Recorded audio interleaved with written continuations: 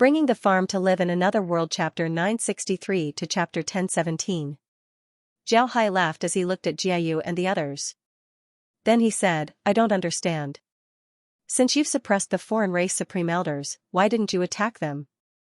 If Elder Star could suppress them for a long time, then the foreign race Supreme Elders would have already been killed by you. Now I know the reason. As long as they enter the mountain and attack, they would be able to break Elder Star suppression. Ha ha ha. 3 elders, why aren't you helping? When the 3 foreign race Supreme Elders heard Zhao Hai, they couldn't help but laugh.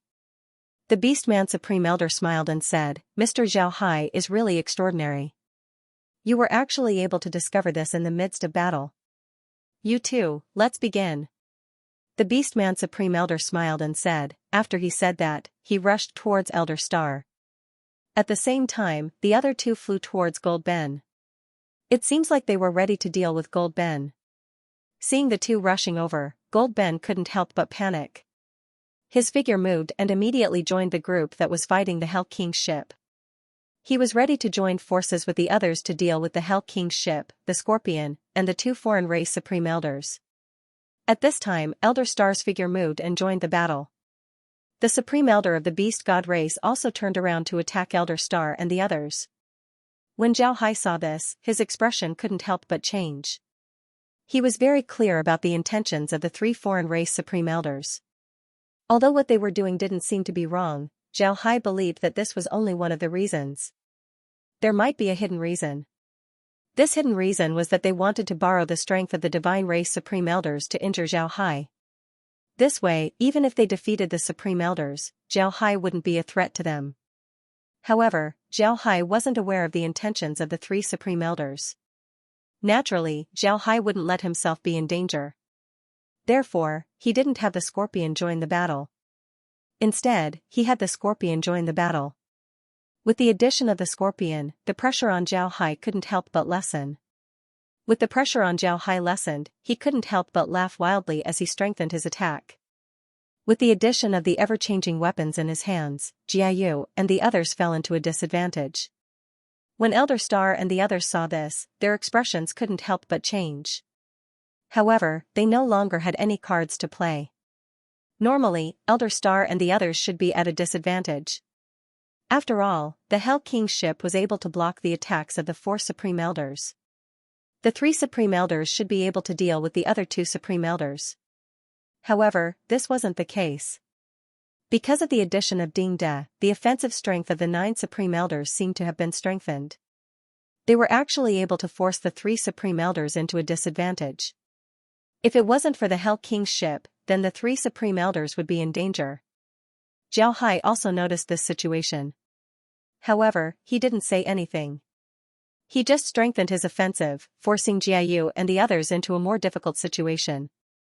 Jiayu was being pressured by Zhao Hai to the point that he couldn't breathe. Jiayu's face turned red from anger.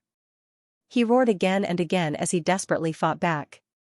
However, the gap in strength couldn't be made up for by going all out. Jiayu and the others slowly fell into a disadvantage. Every 10 moves, they would be able to make 2 moves.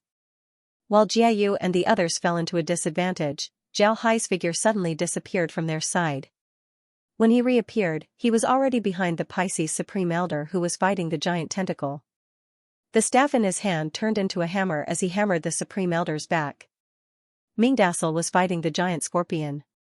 Although the giant scorpion's attack wasn't weak, it couldn't do anything to Mingdassel. Moreover, Mingdassel knew that Zhao Hai was entangled with Jiayu and the others. Because of this, Mingdassel focused all of his attention on dealing with the giant tentacle. He didn't expect Zhao Hai to suddenly attack him. Mingdassel felt a huge force on his back. Although his muscles vibrated a few times in the shortest amount of time, he still felt that this hammer had broken his bones. At this moment, he suddenly felt a shock force attacking his internal organs. He never thought that Zhao Hai would have such a move. His internal organs were smashed, and he spat out a mouthful of blood.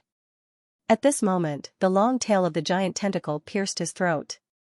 Mingdassel's eyes were filled with shock as he looked at Zhao Hai. Mingdassel didn't think that Zhao Hai would have such a move. His internal organs were smashed, and he spat out a mouthful of blood. At this moment, the tail of the giant tentacle pierced his throat. After Zhao Hai hit Ming Dassel with the hammer, his figure immediately disappeared again. When he reappeared, he appeared in front of Jiayu and the others. Zhao Hai's move was beyond everyone's expectations. They didn't think that Zhao Hai would suddenly steal Ming Dassel while they were busy fighting with each other. While they were stunned, Zhao Hai had already succeeded. Ming Dassel had already died in the hands of Zhao Hai and the giant scorpion, and now he was back in front of them. Jiayu was even angrier. He roared again and again, desperately attacking Zhao Hai. His first attack was a move that risked his life. Zhao Hai could only parry for a while and had no power to fight back. At this time, the giant scorpion attacked again. At this time, Ming Dassel had already disappeared into a spatial rift. At this time, the supreme elder of the lion race had no choice but to deal with the giant scorpion. At this time, Jiayu was still attacking Zhao Hai with all his strength. Everyone knew that this attack wouldn't last long. However, nobody noticed that Jiayu's attack was pushing Zhao Hai towards the Hell King's ship. Just as Zhao Hai was getting closer and closer to the Hell King's ship, Zhao Hai's figure suddenly moved. He stopped in midair and didn't retreat. At this time, the staff in Zhao Hai's hand turned into a sword and stabbed towards Jiayu's throat. At the same time, Jiayu's fist was heading towards Zhao Hai's chest. Looking at Jiayu's attack, it seems like he didn't care about his life. He didn't even look at Zhao Hai's sword. He just wanted his fist to hit Zhao Hai's body. If this attack was the same as before, Zhao Hai would certainly withdraw his sword, but this time, he didn't do so. Zhao Hai's sword went straight forward, ignoring Jiayu's fist. Jiayu's eyes couldn't help but show a trace of panic. His desperate move was actually a gamble. He bet that Zhao Hai wouldn't go all out against him. Because of this, he pretended to go all out against Zhao Hai. But this time, his gamble was wrong. The reason why Zhao Hai pretended not to go all out against Jiayu was actually to lure Jiayu here. This way, Jiayu could deal with Elder Star and the others. Zhao Hai's timing was very accurate. It was already too late for Jiayu to change his move. He could only helplessly watch as his throat was about to hit Zhao Hai's sword.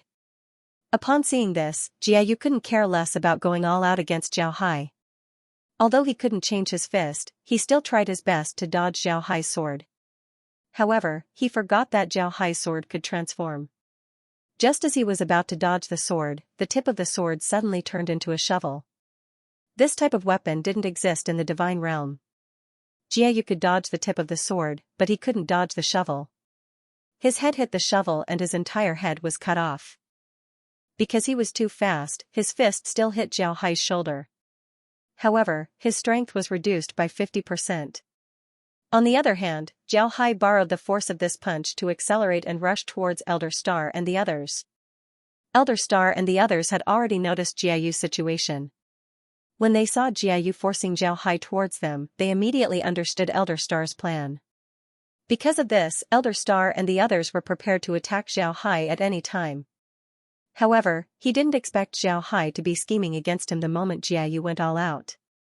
When Zhao Hai saw Jiayu forcing Elder Star and the others, he immediately knew what Jiayu was planning. Zhao Hai pretended to be ignorant in order to wait for this opportunity. When Elder Star and the others saw Zhao Hai shovel Jiayu's head, their eyes couldn't help but turn red. Gold Ben and the other two Supreme Elders immediately attacked Zhao Hai's back. But at this time, Zhao Hai's figure suddenly disappeared. When he reappeared, he was still in his previous position. However, he appeared behind the Lion Race Supreme Elder who was fighting the Scorpion. Moreover, the staff in his hand had turned into a strengthened rapier. The rapier was pointed towards the back of the Lion Race Supreme Elder's head. At this time, Zhao Hai's body was still affected by the impact of the attack. And since he was very close to the Lion Race Supreme Elder, the rapier pierced through the back of the Lion Race Supreme Elder's head. At the same time, the giant scorpion took advantage of this opportunity and used its pincer to cut off the head of the lion race's supreme elder. Zhao Hai retreated and stood on the scorpion's back. Then he waved his hand and the corpse of the lion race's supreme elder disappeared. Then Zhao Hai moved his shoulder that was hit by Jiayu. Then he stepped on the scorpion and charged towards Elder Star and the others. Elder Star and the others couldn't help but stare. They didn't think that Zhao Hai would be able to kill 3 people in such a short time. Elder Star and the others' eyes turned red. However, Zhao Hai didn't give them the opportunity to be excited. His figure moved and joined Elder Star and the others. With this, Elder Star and the others fell into a disadvantageous position. They didn't even have a chance to turn the situation around. Despair flashed in Elder Star's eyes. His figure suddenly moved as he stopped midair and said, "Mr. Zhao Hai, please stop. I have something to say." Elder Star's eyes flashed with despair. Zhao Hai's figure stopped. Then the Hell King's ship and the Scorpion's attack also stopped. When the three foreign races saw this, they also stopped. The remaining Supreme Elders also stopped and gathered around Elder Star. Elder Star looked at Zhao Hai, then he smiled bitterly and said, "Zhao Hai, I have to admit that provoking you was our biggest mistake. You're very strong." Elder Star looked at Zhao Hai and smiled bitterly. Zhao Hai stood on the Hell King's ship as he smiled faintly at Elder Star and said, "Thank you for your recognition. However, I won't let you off." Elder Star smiled bitterly and said, "I don't expect you to let us off. However, I hope that you can promise me one thing. As long as you agree, we'll all commit suicide in front of you. We won't resist." Zhao Hai stared, then he looked at Elder Star and said, "Please speak." Elder Star looked at Zhao Hai and said, "Since things have reached this point, I don't expect to survive. But if you don't agree, then we'll fight back with all our strength. I believe that 1 or 2 people will be able to escape. We won't do anything else, we won't look for you for revenge. We'll go all out to kill everyone in the divine realm, whether they're civilians or soldiers. I believe that when the time comes, you'll be able to think clearly." Zhao Hai nodded and said, "Indeed. Tell me your request." Elder Star took a deep breath and said, "I hope that you can promise us that you'll leave some people behind for the divines. Let the divines survive and not kill everyone." Zhao Hai stared, he didn't expect Elder Star to make such a request. After thinking for a moment, he said, "All right, I promise you. Although I, Zhao Hai, am unscrupulous in dealing with my enemies, I'm a man of my word. Moreover, I won't lie to the dead." Elder Star nodded and said, "All right, I believe you. I hope that you can do as you say." After he said that, Elder Star spurted out a mouthful of blood as the light in his eyes slowly faded. When the other elders saw Elder Star's appearance, they didn't hesitate as well. One by one, they spurted out blood as their bodies fell to the ground. Zhao Hai waved his hand as the corpses of the Supreme Elders appeared on the deck of the Hell King's ship. Zhao Hai looked at the corpses and sighed, "Good, you can be considered heroes." After he said that, the Hell King's ship slowly flew towards Ode to Grace and the others. At the same time, the 3 foreign race elders arrived beside Ode to Grace. Zhao Hai looked at Solomon, then he turned to Solomon and said, "Patriarch Solomon, you've seen the situation. I'll be taking the corpses of the Supreme Elders. After 3 days, I'll hand over their ultimate weapons to you. When the time comes, I hope that you can give them to me for research." Solomon nodded, then he looked at Zhao Hai and said, "Patriarch Solomon, you've already seen the situation. Ode to Grace also knew that it was because of Zhao Hai that they were able to eliminate the Supreme Elders. Therefore, he nodded and said, "All right, I promise, Mr." Zhao Hai nodded, then the Hell King's ship slowly disappeared. After Zhao Hai left, the 3 foreign race Supreme Elders immediately gathered around Ode to Grace and said, "Ode to Grace, what's going on? After 3 days, we'll give him our ultimate weapons for research? What the hell is going on?" Ode to Grace explained his condition to Zhao Hai.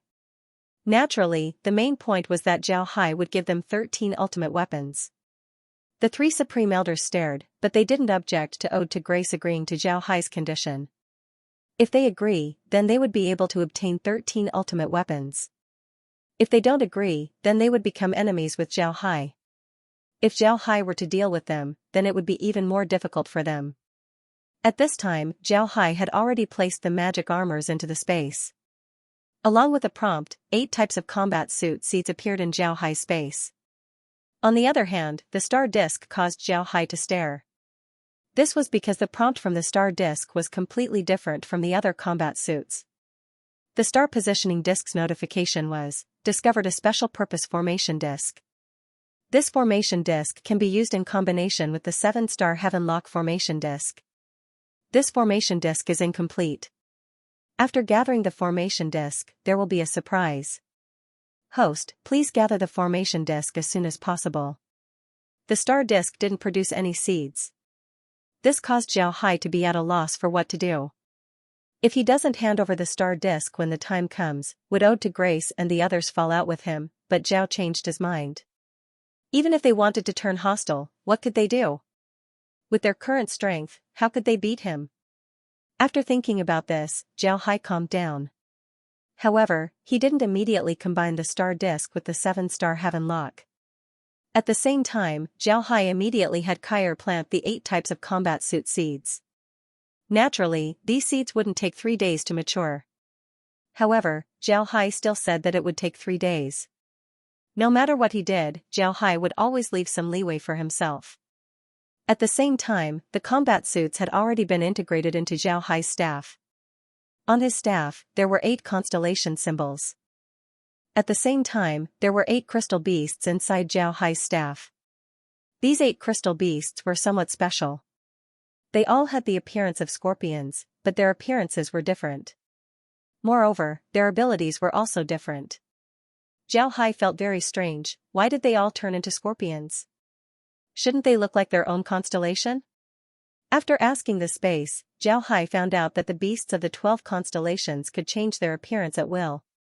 Among the beasts that were currently in the space, scorpions were the strongest. Because of this, all of them were able to transform into scorpions.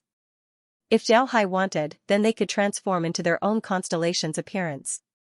Zhao Hai immediately had them change their appearance. Sure enough, they all changed back. Zhao Hai asked the space why it felt that the scorpions had the strongest attack. The space's answer made Zhao Hai not know whether to laugh or cry. When Zhao Hai received the Capricorn combat suit into the space could have turned it into a goat. However, goats were herbivores, they weren't suitable for killing and fighting. Because of this, the space turned the Capricorn combat suit into a scorpion. This was because scorpions didn't only have 2 pincers that can attack, their tails can also attack, their mouths can also attack, and their legs can also attack. It can be said that scorpions have the most weapons in their bodies. Additionally, they also have hard armor on their bodies. Because of this, the space decided that they were suitable for fighting. Naturally, scorpions weren't this powerful in reality. Their tails couldn't be as flexible as whips. However, in the space, it was possible. Because of this, the space decided to turn the Capricorn combat suit into a scorpion. Zhao Hai didn't think about this issue before. It wasn't until all of the combat suits turned into scorpions that he finally reacted. However, this was good news for Zhao Hai. He already knew what these combat suits looked like. This was equivalent to having more means of attack. Moreover, these combat suits can change their appearance. This would only make him more versatile. Naturally, he had reason to be happy. 3 days passed in a blink of an eye. After 3 days, Zhao Hai appeared in the sky above the Libra continent. Ode to Grace and the others were waiting for him. Zhao Hai waved his hand as 9 combat suits appeared in front of Ode to Grace and the others. Naturally, these combat suits were planted in the space. The original combat suits had already been integrated into Zhao Hai's staff. However, this didn't mean that these combat suits were inferior to the original combat suits. In terms of strength, these combat suits weren't any worse than the original combat suits. Moreover, these combat suits weren't controlled by the star disc. The star disc couldn't suppress these combat suits. They also didn't consume too much energy. It can be said that these combat suits were improved. Naturally, the combat suits didn't have the ability to be integrated into the staff, as well as the ability to transform between the 12 constellations. However, the divines wouldn't be able to discover this. Zhao Hai took out the 9 combat suits. Then he looked at Ode to Grace and said, "Patriarch Ode to Grace, I'm afraid I've let you down." The expressions of Ode to Grace and the others changed, then they became nervous. They thought that Zhao Hai was going to snatch the combat suits. The 3 Supreme Elders even wore the combat suits. Zhao Hai looked at the nervous foreign races and couldn't help but smile faintly as he said, "Patriarch Ode to Grace, don't be nervous. I didn't say that I've let you down because I want to discuss something with you. I've studied these combat suits, but when I was studying the star disc, I made a mistake. the star disk merged with my ship. You should know that this ship was taken from the hands of the divine race's deities. I don't know much about the ship, but I didn't expect the star disk to merge with it. Now that I can't take out the star disk, I hope Patriarch Ode to Grace can forgive me. When Ode to Grace heard Zhao Hai, he relaxed. To be honest, not to mention Zhao Hai taking away the star disk, even if he took away 2 combat suits, Ode to Grace wouldn't mind. After all, they were the ones who took advantage of the situation. Ode to Grace turned his head to look at the others. Seeing that everyone's expressions were relaxed, Ode to Grace felt relieved. Then he smiled at Zhao Hai and said, "This matter can't be blamed on Mr. Mr. shouldn't blame himself. The star disk will be Mr.'s in the future. 3 elders, please hand over the ultimate weapon to Mr." The 3 supreme elders didn't say anything as they took off their combat suits and handed it over to Zhao Hai. Zhao Hai also handed the remaining 9 combat suits to the 3 elders. He didn't take the combat suits, instead, he looked at the 3 elders and said, "3 elders, I've made some changes to the 9 combat suits. You can try them. If you think that the changes are good, then I'll take the 3 combat suits. If you don't agree, then forget about it." Upon hearing Zhao Hai, the expressions of the 3 elders couldn't help but change. Then they immediately chose a combat suit and put it on. They had been using combat suits for a long time. Although they changed their combat suits, the principle was the same. The combat suits didn't need to recognize an owner. Therefore, they immediately put them on. After putting on the combat suits, they immediately felt the difference. In the past, although their combat suits increased their strength a lot, they still felt oppressive after putting them on. It made them feel like they were carrying something on their backs at all times. But now, they didn't feel any discomfort. On the contrary, they felt more comfortable than ever. Moreover, the strength they could exert now wasn't any less than when they were wearing their combat suits. The 3 elders were afraid that this feeling was just an illusion. They tried the combat suits again and exchanged pointers with each other. The result was the same.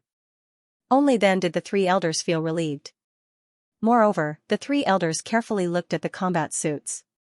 The combat suits looked as bright as new. There wasn't even a little bit of damage on them. This made them even more surprised. One must know that their combat suits have been worn for many years. Their first combat suit should have some damage. But these combat suits didn't. It seems like Zhao Hai repaired them. The 3 elders looked at each other and saw the surprise in each other's eyes. However, the 3 elders still bowed to Zhao Hai and said, "Mr. doesn't need to worry. There's nothing wrong with the combat suits. They're even more comfortable to wear. Moreover, Mr. repaired them. We should be the ones thanking Mr." Solomon, who had been nervously looking at the 3 elders, couldn't help but feel relieved when he heard what the 3 elders said. The way he looked at Zhao Hai also changed, there was a trace of guilt in his eyes. Zhao Hai smiled faintly at the 3 elders and said, "That's good. To be honest, I didn't make much progress in researching the combat suits. However, it took me a lot of effort to repair them. Fortunately, they weren't damaged. Consider this my gift to the foreign races. Everyone, I'll be studying these 3 combat suits again. 3 days later, I'll return them to you. Please rest assured." After he said that, Zhao Hai took the Hell King's ship and disappeared from the Liber continent. When Zhao Hai appeared in the Taurus continent, Laura and the others were already out. Everyone had a smile on their faces.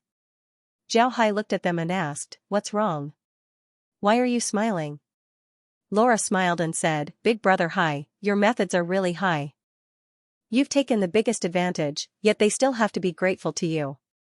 You didn't notice before, but Solomon was very grateful to you." Zhao Hai nodded and said, "All right." Zhao Hai smiled faintly and said, "Actually, I'm not taking advantage of them. In their hands, these combat suits can only be used as ultimate weapons, which is too wasteful. But in my hands, these combat suits can be put to greater use.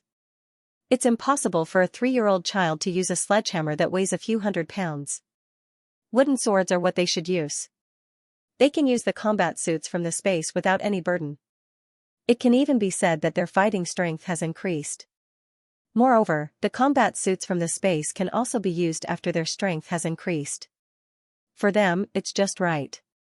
Laura smiled and said, in any case, you've taken a big advantage. Brother Hai, didn't you say that there would be a special reward for collecting the combat suits? Let's see what kind of reward it is. Jiao Hai smiled faintly and said, alright, I'm also very curious.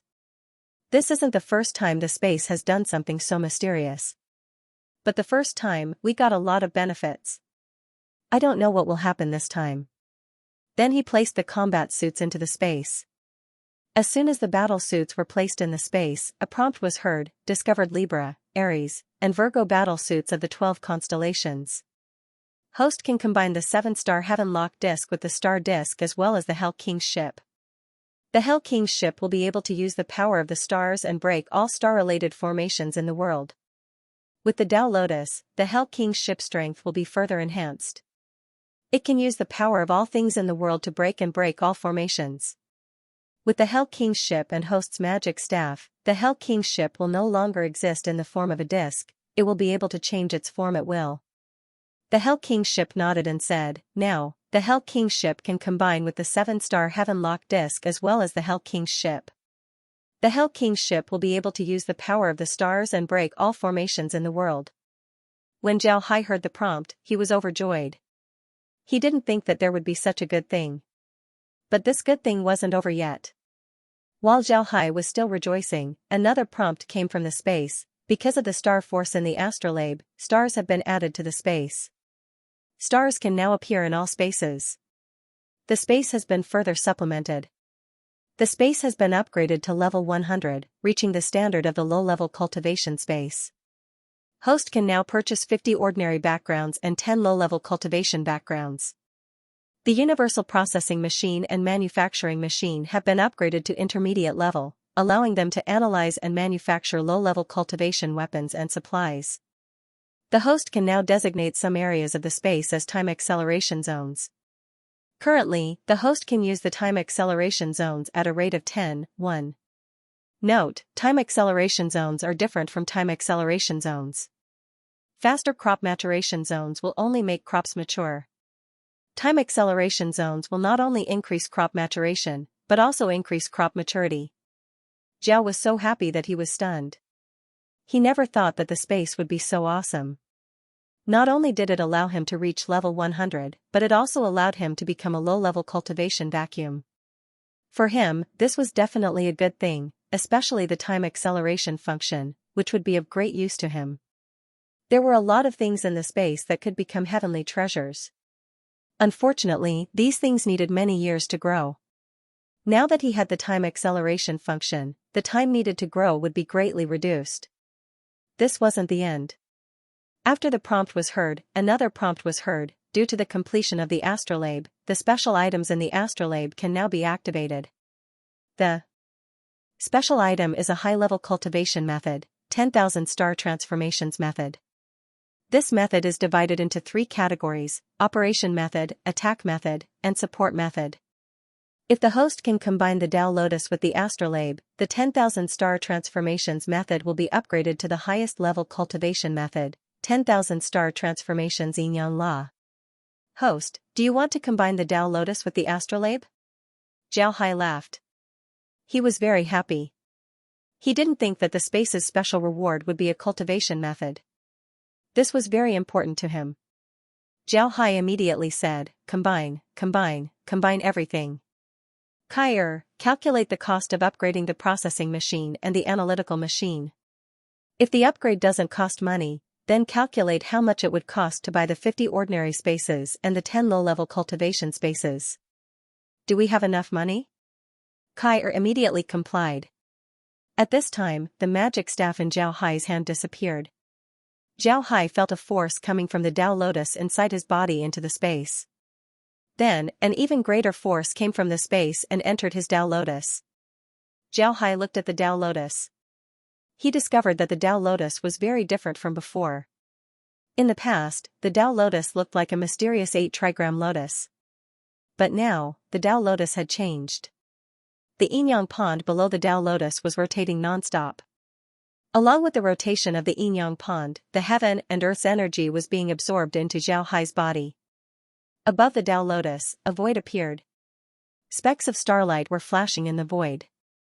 From time to time, starlight would fall into the Tao lotus. The petals of the Tao lotus looked as if they were being blown by a breeze. They were gently trembling, looking very delicate. Then Zhao Hai felt the little person in his Baihui acupoint become more real. It seemed to be breathing slightly. At the same time, Zhao Hai also felt his spiritual force becoming stronger.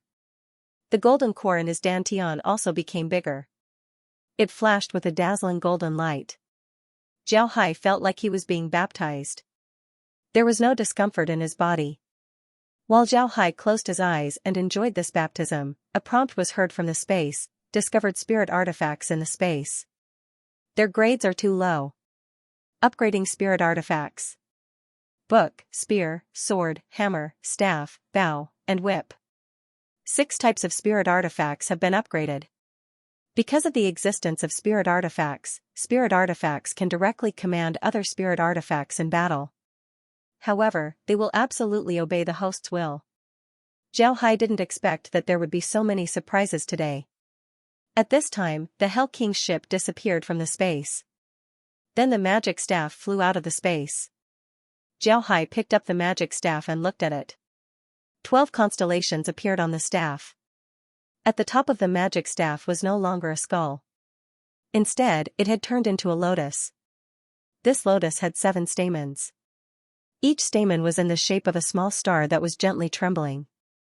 These 7 stamens were arranged in the shape of the Big Dipper, not in a circle like before. The magic staff seemed to have starlight flashing inside. It looked very beautiful. Zhao Hai happily looked at the magic staff. Then he waved the magic staff and the Hell King's ship appeared once again. The ship had also changed. There were still carvings of the 18 layers of hell on the ship's hull. However, the wheel-like formation plates on the sides of the ship had turned into 12.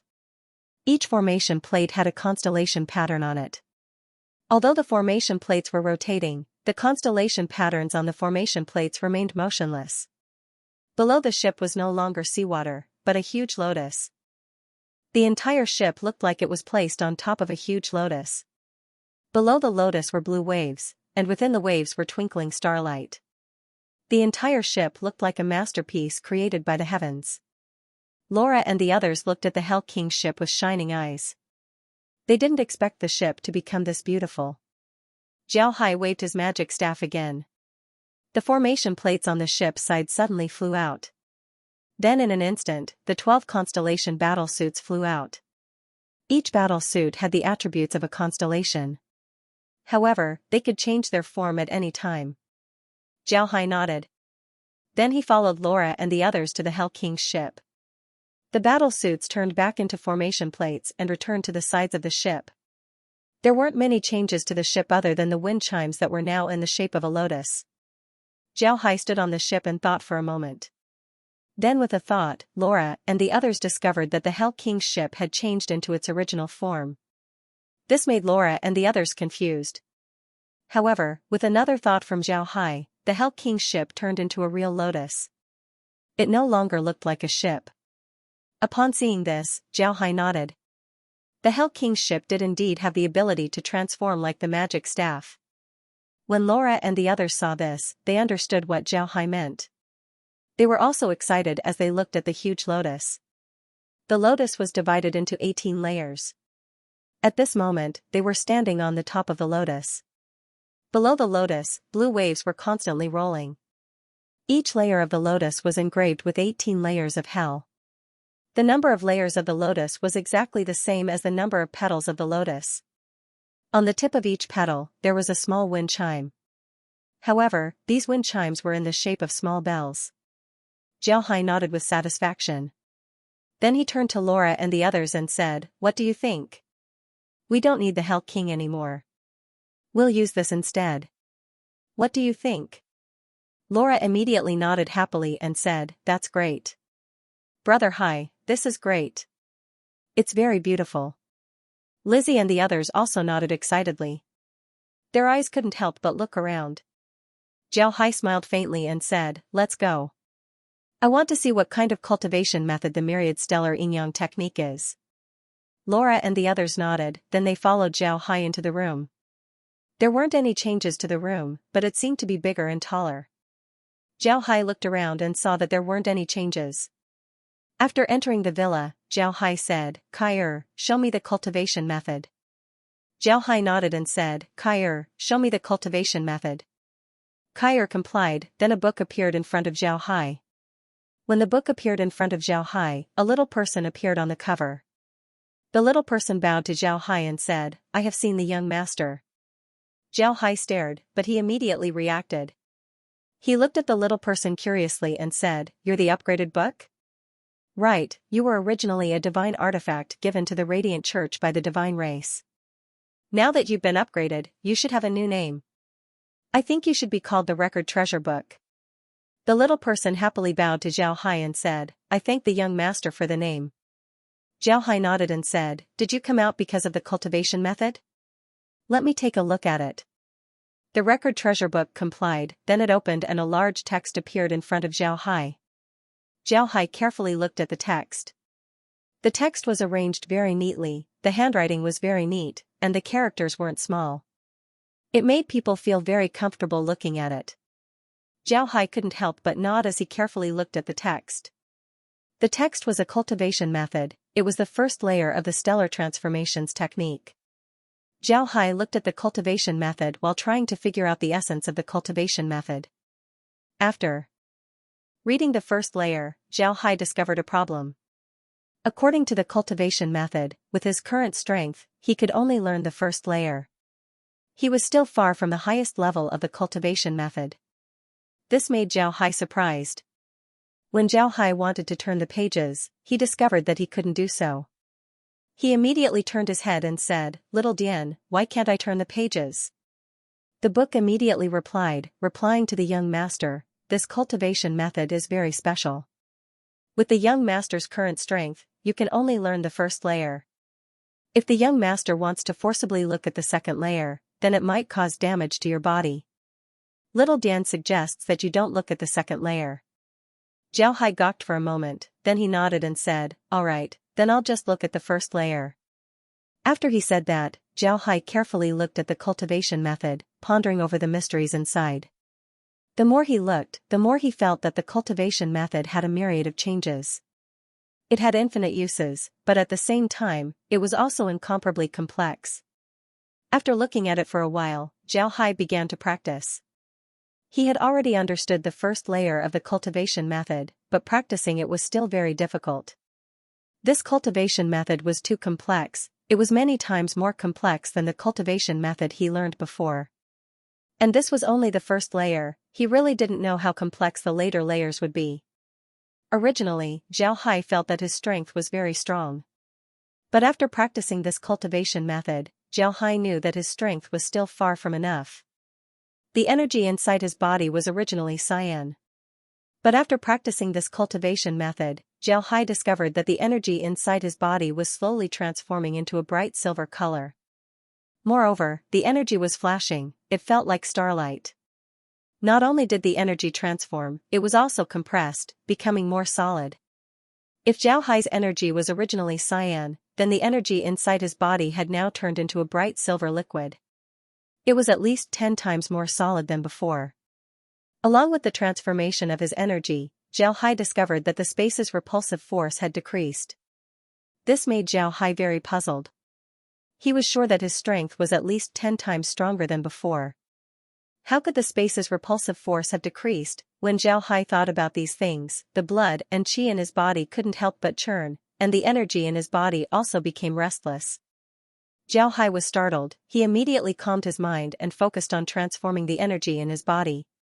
After an unknown amount of time, the energy in his body was finally completely transformed, and it was circulating according to the first layer of the stellar myriad yin-yang technique. Zhao Hai let out a long breath and slowly opened his eyes. When he opened his eyes, Zhao Hai couldn't help but stare blankly for a moment. This was because the room was now dark. Zhao Hai couldn't help but turn his head to look outside the window. He discovered that it was also dark outside. When he turned his head, he heard a pleasantly surprised voice, "Brother Hai, you're awake." Zhao Hai turned his head and saw Barry. Zhao Hai stared, he looked at Barry and asked, "Barry, when did you come back?" How are your clansmen? Barry smiled and said, Brother Hai, I've been back for 2 days. My clansmen are all back. This time, I didn't go back to the clan, I've already taken care of the clan's matters. When Zhao Hai heard Barry, he couldn't help but stare. You've been back for 2 days? How come I don't know about this? Also, what's going on outside? Barry threw herself onto Zhao Hai's body and said, Of course you don't know. You've been cultivating for 3 days. I don't know what's going on outside. When it gets dark outside, there are also stars, they're very beautiful. Zhao Hai nodded, he knew that this might be related to the space's upgrade, so he didn't care about it. He looked at Barry and said, What's wrong? Are you worried about me? Barry nodded and said, Yes, I'm very worried. But I know that you'll be fine.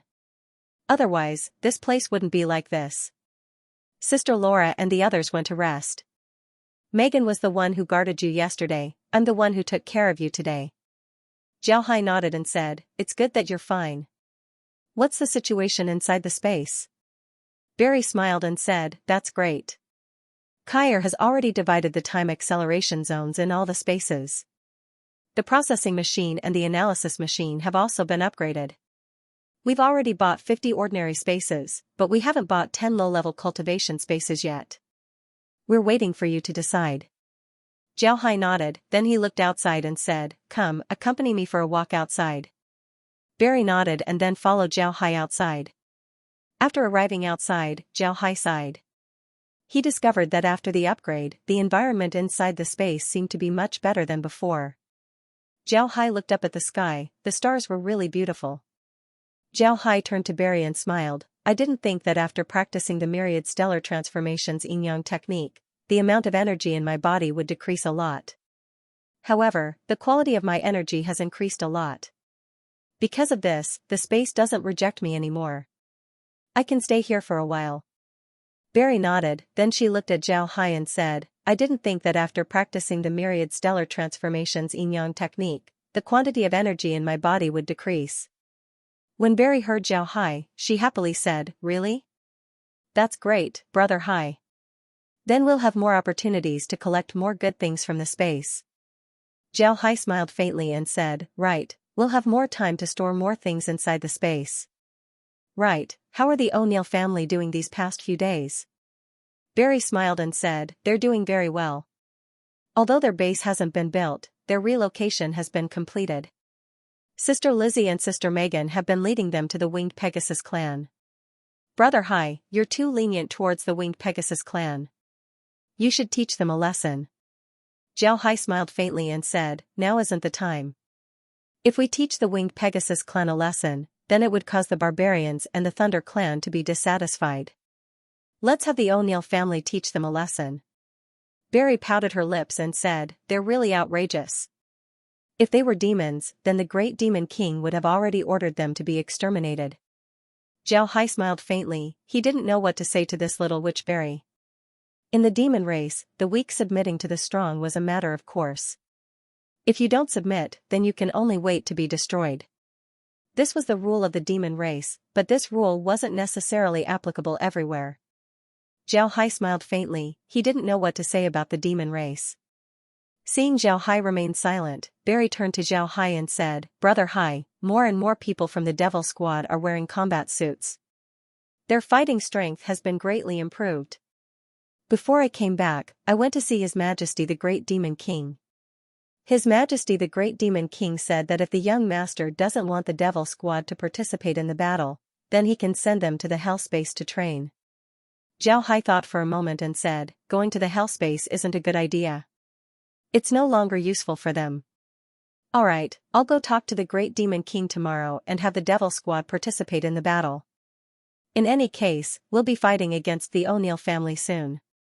It's good for them to come out and train. Barry nodded and said, We've already prepared the combat suits for the foreign races. Tomorrow, we'll return them to them. After returning the combat suits to the foreign races, what do we do next? Zhao Hai smiled faintly and said, We'll take the Leo Divines into the space and have the O'Neill family deal with the Winged Pegasus clan.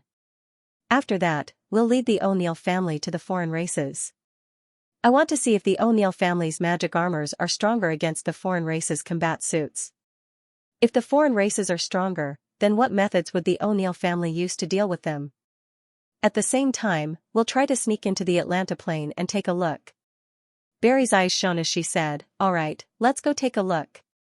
I'm also very curious about the Atlanta plane. I want to see what the people there are doing." Zhao Hai smiled faintly and didn't say anything.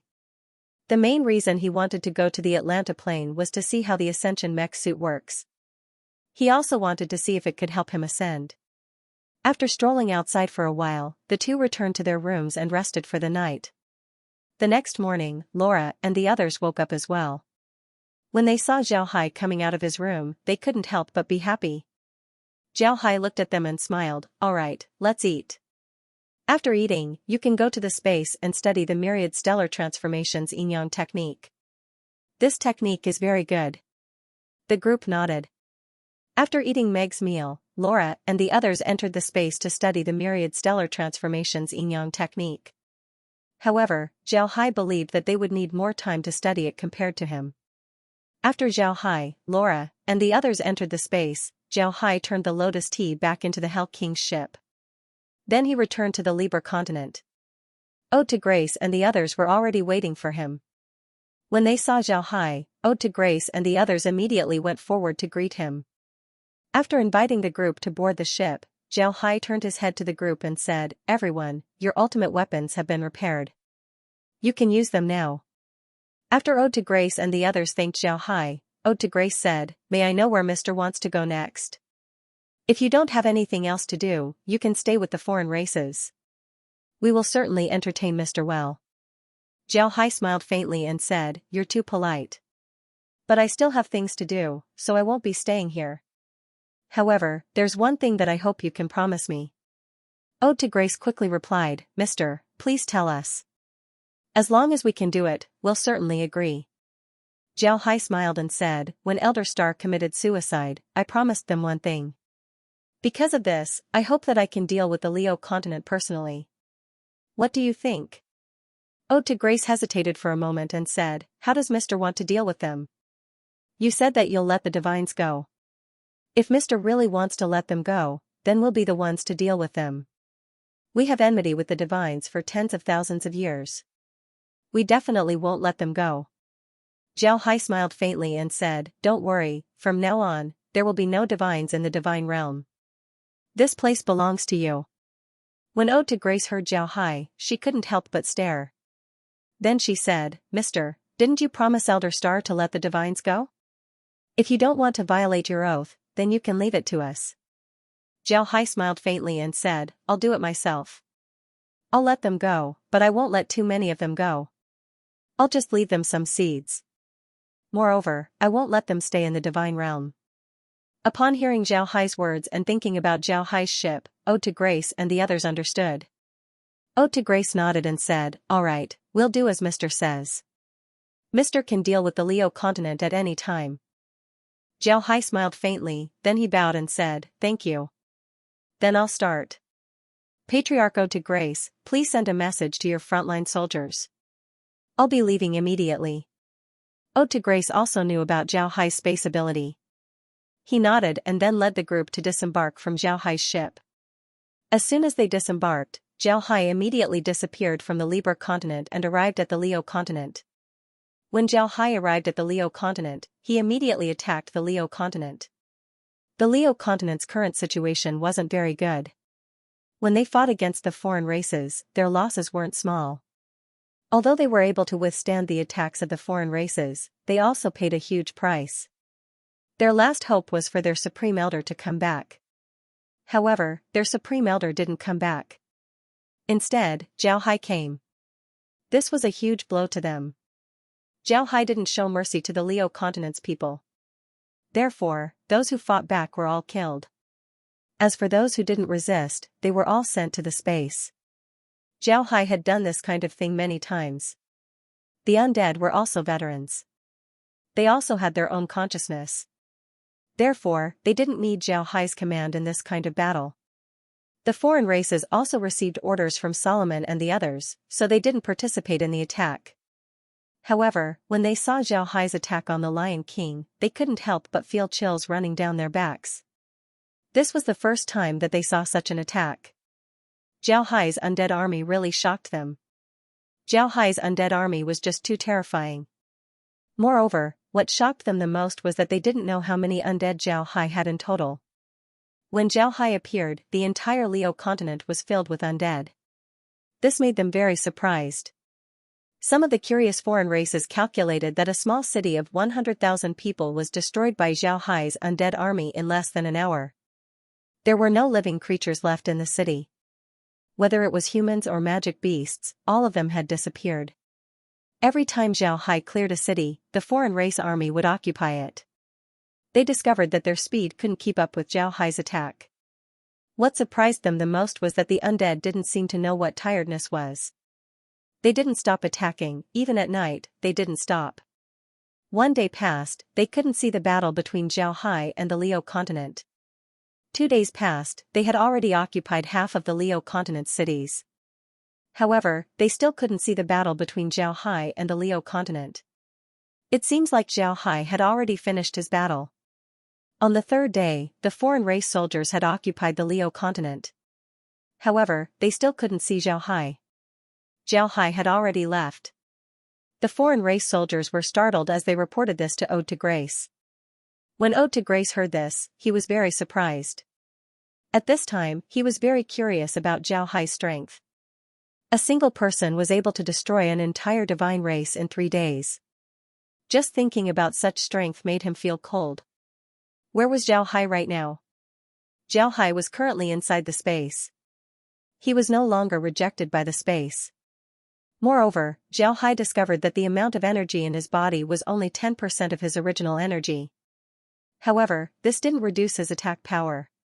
This was because the quality of his energy was 10 times stronger than his original energy. In other words, only when the amount of energy in his body reaches the same amount as before would the space reject him. For Zhao Hai, this day was still a long time away. The Star Arts attacking method was really strong. It could actually achieve this. From this point, it could be seen that the Star Arts was much stronger than the cultivation method he had practiced before. In any cultivation method, one's level would be directly related to the amount of energy in one's body. It was like a bucket of water. Only when the bucket is filled to the brim would the task be completed. Half a bucket of water wouldn't do.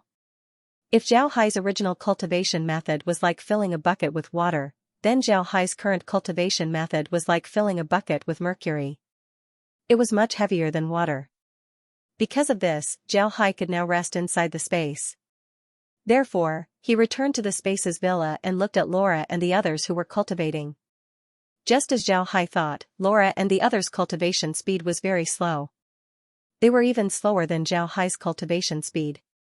Although the amount of energy in their bodies wasn't as much as Zhao Hai's, their conversion speed was much more laborious than Zhao Hai's. It took Zhao Hai 3 days to convert his energy. Laura and the others took even longer. Although Laura and the others' cultivation speed was very slow, they didn't encounter any problems. This made Zhao Hai feel relieved. At this time, he was looking at the O'Neill family's base in the Taurus continent. The O'Neill family's base in the Taurus continent hasn't been built yet. After all, the base was too big. However, they had sent out a lot of scouts to scout the area. However, they still haven't found any spatial rifts belonging to the Thunder clan and the others. Because of this, Zhao Hai wasn't in a hurry to make a move. Zhao Hai's attention was now on the Divine Realm space. When the Divines first entered the space, they were very unfriendly. They went all out to destroy the space. But now, they were much better. As more and more Divines entered the space, the Divines understood that the Divine Realm was finished. There were no more Divines in the Divine Realm, all of them were here. After these people were appointed, they suddenly discovered that the space was very good. It was much better than the Divine Race's continent. They didn't need to borrow food here. Moreover, there were also churches all over the continent where they could exchange their harvests for things they wanted. It was very convenient. Moreover, nobody enslaved them nor did they collect taxes. The Divine Race's nobles were almost wiped out in the war. They had lost their ability to rule the Divine Realm. Because of this, the divines were now very free. Moreover, the divines discovered that they couldn't do bad things in the space. They couldn't rob other people's things, they couldn't steal other people's things. They also couldn't beat or scold other people. Otherwise, they would be punished. The divines saw with their own eyes that there was a divine who wanted to bully the elderly, women, and children who had lost their prime. The next day, that person disappeared for a month. When he reappeared in front of everyone a month later, the divines discovered that he was very haggard. When people asked him where he went, a look of fear immediately appeared on his face. He wasn't willing to tell them where he went. Later on, a person who stole other people's things also disappeared for 7 days. When he reappeared, his expression was similar to that person's. After being asked, he said that he was locked up in a room. There was only a little bit of light in the room, nobody talked to him, there was no sound around him. Although there was no lack of food, being locked up in that place for 7 days was worse than being locked up for 7 years. From then on, he didn't want to go there anymore. In the space, there were a lot of things like this. A lot of people who did bad things were locked up in dark rooms as punishment. Some of the more serious cases, such as rape, and murder, were directly executed. But what was strange was that all the people who were punished didn't know who caught them. They only knew that after they did something bad, they were sent to the dark room and immediately locked up. Then a voice would announce their crimes and their punishment. After that, the voice would disappear, leaving them alone in the dark room. The dark room wasn't big, it was less than 5 square meters in size. After being spread around by the people who were punished, the dark room became the most terrifying place in the divine space. Some people would rather die than be locked up in the dark room. However, the problem was that as long as they were in the dark room, they wouldn't even have the right to die. As long as they tried to commit suicide, they would immediately be imprisoned. They wouldn't be able to use any of their strength would also disappear. This made it so that even if they wanted to commit suicide, they wouldn't be able to do so. After a lot of people were locked up in the dark room, the divine space calmed down. It almost became a place where people didn't pick up anything on the road and didn't close their doors at night. What these divines needed to do now was to go out and work every day. After gathering enough things, they would use these things to exchange for things that they wanted. Daily necessities, books, everything, except for weapons. The divines who entered the space at the beginning were already used to this kind of life. They felt that this life was much better than before, it was much easier. However, this didn't mean that they had forgotten about their hatred towards Xianxia. It was precisely because they didn't forget about their hatred towards Xianxia that Xianxia didn't appear in the divine space.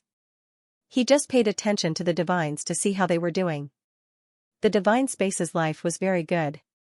Xianxia also looked at the other spaces and saw that the people there were also living very well. The best one was the arc space. The people there were currently living very well. There were even novels and short films that appeared.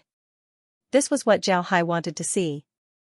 When the people of the Arc continent saw Xianxia's projection, they immediately became curious about this method. Some people who liked to research immediately began to research it. In the end, they discovered that there were magic formations that could record images and then project them in other places. These smart people naturally thought of writing down stories and then looking for people to interpret the stories. This resulted in short films being made. However, these short films were silent. Even so, this made the lives of the people in the arc space more colorful. In just a short time, the arc space's magic formation research had become very popular. Naturally, Xianxia liked to see this situation. Just relying on the people of Wild Dragon Island to conduct research was limited. If the people of the continent were to do this research, then the results would be very astonishing. Compared to the arc space, the demon space was completely different. The demons didn't like to research magic formations. Instead, they liked to research all kinds of plants. Perhaps it was because of the lack of plants in the demon realm, but the people of the demon space were very fond of studying plants. Xianxia hadn't seen the demon space for quite some time. When he saw the demon space this time, he couldn't help but be surprised. He didn't expect the demon space to be a kingdom of plants. Every demon's house was filled with all kinds of plants. Xianxia could see that these plants weren't for eating, they were just for liking them. However, these plants gave rise to a special profession in the demon realm, alchemists. In the past, the demons didn't have this profession. This was because almost all plants in the demon realm were highly toxic. Naturally, the demons didn't dare to touch them. However, the demon space was different. There were a lot of plants here, and almost all of them weren't poisonous. Because of this, some demons began to research plants. There were even people like the god of grass. Zhao Hai was very happy to see this situation. As long as they like it, they can do their research. Moreover, Zhao Hai also set up a reward system. Whether it was a new magic formation or a new type of medicine, as long as it was something new, they would be rewarded. Different rewards would be given to different people. Zhao Hai's mistake further stimulated the enthusiasm of the various races in the space. This was especially true for the goblins. Their race seemed to be born to study magic formations. Ever since they learned how to read and write, almost all of the goblins began to study magic formations. Seeing their crazed appearance, Zhao Hai couldn't help but be happy. Therefore, the rewards for the goblins became more abundant. The goblins didn't care about food and drink. They also didn't care about where they lived. They just liked to study magic formations. Almost everything in their homes was related to magic formations. Compared to the other races, the Thunder Clan, Barbarians, and Winged Pegasus Clan space were a lot worse. This was because they had just entered the space and hadn't settled down yet. Additionally, the Winged Pegasus Clan were reluctant to move to the space. Zhao Hai didn't care too much about this situation. He also didn't go there to criticize them. He didn't want to give the impression that he was interfering with their lives. After all, the three races were in a special situation. On the third day after Zhao Hai exterminated the lion race, Laura and the others managed to cultivate the first layer of the stellar art. Naturally, they only managed to cultivate the path of the stellar art. Their physical strength was still far from reaching the peak of the first layer of the stellar art. After Laura and the others learned the star arts, they handed it over to Karen and the others. However, Karen didn't like to learn it. He thought that it was too troublesome. Zhao Hai didn't force him. To be honest, Zhao Hai discovered that the star arts were more suited for attacking. Karen didn't like to fight, so he didn't want to learn it. Everyone else could learn it. Laura and the others only handed the cultivation method over to Green and the others. They didn't teach them how to practice it. After all, they had just started to understand it. Seeing that Laura and the others had succeeded, Zhao Hai immediately called them to the living room. After asking them about their progress, Zhao Hai nodded and said, "Good, you've all cultivated well. I've been busy with the various races in the space these past few days. Now that I've finished, we should prepare the next step of our plan." Laura and the others nodded and said, "Good." Laura looked at Zhao Hai and smiled. "Big Brother Hai, are you preparing to deal with the Winged Pegasus clan? I think we should have dealt with them long ago. Those Winged Pegasus fellows won't be obedient until we deal with them." Young Master Zhao smiled faintly and said, "Of course. Actually, I've already lost my patience with the Winged Pegasus clan. But I've already promised Sean. Otherwise, I wouldn't have cared about them. In the past few days, I've already had the undead attack some of the O'Neill family's scouting squads." Lizzie looked at the screen and said, "Big Brother Hai, you've already made your move? How did the O'Neill family react?" Zhao Hai gently knit his brows and said, "The O'Neill family's reaction is really strange. They seem to be very excited. As long as they see the undead, they would immediately chase after them." When Lizzie heard Zhao Hai, she frowned and said, "This isn't the O'Neill family's usual style. Aren't they very careful? What's wrong this time?" Zhao Hai frowned and said, "Right, the O'Neill family's reaction is somewhat abnormal. I also feel strange. However, this doesn't matter to us. We just need to lead them to the Winged Pegasus clan. When the time comes, we'll know what they want to do." The group nodded. Then Zhao Hai turned to the others and said, "Now I want to go to the Atlanta Plain and take a look. What do you think?" When Lizzie and the others heard Zhao Hai, they couldn't help but stare. Then they couldn't help but smile as they said, "Big Brother Hai, are we really going to the Atlanta Plain? When are we leaving?" Zhao Hai smiled faintly and said, "Let's go now. Did you forget that I gave Axe a token with a lot of maps of the Atlanta Plain? We can go directly to the Atlanta Plain and have a good understanding of it.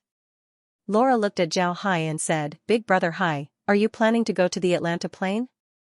Zhao Hai nodded. When Zhao Hai heard Laura, he couldn't help but stare. Then he shook his head and said, That's impossible. The Atlanta Plain and the Ark continent are completely different. I just want to go there and see what's going on with their ascending mechs. I also want to see if they are under Lu Wei's control. If they aren't, then who are they?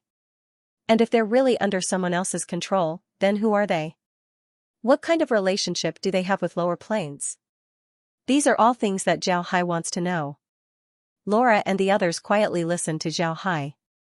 They also understood what Zhao Hai meant. To be honest, they also wanted to know what Zhao Hai wanted to know. This was because these matters were related to their future lives. Seeing that the others were silent, Zhao Hai smiled and said, Actually, we can go out and play in the Atlanta Plain. There are a lot of people in the Atlanta Plain. As long as we forge some fake IDs, we can go anywhere we want. Zhao Hai smiled and said, Actually, we can go out and play in the Atlanta Plain. When Laura and the others heard Zhao Hai, their eyes couldn't help but light up. To be honest, although the space's environment was very good, they would still feel bored if they stayed here for a long time. Moreover, they had already explored the divine race's territory, so there was nothing to see. Changing to a new environment would be good.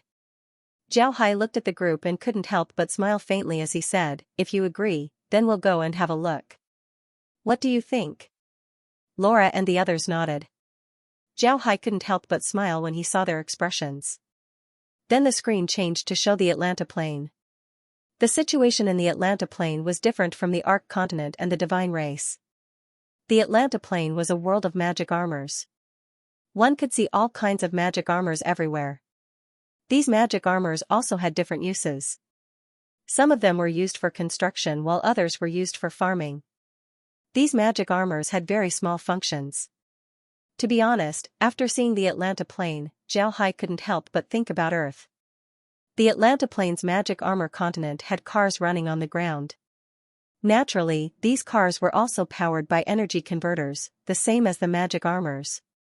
However, the energy in the air car's energy converter wasn't extracted from Magic Beast's magic crystals. The energy converters used in the cars stored electricity. That's right, it was electricity. After paying attention to the situation in the Atlanta Plain, Zhao Hai discovered that the people here were using electricity. Moreover, it seems like they have been using it for a long time. The source of their electricity was the same as the power generation on Earth.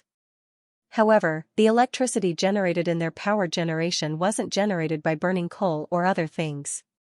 Instead, it was generated by water, wind, and magic formations. The electricity generated was similar to the generator modified by the space, but it seemed to be more advanced than the one modified by Karen. After seeing this, Zhao Hai couldn't help but be shocked. He was now even more certain that the Atlanta Plain wasn't under Lu Wei's rule. Zhao Hai also noticed that in the Ark continent, the Demon Realm, and the Divine Realm, although the people in these places used magic formations, the level of these formations was very low. It was impossible for them to form a decent magic formation or mechanical system. Moreover, Lu Wei had been preventing the people in his plane from researching magic formations. Wasn't this the reason why the goblins were destroyed? What surprised Zhao Hai the most was when he looked at magic formations and the 7-star heaven lock diagram. Although the diagram of the 7-star heaven lock was more complex than magic formations, the 7-star heaven lock diagram was a completely different system compared to magic formations. Even if magic formations were studied to a high level, they would still be completely different from the 7-star heaven lock diagram. In the beginning, Zhao Hai thought that the difference between magic formations and the 7-star heaven lock was too big. Once magic formations were studied to a high level, then he would slowly study the 7-star heaven lock. But now, Zhao Hai discovered that he was wrong. Magic formations and the 7-star heaven lock were two completely different systems. They were like two parallel lines that would never intersect. Zhao Hai continued to study the magic formations and the 7-star heaven lock. He discovered that these two formations were the products of two different cultures. This made Zhao Hai startled. At the same time, it also made him more certain that the Atlanta Plain wasn't under Lu Wei's control. Laura and the others looked at the Atlanta plane on the monitor and couldn't help but be startled. They didn't think that the Atlanta plane would be like this. After some time, Zhao Hai turned to Laura and the others and said, "It seems like the Atlanta plane isn't simple. Laura, pay attention to the clothes that the people of the Atlanta plane wear. Make some clothes that look like these. Then we'll take a stroll in the Atlanta plane." Laura and the others nodded. Then they stared at the monitor and looked at the clothes that the people of the Atlanta plane wore. Zhao Hai opened the warehouse to see if he could find what he needed. Among the pile of junk in the warehouse, Zhao Hai found some useful things. There were several pieces of identification used by the O'Neill family's magic armor soldiers. Zhao Hai took out the identification cards and looked at them. The contents of these identification cards were very similar to the ones on Earth. However, they were more detailed. There was a picture of the user, height, weight, age, place of birth, and even a magic crystal. Zhao Hai called one of the O'Neill family's magic armor soldiers over and asked. After asking, he found out that this was the identification card that everyone in the Atlanta plane had. The magic crystal also had the function of a bank card. It recorded how much money you have. In the Atlanta plane, although there were a lot of clans, there was only one bank. This bank was jointly controlled by several clans. This bank was for the convenience of the people of the Atlanta plane to trade and live. Upon hearing the use of this identification card, Zhao Hai couldn't help but praise it. With this identification card, life in the Atlanta plane would be much more convenient. Zhao Hai looked at the magic armor soldier and said, "So no matter where you go, as long as you have this identification card, you can go anywhere. Don't you have currency there?" The magic armor soldier shook his head and said, "No, we do have currency. There are gold coins, silver coins, and copper coins. 1 gold coin is equal to 10 silver coins, which is equal to 100 copper coins. Ordinary people would still use this money in their daily lives. The silver on the identity card can only be used in some businesses directly under the bank. If you want to buy something, you have to withdraw the money from the bank before you can use it." Zhao Hai nodded. Then he waved his hand and had the magic armor soldier return to the hell space. Then he took the identification card to the universal scanner and placed it inside. After a set of procedures was done, a prompt was heard from the scanner: "Identification card unique to the magic machine civilization has been discovered. Does the host want to copy it? If the host wants to copy this identification card, please do so with the universal scanner. If the host wants to deposit money, the amount deposited will be deducted from the space's gold coins." When Zhao Hai heard the machine's prompt, he couldn't help but curse inwardly. This machine really wasn't a good thing. The first time it made something for Zhao Hai, it actually charged him money. This time, it was even more excessive. Even if he wanted to deposit money into the card, it would still deduct it from the space. What the hell was going on? However, Zhao Hai also knew that what the machine said couldn't be changed. Therefore, he turned to the manufacturing machine and made an identity card for Laura and the others. Each identity card had 100,000 gold coins stored in it. Zhao Hai didn't know the purchasing power of gold coins in the Atlanta plane, so he only deposited 100,000 gold coins. Before Zhao Hai could return to his room with the identity cards, Laura and the others came out of their room and went to the processing machine. When Zhao Hai saw Laura and the others, he immediately knew what they wanted to do. He immediately turned to Laura and said, "Are you here to make clothes? Did you see the style of the clothes?"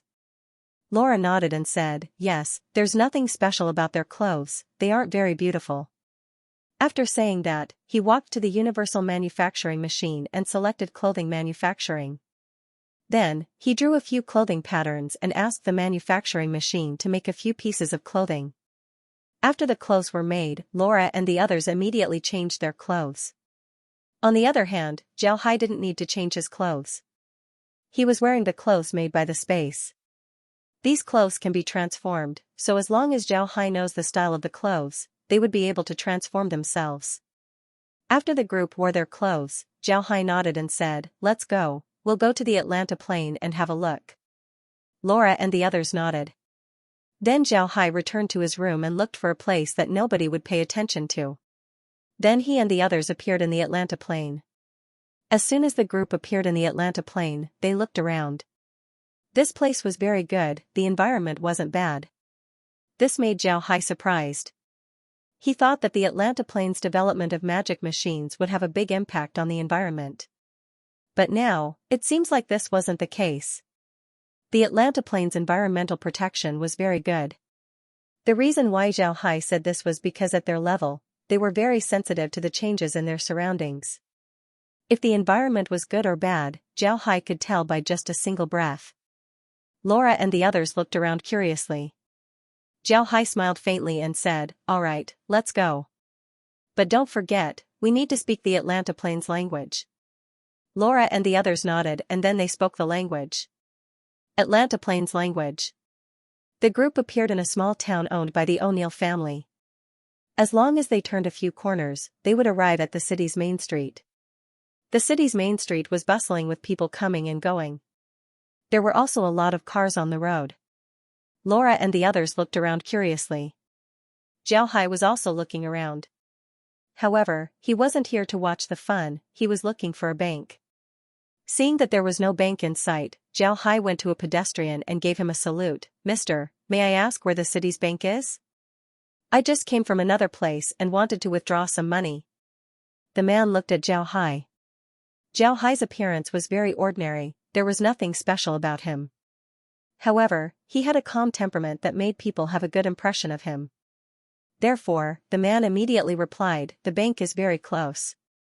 Go along this road and then turn right.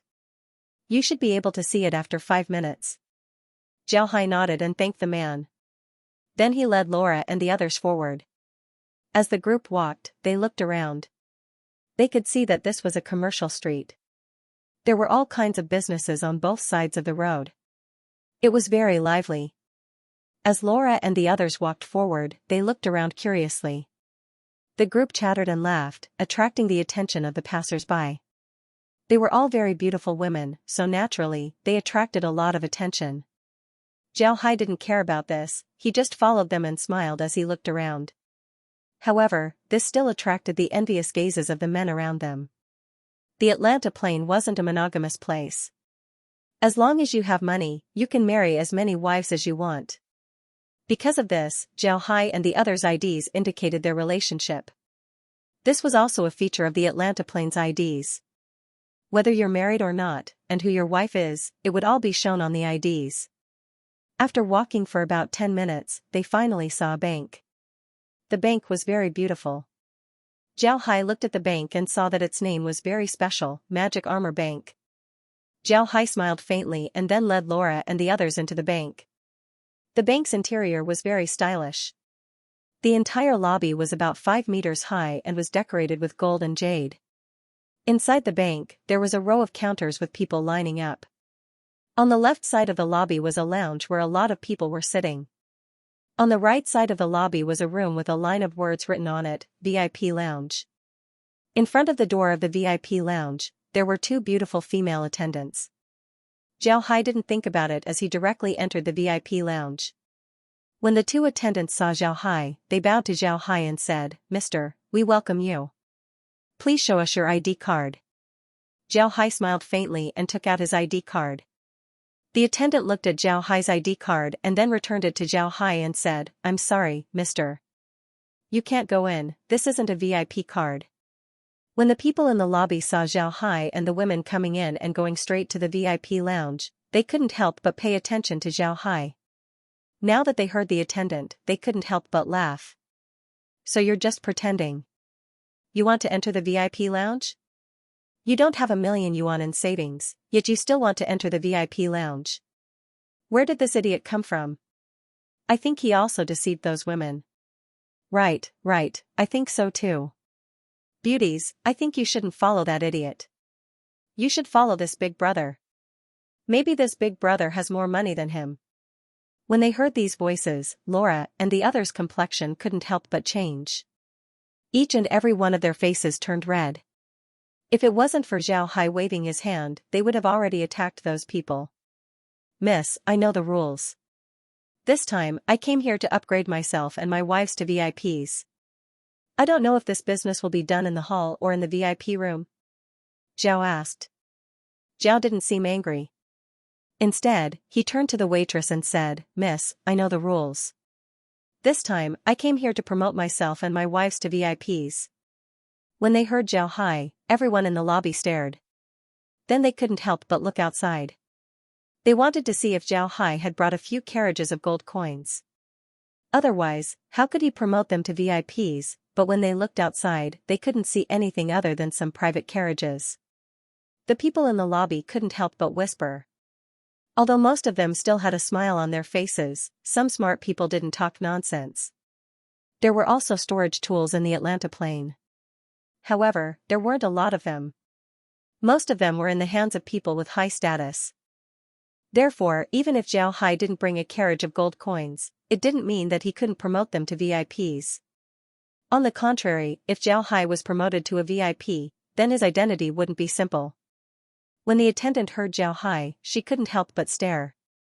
Then she said, "Mister, please come with me." Zhao Hai nodded, then he led Laura and the others to the VIP lounge. Everyone in the lobby paid attention to the VIP lounge. They wanted to see what would happen. If Zhao Hai was promoted, then the bank would certainly send him out respectfully. If he wasn't, then the staff wouldn't be polite and drive him out. One must know that the influence behind the Magic Armor Bank wasn't small. If Zhao Hai was deceiving them, then they wouldn't be polite. When Zhao Hai entered the VIP lounge, he immediately felt the difference. The VIP lounge's environment was much better compared to the outside. There was even soft music playing inside. The chairs inside weren't hard like the ones in the lobby, but rather soft sofas. Zhao Hai and the others were led by the attendant to sit on the sofa. The attendant immediately served them drinks. After the drinks were served, the attendant bowed to Zhao Hai and said, "Mister, please wait for a moment. Our manager will be here soon." Zhao Hai nodded. He felt that the Atlanta plane was more and more like Earth. Even the way they addressed each other was very similar. This made his heart feel very complicated. Before Zhao Hai could take a few sips of his drink, a middle-aged man came over. This man was wearing a very formal business suit. Although it wasn't very gorgeous, it still revealed a shrewd and capable temperament. The man arrived in front of Zhao Hai and bowed to Zhao Hai, "Mister, welcome. I'm the manager of the bank. How much money does Mister want to deposit this time?" Zhao Hai smiled faintly and said, "I did a big business this time. The other party didn't give me the money through the bank. Instead, they gave me some gold bricks. Can I deposit these gold bricks in the bank?" When the manager heard Zhao Hai, he quickly replied, "Of course you can. Mister, please feel free to deposit the gold bricks in the bank. We will help Mister convert them into gold coins. There won't be any mistakes." Zhao Hai nodded and said, "That's good. May I ask where I should deposit the gold bricks?" The manager bowed to Zhao Hai and said, "Mister, please come with me. Would it be alright for the ladies to rest here?" Zhao Hai stood up and said, "Let's go."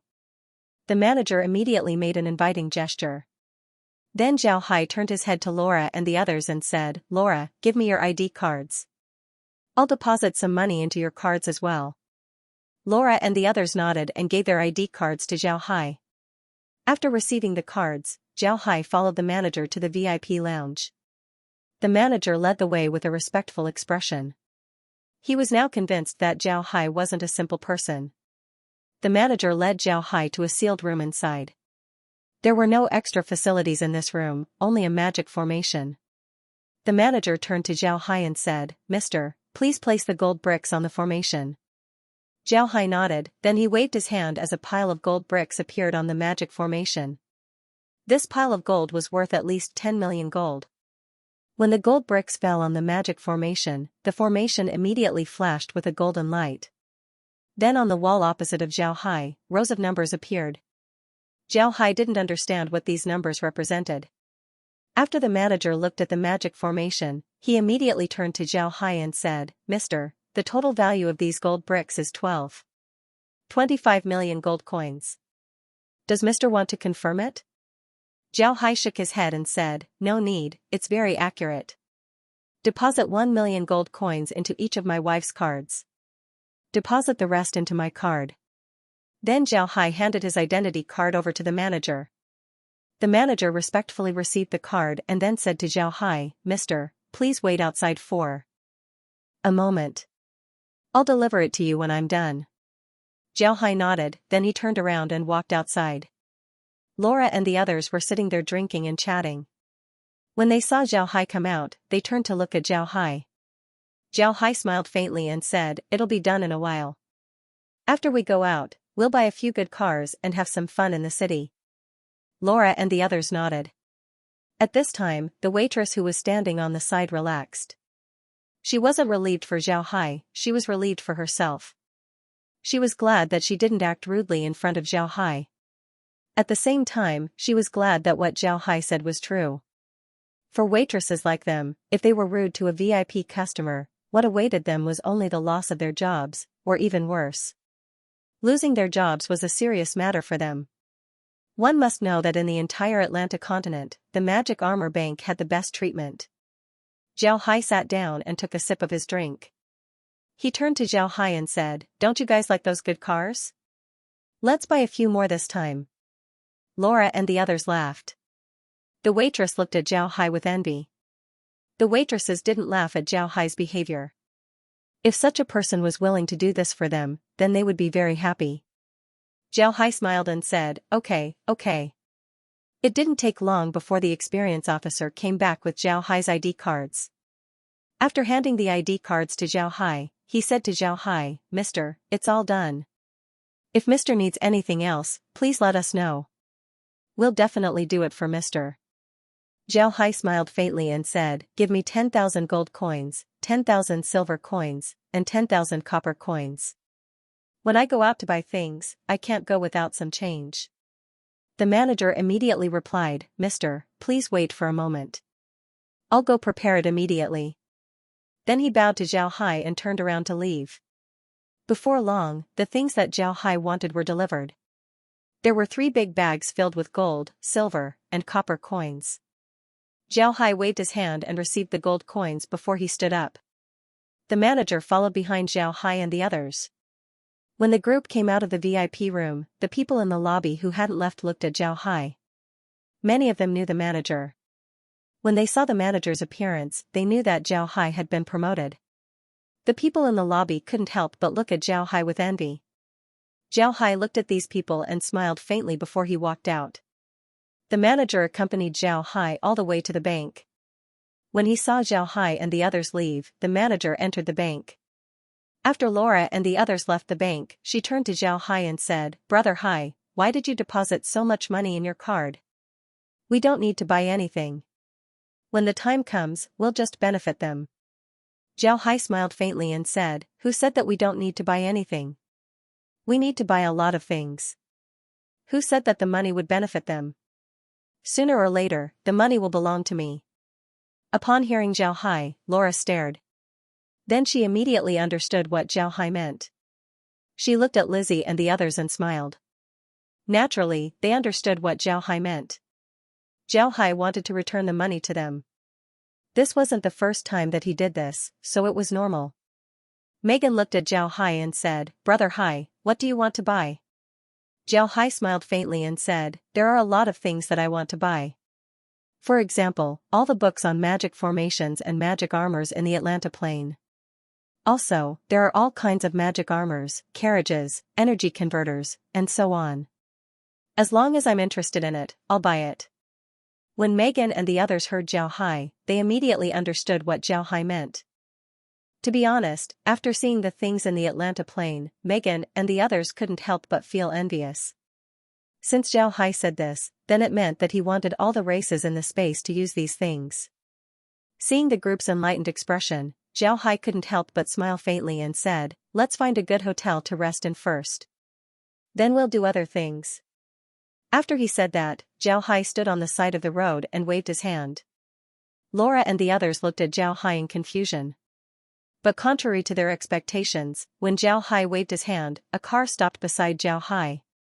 The car wasn't very big, it was orange in color and had 2 words written on it. The car had 3 rows of seats, it looked pretty good. Zhao Hai opened the door for Laura and the others. After letting them in, he sat beside the driver and said, "Let's go to the best hotel in the city." When the driver heard Zhao Hai, he couldn't help but stare. Then his face lit up as he immediately said, "All right, I'll have to ask Mr. to sit down." Then the driver drove the car forward and turned into a street before stopping in front of a hotel. As soon as the car stopped, a staff member of the hotel immediately came over and opened the door for Zhao Hai. Then he opened the door for Laura and the others as well. Zhao Hai casually tossed a gold coin to the driver, causing the driver to repeatedly thank him. Zhao Hai didn't pay any attention to him as he walked towards the hotel. The person who opened the door for Zhao Hai followed Zhao Hai all the way to the hotel's entrance. After opening the door for Zhao Hai, they stopped. Zhao Hai casually tossed a gold coin to the person before entering the hotel. Zhao Hai didn't know if tipping was popular in the Atlanta plain, but he still gave it. He would rather make a mistake than not give it. Sure enough, after the hotel staff received the gold coin, they immediately received it and thanked Zhao Hai. It seems like they were already used to receiving tips. However, this was the first time that they received a gold coin tip. When Zhao Hai and the others entered the hotel's lobby, a female attendant immediately came over and gave Zhao Hai a salute. "Welcome. May I ask if Mr. has made a reservation?" Zhao Hai shook his head and said, "I haven't. We just arrived here today, so we haven't made a reservation." The female attendant nodded and said, "Mister, please come with me." Then she led Zhao Hai to the bar in the lobby. Inside the bar was a female attendant. When she saw Zhao Hai, she immediately bowed to Zhao Hai and said, "Mister, welcome. May I ask if Mister wants to stay in the hotel or have a meal in the restaurant?" Zhao Hai nodded and said, "Give me the best room in your hotel. I want to ask if my wife and I can stay there." The female attendant smiled and said, "Yes. Mister can rest assured. The best rooms in our hotel have a total of 10 rooms. They have a dining room, living room, conference room, swimming pool, bar, and fitness room. Mister's requirements can be met." Zhao Hai nodded and said, "Right, let's get a room like this." The female attendant nodded, then she turned to Zhao Hai and said, "Mister, please show me your ID card." Zhao Hai took out his ID card. The female attendant registered it and then gave Zhao Hai a key. Zhao Hai received the key. Then the attendant led Zhao Hai to the elevator and then pressed the button for the top floor. Zhao Hai looked at the button on the elevator and saw that the highest floor was the 55th floor. Laura and the others looked curiously at all of this. After Zhao Hai and the others entered the room, the attendant introduced Zhao Hai to the rooms and their facilities. Then she took Zhao Hai's tip and happily left. Laura and the others looked curiously at the room. Zhao Hai smiled faintly and didn't say anything. He just went to the balcony of the room and looked at the city. To be honest, this city really had the flavor of an international metropolis. Moreover, this building was one of the tallest buildings in the city. When you stand on the balcony and look out, you would feel like you're standing on top of a mountain. It was as if the entire world was under your feet. At this time, Laura and the others also finished looking around the room. When they arrived at Zhao Hai's side, Laura excitedly said, "Brother Hai, this place is very beautiful." Zhao Hai smiled faintly and said, "It's good that you like it. If you like it, then we can stay in a science and technology building for a few days. There are also rooms like this there." Laura and the others happily nodded. Zhao Hai smiled faintly but didn't say anything. In a metropolis like this, one would only feel comfortable when there are a lot of people. If there was no one in the city, then one wouldn't dare to live in it. It would be like a ghost town. After walking around the room a few times, Zhao Hai turned to Laura and the others and said, "Let's go and eat something. Then we'll go out and do some shopping." Laura and the others nodded, then they followed Zhao Hai outside. When they arrived at the elevator, they found that there was another elevator attendant.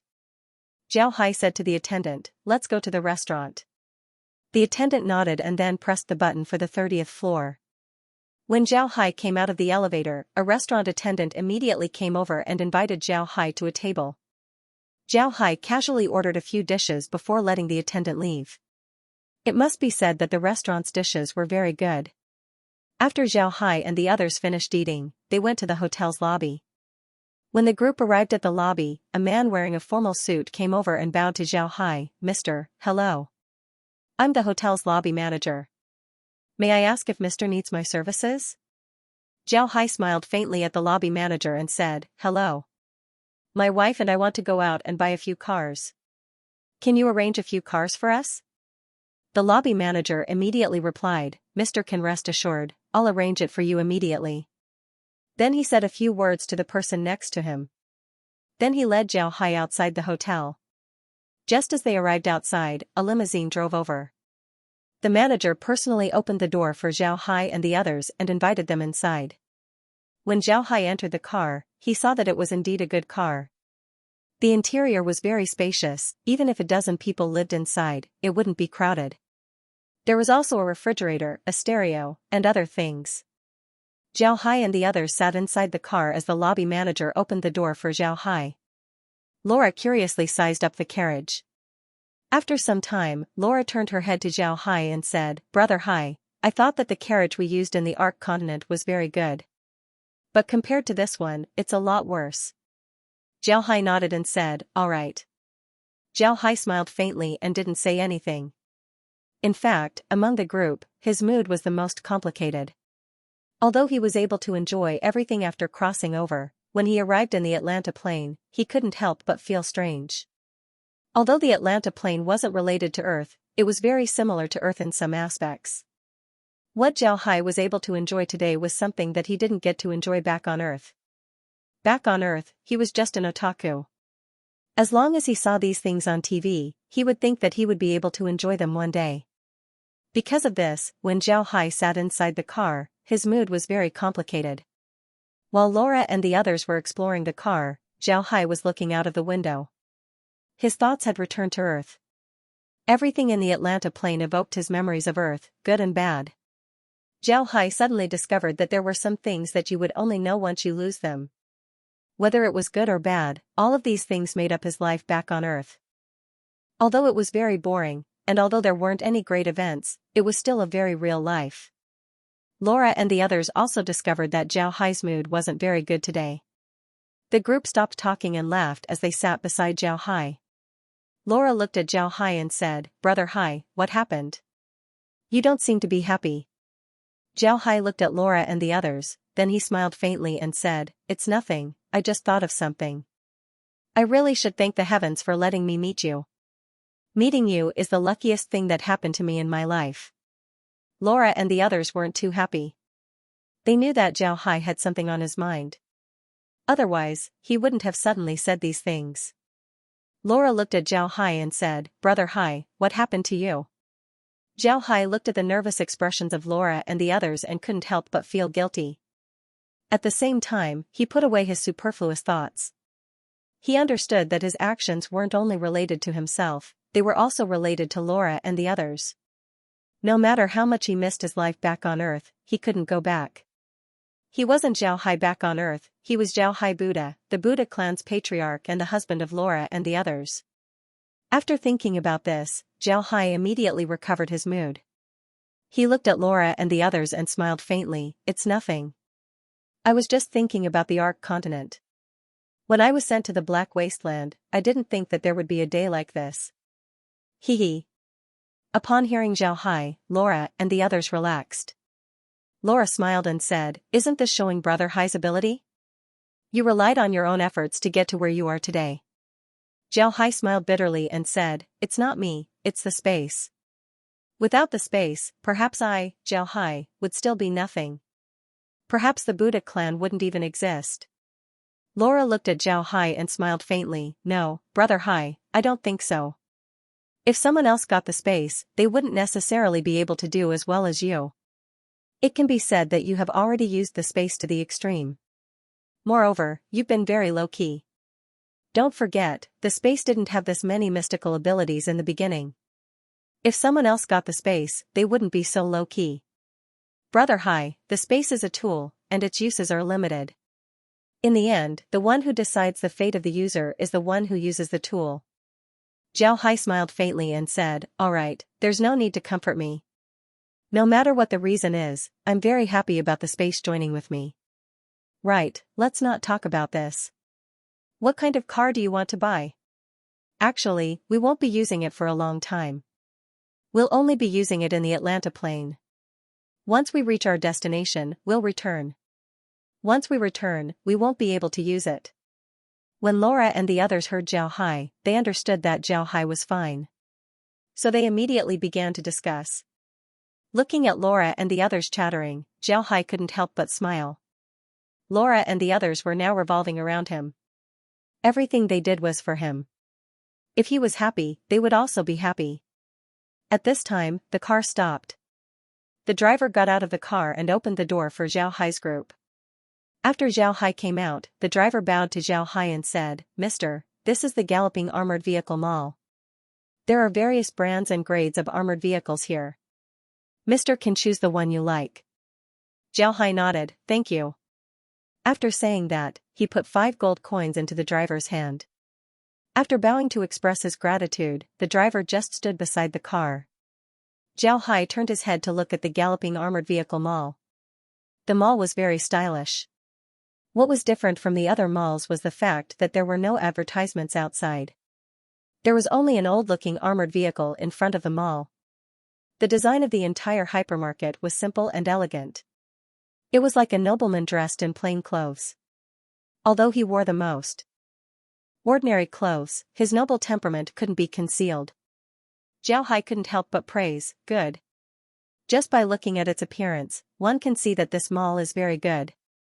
"Let's go, we'll go and choose a few cars." Laura and the others cheered and ran towards the mall. Zhao Hai also smiled faintly, but he didn't run. Instead, he slowly walked towards the mall. When Zhao Hai entered the mall, a staff immediately came in. She was wearing a dress, but it wasn't a very sexy dress. Although her dress made her look very beautiful, it wasn't sexy at all. Instead, it made people feel that she was very smart and capable. The female staff gave a slight bow to Zhao Hai and said, "Hello mister, welcome. Staff number 215 will be at your service." Zhao Hai smiled faintly and said, "Hello, please take me to see the cars here." The female staff nodded and said, "All right, mister, please come with me." "What kind of car does mister want to see? Ordinary family cars, business cars, sports cars, or recreational vehicles?" Zhao Hai thought for a moment and said, "I want to see recreational vehicles first. I like to travel around in them." The female staff immediately replied, "All right, please come with me." Then she led Zhao Hai inside. Zhao Hai looked around and saw Laura and the others looking at all kinds of sports cars. He couldn't help but recognize that sports cars were very cool and eye-catching. When Laura and the others saw Zhao Hai come in, they immediately surrounded him. Laura looked at Zhao Hai and said, "Brother Hai, I saw a car. Can we buy it?" Zhao Hai smiled faintly and said, "If you like it, then buy it. I want to see the recreational vehicles." Laura and the others stared and said, "Recreational vehicles? All right, let's go see the recreational vehicles first." Then they followed Zhao Hai and the staff into the store. The female staff was surprised. Laura and the others were rare beauties, but these beauties were actually related to Zhao Hai. It seems like they were Zhao Hai's wives. This really surprised the staff. This was because Zhao Hai looked very ordinary. The female staff didn't think that Laura and the others were with Zhao Hai for money. Although Laura and the others were very beautiful, their noble temperament couldn't be faked. Although the female staff's clothes made her look very capable, one thing was certain, she didn't have the same temperament as Laura and the others. Although the female staff was very curious about Zhao Hai, she didn't ask. This wasn't something that she should care about. If she talked too much, then it would only bring trouble to herself. Zhao Hai followed the female staff and before long, they arrived at the recreational vehicles.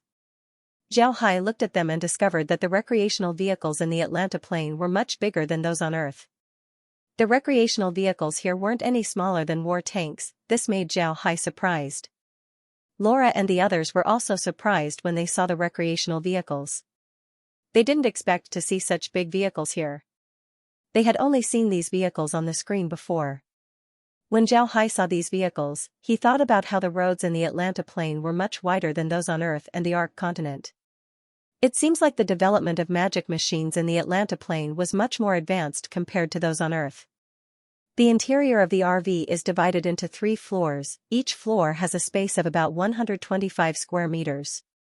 The first floor is a mini parking lot that is 1.5 meters high. The floor of the parking lot automatically retracts. If you want to park your car in the parking lot, you just need to extend the floor of the first floor. As long as you park your car on the floor will automatically retract back into the RV. The parking lot can accommodate up to 8 cars. The floor of each car can be extended separately. You can use the second floor to land next to the car you want to drive. It's very convenient. The second floor has the living room, kitchen, bathroom, exercise room, a miniature swimming pool, and all kinds of other facilities. Moreover, all the seats inside were made of high-grade Magic Beast leather, making it very comfortable to sit on. On the third floor were bedrooms. There were 6 bedrooms in total, and each bedroom had its own bathroom. In the bathroom, one could take a simple bath. This was a normal 3-story design. At the top of the car, it was not a simple roof. There was a small open-air square where you could have a small party on the road. The windows on both sides of the vehicle can be opened and set up to form a small sunroof. You can park there in the evening and enjoy a picnic. The vehicle's body is made of high-grade copper alloy. Not only does it have strong impact resistance, the vehicle isn't heavy at all. The vehicle is equipped with various magic formations as well as a war tank engine. The horsepower is very strong. Don't look at the vehicle's size, its speed isn't any slower than an ordinary armored vehicle. The vehicle's tires are made of special rubber, even iron nails wouldn't be able to pierce them. The vehicle's shock-absorbing ability is also made with war tanks in mind. Even if you were to run on rugged mountain roads, there wouldn't be any problems. The attendant explained while showing Zhao Hai the functions of the vehicle. On the other hand, Laura and the others looked at the RV in shock. They finally understood why it was called a RV. It was simply a mobile house. Compared to this vehicle, the carriages they used back in the Ark continent were simply primitive things. Zhao Hai wasn't too shocked. Although this RV was bigger and more advanced than the ones back on Earth, it was still a RV in essence. There wasn't much difference between them. After the attendant finished the introduction, Zhao Hai asked, "Are the other vehicles the same as this one?" The attendant immediately replied, "That's not it. Sir, this RV is the most advanced one in our store. The others aren't as good as this one. Moreover, this RV was recently introduced by the O'Neill family. Moreover, it's limited production." Zhao Hai nodded, then he looked at the attendant and said, "What's the price?" When the attendant heard Zhao Hai, her eyes couldn't help but light up. She understood that Zhao Hai was interested in this vehicle. So she immediately replied, "The price of this vehicle is very fair, it's only 500,000 gold coins. Moreover, our company can help you get a license plate for the vehicle as well as modify it according to your requirements. This is also free of charge." Zhao Hai smiled faintly and said, "It's very good. Then I'll order this one. Laura, don't you like sports cars? Let's take a look and fill up the parking lot." When the attendant heard Zhao Hai, she became even more happy. She immediately said, "All right, mister. Please come with me. I'll select a sports car that will satisfy the ladies." When Zhao Hai and the others left the supermarket, they drove their RV. In the past, Zhao Hai had driven a car back on Earth. The cars in the Atlanta plain were much easier to drive compared to Earth. First, the roads here were very wide. Second, the cars here were basically automatic. Third, almost all of the cars here had anti-collision magic formations. As long as you turn on the magic formation, you wouldn't need to worry about an accident. Naturally, you can also turn off the magic formation or not install it at all. Naturally, Zhao Hai installed the magic formation. Moreover, he also made some slight modifications to the RV to make it more comfortable. The RV and the 8 sports cars cost Zhao Hai more than 1 million gold coins. However, this also made Zhao Hai understand the value of gold coins in the Atlanta plain. The purchasing power of gold coins was very strong. Zhao Hai drove the RV back to the hotel. After checking out, he immediately drove out of the city. He had already bought a car in the city and had saved a lot of money. This might attract the attention of some people.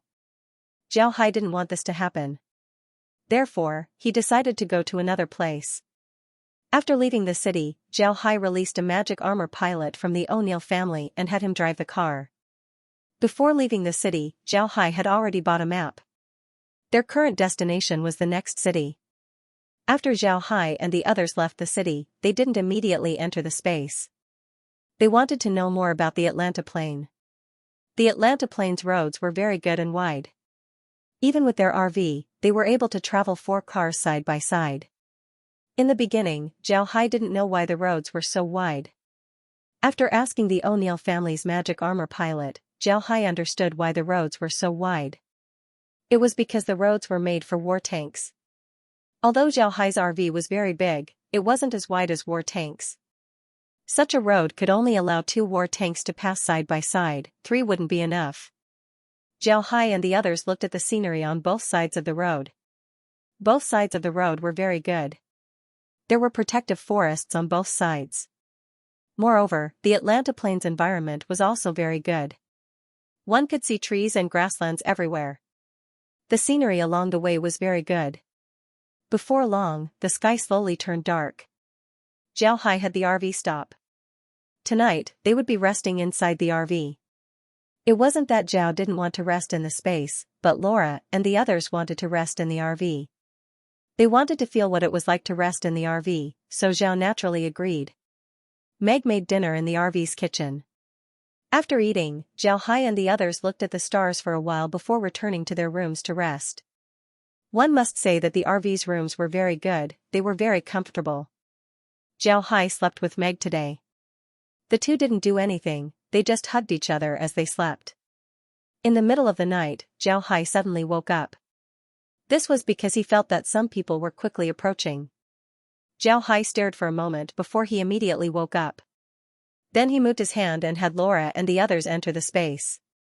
After that, he also entered the space and looked at the monitor. Zhao Hai felt that the speed of these people was very fast. Moreover, these people didn't seem to be driving magic armors or vehicles. Instead, they looked like warriors from the Ark continent. When Zhao Hai noticed this, he couldn't help but stare.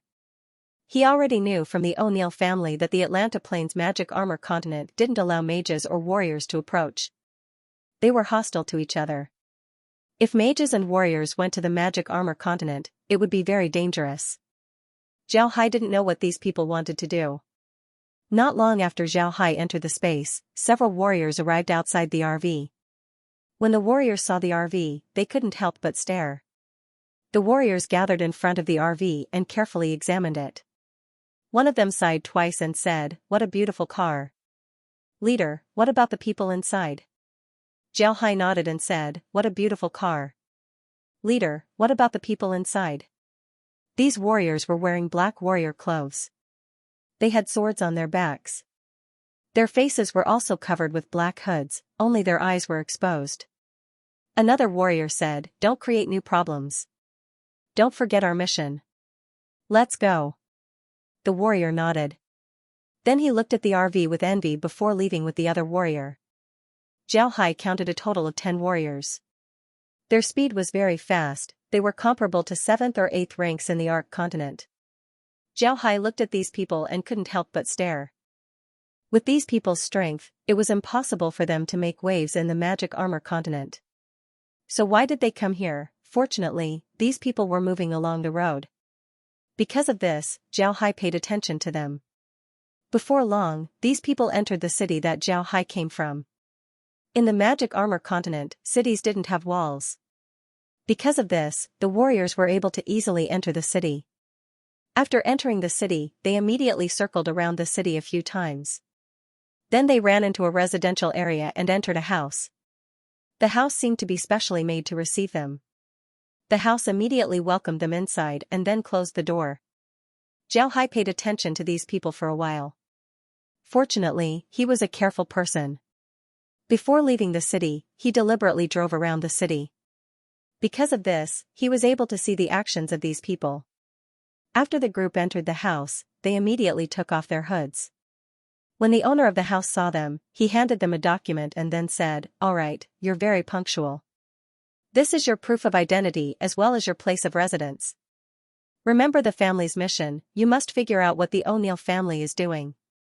The leader of the warriors took the document and quickly looked at it. Then he nodded and said, "Rest assured, leave it to us. Let's go." Then he led the warriors out of the house. After hearing this, Zhao Hai lost interest in listening.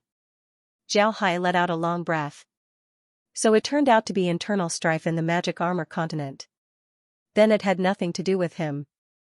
Regarding the identity of these warriors, Zhao Hai didn't need to investigate to guess that they were the death warriors of the great clans of the magic armor continent. Although the people of the magic armor continent generally used magic armors, there were some things that magic armors couldn't do. Because of this, it wasn't strange for the great clans to train these death warriors. Zhao Hai didn't think too much about it. It's good that they didn't come for him. At this time, a scream was suddenly heard from the room. Then Laura and the others opened their doors as they ran out in their pajamas. When they came out, they saw Zhao Hai sitting in the living room and looking at the monitor. The group couldn't help but stare. Zhao Hai looked at the group and smiled faintly. All right, it's fine. Go back and rest. Just now, there were a few warriors approaching our RV. I didn't know what they wanted to do, so I transferred you to the space. Everything is fine now. Laura and the others still had lingering fears as they walked to Zhao Hai's side. Laura was still in shock as she asked, Brother Hai, what's going on? Why are there warriors in the magic armor continent? Zhao Hai looked at Laura and the others, then he smiled faintly and said, Don't worry, it's all right. Those warriors might be death troops of a great family in the magic armor continent. The recent movements of the O'Neill family have attracted the attention of these families. Therefore, they sent people to investigate. It's all right, it has nothing to do with us. When Laura and the others heard Zhao Hai, they relaxed. Zhao Hai looked at them and smiled. All right, let's go back to sleep. Then he waved his hand and the group reappeared inside the RV. Zhao Hai's eyes lit up. Laura and the others looked around, but they didn't care too much about it. Then they went back to their beds and rested. They were people who had experienced big scenes before. Although they were scared, they were able to adjust themselves immediately. The next morning, Laura and the others were still full of energy. After eating breakfast, they headed towards the next city. Zhao Hai sat on the roof of the RV as he looked at the scenery on both sides. He felt very good. Laura sat beside Zhao Hai and said, Brother Hai, we'll arrive at the next city in about 3 hours. According to the map, the city should be called Yanqing City. It's a big city, we should be able to buy a lot of things there. Zhao Hai nodded and said, What we need right now is a variety of magic armors as well as a production line for energy converters. In the Atlanta Plain, these things can be bought at will. However, we can only buy civilian magic armors. I'm afraid we won't be able to buy military magic armors. However, the production line for energy converters shouldn't be cheap. Laura nodded and said, The problem is that buying these things in large quantities without being noticed wouldn't be easy. Brother Hai, I think we should buy all the books we can buy first, then we'll buy the other things. Zhao Hai nodded and said, The problem is that buying these things in large quantities without being noticed wouldn't be easy. Brother Hai, I think we should buy all the books we can buy first, then we can buy the other things. Zhao Hai nodded and said, All right, the books are the key. It would be best if we go to some secret places and get some things that aren't available outside. Magic formations are the most important things for us. Laura and the others nodded. Their teachers understood what Zhao Hai meant. Just like in the Ark continent, there were some martial arts that couldn't be spread outside. In the Atlanta Plain, there were some special magic formations that couldn't be spread outside. If they want to get their hands on these formations, then they would need to go to some special places and steal them. Lizzie said, The most important thing is the Ascension magic armors. But where can we get information about them? Zhao Hai knit his brows and said, It seems like this won't be easy. In the future, we'll need to monitor more cities in the space. I hope that we can get some useful clues. Yanqing City was a large city under the rule of the O'Neill family. Although it couldn't be regarded as the O'Neill family's capital, it was still an important industrial base for the family. It could be considered as one of the most important cities of the family. Zhao Hai's goal this time was Yanqing City. Although he could easily get what he wanted, he didn't want the O'Neill family to be suspicious. He was prepared to use money to buy the things he wanted. As for the money that he spent, he would go to the bank and get it back when he leaves. After Zhao Hai's group arrived at Yanqing City, they immediately found a good hotel to stay in. Then Zhao Hai went outside to check the situation. Zhao Hai already had a plan. He wanted to buy those things without arousing suspicion, so there was only one way, and that was to open a company in Yanqing City. Zhao Hai went to inquire about the situation while Laura and the others drove their cars separately. They went to the bookstores to buy books. They bought all the books that they could use. Zhao Hai drove around the city a few times. He already had a general idea of the situation in Yanqing City. But if he wanted to buy a company, it wouldn't be easy. He wasn't familiar with the people and the place. When Zhao Hai returned to the hotel, Laura and the others had also returned. In addition to buying a lot of books, they also bought a lot of clothes and other things. Zhao Hai didn't care about it. After putting away the books, Zhao Hai and the others sat inside the space and looked at the monitor. The monitor was currently showing the situation in the Taurus continent. Their plan to use the undead to lure the O'Neill family was very successful. In about 2 days, the O'Neill family would be able to discover the winged Pegasus clan space. Since they didn't need to worry about the Taurus continent, Zhao Hai took out a map of Yanqing City. Yanqing City was worthy of being an industrial city. Large and small factories could be seen everywhere. And perhaps because the O'Neill family needed a lot of magic armors and war tanks, these factories were doing very well. Zhao frowned as he looked at the situation of the factories. Then he turned to Laura and said, I originally wanted to buy a factory here so that we can buy the things we need. But now, it seems that the business of these factories is very good. I'm afraid that no one will sell them. So we can only set up our own factories. I'm afraid this won't be easy. Laura nodded and said, I'm not sure what to do next. Laura nodded. She had been doing business before, so she knew a lot about these things. Although doing business in the Atlanta Plain was different from the Arc continent, the business process was still the same. It wasn't easy to set up a factory in any place. Zhao Hai knit his brows, then he turned to Laura and said, Let's go. I want to ask the people in the hotel if they can introduce us to someone who specializes in this. Laura couldn't do anything about it, so she nodded. After the group appeared in the room, Zhao immediately asked the hotel's lobby manager to come over. Zhao Hai stayed in the hotel's best room. Therefore, the hotel's lobby manager didn't dare neglect Zhao Hai. When he heard Zhao Hai calling for him, he immediately came over. Zhao Hai looked at the lobby manager and saw that he wasn't young. His hair was white and he had a mustache, but his mustache was neatly trimmed. Upon entering the room, the lobby manager bowed to Zhao Hai and said, Mister, what do you need? Zhao Hai looked at him and smiled faintly, I'm not a local. I heard that the factory business in Yanqing City has been very good recently, so I wanted to come here and do some factory business. But I'm not familiar with this place, so I want to ask the manager for help. Can you introduce me to some middlemen? I want to buy a factory in Yanqing City, or even set up my own factory. I don't know if the manager can help me with this. Zhao Hai smiled faintly and said, I'm a foreigner. The manager immediately replied, Mister can rest assured. We have a specialized headhunting company here. I can contact the best headhunting company for Mr. Zhao Hai nodded and said, then I'll have to trouble the manager. The price isn't an issue, but the person must be reliable and capable. I won't mistreat the manager after this.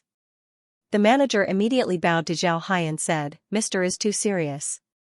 As a staff member of the hotel, I can't accept any remuneration. This is against the rules. I don't know when Mr. would like to meet the headhunting company. Zhao Hai thought for a moment and said, the sooner the better. But since it's already late, let's meet tomorrow. The manager nodded and said, all right, Mr. can rest assured. I'll arrange it in the shortest time possible. As soon as I contact them, I'll immediately inform Mr. Zhao Hai nodded and waved his hand. The manager then withdrew. After the manager left, Laura turned to Zhao Hai and said, Brother Hai, is the headhunting company really okay?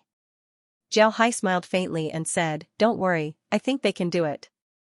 They specialize in this. Do you want to go out for a walk? In a city like this, people usually don't go to bed early at night. Their nightlife is very rich. When Laura and the others heard Zhao Hai, they nodded happily. Zhao Hai smiled and led Laura and the others outside. Then he asked the people in the hotel to arrange a carriage for Zhao Hai and the others. Zhao Hai wasn't wrong, the nightlife of the people here was very rich. What made Zhao Hai happy was the fact that there was a football field here. They can actually watch a football match at night. Zhao Hai noticed that the football matches here were very similar to the ones back on Earth. Even the rules were very similar. Zhao Hai immediately asked the hotel staff to book a few tickets for him. Then he prepared to take Laura and the others to watch the match. Zhao Hai didn't go to a football field to watch a football match back on Earth. Back on Earth, China's football wasn't worth mentioning. He didn't have the opportunity to go abroad, so naturally, he couldn't go to a football match. Zhao Hai wasn't actually a hardcore football fan, he could only be regarded as a fake one. He knew about the football field, but he didn't have a team to support. When he watches a football match, he just wanted to watch a lively scene. However, Laura and the others hadn't seen a soccer match before. There was no such thing as soccer in the Arc continent, and there was no way to organize it. If a person who didn't practice martial arts were to play soccer, then the ball would be a joke in the eyes of the warriors. If a person who practiced martial arts were to play soccer, then no one would have the time to do so.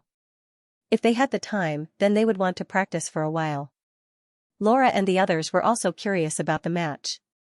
After having dinner in the hotel, they took the hotel's car and went to the stadium. What made Zhao Hai excited was that there were two teams playing tonight. One was called the Red Devil Team, while the other was called the Red Cloth Legion. Both teams were from Yanqing City, and they were also arch rivals. In Earth's words, this was a derby between two cities. Zhao Hai and the others bought tickets for the viewing platform, not the VIP seats. Zhao Hai always believed that the viewing platform was the best place to watch a match. Zhao Hai and the others arrived at the stadium at 8:30 p.m. The match would start at 9 p.m. Laura and the others were excited as they followed Zhao Hai into the stadium. Upon entering the stadium, Laura and the others were shocked. Although there was still half an hour before the match, the entire stadium was already filled with red. The stadium was filled with songs. Laura and the others had never seen such a scene before, so they were shocked speechless. Zhao Hai had seen this scene on TV before, but this was the first time he saw it in real life. Therefore, he couldn't help but be excited. Before long, Zhao Hai and the others found their seats. Their seats were very good. They were in the front row of the viewing platform and were very close to the match. This allowed them to see the elegance of the star players. At 9 o'clock sharp, the match started on time. As soon as the match started, the whole stadium seemed to have exploded. Other than the team songs of the two teams, no other sound could be heard. Even if the person next to you was talking to you, you couldn't hear it clearly. However, when the match started, Laura and the others were disappointed. They were also experts, they had seen mages and warriors. Therefore, they didn't want to watch a match between ordinary people. However, under the influence of the atmosphere of the stadium, the group was also very interested. The match lasted 90 minutes. Even if the halftime and overtime were taken into account, it would only take about 2 hours. And since they arrived half an hour early, the total time they spent in the stadium was less than 3 hours. During these 3 hours, the fans didn't stop singing. The songs of the two teams were loud and clear from beginning to end. This made Laura and the others admire them very much. When Zhao Hai and the others sat in the car, Laura couldn't help but rub her ears and said, "Too crazy. These people are really crazy. Brother Hai, they didn't learn battle chi or martial arts. How can they stand there and sing for 3 hours without feeling tired?"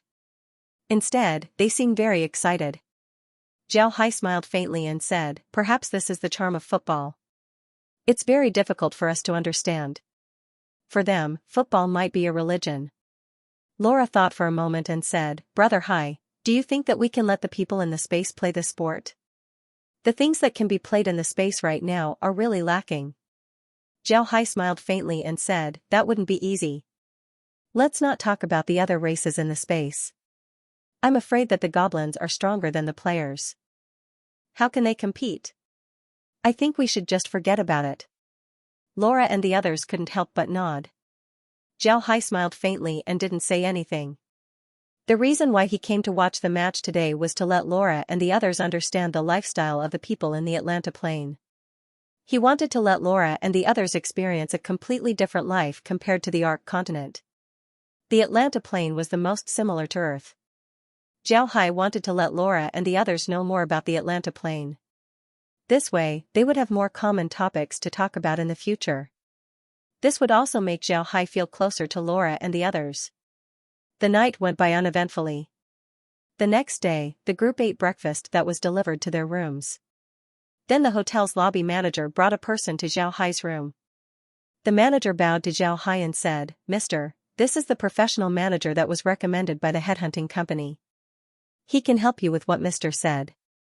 After the manager said that, the person immediately bowed to Zhao Hai and said, "Mr. Hello. Bluewell has seen Mr. It's my honor to be able to serve Mr." Zhao Hai looked at the professional manager. The man looked to be about 30 years old. He wore decent clothes, his hair was meticulously combed, and his eyes were shining. He had a shrewd appearance. Zhao Hai looked at Bluewell and said, "Mr. Bluewell, please take a seat." Bluewell politely expressed his gratitude before sitting down. Bluewell didn't seem to be overly cautious, this made Zhao Hai very satisfied. As a professional manager, communicating with people was the most important thing. However, if a person was overly cautious, then they wouldn't be able to communicate with people. They wouldn't be a good manager either. The manager stood behind Zhao Hai and didn't leave. The manager understood that Zhao Hai was now deciding whether or not to hire Bluewell. It can be said that Bluewell was still in the interview stage. If he couldn't pass the interview, then the manager would have to be replaced. Zhao Hai looked at Bluewell and said, "Mr. Bluewell, I wonder if the manager has told you about this person's request." Bluewell immediately replied, "Yes, Mr. The manager has already told me that you want to buy a factory in Yanking City. Or perhaps you want to open your own business." Zhao Hai nodded and said, "I wonder if Mr. Bluewell has any suggestions?" Bluewell replied, "Mr. Please forgive me for speaking bluntly. I think that it would be unwise for Mr. to buy a factory in Yanking City. The business of the factories in Yanking City is very good. Nobody would be willing to sell. Even those who are willing to sell would offer a very high price. Because of this, buying a factory in Yanking City isn't very cost-effective."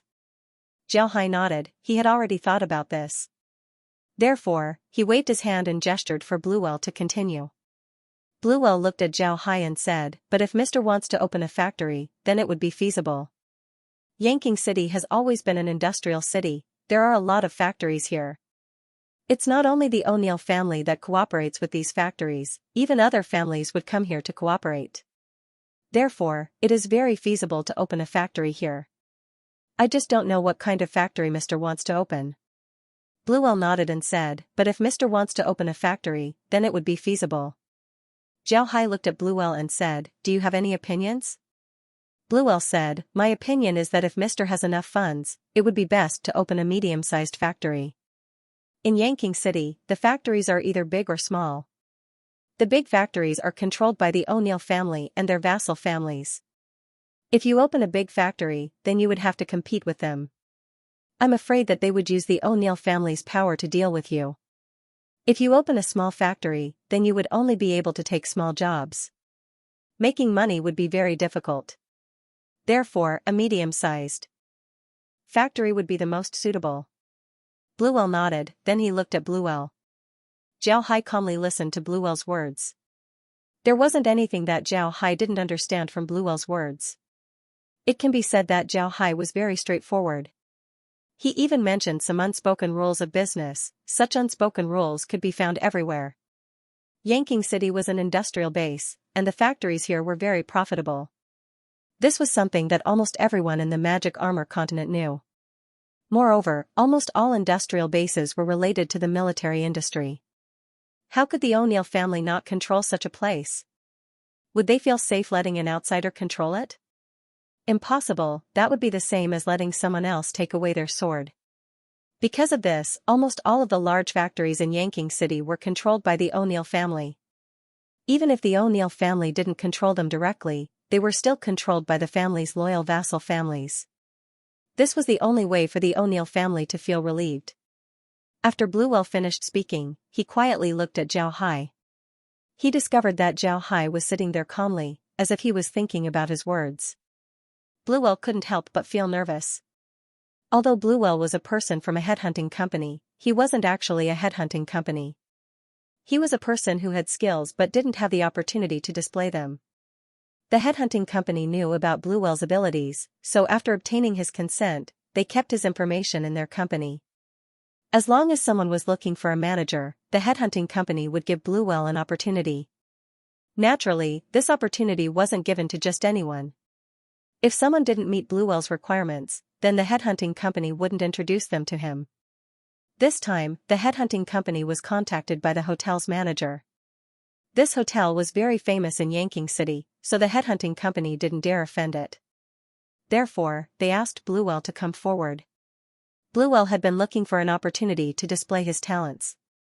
Therefore, after the headhunting company introduced Xianxia to him, he decided to give it a try. So he came to the hotel to see Xianxia.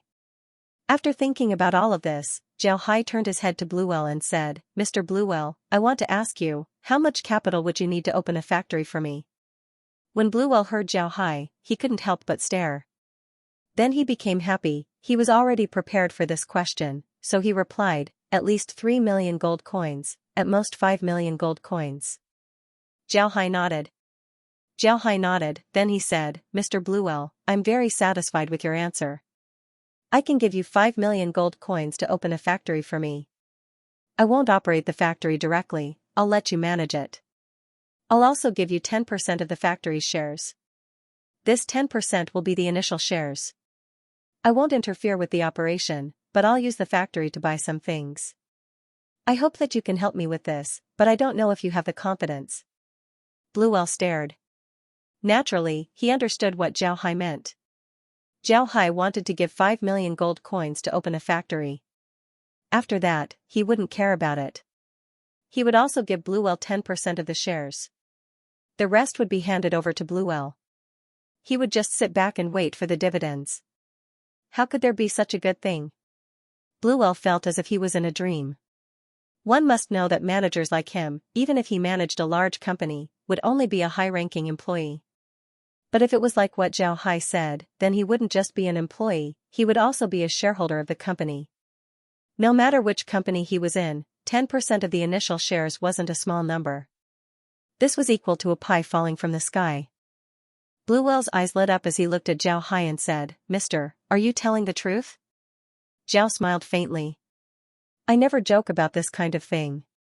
If you agree, we can immediately sign an agreement. Then I will transfer the money to your account, and the rest will be handed over to you. I won't care about anything else. How about it?" Xiao smiled. "How about it?" Bluewell looked deeply at Xianxia and said, "All right, Mr. can rest assured. Since Mr. trusts me, then this Bluewell's life will be in Mr.'s hands." Xianxia laughed, then he turned to the manager and said, "I'll have to ask the manager to find a lawyer. I want to sign an agreement with Mr. Bluewell." The manager nodded, then he looked at Bluewell with envy before he turned around and left. After the manager left, Bluewell looked at Xianxia and smiled, "Mister, why do you trust me?" Xianxia smiled faintly and said, "I don't trust you, I trust myself. I trust my own eyes, I trust my own feelings. To be honest, 5 million gold coins isn't a big number for me. If you dare to betray me, then I'll let you know what it means to live a life worse than death." When Bluewell heard Xianxia, his eyes couldn't help but shrink. Then he nodded and said, "I understand Mister's meaning. Mister can rest assured, I won't let you down." Xianxia smiled faintly and said, "You just need to take care of the factory. As long as you don't swallow the factory's money, I won't blame you if it's just a normal mistake. When doing business, you have to earn money. This is very normal." Bluewell smiled faintly and said, "Just like Mister said, I have confidence in myself. Mister can rest assured that I'll give you 5 million gold coins. I can guarantee that in less than a year, Mister will be able to recoup your investment. Moreover, this will be after deducting my dividends." Zhao laughed. "It's good that you have this confidence. If you really have such confidence, then wait a year later. I'll give you 5% more shares. You can write this in the contract." Zhao laughed. "That's right." Zhao laughed. Bluewell looked at Xianxia, then he suddenly sighed and said, "I'm starting to wonder if you're the successor of a great family." Otherwise, why would you treat money like it's nothing? That's 5 million gold coins.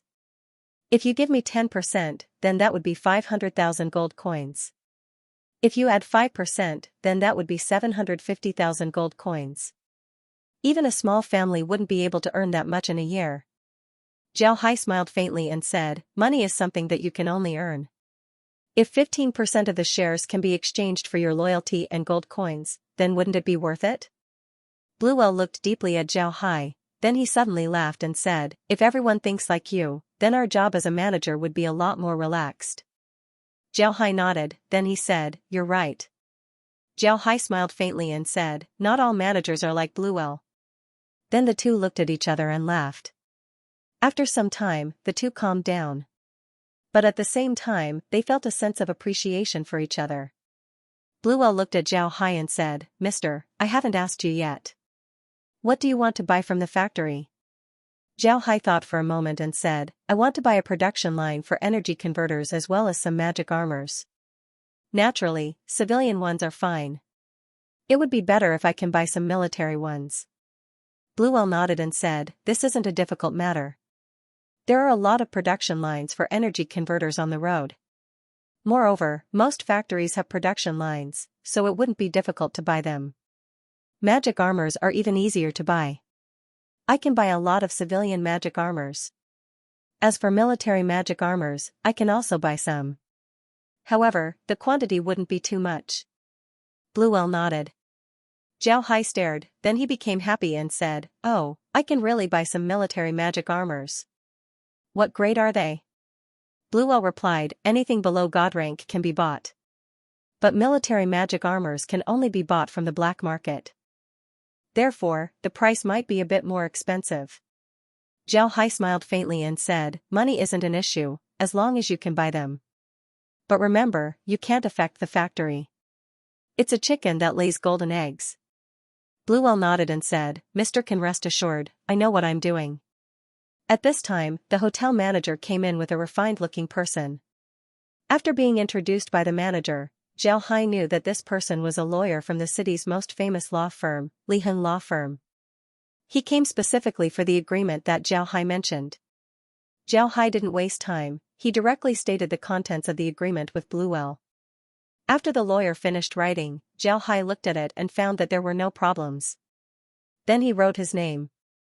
This time, he only wrote Zhao Hai's name and didn't write Zhao Hai Buddha's name. When he came to the Atlanta plane, the fake identity certificate that he made had the name Zhao Hai written on it, it didn't have Buddha's name. After the agreement was written, Zhao Hai took a copy, Bluewell took another, and the other one was given to the law firm. The agreement was now officially in effect. Zhao Hai led Bluewell to Yanqing City's Magic Armor Bank and directly went to the VIP lounge. This time, Zhao Hai didn't encounter any obstruction when he went to the VIP lounge. The VIP lounge staff looked at Zhao Hai's bank card and immediately welcomed Zhao Hai into the VIP lounge. After entering the VIP lounge, the bank's lobby manager immediately came over and bowed to Zhao Hai, Mister, I'm the bank's lobby manager. How can I help you? Zhao Hai looked at the manager, then he took out his ID card and handed it over to the manager. Then he said, transfer 5 million gold coins from my ID card to this Mister's card. Bluewell also took out his ID card and handed it over to the lobby manager. The manager took the 2 cards and left. In a VIP room like this, who knows how much money would be transferred every day?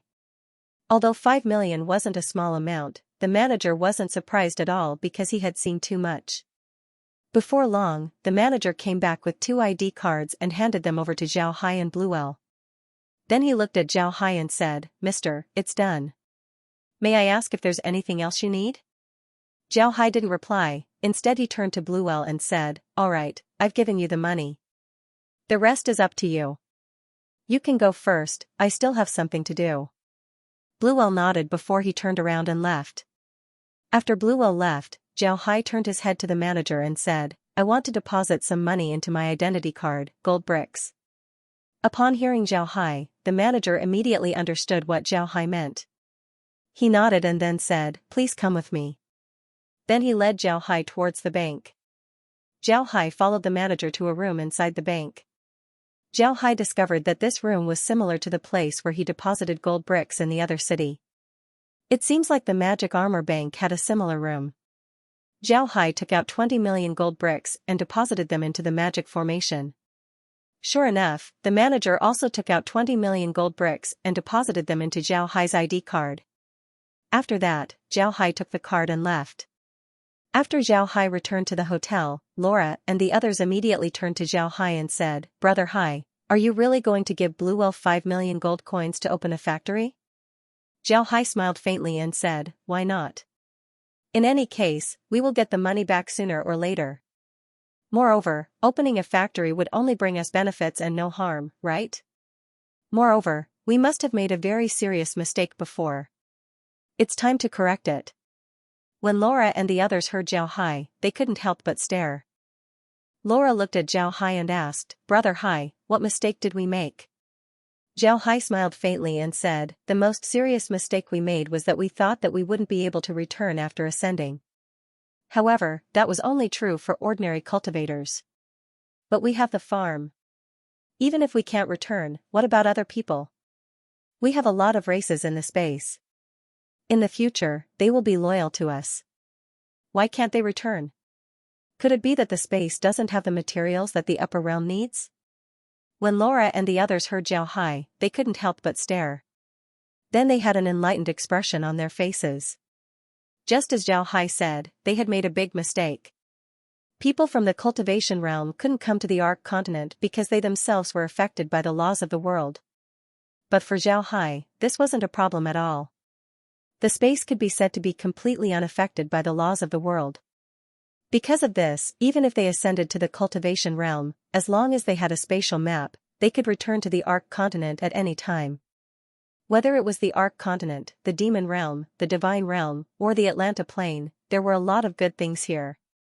Most importantly, these good things belonged to Zhao Hai alone. Not to mention the good things in these three places, just how much gold would they have? And with gold coins, Zhao Hai's space can do a lot more things. How big of an impact would this have on the cultivation realm? How big of an impact would this have on Zhao Hai? In that case, no one could say for sure. Laura took a deep breath and calmed her emotions. Then she turned to Zhao Hai and said, "Brother Hai, you mean to say that this factory is for the future?" Zhao Hai smiled faintly and said, "The situation of the magic armor continent is very special. The same goes for the Atlanta plane. If there's a low-level plane that can block the underworld, then it would be the Atlanta plane. Now that we've spent 5 million gold coins, we can leave a chess piece in this plane. For us, there's no harm in doing so." Zhao Hai smiled faintly and said, "The magic armor continent is very special." Laura nodded and said, "This is indeed a good idea. 5 million gold coins isn't a loss at all. On the contrary, I think it's very cheap. I just don't know what Bluewell's temperament is. I hope he doesn't betray us." Zhao Hai smiled faintly and said, "He won't, and he wouldn't dare. He's just an ordinary person in the Atlanta plane. Maybe he's very talented in business, or maybe he's very smart. But in the face of absolute strength, his cleverness is nothing but a joke.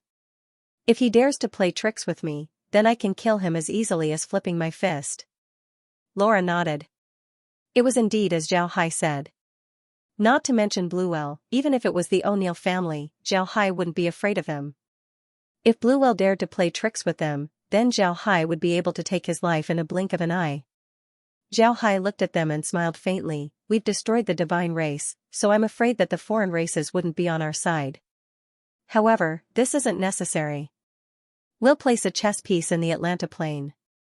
Once we're done here, we'll go to the underworld. In the past, I didn't dare to go all out against the Skeleton King. But now, it's different. My strength is almost the same as before, but the world doesn't reject me anymore. If we can place a chess piece in the underworld, then it would be very important for us." Laura nodded and said, "Indeed. The underworld is too mysterious. Why do I feel that the Skeleton King's position in the underworld isn't very high? Brother Hai, what do you think?" Zhao Hai nodded and said, "I feel the same way. Because of this, I'm very interested in the underworld. As long as we get the Ascension magic armor, we wouldn't need anything else in the Atlanta plane. Even if we do need something, it wouldn't be eye-catching. When the time comes, we can go to the underworld and take a look. I want to see what the underworld looks like. Zhao Hai nodded and said, all right. Laura nodded, then she turned to Zhao Hai and said, we need to pay attention to the Winged Pegasus clan's situation. Tomorrow, the O'Neill family would discover the Winged Pegasus clan. When that time comes, the war would begin. Zhao Hai thought for a moment and said, let's go. Call Sean and the others to the space. When Laura heard Zhao Hai, she couldn't help but stare. However, she still immediately went to do it. Sean was very unhappy these past few days. His clansmen weren't cooperating with him. Originally, they agreed to move to the space. But these days, his clansmen were finding all kinds of reasons to delay the decision. The elders and high-level members of the Winged Pegasus clan were only paying lip service. Sean couldn't do anything to them. Looking at the shameless faces of these people, Sean couldn't help but get angry. However, Sean didn't want to tell Zhao Hai about this. He knew that if he told Zhao Hai, then Zhao Hai might really be disappointed in them. It's possible that Zhao Hai would no longer care about them. For the Winged Pegasus clan, this would be a disaster. Although Sean was very disappointed in his clansmen, in order for the clan to continue, he had no choice but to endure. He wanted to preserve the last glimmer of hope for his people. But what made Sean feel the most aggrieved was that no one took his painstaking efforts to heart. Not only were his clansmen not grateful to him, they were even disgusted with him. How could Sean be happy about this? Speaker Feng's current situation was similar. After Zhao Hai killed Yifei, the Winged Pegasus clan members began to resist him. They didn't care about any reason to oppose the Winged Pegasus. Even with Speaker Feng's prestige, he was now receiving supercilious looks from his clansmen. There was no need to mention Sean.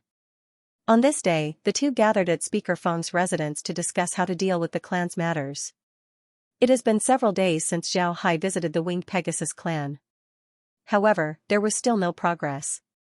The two were getting more and more anxious, but they couldn't do anything about it. At this time, Sean suddenly felt his messenger fish ring. Shan's expression changed as he turned to Speaker Feng and smiled bitterly, Mr. is looking for me. It seems like he's very dissatisfied with our actions these past few days. Speaker Feng stared, then he smiled bitterly. To be honest, he was also dissatisfied with his actions. After so many days, less than 100 clans had been moved to the space. These 100 clans had a good relationship with Speaker Feng and Speaker Feng. As for the others, they refused to move no matter what. When Sean took out his messenger fish, he heard Zhao Hai's voice, Sean, Speaker Feng, please come to the space. I have something to discuss with the two of you. Sean looked at Speaker Feng and then took out his token before following Speaker Feng into the space. As soon as the two entered the space, they discovered that they were standing on a huge lotus. The two couldn't help but stare. However, they immediately recovered as they looked around and saw Fei and Ding. When Zhao Hai saw the two, he faintly knew that they were here. Come, let's go in and have a seat. After Sean and Speaker Feng gave Zhao Hai a salute, they silently followed Zhao Hai into the room. This wasn't the same room as Zhao Hai's space. Instead, it was a very ordinary reception room. After the group sat down, Zhao Hai took out a bottle of wine and several side dishes and placed them on the table. After pouring wine for everyone, Zhao Hai turned to Sean and smiled, how is it? Things haven't been going well these past few days, right? Sean looked at Zhao Hai with an embarrassed expression, he didn't know what to say. Indeed, things haven't been going well these past few days. Zhao Hai looked at Sean and smiled faintly, don't worry, I don't blame you. When I killed Yifei, I already thought about this. You don't need to blame yourselves too much. Today, I called you here because I have something to tell you. The O'Neill family's magic armor army will discover the Winged Pegasus clan's space entrance in 2 days. Upon hearing Zhao Hai's words, Sean and Speaker Feng stared. Then their expressions changed as they looked at Zhao Hai. Zhao Hai also looked at the two. Fei clapped his hands and said, this is good news. Sean, you can use this opportunity to force your clansmen into the space. The reason why they weren't willing to enter the space before was because they thought that Mr. was deceiving them. They thought that there were no magic armors. Now that the magic armors have come out, your clansmen would know that you weren't lying. This way, they wouldn't oppose you when you arrange for them to enter the space. Ding also said, right. But I don't think it will go smoothly. Your clansmen will certainly fight the O'Neill family's magic armors first. Only after they know how powerful the magic armors are would they listen to your arrangements. Therefore, I think you should be mentally prepared. Zhao Hai nodded. Shan and Speaker Feng's expressions turned ugly. They didn't want to use this method to deal with their own clansmen. Zhao Hai looked at their expressions and couldn't help but feel disappointed. These two were too indecisive. Forgetting righteousness in the face of small benefits, cherishing one's body in the face of great things. Shan and Speaker Feng can only be sad heroes, they might not even be heroes. This was because they didn't have the strength of a hero.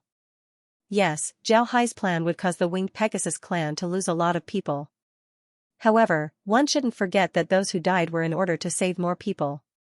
But even though Shan and the others knew this, they still didn't want to carry out this plan.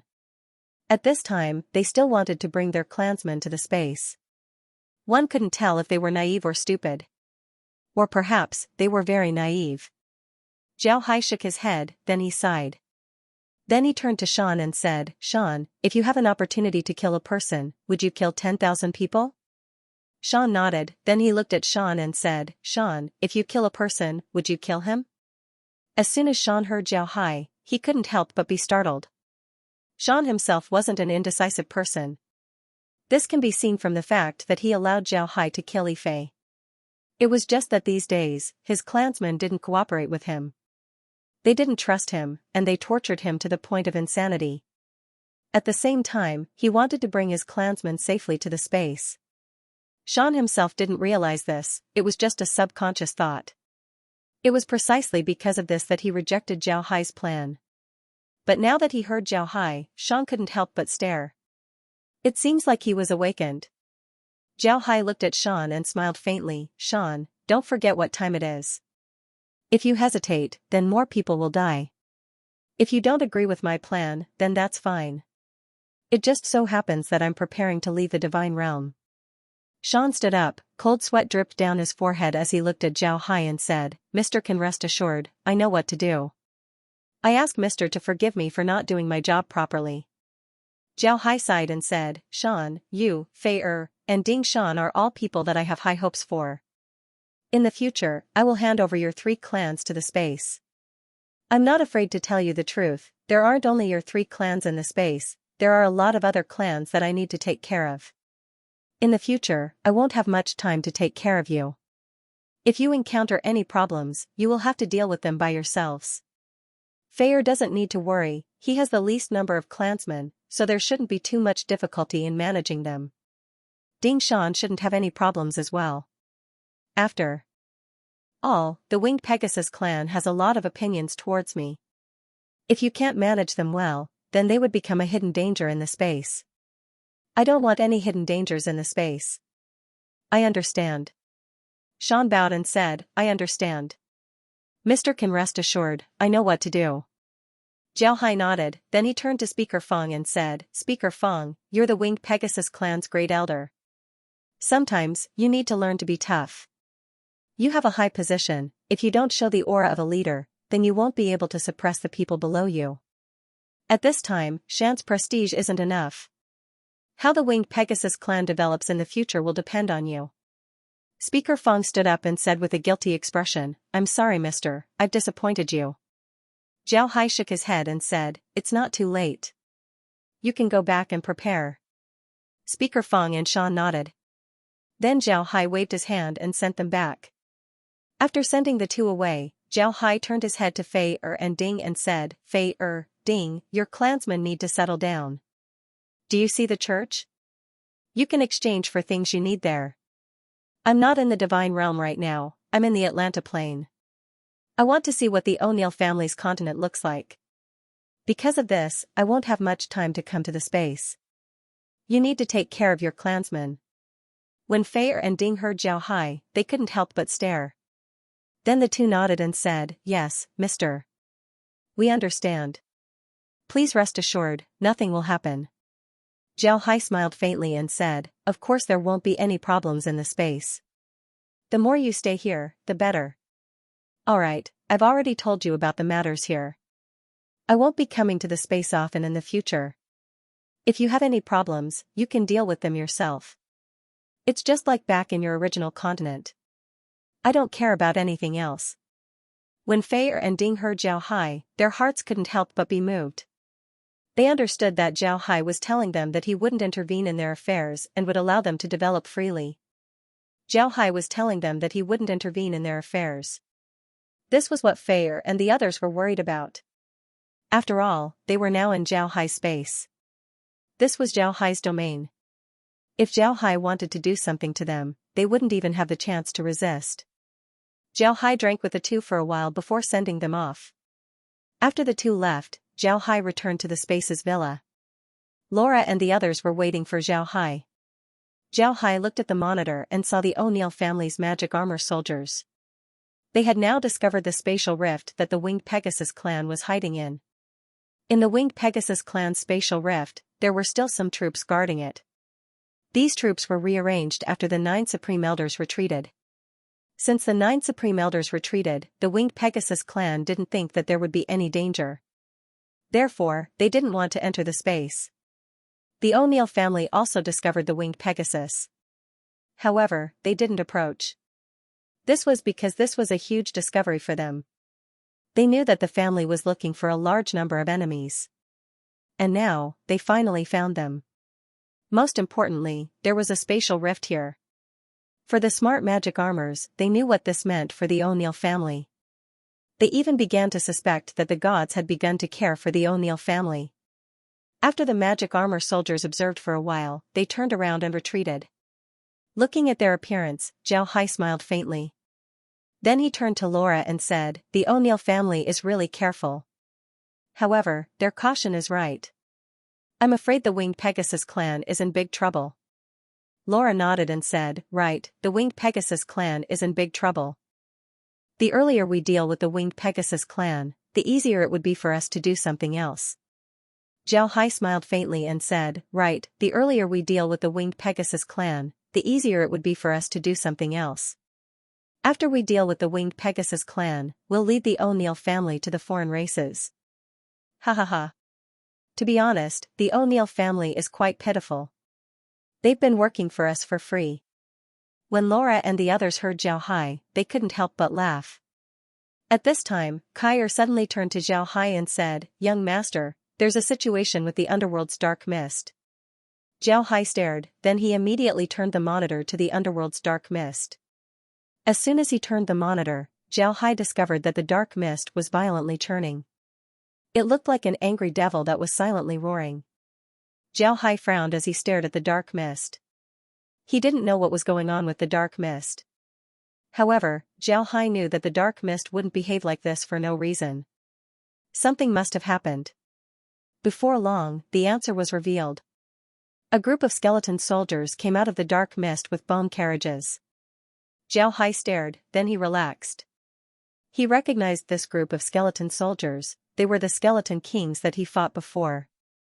But then Zhao froze. Behind this group of skeleton soldiers was another group of people. This group of people was a bit special. This group was made up of livid, skinny zombies. Their long nails and sharp fangs revealed their identity. These people were also driving carriages.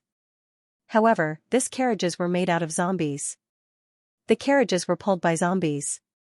The carriages also looked like zombie heads with long fangs. The body of the carriages was black. It seems to be made out of some unknown beast's skin. It didn't look very heavy, but it was glowing with a green light. When Zhao Hai saw the carriages, his first thought was that they were made out of zombie skin. This thought shocked him. However, this wasn't the end. Behind the zombies was another group of people. When this group of people came out, Zhao Hai immediately thought of a race, the Lich tribe. Upon seeing the appearance of these people, Zhao Hai immediately thought of the Lich tribe. This was because they were almost the same as the legendary Lich tribe. They didn't have a physical body. One could only see clouds of dark mist floating around. However, from time to time, a hand would stretch out from the dark mist. In the middle of these liches was a huge dark mist. This dark mist wasn't much smaller than the skeleton and zombie carriages. It seems like this was the place where the Lich King stayed. Zhao Hai frowned as he looked at the three groups of people. Liches, zombies, and skeletons were the most famous undead. How could they appear here? What do they want to do? At this time, the three groups of people stopped. Then the Skeleton King came out of the skeleton carriage. Then the Zombie King also came out of the zombie carriage. This was a very tall zombie, he was about 2 meters tall. He had golden skin, his muscles seemed to have withered, like withered branches. He had a pair of big red eyes. He was bald, his fangs were about 20 centimeters long, and his fingernails were about 50 centimeters long. It was very shocking. At the same time, a cloud of black mist floated out of the Lich's group. This cloud of black mist distorted in space and slowly turned into a person. This person was wearing a magic robe and had a book in his hand. He had a head full of white hair and a neatly trimmed beard. If one only looked at his upper body, he would definitely be a scholarly and benevolent elder. Unfortunately, his lower body revealed his identity. His lower body didn't have any legs, it was just a cloud of black mist. After the three people came out, the Skeleton King immediately opened his mouth and roared. However, Zhao Hai was sure that this was just an act. He didn't make any sound. However, a spiritual wave spread out in all directions, it looked like a sound wave. The zombie also opened its mouth and let out a roar. It could make a sound, but this roar was very sharp. It was like an awl that drilled into people's heads. The roar was also heard from the screen. Zhao Hai couldn't help but frown.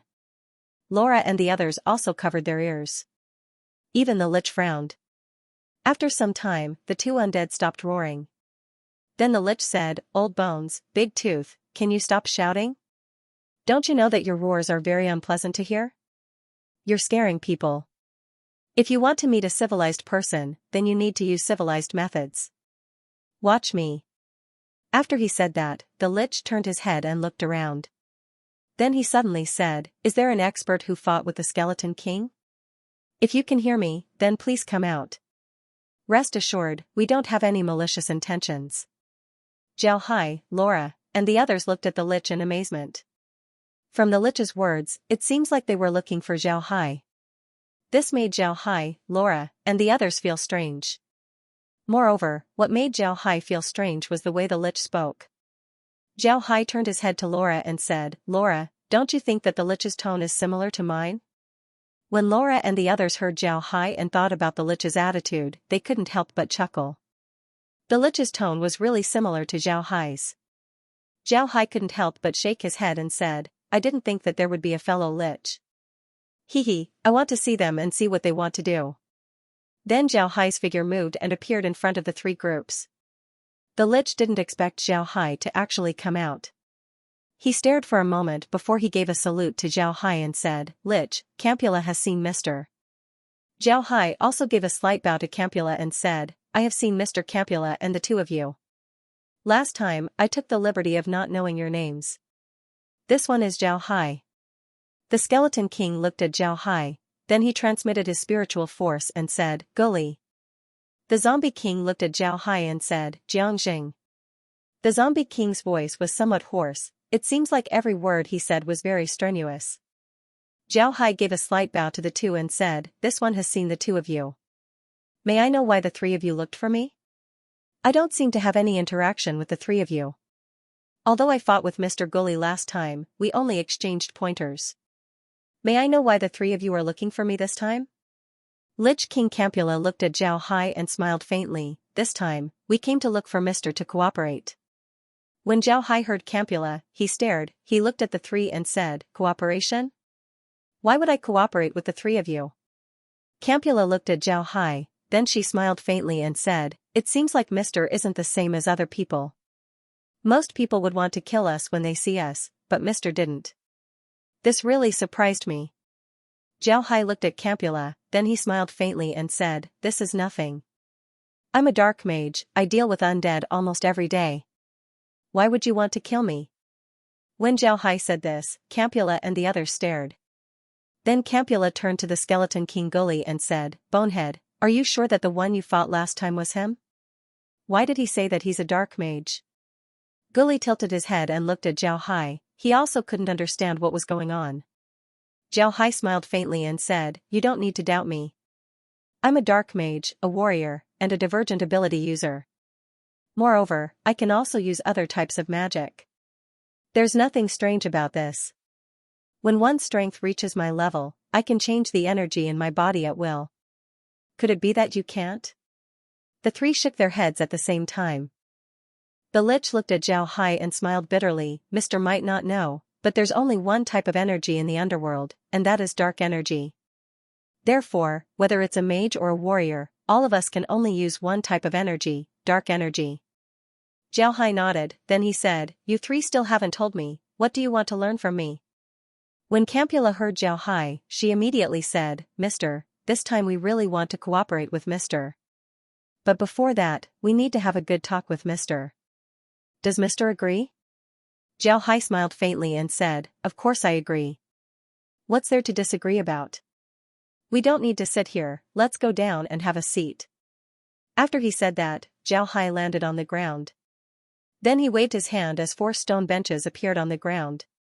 Zhao Hai appeared on one of the benches, Campula and the others also landed. Guli and Jiangjing each sat on a stone bench while Campula floated on a stone bench. When Zhao Hai saw this, he couldn't help but want to laugh. After the group sat down, Kampala looked at Zhao Hai and said, "Mister, the reason why we came to cooperate with you this time is because of the spatial rift. The spatial rift is our hope." Zhao Hai nodded and said, "Mister, the reason why we came to cooperate with you is because of the spatial rift." Zhao Hai looked at the Lich in confusion. The Lich looked at Zhao Hai and smiled bitterly, "Mister, you should know that we are undead. We have been living in the underworld for a long time. Actually, in the beginning, the undead in the underworld weren't as fond of fighting as they are now. In the beginning, the undead in the underworld didn't fight. After the undead appeared, they just wandered around the underworld.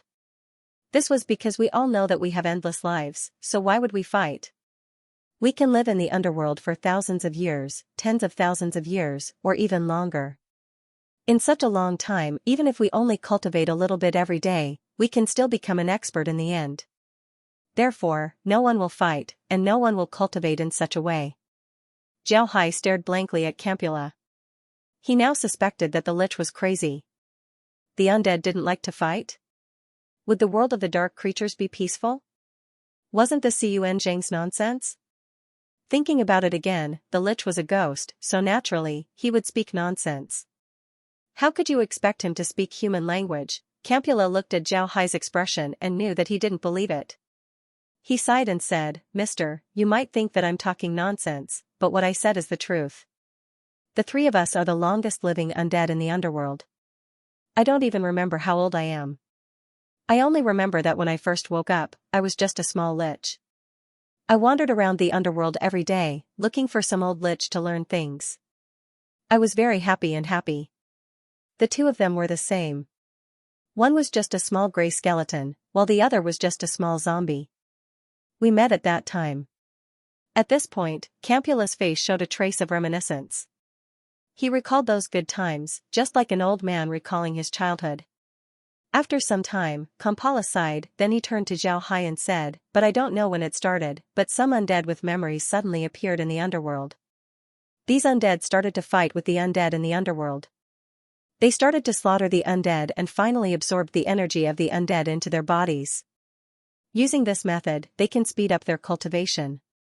Zhao Hai nodded and said, "But I don't know when it started." When he heard Kampala, Zhao Hai stared. Then his eyes lit up as he looked at Kampala and said, "You mean to say that the undead that were born in the underworld have no memories, just like newborn children?"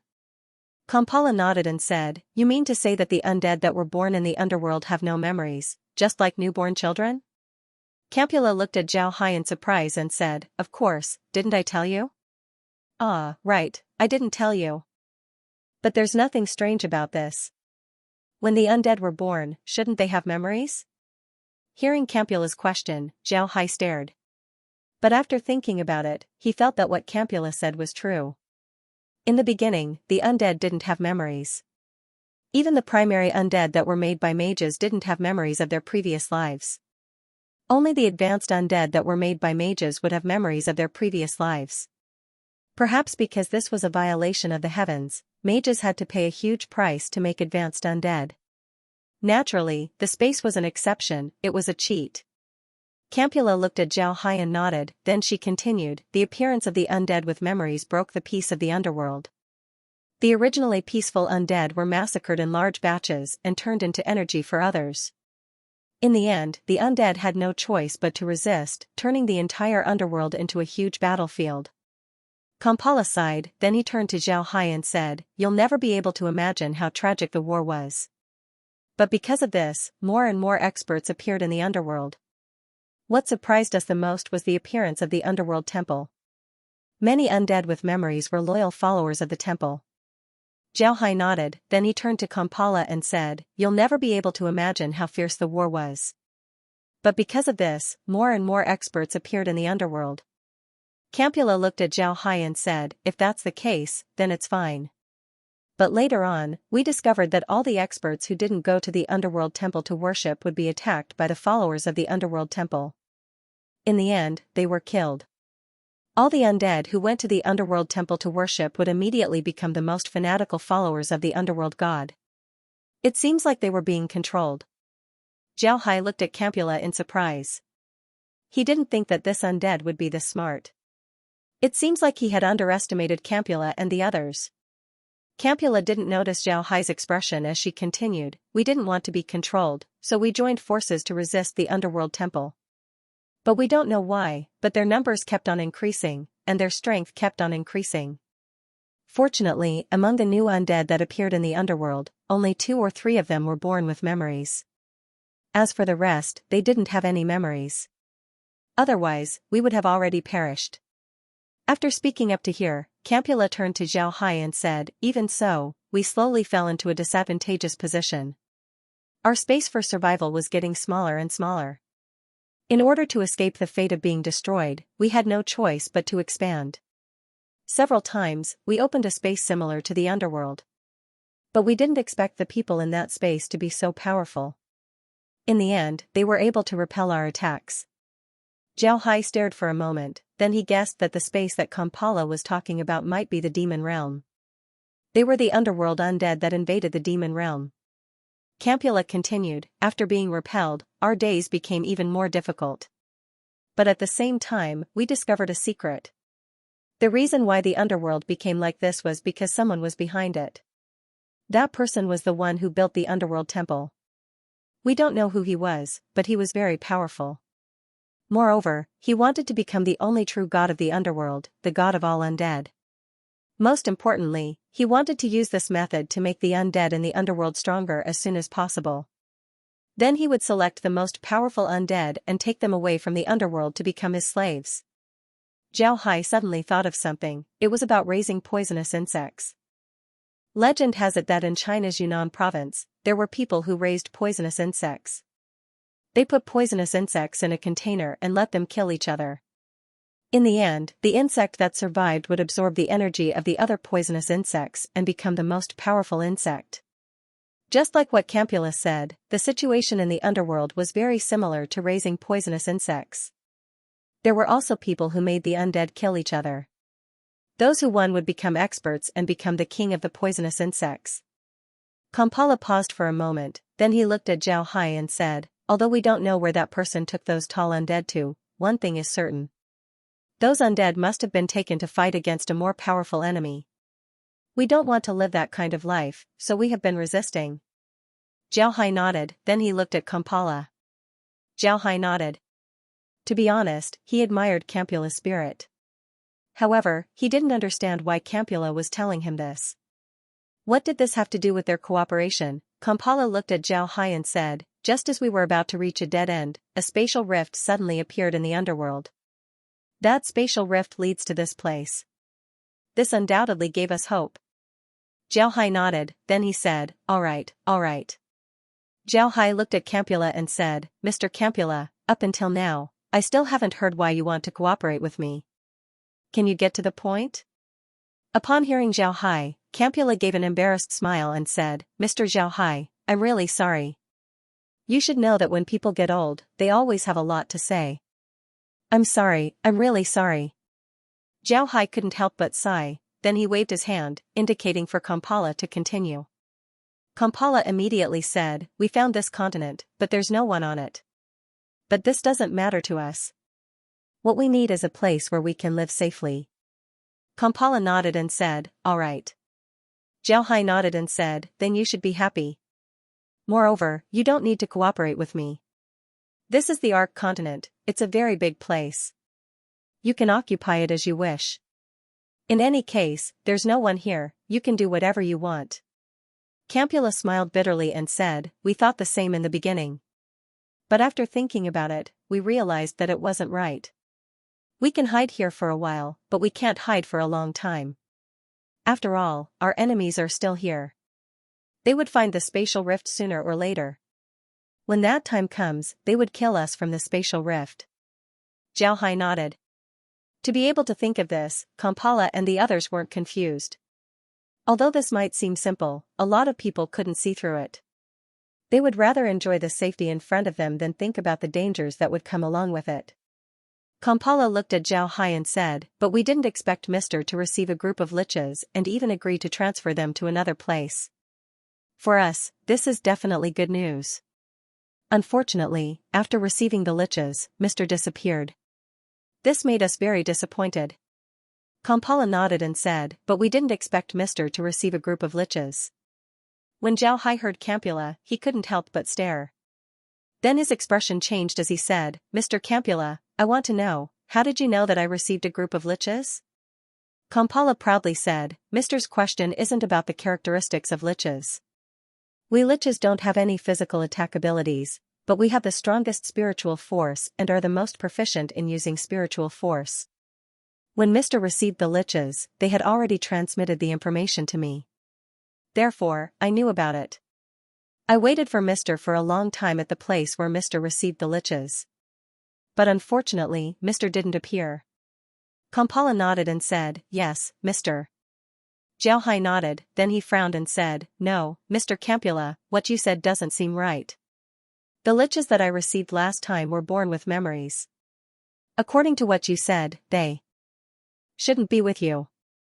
Moreover, they said that the underworld was peaceful. Why did you say that there was a war in the underworld? What's going on?" After saying this, Zhao Hai looked at Campula with cold eyes. Kampala sighed and said, "For them, the underworld is naturally peaceful. Mr., not all undead with memories are bad. Some undead with memories want to live an ordinary life. Therefore, they formed an alliance and didn't participate in the battle between our two sides. They also take care of the undead who don't want to participate in the battle. Because of this, whether it's us or the undead, nobody dares to provoke them. I just happened to have a friendship with a lich, so he told me this news." Zhao Hai nodded, this reason was reasonable. Then he said, "Mr. Campula, how do you want to cooperate with me?" Campula looked at Zhao Hai and said, "Mr., we also want to ask you to take us in. I don't know if Mr. would agree?" When Zhao Hai heard Campula, he couldn't help but raise his eyebrows and said, "Mr. Campula, this doesn't seem to be a cooperation, right? Does your cooperation mean that you want me to take you in?" Campula smiled awkwardly and said, "Mr., actually, we wanted to cooperate with you to deal with the undead. But we also knew that Mr. wouldn't want to get involved, so we didn't say anything. If Mr. takes us in, then it would be another kind of cooperation. We can work for Mr. and be at Mr.'s disposal." Zhao Hai stared, then he looked at Campula with a strange expression and said, "Mr. Campula, I want to ask you, why did you want to cooperate with me to deal with the undead? Do you think that I have that ability?" Kampala nodded and said, "I think you do. When you fought with Old Bones last time, you didn't go all out while Old Bones went all out. Also, when you took away the liches, the ship you used isn't simple. The lich that I'm familiar with said that he felt an aura similar to that of the person from the underworld realm. Therefore, I think that Mr. has the ability to deal with those undead." Kampala nodded and said, "You're right." Zhao Hai stared, he didn't think that the liches that he took in would be this sensitive. It seems like the liches weren't exaggerating when they said that they were the most proficient in using spiritual force. Kampala looked at Zhao Hai's silence and couldn't help but feel uneasy. He was afraid that Zhao Hai would refuse him. Zhao Hai looked at Kampala and smiled, "What if I want to cooperate with you to deal with the undead? Kampala nodded and said, what if I want to cooperate with you to deal with the undead? When Campula heard Zhao Hai, he couldn't help but stare. Mister, are you telling the truth? You really want to cooperate with us to deal with the undead? Zhao Hai smiled faintly and said, right, I want to cooperate with you to deal with the undead. How about it? Do you agree? Campula, Gully, and the others looked at each other and saw a trace of surprise in each other's eyes. They didn't think that Zhao Hai would agree to cooperate with them to deal with the undead. Campula looked at Zhao Hai and said, why did Mr. agree to cooperate with us to deal with them? Zhao Hai smiled faintly and said, it's nothing. I'm just very interested in the person in the dark temple. I want to see what kind of person he is. Campula stared, but he still looked at Zhao Hai and said, is Mr. serious? Zhao Hai smiled faintly and said, of course I'm serious. But we still need to plan for this matter. It would be better if I invite you and your subordinates to come to my place and discuss this matter. How about it? Campula looked at Zhao Hai and said, Mister, what about our old friends? Are they doing well? Zhao Hai smiled and said, they're doing very well. They're very happy right now. Every day, they study magic formations. Besides that, they don't need to do anything else. There's also the war going on, so they're very comfortable. Campula looked at Zhao Hai and said, can I see them? Zhao Hai faintly understood, you can. But I need to call them and see if they're willing to come. You might not know, but they're currently engrossed in studying magic formations. Campula frowned and said, engrossed in studying magic formations? Is that really the case? Zhao Hai smiled and said, what they are researching isn't ordinary magic formations.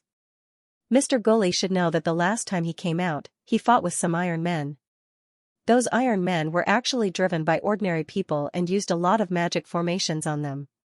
What they are researching are the magic formations on the iron men. Those magic formations are very complex and very esoteric. Since they didn't specialize in magic formations before, it wasn't easy for them to research them. However, they seem to have found something interesting. Therefore, they spent a lot of time researching magic formations every day, reaching a point where they are obsessed with it. Gully smiled and said, actually, I don't think that it's a good idea. Upon hearing Zhao Hai, Campula nodded. In the underworld, if the undead didn't find something to do, then they would be bored to death. In the past, Zhao Hai found something for himself to do.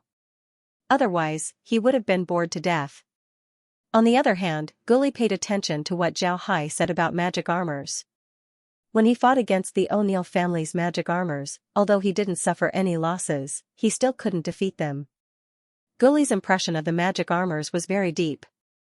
Zhao Hai looked at the group and said, if you can, please wait for a moment. I'll go ask them and see if they're willing to come out. For Campula and the others, time was something they didn't lack. Therefore, they nodded. After that, Zhao Hai's body flashed and entered the space. Zhao Hai knew what Campula and the others were thinking. From what Campula and the others said, they didn't want to submit to Zhao Hai. They just wanted to maintain a cooperative relationship with Zhao Hai. Just like the Thunder Clan and the others, they wanted to maintain a cooperative relationship with Zhao Hai, not a master-servant relationship. Because of this idea, Campula wanted to see the liches that were taken into the space by Zhao Hai. She wanted to see how they were doing. One must know that these liches were willing to submit to Zhao Hai and become Zhao Hai's slaves. What Campula didn't know was that Zhao Hai didn't like the cooperative relationship between Campula and the others. In the face of such partners, Zhao Hai wouldn't be polite. He would certainly scheme against them and make them his subordinates. On the contrary, he would treat his subordinates with the respect of a friend. When Zhao Hai entered the space, Laura and the others immediately greeted him. Laura looked at Zhao Hai and said, Brother Hai, do you really want to deal with the underworld's undead? From what Campula and the others said, it seems like the person in the Dark Temple is also from the Cultivation realm. If that person isn't Lu Wei and we offend him, then once we reach the Cultivation realm, we would have enemies on all sides. Zhao Hai nodded and said, of course I know this. Actually, I'm just saying this to calm their hearts. As long as they enter the space, then everything would be fine. Moreover, to be honest, I don't want to ascend from the underworld. The underworld isn't a good place, it's filled with dark energy. The person who controls the underworld would make the undead kill each other and then choose the stronger ones to become his subordinates. Such a person wouldn't be a good person. If we ascend from the underworld, then even if we don't become enemies with him, he would still become enemies with us. Don't forget, those who ascend from the underworld were chosen by that person. Whether or not he would use his own strength to prevent us from ascending is still unknown. Zhao Hai nodded and said, "That's right, I don't want to ascend from the underworld." Laura and the others knit their brows, then they turned to Zhao Hai and said, "Big brother Hai, if this is the case, then we can only ascend in the divine realm or the Atlanta plane." Zhao Hai smiled faintly and said, "It's still too early to ascend, so we don't need to worry about it. Let's see what the ascension magic armors are like in the Atlanta plane. If we can ascend there, then that would be good. If we can't, then we can only ascend in the divine realm. To be honest, I'd rather ascend in the divine realm and be chased by Lu Wei than ascend in the underworld." Laura nodded and said, "The dark energy in the underworld is too strong. I believe that the people who rule it wouldn't be any better." Big brother Hai's decision is correct. Zhao Hai nodded and said, "The reason why I agreed to deal with the undead in the underworld with Campula and the others was because I wanted to learn more about the cultivation realm from the divine realm. Therefore, there's no need to worry about it." Laura nodded. At this time, the liches that were received by Zhao Hai were now inside the space. When Zhao Hai entered the space, he told Rockhead to summon the liches to the space. And sure enough, they came. When the liches arrived, they didn't look around. The leader of the group bowed to Zhao Hai and said, "I've seen the young master. I don't know what the young master wants us to do.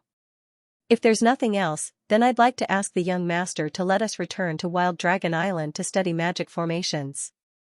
When he heard the lich, Zhao Hai couldn't help but smile faintly and said, "All right, there's no need to rush to study magic formations. I called you here today because an old friend wants to see you. He's Campula. He's currently outside the space and wants to see you. When you arrive, tell him about your situation inside the space." When the old lich heard this, he couldn't help but stare. Then he immediately nodded and said, "So it's Kampala. He's a lich who has been fighting against the underworld god. He's very strong, and he's also very knowledgeable. If he can study magic formations with us, then it would be very beneficial for us." The old lich nodded and said, "Yes." Zhao Hai smiled bitterly and said, "All right, let's not talk about magic formations. Let's go see Campula and the others." Then Zhao Hai waved his hand and led the liches out of the space. Campula was anxiously waiting. Before, they weren't afraid of the passage of time. This was because they hadn't tasted the feeling of waiting. But now, they were waiting. Waiting was different from ordinary time. If waiting was the same as ordinary time, then those with insomnia wouldn't want to commit suicide. Campula and the others didn't know what it meant to be anxious. Now, they finally understood what it meant to be anxious. However, they couldn't find Zhao Hai, nor could they urge Zhao Hai. They could only wait. When Zhao Hai came out of the space, he saw Campula and the others anxiously waiting for him. The liches were right behind Zhao Hai. When Campula saw the liches, she couldn't help but stare. Then she happily went forward and said to the old lich, "Charles, did you really come out to see me?" The Charles that Campula spoke of was the leader of the liches that Zhao Hai received. Zhao Hai didn't disturb the meeting between Campula and Charles, he just stood on the side and looked at the two. Charles looked at Campula and said, "Campula, why do you have so many problems? Are you being paranoid again? Really, I don't want to talk to you anymore.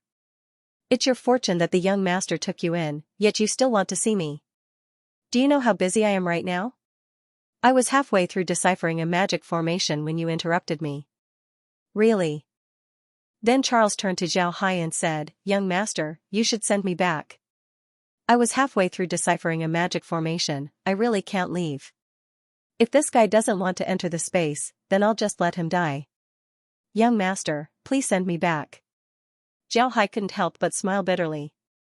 Then he turned to the embarrassed Kampala and smiled faintly, "All right, Charles, you should talk to Kampala. If Kampala didn't call you that, I wouldn't have known your name." Zhao Hai smiled bitterly, then he turned to the embarrassed Kampala and said, "All right, Charles, you should talk to Kampala." Charles smiled embarrassedly and said, "Young master, you can't blame me. I've already forgotten my name. Besides Campula, almost nobody calls me by my name. Zhao Hai smiled and said, alright, since you're old friends, you should have a good chat. I won't bother you. Right, this is for you. With this, you'll know how to entertain Campula and the others. I don't know how to entertain them. Charles looked at the thing that Zhao Hai handed over. It was a token. Naturally, he knew what this token was for. He immediately bowed to Zhao Hai and said, thank you, young master. Zhao Hai smiled faintly, then his figure flashed and disappeared. When Zhao Hai disappeared, Campula immediately turned to Charles and said, Charles, what do you mean by this? Could it be that for your young master, you don't care about our friendship of many years? Charles looked at Campula and said, Campula, I'm doing this for your own good. Don't you know what kind of life you've been living in the underworld? The young master taking you in is a gift. But you still have so many things to do. You even disturbed my research on magic formations. Campula saw that Charles's expression wasn't fake, she couldn't help but stare. Then she looked at Charles and said, Charles, your young master has already left. You don't need to be like this. Why are you still talking like this? Charles looked at Campula, then he suddenly laughed and said, Campula, did you think that the young master wanted me to talk to you like this? No, you're wrong, very wrong. The young master gave us absolute freedom, he didn't care about us. He just wanted us to help him research magic formations. I didn't expect the world of magic formations to be so vast and profound. I've been completely fascinated by the world of magic formations. If you didn't see it with your own eyes, then you wouldn't believe that magic formations can do a lot of things. Campula looked at Charles as if she was looking at a monster. Then she suddenly said, Charles, do you remember the first time we met? When Charles heard Campula's question, he couldn't help but stare. Then he frowned and said, Campula, are you sick? Why are you asking me this? Campula's expression turned cold. Answer my question. When Charles saw Campula's expression, his expression couldn't help but change. Then his face sank as he looked at Campula and said, are you doubting me? Alright, you idiot. You? What right do you have to doubt my ability? Compared to me, you're nothing more than an idiot, a complete idiot. When Campula heard Charles's scolding, his expression softened. Then he looked at Charles and said, so it really was you. But what happened to you just now? Charles looked at Campula and said, what do you think? Are you an idiot?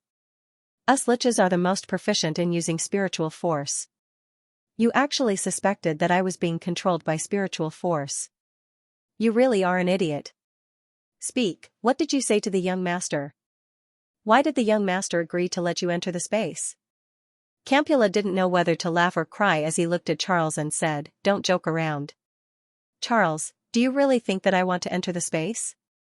I just said that I want to cooperate with Zhao Hai. He took us in and we helped him. We're equal.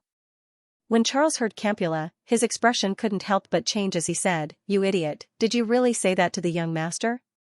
Campula looked at Charles and said, yes. What's wrong with that? We're equal to him. I don't want to be his slave. Charles clenched his teeth and said, you idiot, you think that you're smart, you think that you know everything. Do you know how strong the young master is? Let me tell you, the young master didn't just conquer the Ark continent, he also conquered the demon realm. He even managed to exterminate the divine race, a race that was stronger than the demons. The ship that I saw last time was something that he took from a cultivator. The cultivator from the underworld hall isn't a high-level underworld race, he was just a cultivator. When the young master fought with Goli, he didn't use his full strength, he didn't even use a tenth of his strength. This was because his strength had already reached the threshold of ascension, so he didn't dare use too much of his strength. Zhao Hai nodded and said, that's because the young master didn't use his full strength, he didn't even use a tenth of his strength. This was because his strength had already reached the threshold of ascension, so he didn't dare use too much of his strength. Zhao Hai nodded and said, that's right. The reason why Charles knew about this was naturally because Zhao Hai told him. Zhao Hai wanted to use Charles's mouth to tell Campula about his strength, making them fear him. Zhao Hai was very clear that although Campula and the others said that the underworld was very calm, that was already in the past. After many years of battles, Campula and the others had already lost their calm. They were now just ordinary undead. For these undead, it was impossible to reason with them. You need to make them fear you. Only then would you be able to rule them. Sure enough, after hearing what Charles said, Campula couldn't help but frown.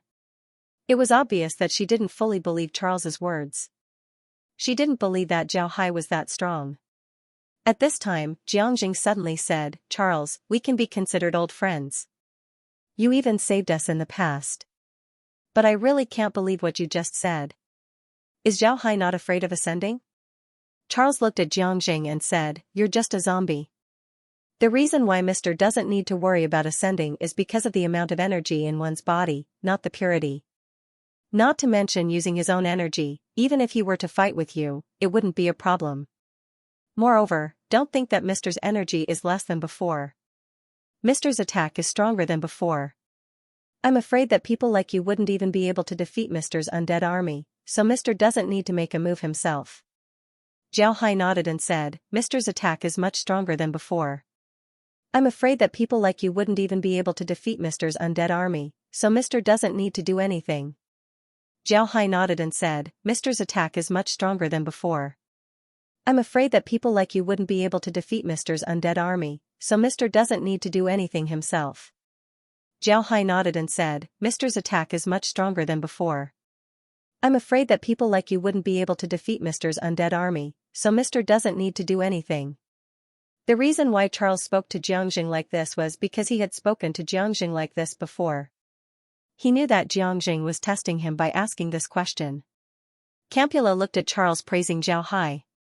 She couldn't help but knit her brows and said, "Don't make Zhao Hai sound so strong. He has an undead army, don't we? Why would we be afraid of him?" Upon hearing Campula, Charles stared, then he suddenly laughed and said, "Campula, I don't want to laugh at you, but how many undead do you have? How many soldiers do you have left? If you don't have enough troops, then I'm afraid that you wouldn't have cooperated with Mr." Campula stared, then her expression changed. She snorted and said, "It's enough to deal with Zhao Hai." Charles couldn't help but laugh. "It's enough to deal with Mr.? Do you know how many undead Mr. has?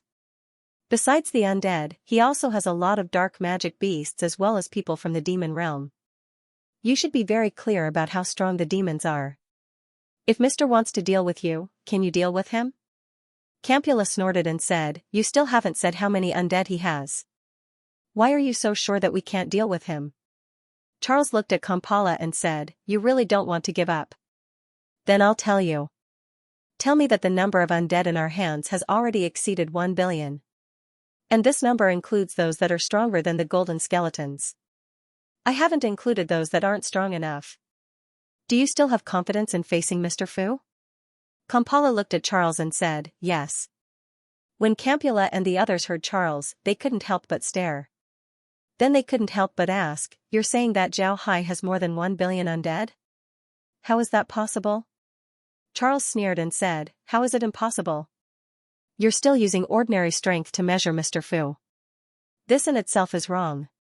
The group didn't say anything, they believed Charles's words. Charles looked at the group and smiled faintly, "I'll take you to a place. When you get there, you'll understand what's going on." Then Charles took out his token and gently swiped it. A spatial rift appeared beside him. Campula and the others looked at the spatial rift and finally decided to go in. But just as they entered the spatial rift, a prompt was heard from the space. Actually, Charles and Campula talked a lot before because of Zhao Hai's instructions. It was Zhao Hai who agreed with him to bring Campula and the others into the space. Zhao Hai wanted to use the space to bring them in, but he didn't succeed. This was because a prompt came from the space, saying that Campula and the others were intelligent creatures and couldn't be forcefully taken in. Thus, Zhao Hai couldn't do anything about it. He could only have Charles use this method to bring Campula and the others into the space. Although Campula and the others were recognized as intelligent creatures by the space and couldn't be directly taken in, it was still possible to trick or capture them into the space. As long as they enter the space, with their special status, the space would immediately subdue them. Sure enough, when Campula and the others entered the space, a prompt was heard. This prompt was nothing more than an abnormal program being discovered and subdued. Zhao Hai discovered that as long as the space wanted to subdue something, there was nothing that couldn't be subdued. But thinking about it, the space was a completely independent world. This world had its own set of laws, and all of these laws existed in order to make Xiao Hai's life better. Under this premise, any situation that was disadvantageous to Xiao Hai wouldn't occur in the space. Sure enough, as soon as Campula and the others were subdued by the space, Xiao Hai immediately took them to the space's villa. Upon arriving at the villa, Campula and the others immediately bowed to Xiao Hai and said, "We have seen the young master." Xiao Hai nodded, then he waved his hand. Guli and Jiangzheng's bodies suddenly changed. Guli's flesh and skin grew out, turning him into a tall and powerful man. On the other hand, Jiangzheng's flesh and blood turned into that of a normal person. However, his skin had a bronze glow to it. His body was still thin, but his fangs and nails had been retracted, making him look like a normal person. Xiao Hai smiled faintly to the three and said, "Have a seat. Tell me about the situation in the underworld. I really want to deal with the person in the dark temple." Campula and Charles floated in the air. Xiao Hai turned his head to Campula and said, "Campula, is the underworld really like what you said?" Campula nodded and said, "Yes, young master. If we really count, then there are 3 forces in the underworld. The first one is the Dark Temple. Most of the underworld's experts are gathered there. Moreover, not only are they active in the underworld, they also want to invade other planes. They are very difficult to deal with. The second force is us. We also have a different name, the Resistance Army. It means that we are resisting the rule of the Dark Temple. The third force is Charles's original force. It's called the Freedom Alliance. It's a loose alliance of people who don't want to participate in the war." Xiao Hai nodded and said, "It's impossible for your organization to only have a few people. If you suddenly become my subordinates, would the people in your organization agree to it? Charles as well, you've been with me for some time now. Would the people in your organization look for you?" Kampala shook his head and said, "Young master, you can rest assured. The 3 forces of the underworld are just a simple calculation. People like us exist in an alliance, it's not convenient for us to command anyone. Because of this, we haven't been able to fight against the Dark Temple." Kampala nodded and said, "Young master, you can rest assured. The 3 forces of the underworld are very simple." Xiao Hai nodded and said, "That's for the best. Bring your subordinates to the space. If you want to cultivate, then go to the hell space. If you don't want to cultivate, then I'll arrange things for you. Right now, I don't have time to go to the underworld. Once I've dealt with the other places, then I'll go to the underworld." Campula nodded and said, "Yes, young master. Young master, the spatial rift in the Ark continent was discovered in my territory. Nobody else knows about it. If the people from the underworld were to know about it, then they would certainly attack the Ark continent. Young master, do you want to make some preparations?" Xiao Hai smiled faintly and said, "Don't worry, as long as they dare to appear in the Ark continent, I'll make sure that they don't return. Kampala, you come with me first. Call your subordinates to the space. Then you can do whatever you want." Kampala smiled faintly and said, "Don't worry." Campula naturally didn't have any objections. Not to mention that she was now completely subservient to Xiao Hai. Even if there was an opportunity in the past, she wouldn't hesitate to agree. She missed the underworld before it became chaotic. That kind of life was what she wanted. Just as Campula said, this spatial rift was his territory. All of the undead here were his subordinates. Campula ordered all of the undead to enter the space. Upon seeing the undead, Xiao Hai couldn't help but be startled. There were humanoid undead as well as beast-shaped ones. Most of them were humanoid, and their strength wasn't bad. There were also a lot of them. This was something that Xiao Hai didn't expect. However, after Xiao Hai received the undead into the space, he immediately had them return to the dark mist. At the same time, he had them keep an eye on the spatial rift. If other forces were to notice it, then they would inform him.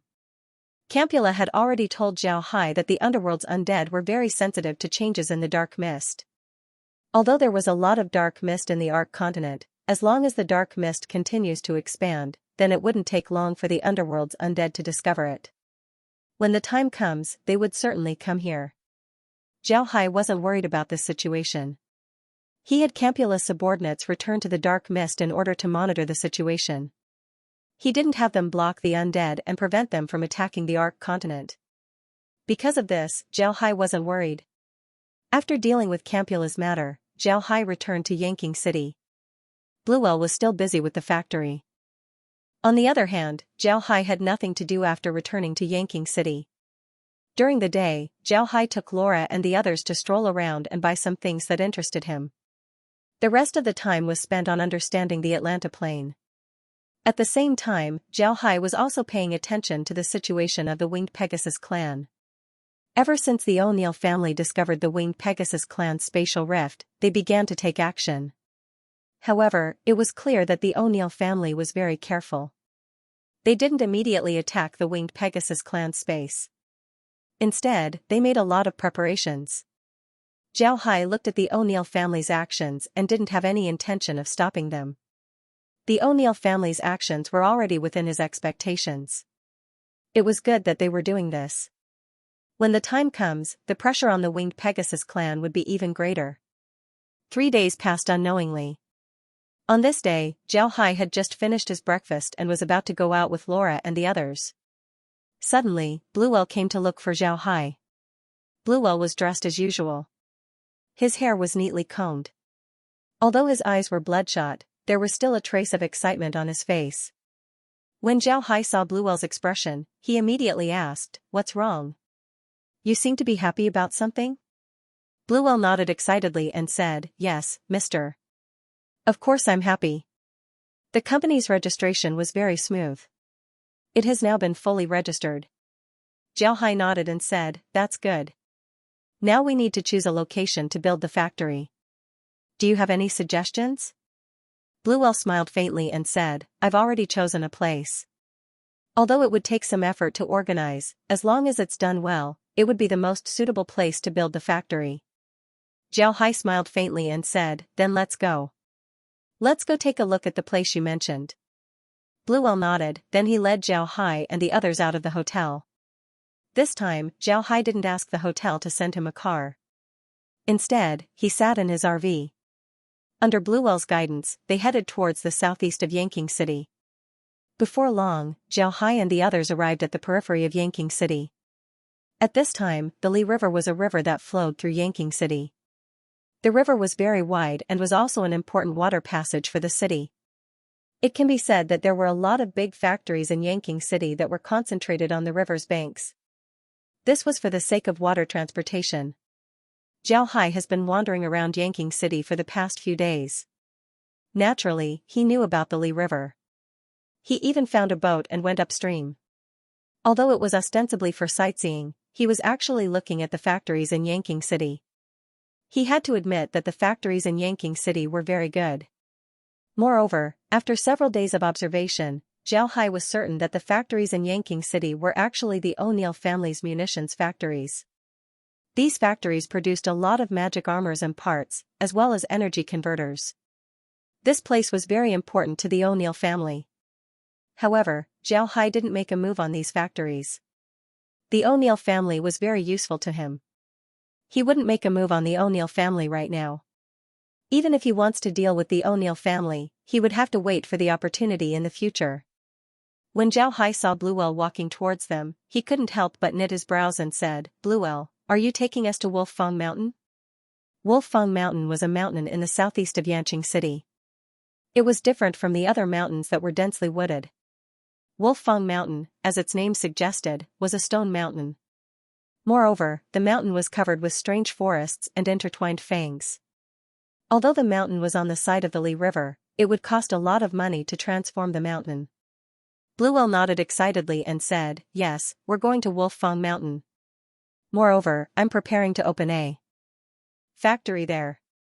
Upon hearing Bluewell, Zhao Hai couldn't help but knit his brows and said, "I've already seen Wolf Ivory Mountain. To be honest, wouldn't it cost a lot of money to transform the mountain?" Bluewell smiled faintly and said, "Actually, everyone was deceived by the Wolf Ivory Mountain's appearance. I've already analyzed the mountain and found out that it wouldn't take a lot of money to transform it. Compared to the mountain's location, the amount of money needed to transform it is negligible." Bluewell smiled faintly and said, actually, everyone was deceived by the appearance of the Wolf Ivory Mountain. Zhao Hai stared and said, oh, is that so? Tell me more about it. Bluewell said, I've been paying attention to the Wolf Fang Mountain for a long time.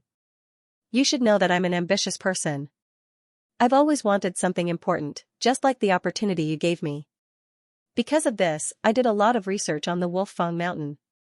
In the end, I came to a shocking conclusion. The Wolf Fang Mountain isn't as bad as it seems. Then Bluewell took out a map from his bag and spread it on the table. Zhao Hai looked at the map and discovered that it was a map of the mountain. However, this map was a bird's-eye view, it was very detailed.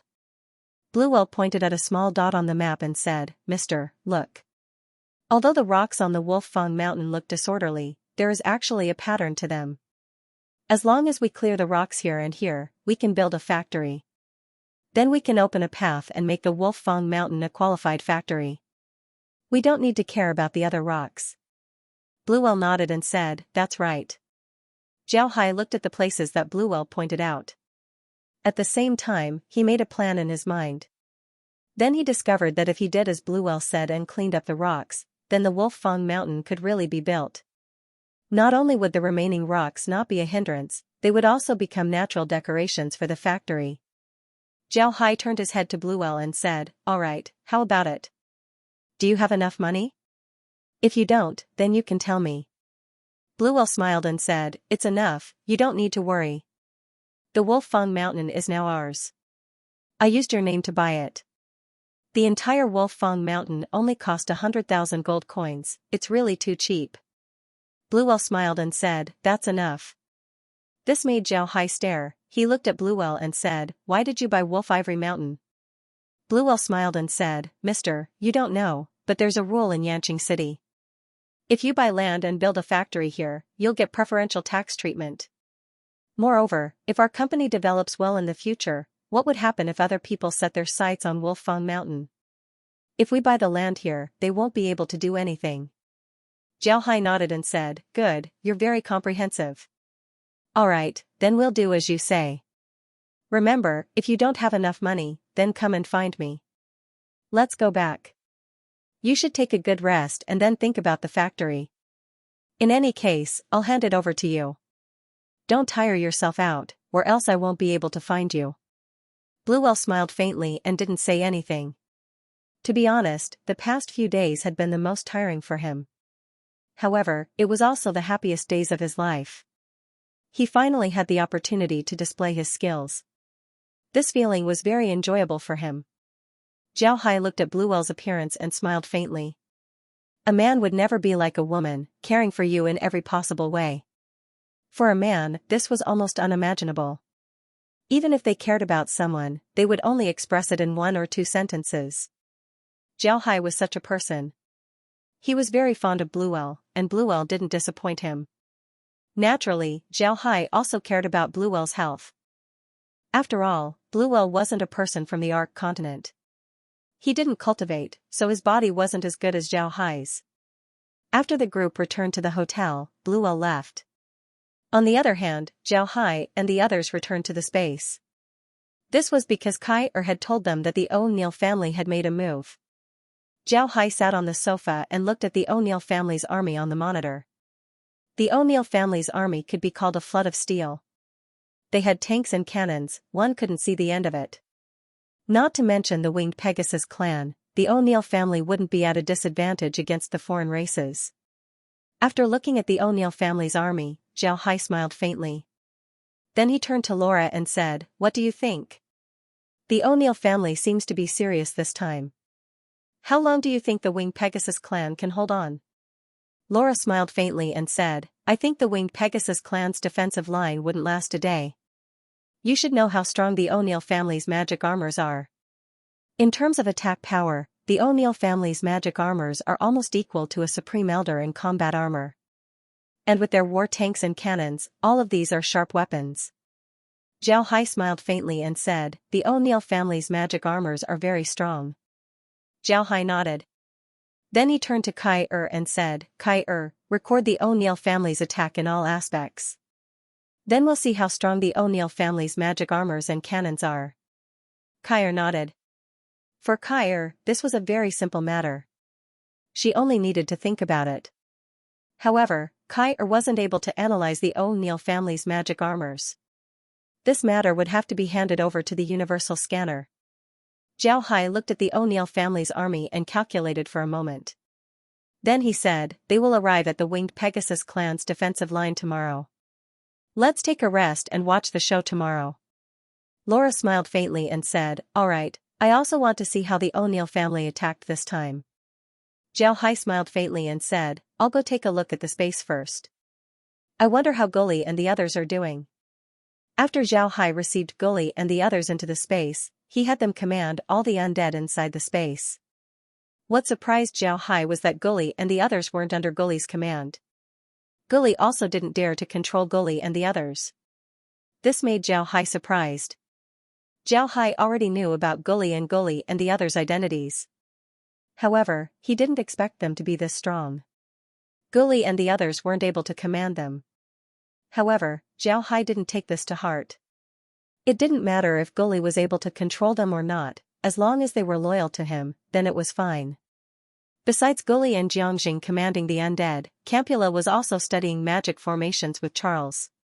Looking at her appearance, Zhao Hai knew that she was also engrossed in her research. Zhao Hai arrived at the hell space and looked at Gully and the others. They seemed to be doing very well. They had also adapted to life inside the hell space. The environment inside the hell space was very similar to the underworld. Their cultivation inside the hell space was almost the same as the underworld. Zhao Hai asked Gully and the others if they wanted to do something else. Perhaps they wanted to be like Campula and study magic formations. Unfortunately, Gully and the others weren't willing. Zhao Hai naturally wouldn't force Gully and the others. In fact, Gully and the others wanting to cultivate was a good thing for Zhao Hai. The stronger they were, the more advantageous it would be for Zhao Hai. Zhao Hai didn't have any reason to disagree. Seeing that everything was normal, Zhao Hai felt relieved. At the same time, the magic formation laboratory of the Berserk Dragon tribe was also normal. The next morning, Zhao Hai and the others woke up early. However, they didn't stay in the hotel today. Instead, they drove their RV outside and found a place where people rarely go. Then they stopped their RV and entered the space. Today, they were going to watch a show. Before long, the situation of the O'Neill family's convoy appeared on the screen. Naturally, they had stopped to rest last night. But even so, they should be able to reach the Winged Pegasus clan's defensive line this morning. Zhao Hai turned to Laura and said, contact Sean and the others. Tell them about the situation here and have them prepare. Laura nodded, then she took out a messenger fish and said, Sean, did you hear me? Shan's voice was immediately heard, yes, mister. Do you have any orders? Zhao Hai took the messenger fish, then he smiled faintly and said, I don't have any orders. I just wanted to tell you that the O'Neill family's army might arrive at your Winged Pegasus clan's spatial rift at 9 o'clock in the morning. You need to be prepared. Sean was silent for a moment. After some time, he said, yes, mister. I understand. Mister can rest assured, I know what to do. Zhao Hai nodded, then he received the messenger fish. Then he turned to Laura and said, Laura, do you think that helping the Winged Pegasus clan was a mistake? Why do I feel that Shan's heart is still heavy? Laura nodded, then she said, indeed. But Brother Hai, you don't need to worry about it. You should know about the Winged Pegasus clan's situation. Just let them go, nothing will happen. Zhao Hai nodded and said, this is the last chance that I'll give them. If they continue to hesitate, then I'll have to give up on Sean as well. Lizzie suddenly said, Big Brother Hai, do you think we should call Faye and the others over to take a look at the situation? In any case, they can be trusted now. Zhao Hai thought for a moment, then he shook his head and said, forget it, now isn't the time to let them know. Even the demons don't know too much about the space's secrets. It's better not to tell them. Lizzie nodded and didn't say anything else. Indeed, the fewer people who know about the space, the better. Although Faye and the others had already entered the space and couldn't leave in the future, for Zhao Hai and the others, the most important secrets of the space should be kept in their own hands. Just as Zhao Hai expected, at 9 o'clock in the morning, the O'Neill family's army had already arrived outside the winged Pegasus clan's spatial rift. With such a large army moving forward, the dust they raised was already several dozen meters high. Naturally, it was impossible for them to hide from the winged Pegasus clan's defensive line. In an instant, the atmosphere in the defensive line became tense. The people from the O'Neill family didn't think about hiding their whereabouts. They knew that they couldn't hide at all. Therefore, they brazenly drove their carriages towards the defensive line. It was clear that they wanted to use force to pressure the defensive line. Using force to oppress others might seem like the stupidest method, but sometimes, it was the most effective method. If one were to describe this method in one sentence, it would be, a heavy sword without a sharp edge, and a great craftsmanship without any work. This was similar to ancient weapons. There were many types of weapons in ancient times. Which type was the most powerful? This had always been a topic of debate. However, it was undeniable that the most powerful weapons in ancient battlefields were heavy weapons. For example, the mace. No matter what you use to block it, once the mace goes down, your entire body would be destroyed. What chance do you have? This was the method that the O'Neill family was using. They were using a powerful force and didn't use any military tactics. They were just rushing forward and slowly pressuring the enemy. However, this method would make it impossible for the enemy to resist. In the face of absolute strength, all schemes and tricks were nothing more than clowns. The O'Neill family was naturally aware of this point. This time, they were using their army to deal with the foreign races. Zhao Hai looked at the screen. He wanted to see what the O'Neill family would do next. At this time, Megan suddenly sighed and said, "I think I understand why the O'Neill family chased after the undead after discovering them. And now they're making such a big move." Megan sighed and said, "I think I understand why the O'Neill family chased after the undead." Zhao Hai looked at Megan and said, "Oh, why?" Megan smiled faintly and said, "Speaking of which, it's because of Brother Hai. When you met Axe, you didn't tell him about the Ark continent. Because of this, Axe thought that the Ark continent was peaceful, and that there was nothing to worry about. Moreover, you said that the strongest people in the Ark continent were 9th ranks. Because of this, Axe decided to invade the Ark continent without any worries. However, when he finally found the Divine Realms undead, how could he let go of this opportunity?" Megan smiled faintly and said, "Actually, it's because of Brother Hai. When you met Axe, you didn't tell him about the Ark continent's situation. Because of this, Axe thought that the Ark continent was peaceful and that there was nothing to worry about. Moreover, you said that the strongest people in the Ark continent were 9th ranks. Because of this, Axe decided to invade the Ark continent without any worries. However, when they finally found the Divine Realms undead, how could they let go of this opportunity?" Megan smiled faintly and said, "Actually, it's because of Brother Hai. When you met Axe, you didn't tell him about the Ark continent's situation. Because of this, they couldn't let go of this opportunity." When Zhao Hai and the others heard Megan, they nodded. They also thought that Megan was right. Megan looked at the group and said, "Besides this, the O'Neill family didn't manage to gain any advantage in the battle against the Underworld's undead. This had a huge impact on their morale. Because of this, they urgently hope for a big victory in order to boost their morale. Because of this, they can only succeed in dealing with the Winged Pegasus clan." Zhao Hai nodded and said, "That makes sense. But this is even better. Ha ha ha. I want to see how the Winged Pegasus clan would react when they see the O'Neill family's attack." Laura smiled faintly and said, "I think they would use the same method as the Taurus continent's spatial rift. First, they would use their cannons to attack. Then they would use their war tanks and magic armors to attack." Zhao Hai nodded and said, "Although this method looks a bit old-fashioned, you have to admit that it's the best way to deal with the O'Neill family's magic armors." The group nodded. At this time, the O'Neill family had already prepared nearly 1,000 cannons. They didn't hide the cannons as they just positioned them outside the Winged Pegasus clan's defensive line. One could even see the O'Neill family adjusting the cannons from the Winged Pegasus clan's defensive line. Contempt, this was naked contempt. The Winged Pegasus clan's defenders were angered. Before long, a group of 10,000 Winged Pegasus cavalry rushed out from the defensive line and directly attacked the O'Neill family's cannons. Inside the defensive line, There were a lot of winged Pegasus clansmen who came in contact with the O'Neill family back in the Taurus space. They were very clear about the might of the cannons. Because of this, aside from teaching the O'Neill family a lesson, they also wanted to destroy the cannons. However, while wishes were good, reality was cruel. Just as the winged Pegasus cavalry flew out from the defensive line, 500 magic armors immediately flew out from the O'Neill family's side. These magic armors went straight towards the winged Pegasus cavalry. The winged Pegasus cavalry were surprised to find out that the speed they were so proud of couldn't be compared to these clumsy iron men. The 500 magic armors were like arrows as they flew towards the winged Pegasus cavalry. The winged Pegasus cavalry were veterans. Therefore, they immediately responded by taking out the blood lightning javelins that Zhao Hai gave them to counterattack. However, these people still lacked the experience of facing the magic armors head-on. Therefore, their response was lacking. Just as the winged Pegasus cavalry took out their javelins, the magic armors immediately launched their bombs. These bombs directly exploded in the middle of the winged Pegasus cavalry. In just a short time, the entire winged Pegasus cavalry was in chaos. About 1,000 people were killed in the explosion. This showed how overbearing these bombs were.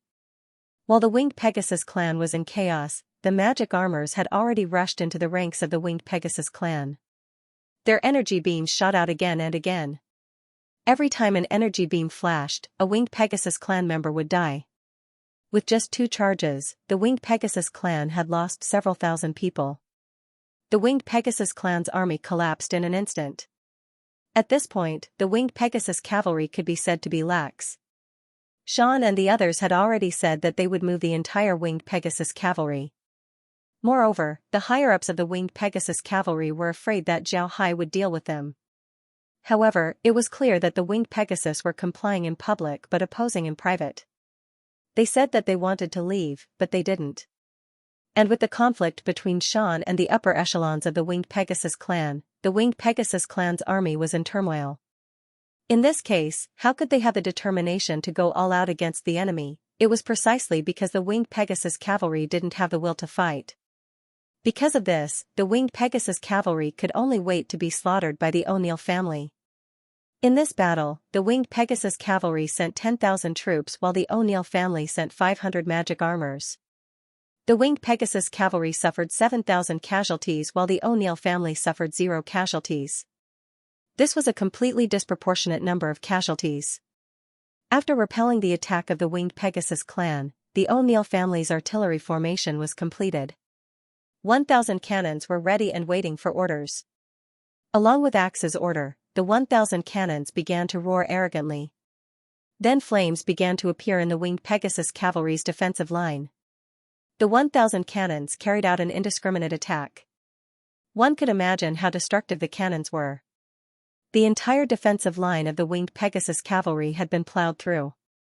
The 1,000 cannons didn't stop after a single volley. Instead, they fired 10 volleys. The winged Pegasus cavalry's defensive line was completely wiped out 5 times.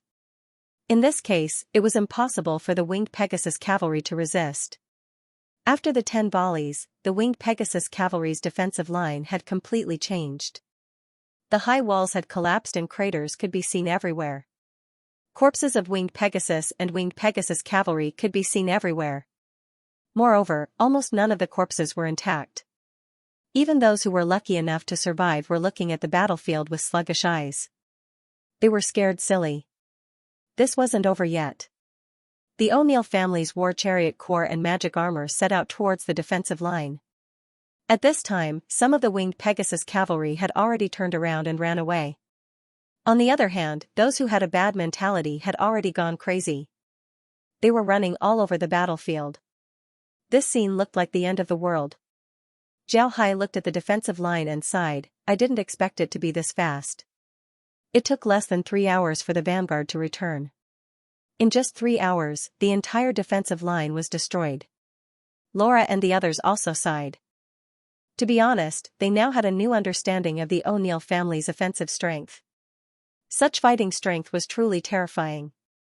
Zhao Hai turned his head to Laura and said, "All right, Laura, send a letter to Xian. Tell him about the situation here. Meg, go get something to eat." It's time for lunch.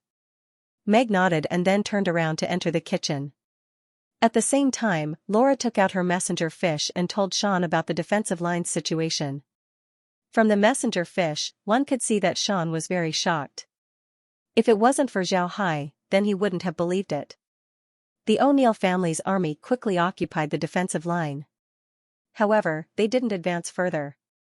Instead, they cleared the area of the defensive line and rested there. To be honest, Axe didn't think that the operation would go this smoothly. He didn't think that the enemy would be eliminated this quickly. Although the attack on the Taurus continent's defensive line was very smooth, Axe understood that this was because the enemy had given up on the defensive line. There was nothing for the O'Neill family to show off. However, this time was different. This time, the enemy was fighting against the enemy. It wasn't that the defensive line didn't have any enemies. Instead, there were a large number of enemies that were eliminated. This made the O'Neill family very happy. However, Axe was still surprised by the strength of the winged Pegasus cavalry. He didn't expect them to be this weak. Too weak, the winged Pegasus cavalry had fought against the undead before. Whether it was offense or defense, the undead were stronger than the winged Pegasus cavalry. Because of this, Axe thought that the winged Pegasus cavalry were just as strong as the undead. However, when he fought against them, he discovered that the winged Pegasus cavalry's fighting strength was far worse than the undead. George stood by Axe's side, looking at the battlefield with an excited expression. He discovered that he was very lucky. He didn't think that the attack would go this smoothly. To be exact, he didn't think that Axe would be the one leading the attack. Although Axe was the O'Neill family's young lord, he didn't have any military exploits. He also didn't participate in many battles. His ability to command in battle wasn't good. And now that the O'Neill family had shifted their focus to this place, they shouldn't have sent the inexperienced Axe. However, nobody thought that the O'Neill family's patriarch would actually appoint Axe as the commander-in-chief of this battle. This gave George an opportunity to show his face in front of Axe. Back in the Taurus continent, although George made a beautiful battle plan, it was useless in the end. Although this matter made Axe value George a lot, George still felt that he could do better. He felt that if the enemy was present, then he would have been able to eliminate them. George thought that if the enemy was present, then he would have been able to eliminate them. And this time's attack plan was also made by him. So far, the plan had been very successful. This was the reason why George was happy. Just as George was feeling happy, Axe suddenly said, "George, you did well, very well.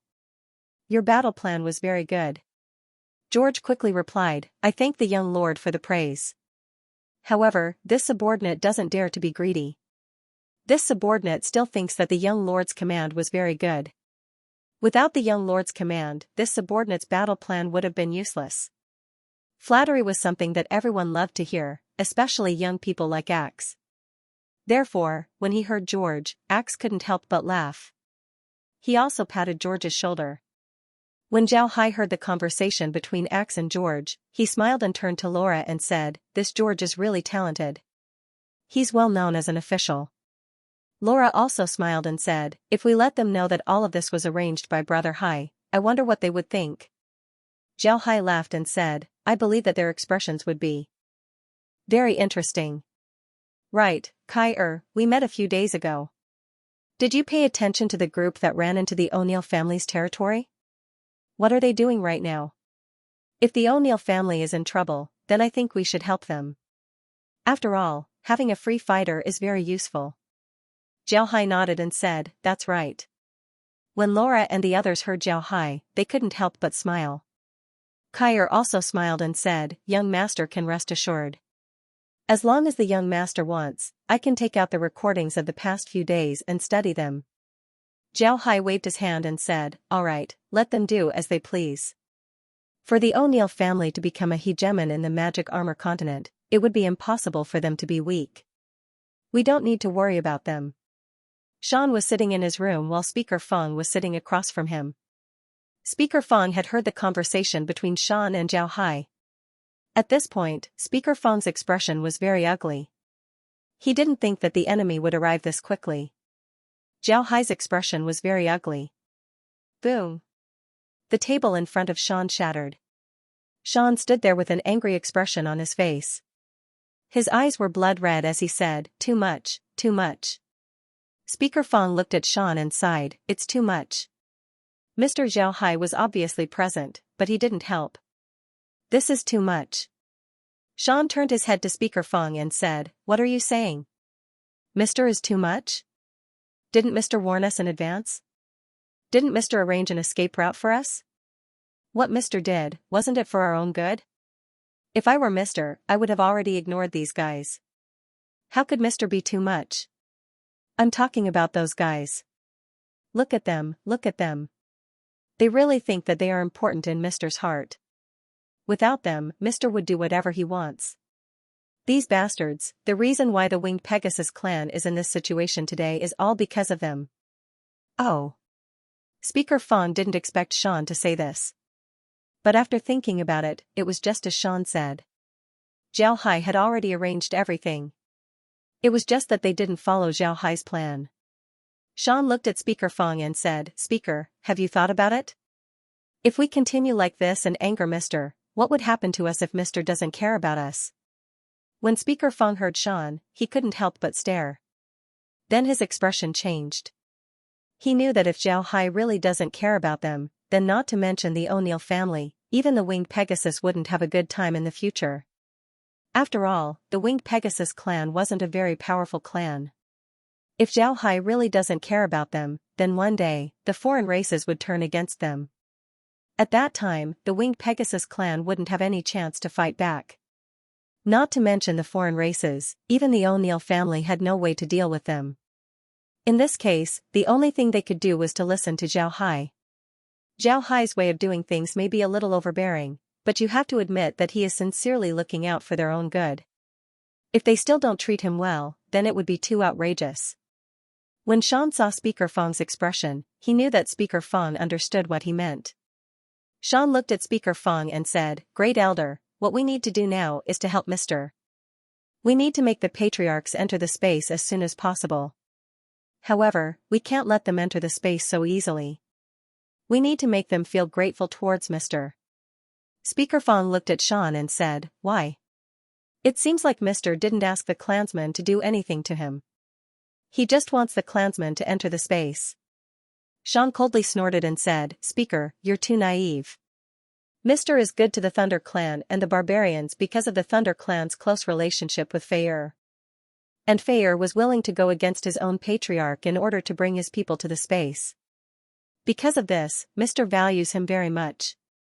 At the same time, the barbarians moved to the space. This was what Mr. wanted to see the most. Naturally, he would look at the barbarians more highly. But what did our Winged Pegasus clan do? Of the three clans, the one who opposed Mr. the most was our Winged Pegasus clan. Later on, those fellows pretended to agree with Mr. and then went against him. Let me ask you, if you were Mr., would you forgive those fellows? Does the Winged Pegasus clan have any use for Mr.? Does Mr. have any reason to save us? Speaker Fong didn't say anything, he knew that Sean was right. However, he still wanted to know why Sean wanted the clansmen to be grateful to Zhao Hai. Sean sighed and said, "Our clansmen have already angered Mr. The two messages that Mr. received are also two warnings. If our clansmen continue to provoke him, then it wouldn't be as simple as him not helping us. But at the same time, Mr. is also a very sentimental person. As long as our clansmen are grateful to Mr., then they would treat Mr. with respect. Mr. wouldn't have the heart to watch our clansmen suffer. Moreover, Speaker, don't forget where we're going. We're going to Mr. Space. There, Mr. is in charge of everything. If our clansmen continue to be disrespectful to Mr., then I'm afraid Mr. would only need a thought to exterminate our Winged Pegasus clan. Mr. wouldn't be able to do anything to Mr." Upon hearing Sean, Speaker Fong's expression changed. He knew that what Sean said was true. If what Speaker Fong said was true, then if their clansmen weren't grateful to Zhao Hai, then even if they enter the space, they would still be exterminated by Zhao Hai's people sooner or later. After thinking about this, Speaker Fong couldn't help but let out a long breath. Then he nodded and said, "All right, then we'll do as you say." "What do you want to do?" Sean sneered and said, "Didn't those people think that they were strong? Didn't they think that Mr. was deceiving them? Alright, let's have them experience the O'Neill family's cannons. Perhaps when they realize that they were wrong, they would understand how much Mr. has done for us. Upon hearing Sean, Speaker Fong stared for a moment before he nodded. He knew what Sean meant. It seems like Sean was going to deal with those disobedient fellows this time. Speaker Fong looked at Sean and said, "Then what do we do next?" Sean smiled faintly and said, "Have someone change the table. We'll wait here. Aren't they very strong? Let's see if they can save me one day. I'll learn from them. If they drag it out, then I'll drag it out too." Speaker Fong knit his brows and said, "But a lot of people will die." Sean coldly snorted and said, "That's what they asked for. To be honest, I don't think of them as my clansmen anymore. I helped them in the beginning because they were my clansmen. But what happened later? When I needed them, what did they do? Let me tell you, only those who have entered the space are our clansmen. As for the others, if we don't teach them a lesson, then they would never know who's in charge of this world." Speaker Fong sighed and didn't say anything. He knew that Sean was holding his breath. To be honest, Speaker Fong was also holding his breath. His clansmen had gone too far this time. Sean looked at Speaker Fong, then he suddenly said, "Come, clean the room and bring me a new table." The people outside the door immediately complied. 2 people came in and cleaned up the room. Then they brought a new table for Sean before they left. These 2 people were Speaker Fong's subordinates and were absolutely loyal. At this time, Sean could only trust them. Only these people were willing to work for Sean. This was what made Sean angry the most. His clansmen had sealed off Sean. Ordinary clansmen simply didn't listen to Sean's orders. They didn't even come in contact with Sean. What's more, some clansmen didn't even provide them with living materials. If it weren't for the Imperial Palace having a lot of living materials, then Sean and the others might not even be able to eat. In the face of this situation, even if Shan's temper was good, he would still be angry. Everything he did was for their own good, but they treated him with such an attitude. How could Sean not be angry, seeing that everything was packed up? Sean suddenly turned to Speaker Fong and said, "Speaker, let's go to the space and have a good meal with Fei and the others. I haven't been able to eat or sleep well in the past few days. I've been angered to the point that I'm full. Let's see who will be the one getting angry in the coming days." Speaker Fong also thought it through. In any case, things have already developed to this point, there's no point in thinking about anything else. They can only follow their plan.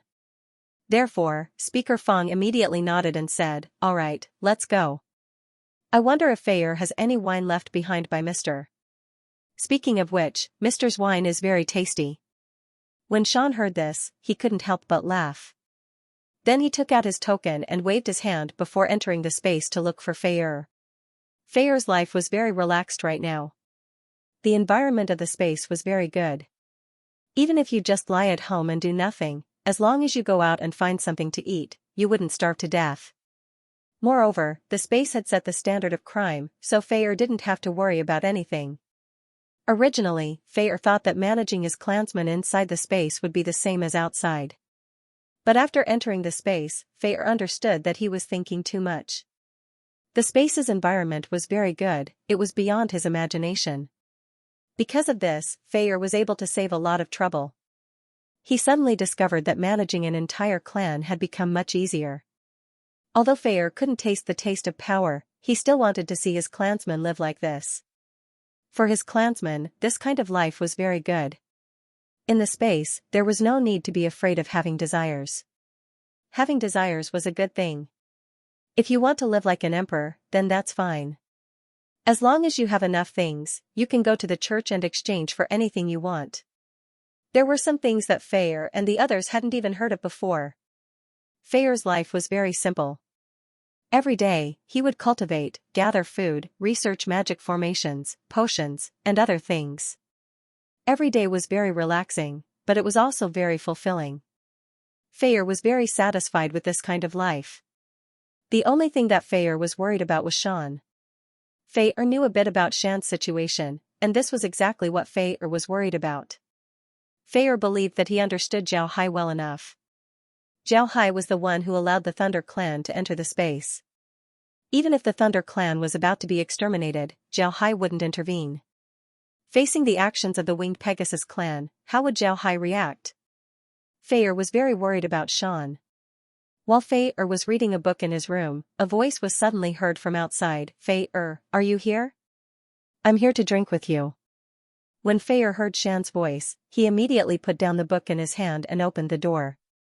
Seeing Shan and Speaker Feng, Fei immediately said, "How come you have time to come here? Come in." Then he invited Shan into the room.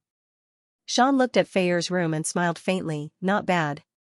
You've only been here for a few days and you're already living in such a place. One couldn't blame Shan for saying this. The house that Fei was currently living in was very good. His house was a villa. It wasn't very big and only had 5 or 6 rooms. However, it was still very exquisite. Upon hearing Shan, Fei couldn't help but smile and said, "I used gold coins to exchange for this house. In the space, if you want a house, as long as you have enough gold coins, you can go to the church and exchange for it. This is how I got it." Shan looked at the house curiously. The house was very well built. Not only was it very beautiful, the interior decoration was also very good. It gave people a feeling of elegance and refinement. One must know that it wasn't easy to do this. Fei and the others were from the Thunder Clan. They were very tall. It would take a lot of effort to make their house beautiful. After Fei invited the two to sit down, he looked at Shan and said, "Shan, how come you have time to come here? Did something happen in your clan again? Do you need my help? If you need it, I can just give you a call." Shan shook his head and said, "It's fine, don't get too excited. I came here today to drink with you. Just prepare some food and wine." When Fei heard Shan, he couldn't help but stare. However, he still smiled and said, "Of course, drinking isn't a problem. But it seems like you have something good to say. What's the matter?" Fei looked at Shan and couldn't help but smile. "Let's hear it." Shan smiled faintly and said, "The O'Neill family's magic armors have already reached the Winged Pegasus clan space. They have already repelled the defensive line of the spatial rift. War has already broken out." If other people saw Shan talking about this matter with a smile, then they would certainly think that he was crazy. Who would laugh and talk about the destruction of their clansmen? However, Fei understood the situation of the Winged Pegasus clan. He knew why Shan had such a reaction. Some time ago, Shan came to the space and asked Fei to prepare some fresh vegetables. This was because his clansmen refused to sell them to him. When Fei heard Shan's request, he couldn't help but be shocked. Fei didn't expect Shan to be so miserable that he couldn't even eat fresh vegetables. This made Fei very angry with the Winged Pegasus clan. Fei, Shan, and Ding had a very good relationship. The three of them fought side by side. This was a friendship forged through life and death. When Fei heard that his companion had suffered such grievances, he almost went to find Ding and have the two clans send troops to deal with the Winged Pegasus clan. However, in the end, Fei stopped them. Now that he heard Shan's words, Fei immediately understood what Shan meant. He looked at Shan and said, "So you're going to be able to hold your head high? Then it's time to celebrate." Shan laughed and said, "Fine, Ding as well. Let's have a good drink. I came to the space in order to hide from my clansmen. Didn't they want to make me a mere figurehead? Alright, then I won't do anything. If they have the ability, then let them deal with it." Fei laughed and said, "Good kid, you've finally thought it through. Call Ding, I'll go get something to eat. I don't have anything good to eat here. I'll go to the church and exchange for some. The food there is delicious." Speaker Feng looked at Fei in surprise and said, "You can exchange for food there?" Fei laughed and said, "Besides people, there are very few things that you can't exchange for. I'll be taking my leave." Then Fei's figure flashed as he left the room. At this time, Shan took out his messenger fish and called Ding over. Ding's current life was very relaxed. Although the barbarians were warlike, this didn't mean that they were stupid. In fact, they weren't stupid, they just had a straightforward temperament. In the space, the barbarians, the Thunder Clan, and the Winged Pegasus clan lived together. There was no longer a clear division between the three clans. In the past, the three clans fought side by side. Now that they were in this space, everyone's lives were much better. Naturally, there was no need to divide the clans. Because of this, Ding's residence wasn't far from Feier's. Not long after Feier returned to his room with the food and wine, Ding arrived. After Ding learned about what happened to the Winged Pegasus clan, he couldn't help but feel happy for Sean. While the group was happily drinking, they didn't know that the Winged Pegasus clan was currently in an uproar. Since the Winged Pegasus clan was attacked by the 9 Supreme Elders, they had become like birds that were startled by the mere twang of a bough. Because of this, they arranged some surveillance points behind the defensive line. As long as the defensive line was attacked, these surveillance points would immediately send news back to the clan. These surveillance points were equipped with messenger fishes. Because of this, the news of the defensive line being destroyed was quickly passed back to the clan. Many of the higher-ups of the clan immediately received this news. When these people heard this news, they were shocked. They didn't think that Zhao Hai was telling the truth. Someone was really going to invade them. Just like what Sean said before, these people had turned Sean into a mere figurehead. No matter what happens in the Winged Pegasus clan, Sean could only sit in the palace and do nothing. It can be said that Sean wasn't even a puppet. At the very least, a puppet wouldn't be viewed as an enemy by their own clansmen. On the other hand, Sean was being viewed as an enemy by the entire Winged Pegasus clan. This wasn't a good feeling. The Winged Pegasus clan's vice speaker, Feng Lei, was currently sitting in his study. Inside his room were many other Winged Pegasus clansmen. These people were the higher-ups of the Winged Pegasus clan. Some were counselors, some were generals, and some were city lords. It can be said that these people were the true rulers of the Winged Pegasus clan. Feng Lei was one of Yifei's loyal subordinates. If he didn't keep Speaker in check, then Speaker's control over the council wouldn't have been reduced. After Yifei was killed by Zhao Hai, Feng Lei was the first to propose a delaying tactic. He was also the one who took Shan's position. Feng Lei looked like he was in his 50s today. His hair was a little white, but there weren't many wrinkles on his face. His white hair added a hint of a mature man's charm.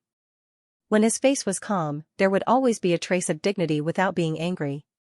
At this moment, Feng Lei's face sank. He looked at the people in the room and said, "Everyone already knows about the news." Just like what Zhao Hai and Shan said, an army from the outer space had invaded the Winged Pegasus clan. Moreover, in just 3 hours, they managed to break through the defensive line of the Winged Pegasus clan. "Everyone, what do you think?" Zhao Hai nodded. The people in the room looked at each other in dismay. They didn't know what to say. The other party's fighting strength was beyond their expectations. 200,000 people in 3 hours. Even the supreme elders of the divine race weren't able to do this.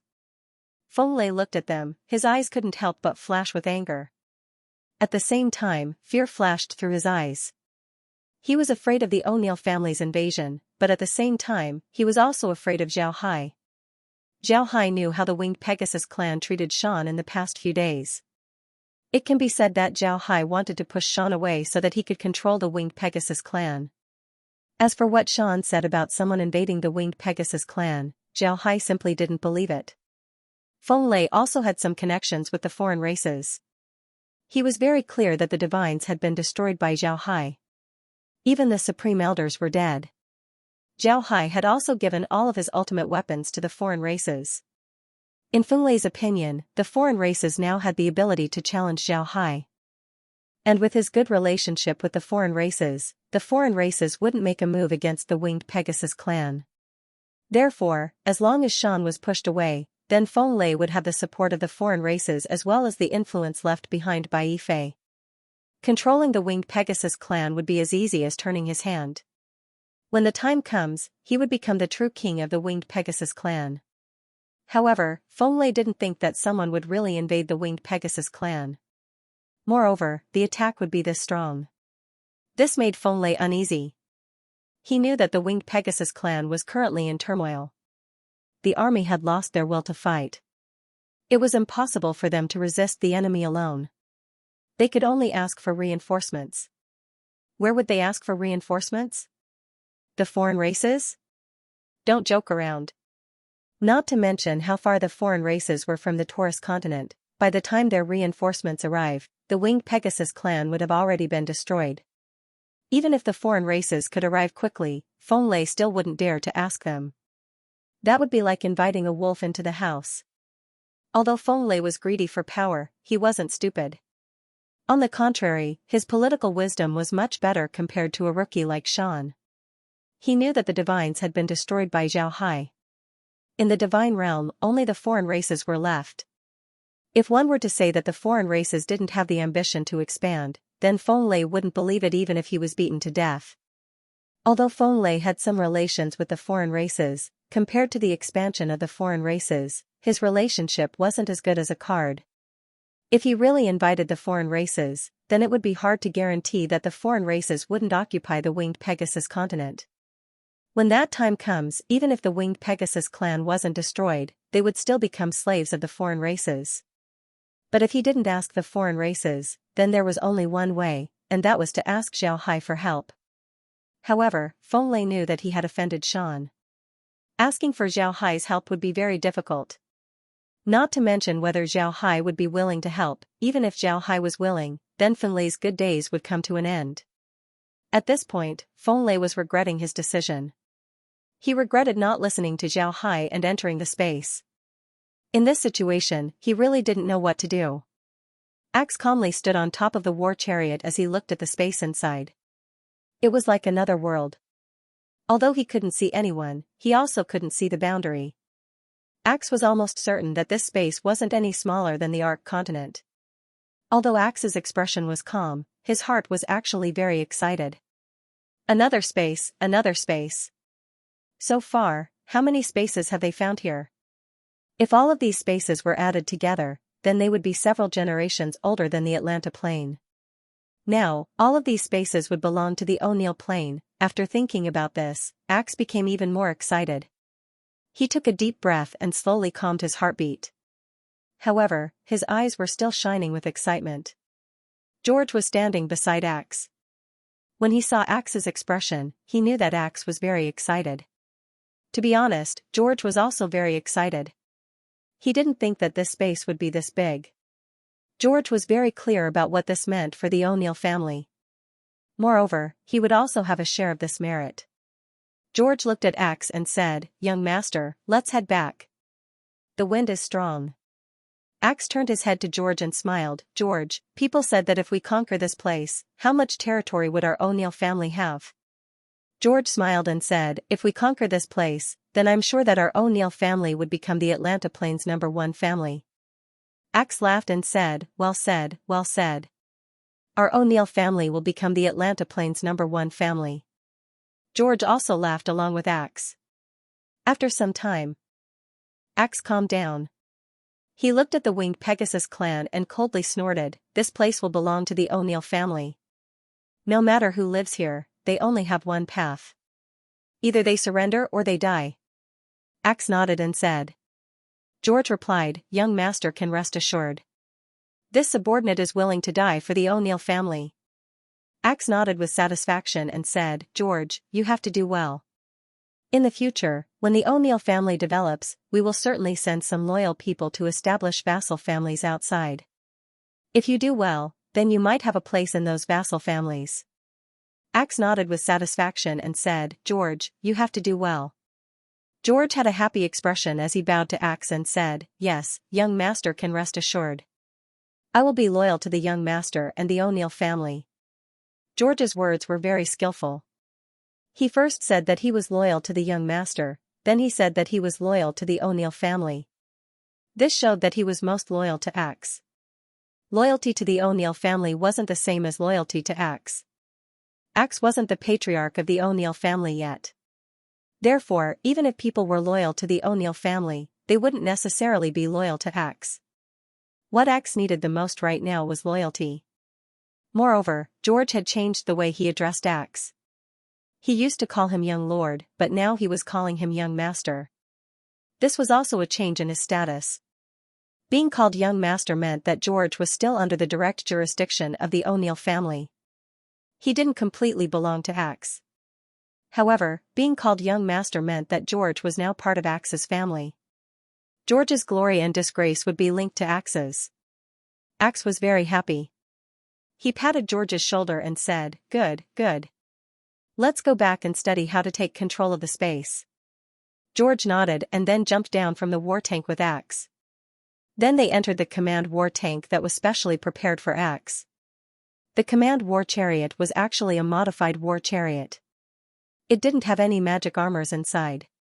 Instead, it was designed to look like a room. It allowed the commander to conduct research inside. It was just like an RV. Although it wasn't as comfortable as an RV, it was still much safer. Axe returned to the command war tank along with George. At this point, George had become Axe's most trusted subordinate. And with George's ability as a strategist, Axe valued him very much. When the two arrived at the command vehicle, George immediately poured a glass of water for Axe. Axe looked at the half-drawn map on the table and frowned. "George, look at this map. This map only shows the areas that we've scouted. We found some surveillance points from the space, but they've been removed by us. However, I'm sure that the space's people already know that we're here. What do you think?" Axe looked at Zhao Hai and said, "What do you think?" Zhao Hai nodded. "What do you think?" George looked at the map and said, "Young master, we don't know much about the space. But from what I can see, the people in this place aren't very strong. We have the ability to deal with them. Because of this, we shouldn't care about what the other party does. Instead, we should think about what we should do." Axe raised his eyebrows and said, "Oh, tell me more about it." George nodded and said, "Yes, young master. Young master, our O'Neill family is very strong, much stronger than the other party. However, we still have to be careful. After all, this is the other party's domain.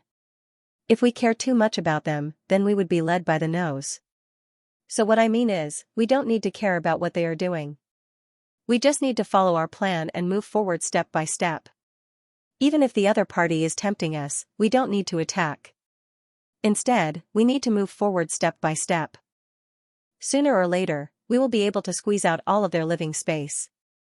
At that time, they would have no choice but to come out and fight us." When Axe heard George, he couldn't help but knit his brows and said, "But this way, we would need to spend more time to deal with them. This is a very stupid method." George nodded and said, "Yes, young master, this is a very stupid method. But young master, we are currently fighting an enemy that we don't understand at all. We don't know how strong they are, we don't know how they fight, we don't even know what their strongest weapon is. The only thing we can be sure of right now is that they have a warrior's cultivation method. They also have flying magic beasts.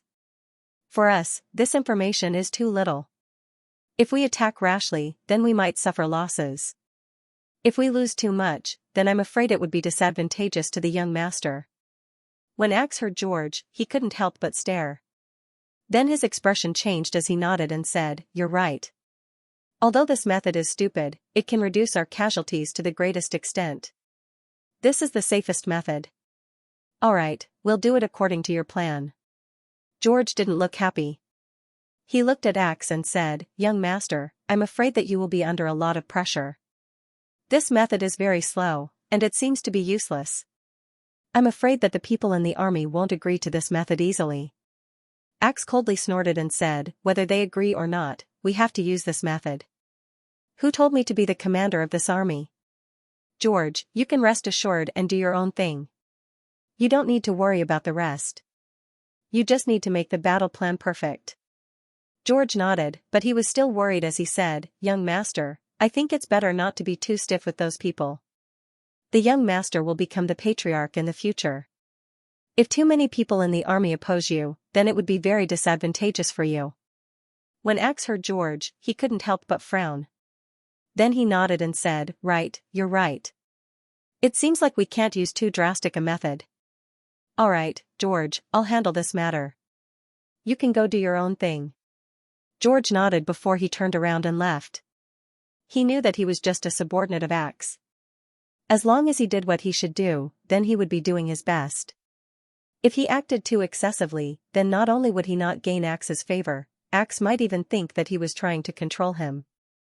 This would be troublesome.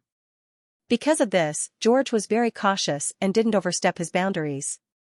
Axe looked at George's back and nodded. This was what he appreciated the most about George. George was very clear about his identity. This was the reason why Axe took a liking to him. Just like George said, although Axe needed talents, he also needed the support of the O'Neill family's patriarchs as well as the patriarchs of the vassal families. It was impossible for Axe to just rely on George and the others. George and the others were talented, but they didn't have any influence. And influence was what Axe needed the most. Axe stood there and looked outside through the window. He sighed and discovered that he was too naive in the past. He didn't understand anything, he only knew how to take risks every day. But when he came into contact with the family, he understood that it wasn't easy to manage a family. Feng Lei looked at the people inside the room. Nobody was talking at all. Feng Lei couldn't help but feel disappointed. However, he still said, "What's wrong? Don't you have anything to say?" It wasn't that Feng Lei didn't want to get angry, he didn't dare to. It can be said that the Winged Pegasus clan's people were scattered. These people used to be Yifei's supporters. They were dissatisfied with Zhao Hai for killing Yifei, so they decided to follow Feng Lei. If Feng Lei dared to get angry with them, then these people would immediately turn to Shan. After all, Shan was the patriarch of the Winged Pegasus clan. Therefore, even if Feng Lei was dissatisfied with these people, he could only endure it. At this time, a councilman who was sitting on the side suddenly said, "I think we should talk to Shan and have him ask Zhao Hai to come forward." As soon as this councilman's words came out, the people in the room looked at him as if he was an idiot. One of the generals smiled and said, "Have Shan asked Zhao Hai to come forward? Are you still asleep? Do you really not know what kind of life Shan has been living, or are you just playing dumb? If you were Shan, would you go and ask Zhao Hai for our help? Even if Shan asks Zhao Hai might not help us." The councilman angrily looked at the councilman and angrily said, "If my method doesn't work, then why don't you come up with another method?" The councilman coldly snorted and said, "Even if I don't have a method, I wouldn't come up with such a bad idea. Such an idea would only make us more passive and cause us to die earlier." The councilman sneered and said, "If you don't use my idea, then you won't die, right? I really don't know what's wrong with the Winged Pegasus clan soldiers. Just a random cat or dog can beat them to a pulp." When the councilman heard this, the councilman's expression couldn't help but change. He looked at the councilman and said, "What did you say? Clean your mouth. Who are the ones fighting in the front lines right now? It's us soldiers. You councilmen who only know how to sit in your rooms and shout. What's the use of you at this time?" The councilman's words offended all the councilmen in the room. Even Feng Lei's expression wasn't very good. After all, he was the vice chairman, a member of the councilmen. However, Feng Lei couldn't say anything at this time. If he really helped the councilmen, then he would offend the councilmen. If he offended the councilmen and forced them to side with Shan, then they would be finished. However, there was no need for him to say anything, the other councilmen were already unhappy. Another councilman immediately shouted as he pointed at the councilman and said, "Xianxia, what do you mean? What's wrong with us councilmen? You better make it clear to me today." Xianxia coldly snorted and said, "Get lost. I don't want to quarrel with you. If you think that I'm wrong, then let's go. We'll go outside and train. If you don't dare, then you're a grandson." The room became even more lively. The councilmen straightened their necks and scolded Xianxia. Xianxia wasn't someone who was easy to deal with, so he also scolded back. In the end, it turned into a war of words between the councilman and the councilman. The entire room was in chaos. Feng Lei wanted them to stop several times, but it was useless. He didn't have the prestige to suppress the situation. This situation made Feng Lei's expression turn even uglier. Boom! After a loud noise, the noise in the room stopped. Everyone looked towards the direction of the sound and discovered that Feng Lei was looking at them with an ashen face. The desk in front of him had now turned into a pile of broken wood. Feng Lei looked at the people in the room and said, "What are you all arguing about? How can you solve the problem if you keep arguing like this? Look at yourselves, we haven't done anything yet and you're already fighting among yourselves. What can you do? Now that the enemy is here, the most important thing is to deal with the enemy. What's the use of scolding here? If you don't have a solution, then don't make a sound. Although he was very angry, Feng Lei still didn't say anything harsh. However, the people in the room still quieted down. No one was shouting anymore. However, no one spoke. This also meant that there was no solution. This gave Feng Lei a headache. At this time, a councilman on the side suddenly said, I think we should look for Shan. Even if we don't let Shan ask Xiao Hai for help, we can still ask the barbarians and the Thunder Clan for help. As soon as the councilman's words came out, the people in the room stared. Then everyone began to discuss. The councilman's proposal wasn't immediately refuted. This was because many people in the room felt that this proposal was feasible. This proposal sounded ridiculous. They didn't dare to ask Shan to ask Xiao Hai for help. However, they dared to ask Shan to ask the Thunder Clan and the barbarians for help. This might sound contradictory, but in fact, it wasn't. To be exact, the Winged Pegasus clan was afraid of Xiao Hai and not Shan. If Xiao Hai wasn't there, then Shan wouldn't have been able to sit in that position. At this time, a general suddenly said, will Shan agree? Moreover, would he have already told Xiao Hai about this? Feng Lei's eyes narrowed as he said, don't worry, Shan wouldn't. It's been a long time, but he hasn't allowed anyone to enter Xiao Hai's space. He wouldn't have the face to tell Xiao Hai about this. Moreover, we're asking him to tell the barbarians and the Thunder Clan about this. With Shan's attitude towards his people, he would certainly do it. As long as we solve the clan's crisis, Shan wouldn't tell Xiao Hai about this. When the people in the room heard Feng Lei, they couldn't help but stare for a moment. Then they immediately smiled at Feng Lei. What Feng Lei said was true. With Shan's character, he wouldn't ignore a matter that involved the entire Winged Pegasus clan. As long as he manages to invite the Thunder Clan and the Lian clan, then he wouldn't be afraid of dealing with the O'Neill family. Feng Lei looked at everyone and said, this matter can't be discussed by just one or two people. If we all go together, we'll put pressure on Shan. Then he won't care. The people in the room nodded. Then Feng Lei stood up and loudly said, let's go. Everyone, let's go find Shan. I want to see if he can help. After he said that, he took the lead and walked out. The others in the room quickly followed him. Everyone headed towards the Winged Pegasus clan's palace to look for Shan. Before long, everyone arrived at the Winged Pegasus clan's imperial palace. At this time, there were no guards in the imperial palace. The entire imperial palace looked cold and quiet. This made the originally beautiful imperial palace look like a haunted house. Feng Lei also knew that Speaker Feng was in the study room, so he immediately led the group inside. Upon arriving at the study room, Feng Lei saw two Winged Pegasus clansmen standing outside. Upon seeing these two, Feng Lei couldn't help but be happy. He knew that these two were Speaker Feng's loyal subordinates. Since they were here, then Speaker Feng and Shan should be here as well. When the two Winged Pegasus saw Speaker Feng, they couldn't help but look at each other. However, they didn't say anything. Feng Lei arrived at the door of the study and said, tell Shan that I'm here. From Feng Lei's tone, one could see that he didn't have the slightest respect for Speaker Feng and Shan. When the two Winged Pegasus clansmen saw Feng Lei's appearance, their faces couldn't help but flash with anger. One of them said, I'm sorry, Deputy Speaker. The Patriarch isn't in the study room. Upon hearing the two calling him Deputy Speaker, Feng Lei's face couldn't help but show a trace of anger. However, he didn't immediately act. He just looked at the two and said, is he really not here? The two Winged Pegasus clansmen nodded at the same time. Feng Lei coldly snorted before he went forward to push the door. If it was any other time, then the two Winged Pegasus clansmen would have already stopped Feng Lei. But today, the two Winged Pegasus clansmen didn't move. They just watched as Feng Lei pushed the door open.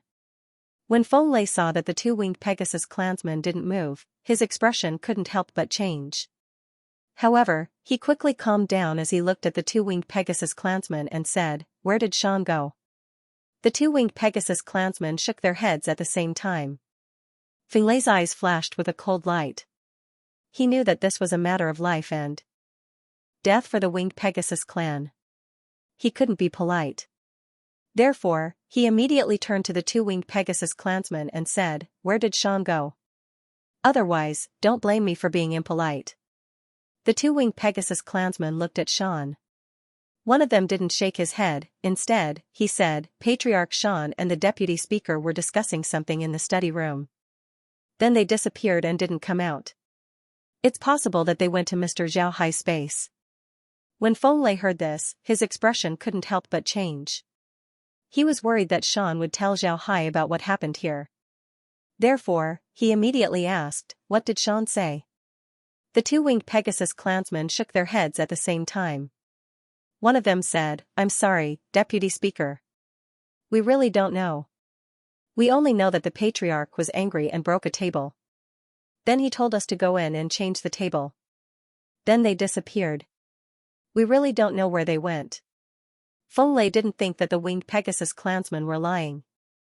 Places like the Patriarch's study room had been cleaned. It was impossible to hear what was going on inside.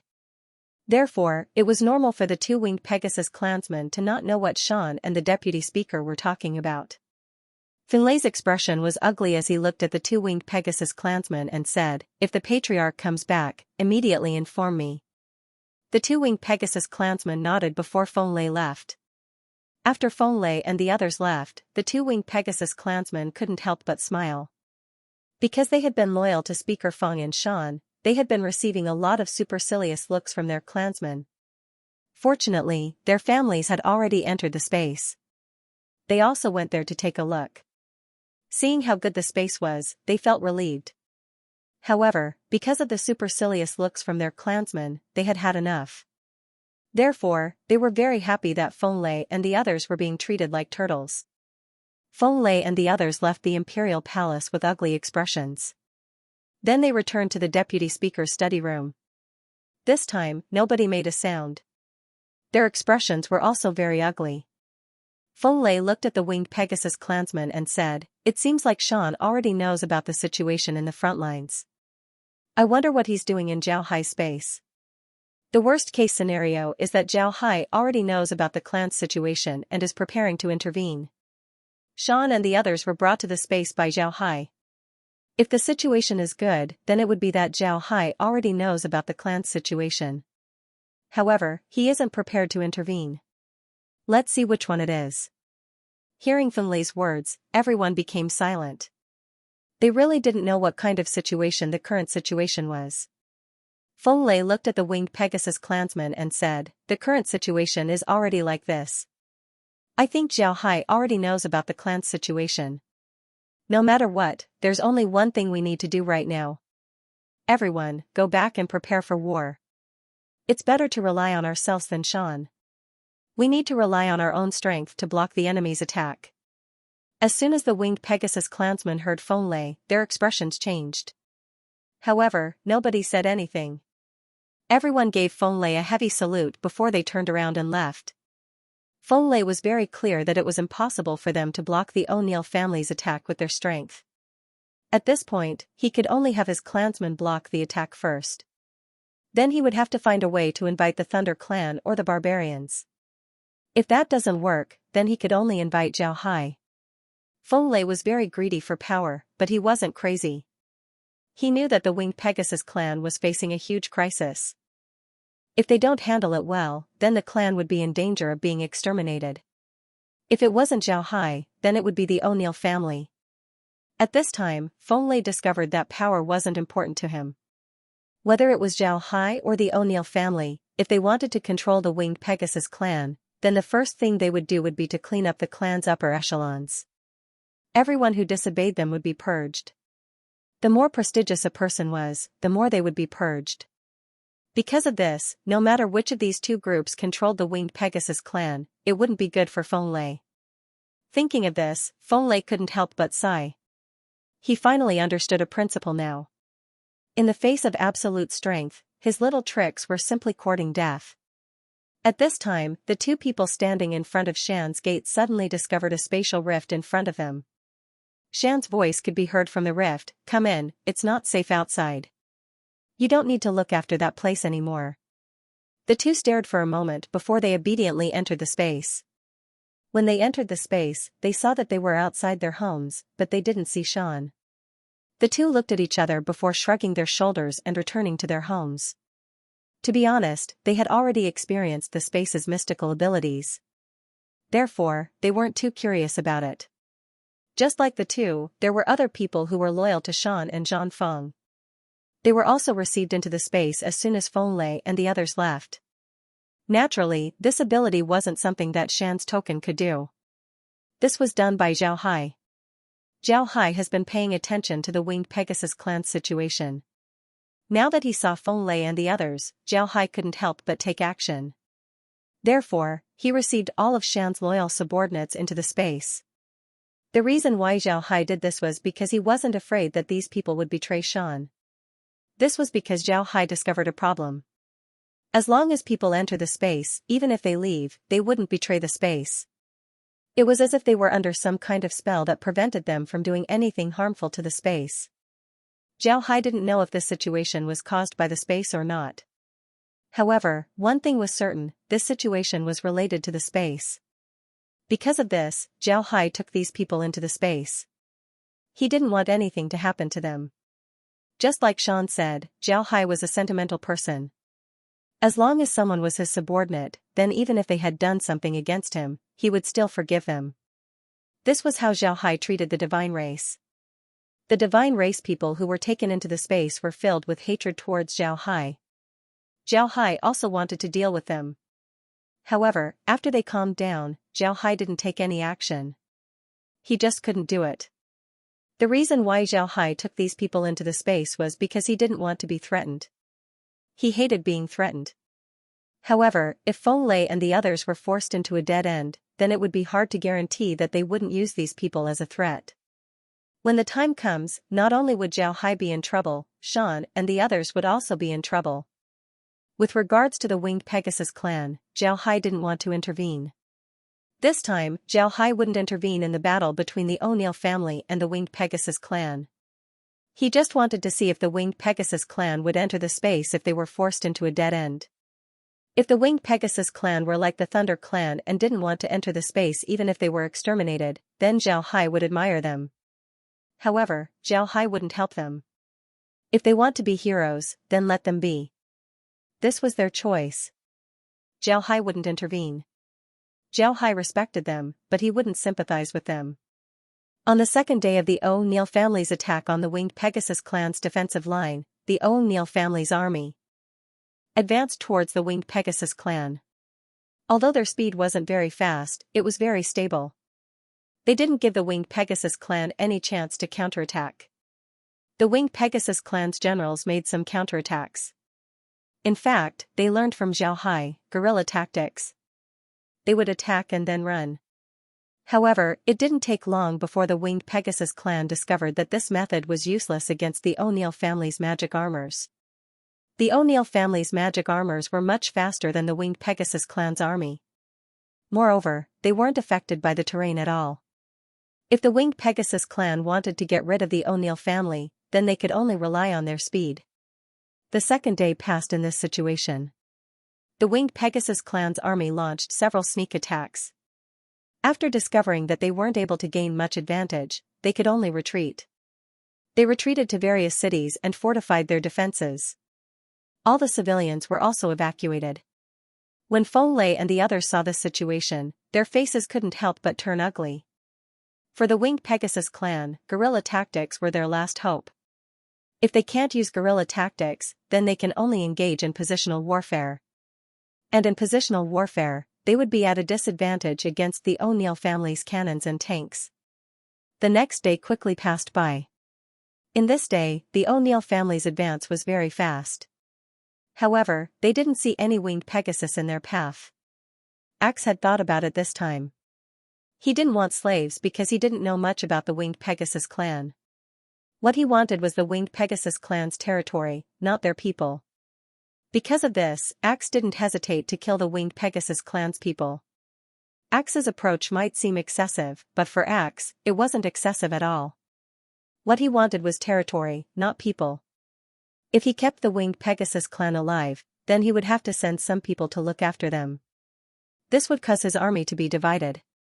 Because of this, Axe decided to be ruthless this time. Wherever he went, there would be no chickens or dogs left.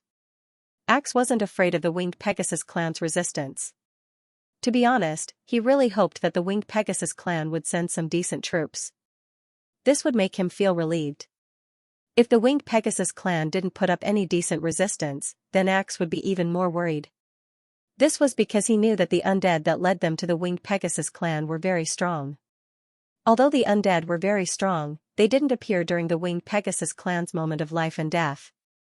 For Axe and the others, this was a huge hidden danger. Axe was very clear that the undead were controlled by people. If the Winged Pegasus clan didn't find any powerful undead, then it meant that the person controlling the undead hadn't appeared. If that person didn't appear, then the threat to the O'Neill family would be too great. Although the Atlanta Plains people were very strong, it was impossible for them to stay inside their magic armors forever. Once they come out, their strength would decrease by several times. In this case, if a large number of undead were to appear, then the O'Neill family would face a disaster. Axe was no longer the young man who commanded his army. After experiencing several things, he had slowly matured. He began to think about problems. Because of this, Axe attached great importance to the undead. After learning about this, Feng Lei and the others immediately went to the Imperial Palace to look for Shan. Unfortunately, Shan wasn't there. This time even the gatekeepers were gone. Upon seeing this, Feng Lei's heart couldn't help but turn cold. He didn't know what Shan meant, but he knew that his plan of using those people to threaten Shan was no longer working. After discovering that Shan had entered the space and wasn't in the Winged Pegasus clan space, Feng Lei went back and thought of a lot of methods. The only thing he needed to do now was to make Shan listen to him. He needed to get the Barbarians and the Thunder clan to send troops to help the Winged Pegasus clan. After thinking for an entire night, Feng Lei finally came up with a method. He wanted to capture those who were loyal to Shan and use them to threaten him.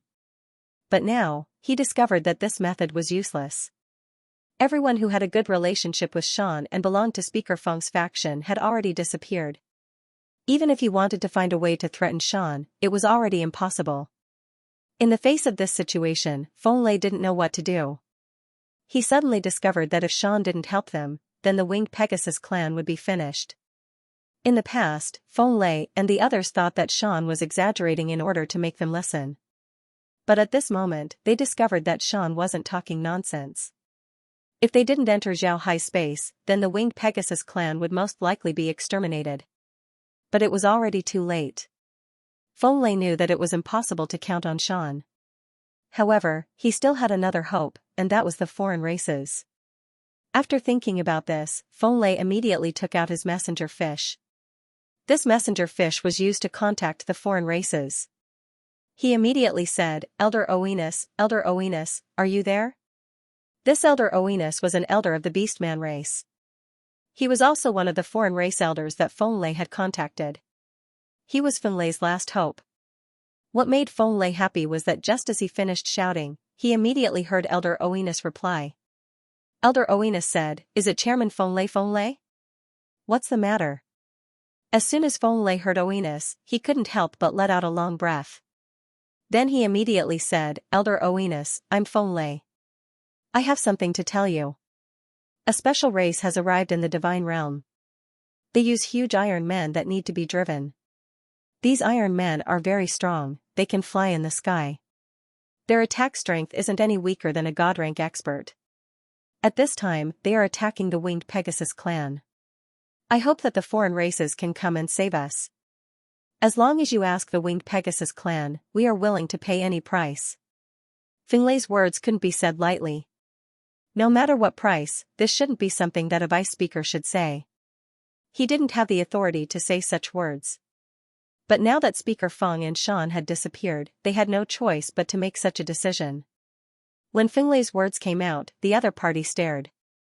Feng Lei looked uneasy as he waited for Oenus to reply. After some time, Oenus said, Speaker Feng Lei, I remember that the Winged Pegasus clan has a good relationship with Mr. Zhao Hai. Why didn't Mr. Zhao Hai help you this time? Feng Lei smiled bitterly. He didn't think that the other party would know about Zhao Hai. Moreover, listening to the other party's words, it seems like the other party was very respectful towards Zhao Hai. This made Feng Lei not know whether to laugh or cry. Feng Lei went all out because he didn't want to be ruled by Zhao Hai. But now, he discovered that everyone around him seemed to be related to Zhao Hai. For the Winged Pegasus clan, this was a huge blow. However, Feng Lei naturally wouldn't tell the truth. He immediately said, "Elder Oenus, the matter is like this. In the Winged Pegasus clan, the only one who can get in touch with Mr. Zhao Hai is Shan. However, Shan isn't in the clan right now. He went to the Thunder clan and the barbarians to visit. Because of this, we can't ask Mr. Zhao Hai for help. Because of this, we can only ask the foreign races for help. I hope that the foreign races can help us get through this difficult time." Feng Lei's words were very smooth. Moreover, he was also very careful. He didn't use his status as the patriarch of the Winged Pegasus clan to ask the foreign races for help. This way, even if the foreign races ask for help, he can still agree. As long as he repels the O'Neill family, he can just say that what he agreed to wasn't what the patriarch agreed to. This way, he can get away with it. When Oenus heard Feng Lei, he turned silent for a moment. After some time, Oenus said, "Speaker Feng Lei, I can't decide on this matter alone. I need to discuss it with the clan before I can make a decision. Please wait a moment." After he said that, Oenus went silent. No matter how much Feng Lei shouted, there was no reply. Feng Lei's heart couldn't help but sink. He was afraid that Oenus would ignore them. If that happens, the Winged Pegasus clan would be finished. What Feng Lei didn't expect was that this news would cause a debate among the foreign races. The foreign races were divided into two factions. One faction wanted to support the Winged Pegasus clan. The other faction didn't want to support the Winged Pegasus clan because it might offend Zhao Hai. It wasn't without reason that the foreign races had such concerns. This was because they had some understanding of the Winged Pegasus clan's situation. They were also clear about the relationship between the Winged Pegasus clan and Zhao Hai. This was what they were worried about. Jacob, Li Jadoril, and Yurdo were currently sitting inside the Beastman race's imperial palace. Inside the Great Hall, there were also a lot of people from the three races present. These people were people with real power. It can be said that all of the higher-ups of the three races were gathered in the Great Hall.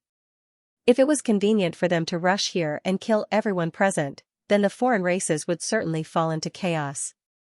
The reason why these people were gathered here was to discuss whether or not they should send troops to help the Winged Pegasus clan. For them, this was a very heavy topic. Ode to Grace looked at the people in the Great Hall and said, "Everyone knows what happened. Now, what do you think we should do?" A buzzing sound was heard inside the Great Hall. Everyone was discussing, but nobody stood up to speak. Everyone just sat there and talked to the people around them. When Ode to Grace saw this situation, his eyes couldn't help but narrow. He didn't think that this seemingly simple matter would become complicated when it was related to Zhao Hai. Ode to Grace turned to Li Jadoril and Yurdo and said, "You two, how about you talk about this matter first?" Li Jadoril smiled faintly and said, "I think we should listen to what everyone has to say. To be honest, I haven't thought about how to deal with this matter yet." Yurdo didn't say anything, she just nodded and made her position clear. She didn't want to express her opinion on this matter. Regarding the reaction of the two, Ode to Grace expected it. However, he still had some business, so he looked at the two and said, "You two, is this matter really that difficult to deal with? Why don't you talk about it?" The people in the audience also noticed the movements of the three. The discussion became even quieter as everyone looked at the three in silence. The smile on Li Jadoril's face disappeared. He was somewhat angry. He didn't think that Ode to Grace would force him like this. This made him angry. He discovered that Ode to Grace was becoming more and more overbearing. Moreover, it seems like he was treating him like a subordinate. This was something that Li Jadoril couldn't accept. Li Jadoril had a rare good temper among the dwarves. He was also very low-key. But no matter what, he was still the patriarch of the dwarves. His status was equal to Ode to Grace. How could Ode to Grace treat him like this? Li Jadoril looked at Ode to Grace and said, "Didn't you send people to look for Binjia and the others? After they arrive, they might be able to give us some good suggestions. After all, they have been with Mr. Zhao Hai for a long time. They should know Mr. Zhao Hai better." When Li Jadoril said this, everyone went silent. Li Jadoril's words had hit the nail on the head. After Zhao Hai dealt with the 9 supreme elders, the 3 clans didn't pay as much attention to Binjie and the others. However, at this time, Binjie and the others' opinions were very important. Binjie and the others had been with Zhao Hai for a long time. They were very familiar with Zhao Hai's style of doing things. Therefore, they should be able to give good suggestions. Ode to Grace didn't say anything. To be honest, she didn't really care about Zhao Hai. They had obtained 12 ultimate weapons. Although one of them was taken away by Zhao Hai, this didn't affect their fighting strength. Ode to Grace believed that with their current fighting strength, they would be able to deal with Zhao Hai. One shouldn't forget that Zhao Hai didn't dare to confront the 9 supreme elders in the past. He had to rely on them and the 3 supreme elders to deal with the divines. From this point, it can be seen that as long as 5 or 6 supreme elders joined forces to deal with Zhao Hai, it would be enough. Not to mention 12 supreme elders. If all 12 supreme elders used their ultimate weapons to deal with Zhao Hai, then Zhao Hai wouldn't be able to deal with them. Killing Zhao Hai wouldn't be impossible. Because of this idea, Ode to Grace advocated for supporting the Winged Pegasus clan from the very beginning. He wanted to seize the opportunity to occupy the Winged Pegasus clan. For him, Zhao Hai wasn't someone he had to worry about. On the other hand, Li Jadoril and Ode to Grace had the opposite idea. Li Jadoril knew a lot about Zhao Hai from writer. He knew that Zhao Hai knew a lot about the Winged Pegasus clan. It was impossible for Zhao Hai to not know about the Winged Pegasus clan's situation. If Zhao Hai knew about the Winged Pegasus clan's situation and didn't make a move, then it could only mean that Zhao Hai had his own plans. Because of this, Li Jadoril believed that they shouldn't send troops. This might disrupt Zhao Hai's plan. Li Jadoril didn't think about going against Zhao Hai. In his opinion, Zhao Hai had helped them a lot and even gave them the ultimate weapons. For them, this was a great favor. They should support Zhao Hai. However, Yurdo didn't think that she actually wanted to send troops. The elves had always thought of themselves as the noblest race in the world. In the past few years, they had been suppressed by the divine race. This made the elves feel aggrieved. Now that the divine race had disappeared, they naturally wanted to show their strength. Yurdo had the same thoughts as Ode to Grace when it came to dealing with Zhao Hai. In her opinion, they now had the strength to deal with Zhao Hai. Even if they couldn't kill Zhao Hai, with the 12 ultimate weapons, they didn't need to be afraid of Zhao Hai. Moreover, Yurdo also thought about the most important point, that was that Zhao Hai was about to ascend. Zhao Hai had told them before that he was about to ascend. Although this represented Zhao Hai's strength, it also exposed one of Zhao Hai's weaknesses. This was that he couldn't stay in the space for too long. As long as they delay Zhao Hai for a while, they would wait for Zhao Hai to ascend. At that time, the shackles on their bodies would disappear. Because of this idea, Yurdo was in favor of sending troops. However, she still wanted to be careful. She wanted to hear Yetta's opinion. She was a careful person. Before long, 3 people came in from outside. These 3 people were the ones who went to look for Binjie, Ryder, and Yetta. Upon seeing them, Ode to Grace's spirit couldn't help but shake. She immediately said, "Binjie and the others are here? Let them in." The beast man among the 3 immediately reported to Ode to Grace, reporting to the patriarch, "I couldn't find Captain Binjie. I went to his house. His neighbor said that not long after he returned home, his entire family moved away. Nobody knows where they moved. Moreover, it wasn't only him who moved, everyone who was related to his family moved away." Ode to Grace stared, then her expression changed. She turned her head to the dwarves and the elves. The 2 also gave the same answer. Yetta and Ryder had also moved away, almost at the same time as Binjie. Moreover, just like Binjie, everyone who was related to them had moved away, leaving no clues behind. Upon hearing this, the expressions of Ode to Grace and the others changed. Ode to Grace roared, "Preposterous! They must have followed Zhao Hai." Lear's expression was somewhat gloomy. However, he wasn't angry, instead, he was worried. This was because he discovered that the situation was more serious than he imagined. It seems like Zhao Hai already knew about this, therefore he made such arrangements. Zhao Hai's expression was gloomy. However, this news made the people in the hall look at each other in dismay. They didn't know what to say. At this time, Ode to Grace turned to everyone and said, "Forget it, let's not talk about this. Let's talk about the winged Pegasus clan's matter." The hall buzzed once again, causing Ode to Grace to frown. To be honest, she didn't like this kind of noise. She also didn't like having everyone discuss and decide. However, she had no way to change this situation. After some time, a beast man suddenly stood up. He bowed to Solomon and said, "Your Majesty, I think we should send troops. In the entire divine realm, the foreign races are the strongest. The winged Pegasus clan can be considered as our ally. We should send troops to help them. At the same time, we can also find out who the winged Pegasus clan are. This way, we won't know when they arrive at our doorstep. If that happens, we would be too passive." This person was from the fox race. The fox race had always been known for their craftiness. His words were very representative. He first said that they were the most powerful race in the divine realm. Although he said that the winged Pegasus clan was their ally, the meaning behind his words was to remind everyone that they were the true rulers of the divine realm. It was time for them to expand. Then he said that the people who dealt with the winged Pegasus clan were people that they hadn't seen before.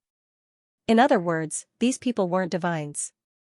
These people might become their enemies.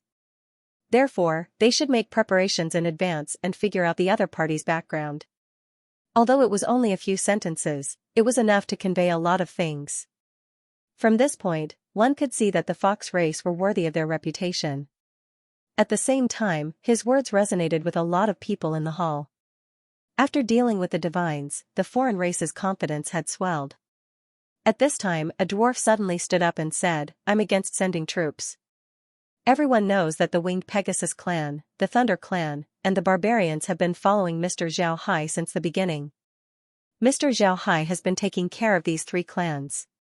We have received information from the winged Pegasus clan that Mr. Xiao Hai has already taken the Thunder clan and the barbarians to other places. Only the winged Pegasus clan refused to leave. For this matter, Mr. Xiao Hai even killed the winged Pegasus patriarch under Shan's request. It can be said that Mr. Xiao Hai has already noticed the situation with the winged Pegasus clan. It would be impossible for Mr. Xiao Hai to not know about the invasion. Because of this, I believe that Mr. Xiao Hai didn't intend to send troops. He might have his own goals. If we rashly intervene, I'm afraid that we might offend Mr. Xiao Hai. This isn't necessarily a good thing for us." The dwarf's words weren't small. Moreover, he also pointed out the disadvantages of this matter. Just like he said, they had some connections with the winged Pegasus clan. They were very clear about the situation with the winged Pegasus clan. They knew what happened between Xiao Hai and the winged Pegasus clan. If they send troops at this time, then they might offend Xiao Hai. A lot of people in the Great Hall didn't want to offend Xiao Hai. This was because they had seen Xiao Hai's strength with their own eyes. At this time, another beast man stood up and loudly said, "What are you afraid of? Don't forget, we now have 12 ultimate weapons in our hands. Our strength has reached an unprecedented level. Even if we offend Xiao Hai, what can he do about it? He wouldn't dare do anything to us." These words could be said to have completely torn away all pretense of cordiality. Their alliance with Xiao Hai had been completely thrown aside. However, there were a lot of people inside the Great Hall who had this idea, especially the beastmen and the elves. A lot of them had the same idea. At this time, another dwarf stood up and loudly said, "What do you mean by that? Don't forget how much Mr. Xiao Hai has helped us. Now you want to deal with Mr. Xiao Hai? Do you have any conscience?" The beastman coldly snorted and said, "Conscience? Did Xiao Hai really help us in dealing with the divine race? Don't forget, he has a great enmity with the divine race. Moreover, he said that after dealing with the divine race, he would give us all of their ultimate weapons. But what about now? Instead, he only gave us 12 of them. As for the most important one, the star disk, he took it away. Why do you think that Xiao Hai helped us out of kindness? It can be said that Xiao Hai didn't treat us as allies from the very beginning. Why would we be polite to such a person?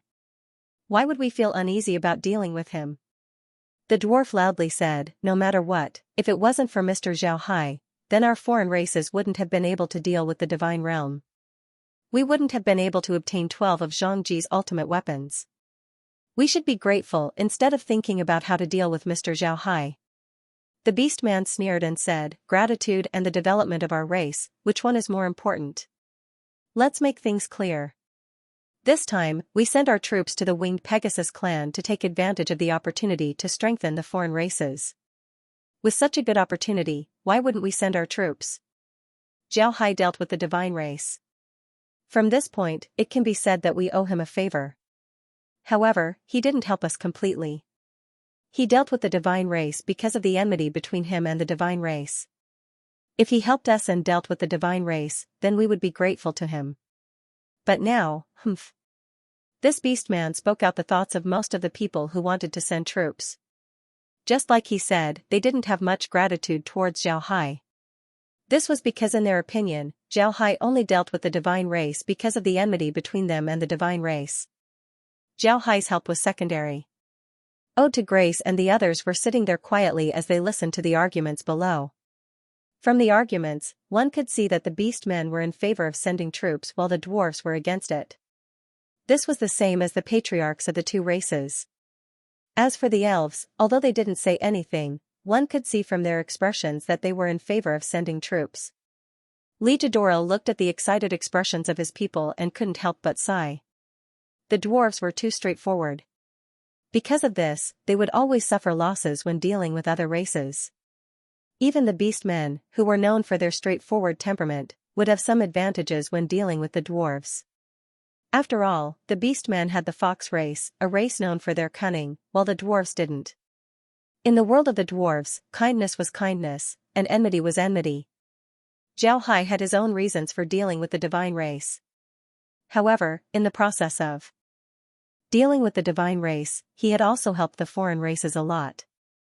How could they not be grateful? This made Ligadoril feel that the beastman's actions were shameful. Ode to Grace's expression was also gloomy. Although Ligadoril didn't express any opinion on sending troops, the attitude of the dwarfs made Ode to Grace understand Ligadoril's attitude. Ligadoril didn't agree with sending troops. Ode to Grace had some understanding of Ligadoril. She knew that Ligadoril had a good impression of Zhao Hai. It was because of this that Ligadoril didn't want to participate in the winged Pegasus clan's matter. Yerda was also looking at the scene below. Naturally, she understood what this meant. She couldn't help but knit her brows. She could see that the beast men were becoming more and more overbearing. Although she had some disgust, Yerda knew that the three foreign races couldn't have internal strife. Once they split, then the foreign races would no longer be able to dominate the divine realm. At this point, the divine race no longer existed in the divine realm. The foreign races were the ones who had the final say. However, if the foreign races were to have internal strife, then they would no longer have the final say. First of all, the internal strife would cause the three races to restrain each other. It would be impossible for them to suppress the vassal races that the divine race had conquered. Additionally, the vassal races had just broken away from the control of the divine race. They wanted to regain their freedom. At this time, if the foreign races wanted to suppress and rule them, then they would need to be strong. The vassal races wouldn't give up their hard-won freedom. It can be said that the divine realm was currently in a state of power vacuum. For the foreign races, it was very important for them to establish their ruling position. Therefore, at this time, the foreign races couldn't have any internal strife. After thinking about this, Yerda felt that there was no need to be so noisy. She coughed softly. Although her voice wasn't loud, the people below could still hear it. They knew that Yerda had something to say. Therefore, almost everyone shut their mouths. Yerda's status was very special. She was the patriarch of the elven race. At the same time, she was also the one who spoke the least among the three foreign race patriarchs. She rarely expressed her opinion. Generally, it would be Ode to Grace and Ligadoril who would be discussing. Yerda didn't say anything most of the time. She would only express her opinion during critical moments. Whether it was Ode to Grace or Ligadoril, her opinion was very important at this time. This time, Yerda was the first to speak. This was beyond everyone's expectation. Therefore, the hall instantly turned quiet. At the same time, the people who attacked the winged Pegasus clan were using magic armors. These things have never appeared in the divine realm before. Their offensive strength is very formidable. This might pose a threat to the divine race. We, the foreign races, need to survive in the divine realm. Therefore, we need to understand our enemies. Therefore, it is necessary for us to send our troops. Hearing Zhao Hai's words, the Winged Pegasus clan looked at the Winged Pegasus clan and said, "The Winged Pegasus clan's people are using magic armors. These things have never appeared in the divine realm before. Their offensive strength is very formidable. It might pose a threat to the divine race. We, the foreign races, must survive in the divine realm. Therefore, we have to send troops." Yurdo explained his reasons one by one. Upon hearing Yurdo, Lijidoral knew that dispatching troops was inevitable. His brows couldn't help but wrinkle. Yurd turned her head to look at Lear and said, "This time, we need to deal with this matter in the shortest time possible. Therefore, I want to ask the 4 Supreme Elders to come forward and dispatch an army of 20 million. Of these 4 Supreme Elders, I think the elves and the beastmen will send 2. The dwarves don't need to send any. In any case, the foreign races still need experts in their own territories." Zhao Hai nodded and said, "All right, I'll send 2 Supreme Elders and 2 beastmen." When Yurdo said this, Ode to Grace's eyes lit up. He immediately understood why Yurdo wanted to do this. Naturally, Ode to Grace approved of Yurdo's approach. Although Ode to Grace was strong, he wasn't a fool. He was very clear about the current situation of the foreign races. At this time, the foreign races cannot afford to have any internal problems. It was because of this that he didn't stand up and say that the foreign races must send troops. Instead, he called for this meeting. However, Solomon didn't expect Lear's opposition to be this fierce. Solomon thought that this operation would be ruined, but he didn't expect Yurd to propose such a solution. This solution seemed to be the best one at the moment. Solomon thought that Yurd's plan was ruined, but he didn't expect Yurd to propose such a solution. This solution seemed to be the best one. The foreign races must send troops. Since the dwarves are against sending troops, then that's good. You don't need to send any troops. You don't need to send any Supreme Elders. This way, the dwarves wouldn't have any reason to oppose. After thinking about this, Ode to Grace turned his head to Lijidoral. Lijidoral nodded and said, "I agree with Patriarch Yurdo's opinion." Ode to Grace relaxed, then he nodded and said, "All right, then this matter is settled. Now, we need to discuss the details of how to send troops." At this time, Zhao Hai, who was sitting inside the space, was also looking at this scene. Before Zhao Hai went to the foreign races, he had already received a map of their territory. Although Zhao Hai only went to the dwarves' territory, the first place he went to was the beastmen's territory. At that time, he had already taken out a small piece of his staff and received a map of the beastmen's territory. Because of this, he can now monitor any place in the foreign race's territory. Laura and the others were sitting by Zhao Hai's side. Their expressions were very ugly as they looked at the details of the deployment. Laura couldn't help but coldly snort and said, "This group of ungrateful things. Brother Hai, this time, we must teach them a lesson." Zhao Hai nodded. Zhao Hai smiled faintly and said, "Teach them a lesson? Why? Isn't this what we want to see?" Once they send troops, they would be facing the O'Neill family. We can take this opportunity to see how the O'Neill family would deal with them. With the O'Neill family's current magic armors, I'm afraid they wouldn't be able to deal with the foreign race's Supreme Elders. When the time comes, the O'Neill family would certainly send more powerful magic armors. That's what we need to pay attention to. Laura coldly snorted and said, "We should still teach them a lesson. Besides the dwarves, look at the faces of the beastmen and the elves. Just looking at them makes me annoyed." Zhao Hai smiled faintly and said, "Don't worry, we will certainly deal with them, but not now. Alright, let's not talk about this. Let's inform Sean about this so that he can prepare." Laura nodded and immediately went to do it. She also knew that this situation was very useful for Sean. Ever since the O'Neill family invaded the Winged Pegasus clan, the Winged Pegasus clan's attitude towards Sean had undergone a subtle change. This time, Sean might be able to take advantage of the foreign races. Sean stayed inside the space for the past 2 days. He wanted to make the people in the clan anxious. Otherwise, they would never know how much he had done for the clan. At this time, his messenger fish rang. Sean looked at it and saw that it was Zhao Hai's messenger fish. Sean immediately connected and told Laura about the foreign race's plan to send troops. When Sean heard Laura, he immediately understood what the foreign races were planning. He didn't expect Feng Lei and the others to make such a move. Shan's expression turned ugly as he put down his messenger fish. Then he turned his head to look at Speaker Feng. Fei and Ding were also sitting there. They were currently in Fei's villa, so they had heard Laura's words.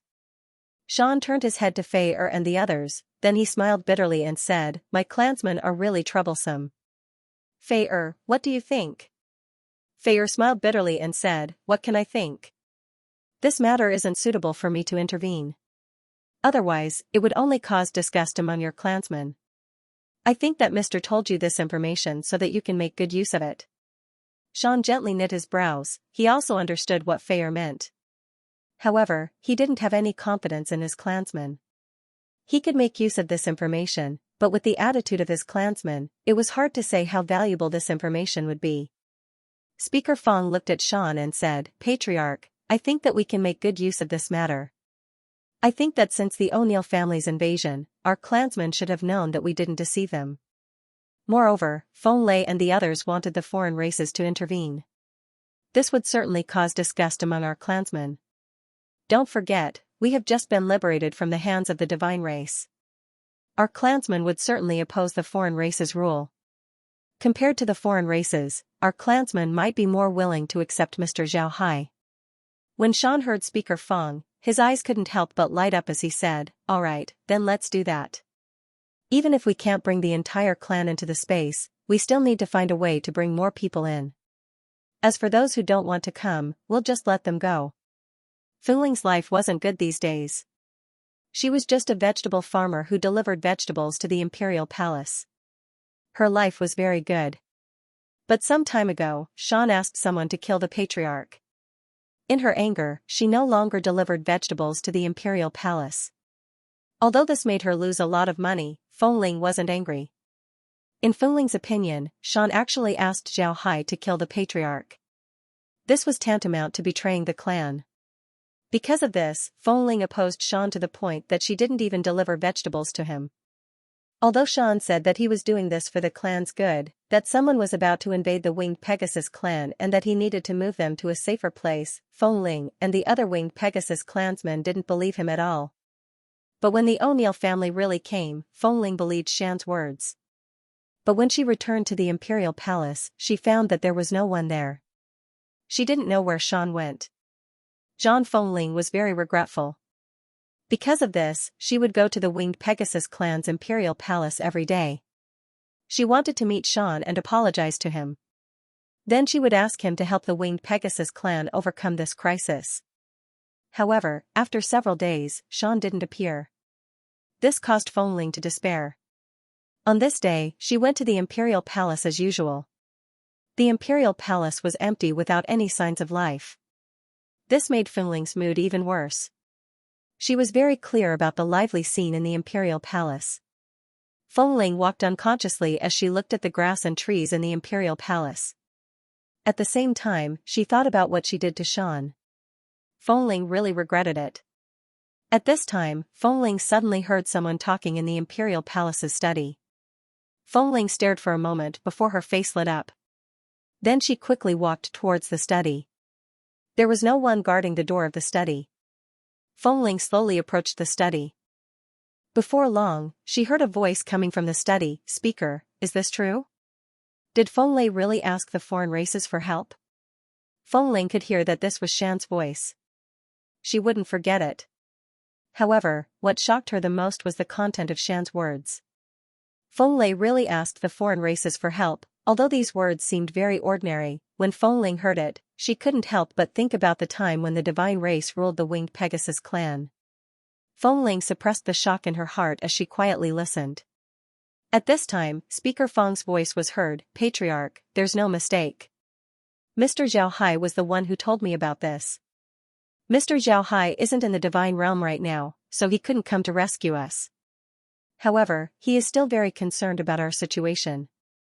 When you informed Mr. about the invasion, Mr. Zhao Hai wanted to come and rescue us. Unfortunately, Mr. Zhao Hai was hindered by some matters and couldn't come back. However, Mr. Zhao Hai had some contact with the foreign races before, especially Binjia and the others. Their status in the foreign races isn't low. Because of this, Binjia immediately informed Mr. Zhao Hai about Fenglei's request. Fengling listened quietly. However, her heart was being tormented by two different emotions, regret and hatred. The regret was because of her attitude towards Shan and the others, while the hatred was towards Fenglei. Fengling wasn't young anymore. She had 3 children. Her eldest son was a warrior of the Winged Pegasus clan who died in the war against the divine race. Because of this, Fengling cherished the freedom of the Winged Pegasus clan. Because of this, she was very opposed to entering the space. This was because she thought that Zhao Hai wanted to rule the Winged Pegasus clan. She didn't want to lose the freedom that her son exchanged for. Because of this, her opposition was very fierce. But to be honest, from the very beginning, Zhao Hai had been helping the Winged Pegasus clan. Fengling was aware of this. Moreover, besides killing Yifei under Shan's request, Zhao Hai didn't attack the Winged Pegasus clan. Because of this, Fengling's disgust towards Zhao Hai was only because Zhao Hai allowed them to enter the space. On the other hand, Fengling was even more disgusted with the foreign races. The Winged Pegasus clan had implemented universal education. Because of this, she wasn't an ignorant fool. When she heard Fenglei asking the foreign races for help, she knew that the situation was bad. Would the foreign races let go of this opportunity to control the Winged Pegasus clan? Just as Fengling was thinking about this, Shan's voice was heard. What is the attitude of the foreign races? Will they send troops? Shan Feng replied, they will. Binjia has already told Mr. that the foreign races are preparing to send troops. They will be led by the supreme elders of the Fourth Order who have ultimate weapons. They will send 10 million people to attack the Winged Pegasus clan. Shan said, for supreme elders? What do they want to do? Do they want to rule the Winged Pegasus clan? Speaker Feng's voice was heard. This time, the foreign races have already discussed whether or not they should send support. Among the 3 major foreign races, the dwarves strongly oppose this. This is because they know that Mr. Zhao Hai has a good relationship with us. Because of this, they know that Mr. Zhao Hai wouldn't leave us alone. However, the Beastman and the elf strongly want to send troops. They want to test Mr. Zhao Hai by sending troops. Shan said, test? What do you mean? Speaker Feng replied, right, test. Ever since Mr. Zhao Hai helped them destroy the divine race, the foreign races have always thought that they are the strongest in the divine realm. The other races should submit to them. However, they haven't found an excuse to deal with the other races. At this time, the situation in the divine realm is very delicate. All the vassal races have just regained their freedom. If the foreign races suddenly attack the vassal races without any reason, then the vassal races would retaliate. Because of this, the foreign races didn't dare to act rashly. Because of Mr. Zhao Hai's request, the foreign races decided to send troops. If Mr. Zhao Hai intervenes, then they can retreat and say that this was Fenglei's request. If Mr. Zhao Hai doesn't intervene, then they can openly occupy the Winged Pegasus clan. When the time comes, they will have their supreme elders. Even if we want to fight back, it would be impossible for the Winged Pegasus clan to become a vassal race of the foreign races. Boom. Fengling, who was listening to the conversation between Shan and Speaker Feng, was startled. However, she immediately thought that Shan must have broken the table in anger. Sure enough, Shan's angry voice was heard, they dare. Mr. Zhao Hai wouldn't let them off. Speaker Feng's voice had a trace of helplessness as he said, there's no other way. Mr. can't protect us forever. Moreover, you should know that the foreign races have 12 ultimate weapons in their hands. Even Mr. Zhao Hai isn't sure that he can deal with them. Moreover, this time, Fenglei made the request. They have the right to do so. The room was silent for a long time before Shan's voice was heard. I really don't know what everyone is thinking. What's wrong with going to Mr. Space? Look at the barbarians and the Thunder Clan. They don't have to worry about food and drink. Nobody cares about them. They can just do what they like. I've already asked Fei Zhao Hai doesn't care about them at all. They're free to develop. Mr. Zhao Hai has never interfered with them. Why do you think that they don't like going to the space and instead stay here and become slaves to the foreign races? Speaker Feng's voice was heard, it's because of power. Ife is bent on becoming the winged Pegasus clan's king. The entire country is under his control. Because of this, he went all out against entering the space. How many times have you begged him? He wouldn't listen. In the end, he even accused you of trying to assassinate him. You asked Mr. Zhao Hai to kill him for the good of your people. Although Ife is dead, the forces he left behind are still there. Feng Lei has already taken over those forces. It's sad to say that when I went to fight the divines, Ife and Feng Lei went all out to win over the people of the parliament. Now, I have no way to keep them in check. Patriarch, the Winged Pegasus clan is in a very dangerous situation. You have to think of something. Shan sighed and said, what can I do? I want my people to enter the space, but they aren't. A few days ago, I went to the Thunder clan and the barbarians to ask for their help.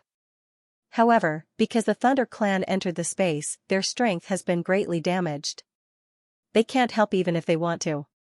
On the other hand, the barbarians have just entered the space and haven't settled down yet. It's impossible for them to send troops. The only thing we can do right now is to have our people enter the space. But no one in the clan will listen to me. What can I do? Speaker Feng replied, I think we should enter the space and discuss with the barbarians. Let's see how many days they can send troops. This matter is related to the life and death of our Winged Pegasus clan. Shan's voice was heard, all right, then we'll try again. After that, the room went silent. At this time, Feng Ling reacted. She opened the door and entered the study room. However, aside from a broken table, there was nothing else inside. Feng Ling couldn't help but feel regret. However, her eyes immediately lit up. From the conversation between Shan and Speaker Feng, she knew a lot of things. And these things were very important to the Winged Pegasus clan. She wanted to tell this news to more people. Don't underestimate the speed of a woman's words. Less than a day after Feng Ling left the Imperial Palace, the entire Winged Pegasus clan's capital was filled with rumors that the foreign races were coming to support them. In fact, they were coming to rule the Winged Pegasus clan. Even if Feng Lei wanted to suppress these rumors, it was already too late. Moreover, these rumors were still spreading at a flying speed. In just a few days, the entire Winged Pegasus clan would know about this matter. But what Feng Ling didn't expect was that this was just a play put on by Shan and Speaker Feng. Shan and Speaker Feng had no choice but to do this. At this time, almost everyone who was loyal to the Winged Pegasus clan had moved to the space. It was impossible for them to go outside and spread the news. In this situation, they could only use this method. Moreover, the person they chose was also very particular, Feng Ling. Both of them knew each other, so they were very clear about Feng Ling's family situation. Although Feng Ling didn't sell the vegetables to them, Shan didn't hate her. This was because Feng Ling's son used to be Shan's subordinate. Shan also knew how much Feng Ling yearned for freedom. It was precisely because of this that he decided to spread the news through Feng Ling. There was another reason why Xianxia chose Feng Ling, and that was because of her connections. One shouldn't underestimate Feng Ling. Although she was just a vegetable farmer, she used to deliver vegetables to the Imperial Palace. Because of this, she knew a lot of people. Moreover, some of these people had high status. And because of her son, she was familiar with a lot of people in the city. Through her, Xianxia would be able to pass on the message in the shortest time possible. Shan's plan was very successful. In less than 3 days, the entire Winged Pegasus clan knew that the foreign races were coming to support them. Moreover, they also knew that although the foreign races were here to support them, they were actually here to occupy the Winged Pegasus clan. The credibility of such rumors was very high.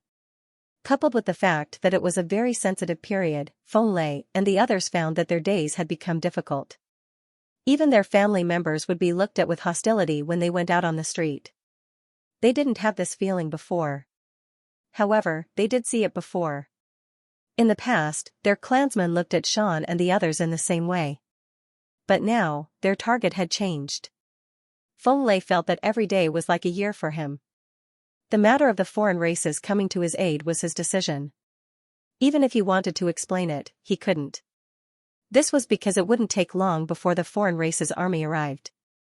Feng didn't want the foreign races to come, but that was already impossible. The foreign races wouldn't let go of this opportunity. The Winged Pegasus clan was unstable internally. Naturally, they were powerless against the O'Neill family. Fortunately, the O'Neill family was afraid that this was a trap set by the Winged Pegasus clan. Therefore, they didn't move too fast. For the Winged Pegasus clan, this was good news. While Feng was in a terrible state, Shan and Speaker Feng suddenly appeared.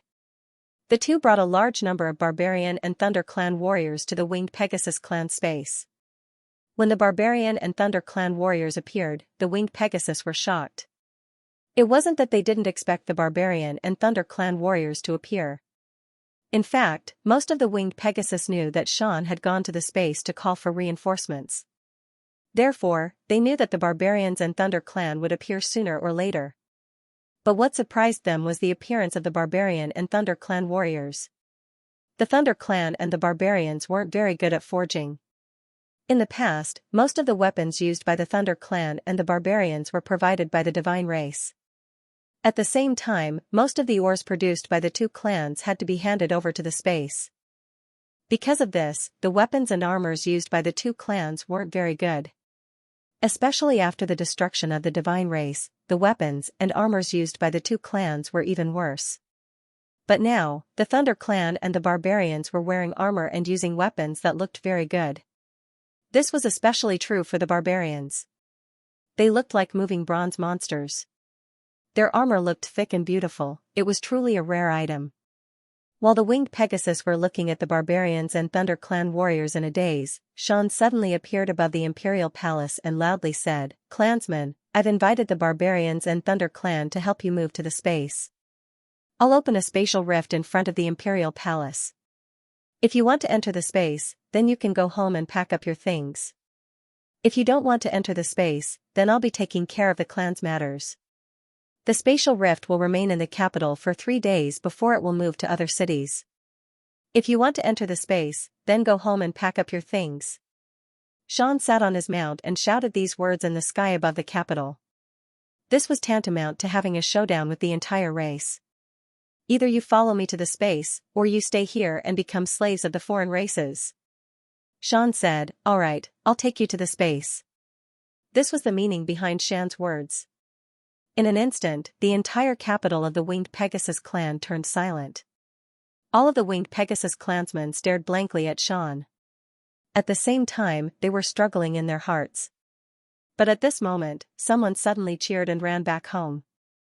Then, he quickly packed up his things and ran towards the entrance of the palace. This person's action was like throwing a stone into a calm lake. Ripples appeared on the surface of the lake.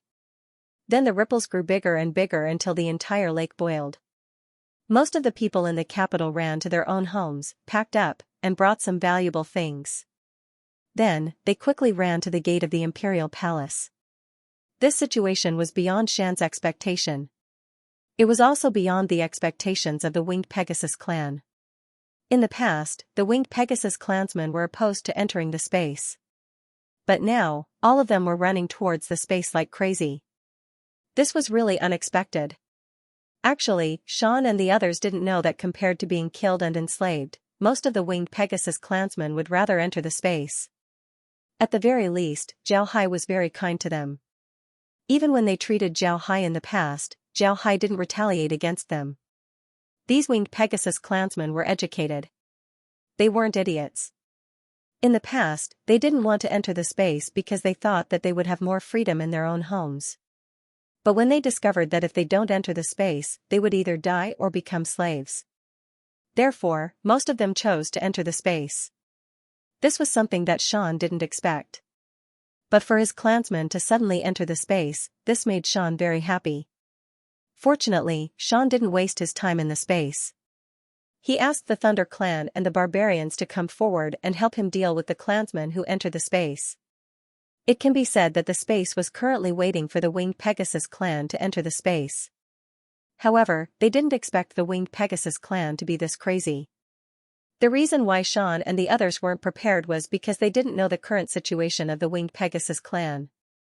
Although the O'Neill family's advance wasn't very fast, they were still advancing. Moreover, almost all of the cities that they passed through were destroyed. After the baptism of cannon fire, there were basically no survivors left in those cities. Even if there were survivors, they were either scared witless or crippled. The O'Neill family wouldn't let such people live. In other words, after the O'Neill family passed through, there were no survivors. In this case, the winged Pegasus clan finally felt fear. They were afraid that their clan would be exterminated. They also didn't want to become slaves of the foreign races. Now that Xian and the others suddenly appeared and gave them this opportunity, it was natural for the winged Pegasus clan to go crazy. Zhao Hai understood the winged Pegasus clan's situation the most. He also thought that the winged Pegasus clan would enter the space. This was because Zhao Hai discovered that the winged Pegasus clan's aura of despair had been spreading. And at this time, Xian's appearance gave them hope. In this case, the winged Pegasus clan couldn't help but go crazy. Although Xian and the others weren't prepared enough, Zhao Hai didn't remind them. With the space's energy, the winged Pegasus clan wouldn't be a problem. Zhao Hai simply didn't need to make a move. Moreover, he was also lying for Xian and the others. He wanted the winged Pegasus clan to believe that he was being held back by other matters. Seeing that the winged Pegasus clan's matters had been settled, Zhao Hai felt relieved.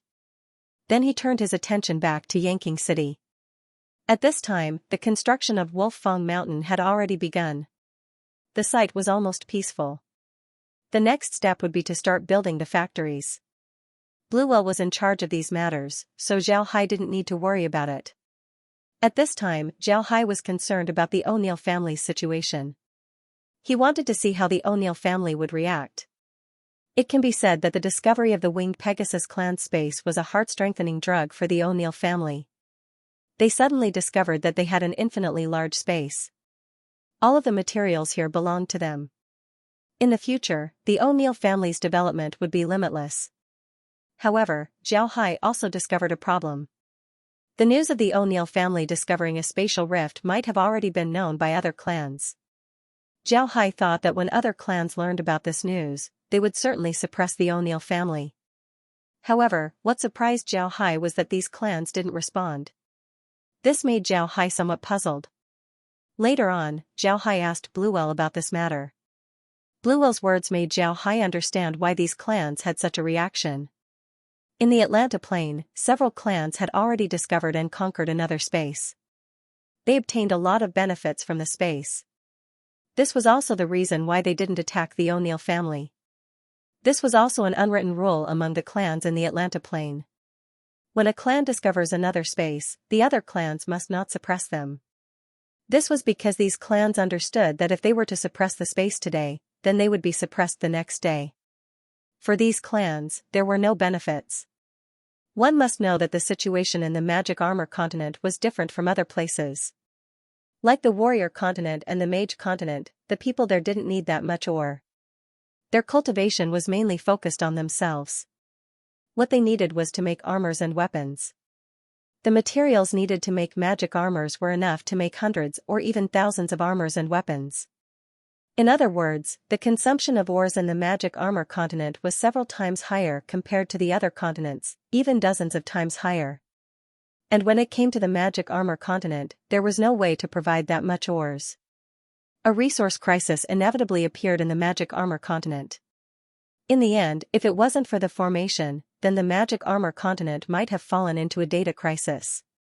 Because of the formation, the Magic Armor continent was able to conquer other spaces and plunder their data. This allowed the Magic Armor continent to regain its vitality. Because of this, when a family wanted to conquer another space, they couldn't suppress them.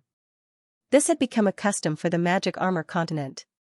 Naturally, this suppression was only on the surface. It was still possible to use some small tricks. However, nobody would go too far. It was precisely because of this that nobody dealt with the O'Neill family. After knowing this, Zhao Hai felt relieved.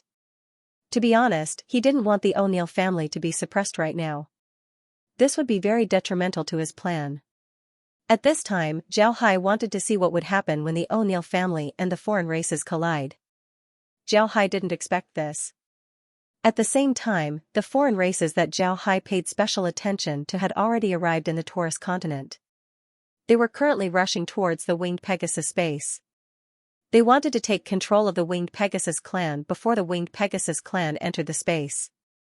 If the Winged Pegasus clan were to enter the space, then what would the foreign races do with the Winged Pegasus clan's territory? The foreign races didn't even have people living in the other continents, so how could they move to the Winged Pegasus space? The reason why the foreign races received this information was because of Fenglei's report. When Fenglei heard Shan's report, he knew that Shan had a plan. Because of this, he reported everything that happened in the Winged Pegasus clan to the foreign races. The foreign races knew everything about the Winged Pegasus space like the back of their hand. Zhao Hai was speechless at Fenglei's actions. Fenglei had sold out the Winged Pegasus clan. Zhao Hai really wanted to slap him to death. But in the end, he held himself back. The speed at which the Winged Pegasus entered the space was beyond everyone's imagination. They only brought some valuables with them. After entering the space, the Winged Pegasus discovered that they only needed to bring some valuables. This was because in the space, as long as you have gold coins, you can exchange for anything you want. When the Winged Pegasus clan entered the space, they believed that Shan wasn't lying to them. What he said was true. The space was very good, very good. With the help of the barbarians and the Thunder clan, villages were established one after another. The Winged Pegasus clan members who entered the space couldn't help but smile. Axe's expression was heavy as he stood on the war tank. George was standing beside him. Axe turned his head to George and said, "George, how many days has it been?" George replied, "Young master, it's been 3 days. We haven't met a single Winged Pegasus in 3 days. Even the cities we passed through didn't have a single Winged Pegasus." Axe let out a long breath as he muttered, 3 days, it's actually been 3 days. George, don't you think that this situation is very familiar? When George heard Axe, he stared for a moment before his expression changed. "Young master, what do you mean?" Axe replied, "Don't you think that the situation here is very similar to the Ark continent and the space outside? Everyone has disappeared. We don't know where they went. The Ark continent, the space outside, and this place are the same." George nodded and said, "Yes, young master is right. The situation here is very similar to the Ark continent, but it's not completely the same. The people in the Ark continent had already moved away before we entered. The people in the space had also moved away for some time. But here, I'm afraid that the people in the Ark continent had just moved away. If we speed up, we might be able to find out where they moved to. But young master, I don't agree with this. No matter where those people moved to, it would mean that they didn't want to fight us head-on. Therefore, they withdrew. What we need are the ores in the space. But if we chase after them, we might encounter an ambush. If this is just a ploy by the other party to lure us, then it would be very troublesome. If this is an ambush, then it would be a trap for us." Axe quietly listened to George. George's performance had been very good. As a staff officer, he was very qualified. When he heard George, Axe nodded and said, "Right, you're right. It's a pity that if we can find out who moved the people in the space, then we would be able to solve the doubts in our hearts. Alright, let's just be careful." George didn't say anything. The army's speed wasn't fast. As long as Axe didn't give the order to speed up, there was no need to adjust anything else. At this time, Shan was still desperately trying to move the people to the space. Shan had already told his people that they only needed to bring some light and soft things. They didn't need to bring anything heavy, it would affect their speed. Although they had to start from scratch in the space, there weren't many places where they could use gold coins. Although the space still required gold coins to buy things, as long as one was willing to work, then they would be able to trade for things in the space. Because of this, Shan wasn't worried about people living inside the space. He had already asked Feyre about it. Houses like Feyre's were very cheap in the space, everyone could afford it. If you don't want the space to build you a house, then you can also build your own. This way, you can save a lot of money. The speed of the Winged Pegasus clan's migration into the space had obviously sped up. Although the space's security was tight, it was still able to cope with it. This was mainly because Shan and the others weren't prepared enough. They didn't expect the Winged Pegasus clan to be this crazy. At this point, Sean felt relieved. The order in which he moved his clansmen was from the spatial crack to the inside. Mr.'s clansmen would be moved to the spatial crack before moving to the less dangerous areas. Because of this, Axe and the others didn't encounter any winged Pegasus clansmen for several days. While Sean was moving the people into the space, the foreign race's reinforcements had also arrived outside the spatial rift. At this time, the spatial rift had been completely controlled by the O'Neill family. They had also built a defensive line there. Moreover, they had left a lot of war tanks, magic armors, and cannons to defend the place. Naturally, it was impossible for the O'Neill family to not notice the arrival of more than 10 million troops. Upon seeing this, the O'Neill family's garrison immediately sent out reinforcements. The reinforcements were divided into two groups. One group went straight to the space to inform Axe and the others, while the other group went straight to the base to ask for reinforcements. The garrison commander was obviously very experienced. When he saw the other party's aggressive approach, he immediately made the right choice. At the same time, he adjusted himself and prepared to defend to the death. When the foreign races arrived outside the defensive line, they didn't stop to rest as they immediately attacked the spatial rift. There were two reasons why the foreign races were so anxious to attack. One was because Fenglai told them about the winged Pegasus clan's migration. The other reason was that they didn't put the O'Neill family in their eyes. After Zhao Hai helped them eliminate the winged Pegasus clan, the foreign races couldn't help but feel proud. In their minds, the divines had already perished, so there was no one in this world who could be their opponent. Therefore, they simply didn't put the O'Neill family in their eyes. When they arrived at the spatial rift, they didn't take any time to rest before they immediately launched their attack. As soon as the foreign races launched their attack, the O'Neill family immediately counterattacked. The first wave of artillery fire was immediately launched. The foreign races didn't expect the other party's attack to be this fierce. A lot of them didn't even have time to set up their domains before they were killed by the artillery fire. The O'Neill family's cannons were very powerful. In terms of attack power, these cannons were even more powerful than the magic armors. Naturally, the foreign races would suffer a loss when faced with this attack. The foreign races didn't expect the O'Neill family's counterattack to be this fierce. Their first wave of attack was actually repelled by the other party's artillery fire. Seeing this, the foreign races couldn't help but pay attention to the O'Neill family. After they retreated, they didn't immediately attack. Instead, they slowly retreated and prepared to rest. However, the O'Neill family didn't allow them to rest. The O'Neill family had been fighting with the winged Pegasus clan for some time now, so they already knew the use of their domains. They also knew that these people weren't easy to deal with. Therefore, after the foreign races retreated, the O'Neill family's magic armors immediately launched an attack. The magic armors might not be able to fight in the sky for a long time, but they were very powerful in a short period of time. Not only were they fast, their defense was strong, and their attack power wasn't weak. Because of this, the magic armors launched a blitzkrieg attack against the foreign races. The magic armors turned into bombers. They used their fastest speed to fly above the foreign races. Then they dropped their bombs and immediately turned around. They didn't want to be entangled with the foreign races. The foreign race elders didn't think that the other party would be bold enough to attack them. Therefore, before they could react, the other party had already dropped their bombs and ran away. This made the elders feel bad. The previous wave of attacks was due to them underestimating the enemy. But this time, the O'Neill family's counterattack was a slap in the elders' face. How could they bear this? The four elders immediately flew towards the defensive line. When the O'Neill family's commander saw these four people, he immediately knew that they were experts.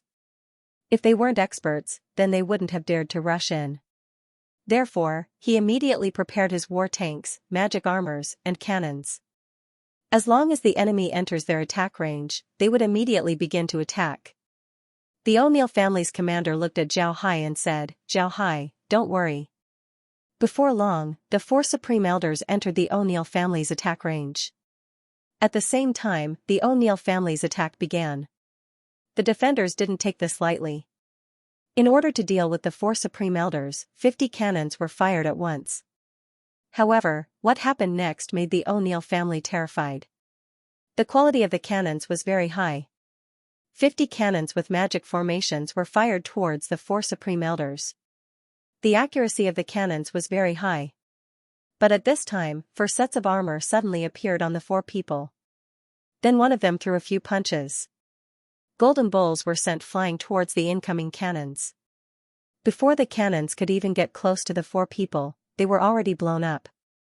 Upon seeing this, the general's face sank. He knew that he had met his match this time. He immediately ordered the cannoneers to get ready. With 56 cannons in one group, the cannoneers began to attack. At the same time, the magic armor squads were ready to fly up and join the battle. The reason why the commander didn't send the magic armors to join the battle was because if the magic armors were to join the battle, then the cannons would have to stop. The artillery barrage should stop, but not now. The artillery barrage had a range, it couldn't be too far, otherwise, it would exceed the range. It also couldn't be too close, otherwise it would be dangerous. At this time, the position of the 4 supreme elders was the most suitable range for the artillery barrage. Naturally, the foreign races wouldn't send their magic armors to participate in the battle. However, the offensive power of the 4 supreme elders was beyond the imagination of the O'Neill family. After 3 rounds of artillery fire, the 4 supreme elders were already very close to the defensive line. At this time, the O'Neill family's magic armors also set out. Although the O'Neill family's magic armors weren't able to reach the defensive line, they weren't able to reach the defensive line. This was the first time that magic armors and the divine race's ultimate weapons collided. This time, the O'Neill family sent out 50 magic armors. The strength that the 4 supreme elders displayed made the O'Neill family very vigilant. Because of this, they sent out 50 magic armors in order to ensure that nothing goes wrong. Even if they can't defeat the enemy, they can't let the enemy destroy their magic armors. One must know that the cost of making a magic armor was very high. Losing a magic armor wasn't a trivial matter for the O'Neill family, especially God-rank magic armors. It didn't take long before the magic armors and the supreme elders clashed. One couldn't help but recognize that the magic armors of the O'Neill family were very good. Their coordination was perfect. Additionally, they could transform their magic armors. Because of this, their attacks were very strong. For a while, the 4 supreme elders couldn't do anything to them. The 2 sides were entangled with each other, neither side could do anything to the other. This battle shocked both sides. The O'Neill family didn't think that the 50 God-rank magic armors they sent wouldn't be able to kill these 4 people. This caused them to be startled. On the other hand, the foreign races were even more surprised. In their minds, the supreme elders were the symbol of invincibility. Aside from that freak Xianxia, they had never seen a supreme elder suffer a loss. They didn't expect the other side to only send a few iron men to block the attack of the supreme elders. Both sides were startled. They didn't think that the other side would be this strong. At the same time, the O'Neill family was fully prepared. They had their magic armors ready to attack at any time. This was because the O'Neill family knew that their magic armors wouldn't be able to fight for a long time. What the O'Neill family didn't know was that the foreign race supreme elders couldn't fight for a long time. Although their combat suits were made by the space, using them consumed a lot of energy. Because of this, the foreign race supreme elders couldn't fight for a long time. Because of this, the foreign race supreme elders couldn't fight for a long time. In fact, the biggest advantage of the combat suits made by the space was that the user wouldn't suffer a backlash. In the past, the combat suits required a lot of energy. If the user's energy wasn't enough, then there would be a backlash. In other words, if the supreme elders used their combat suits too much, then they would suffer from internal injuries, just like Gold Ben. On the other hand, the battle armor produced by the space wasn't like this. The battle armor produced by the space was equivalent to a powerful sword. This sword can greatly enhance one's strength, but when one uses it, one's physical strength would be consumed. Without physical strength, one wouldn't be able to hold the sword steadily. Even if the sword was a good sword, it wouldn't be able to kill the enemy.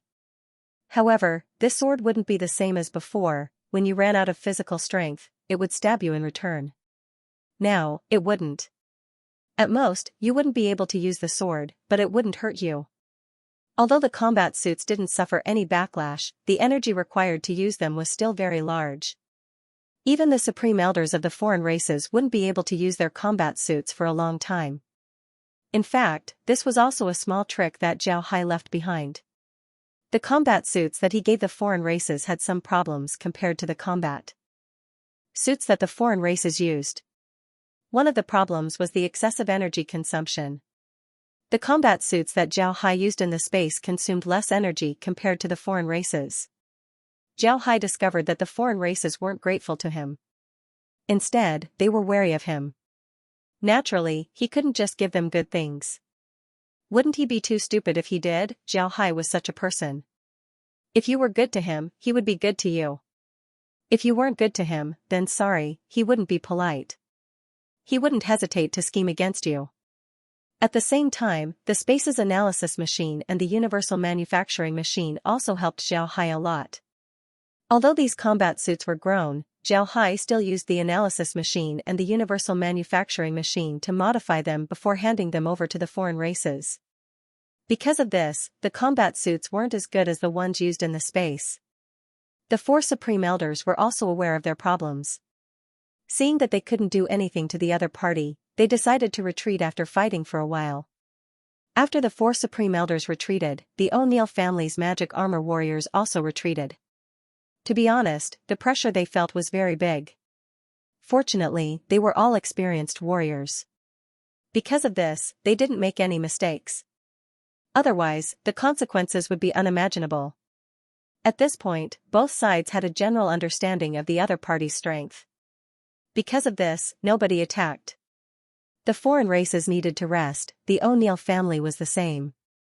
Not only did they need to rest, they also needed to write a report about the situation and inform the family. In the past, they didn't think that there would be people this strong. 4 people were able to block the attacks of 50 god-ranked magic armors. This made them very surprised. But fortunately, the other side didn't seem to have a lot of warriors like this. This made them feel relieved.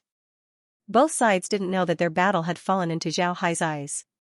When Zhao Hai saw the performance of the O'Neill family's 50 magic armors, he couldn't help but nod. The coordination between the 50 magic armors couldn't be described.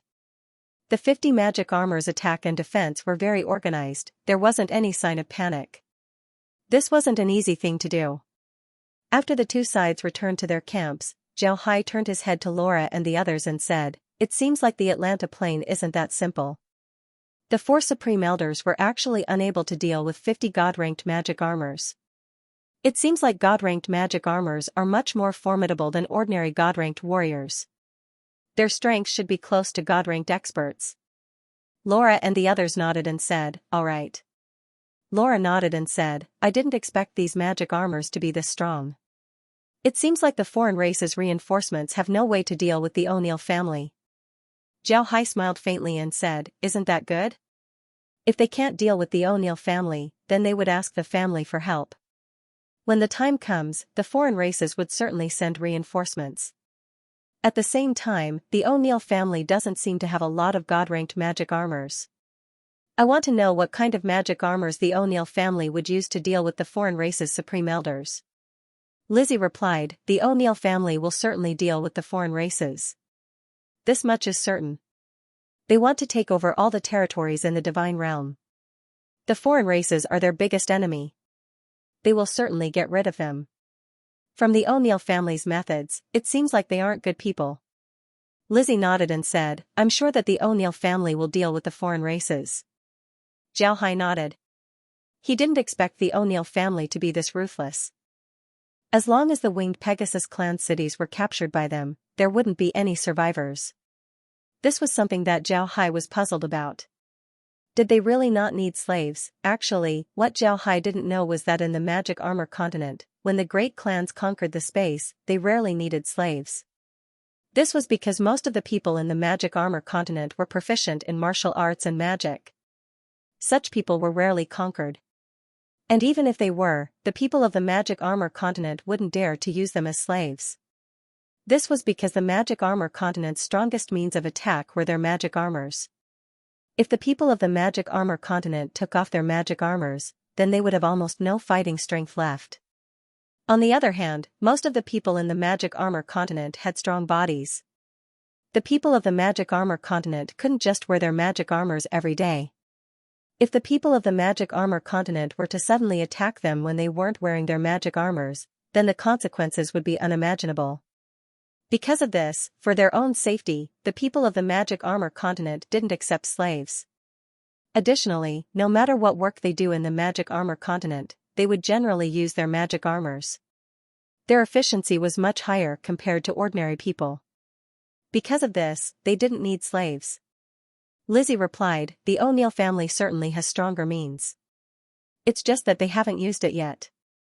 Perhaps it's because their means are similar to the divine race's combat armors. There's a price to pay for using them. However, as long as they are forced into a corner, then they would certainly use them. Zhao Hai nodded and said, the foreign races alone are enough to make the O'Neill family suffer. Although the O'Neill family's magic armors are very powerful, they also have a shortcoming. Once the warriors rest, they would have to come out of their magic armors. When the time comes, they would have to put their magic armors back on.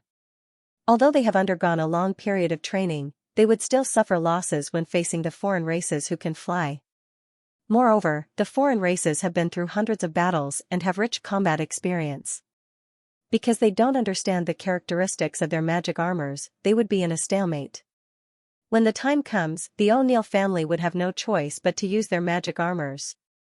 Lizzie nodded and said, right, this is the case. Because of this, I'm sure that the O'Neill family would certainly use more powerful forces in the future. However, there's one thing that Brother Hai needs to pay attention to. Commanding magic armors in battle is different from commanding ordinary people. Even if we have magic armors in the future, we would still need a good commander. When Zhao Hai heard Lizzie, he couldn't help but stare. He didn't think about this point. But since Lizzie said so, Zhao Hai couldn't help but pay attention to it. He nodded and said, it seems like we'll need to get some undead from the Atlanta Plain in the future. Lizzie smiled faintly and said, although the undead are very intelligent, they still lack intelligence when compared to humans. Perhaps it's because their levels aren't high enough. Therefore, if Big Brother Hai wants to have a formidable magic armor army, then it would be better if you take some people from the Magic Armor continent into the space. Undead aren't good. Zhao Hai smiled faintly and said, yes. Zhao Hai nodded and said, all right, I'll listen to you. I'll pay attention to this matter.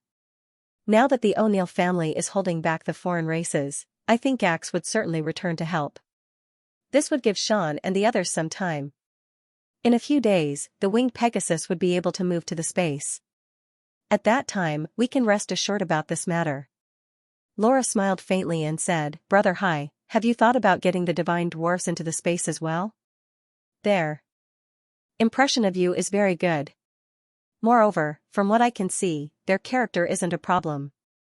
Getting them into the space should be very good for us. Zhao Hai thought for a moment and said, we can give it a try. We can have Ryder try it. If it succeeds, then that would be great. If it doesn't, then it's fine.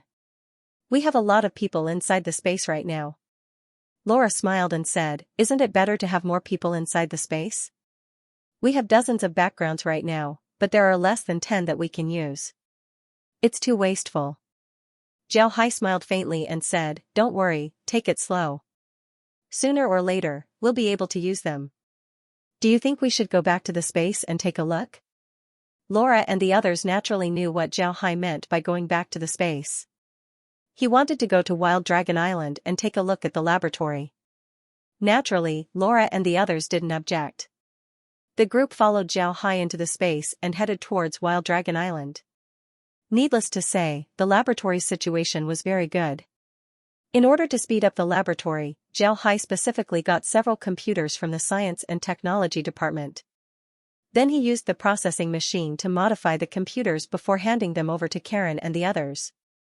This made Karen and the others work more efficiently.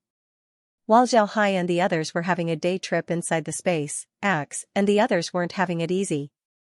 Axe and the others had already received a request for help from the defensive line. Because they needed to be steady these past few days, they didn't move very fast. Because of this, they were able to receive a request for help in a short time. When Axe saw the request for help, he couldn't help but be startled. Axe knew that they were inside the space. If the spatial rift was sealed, then they would be stuck here forever. This wasn't a good thing. Because of this, Axe immediately called for the generals who fought alongside him to come over. These generals were old members of the O'Neill family.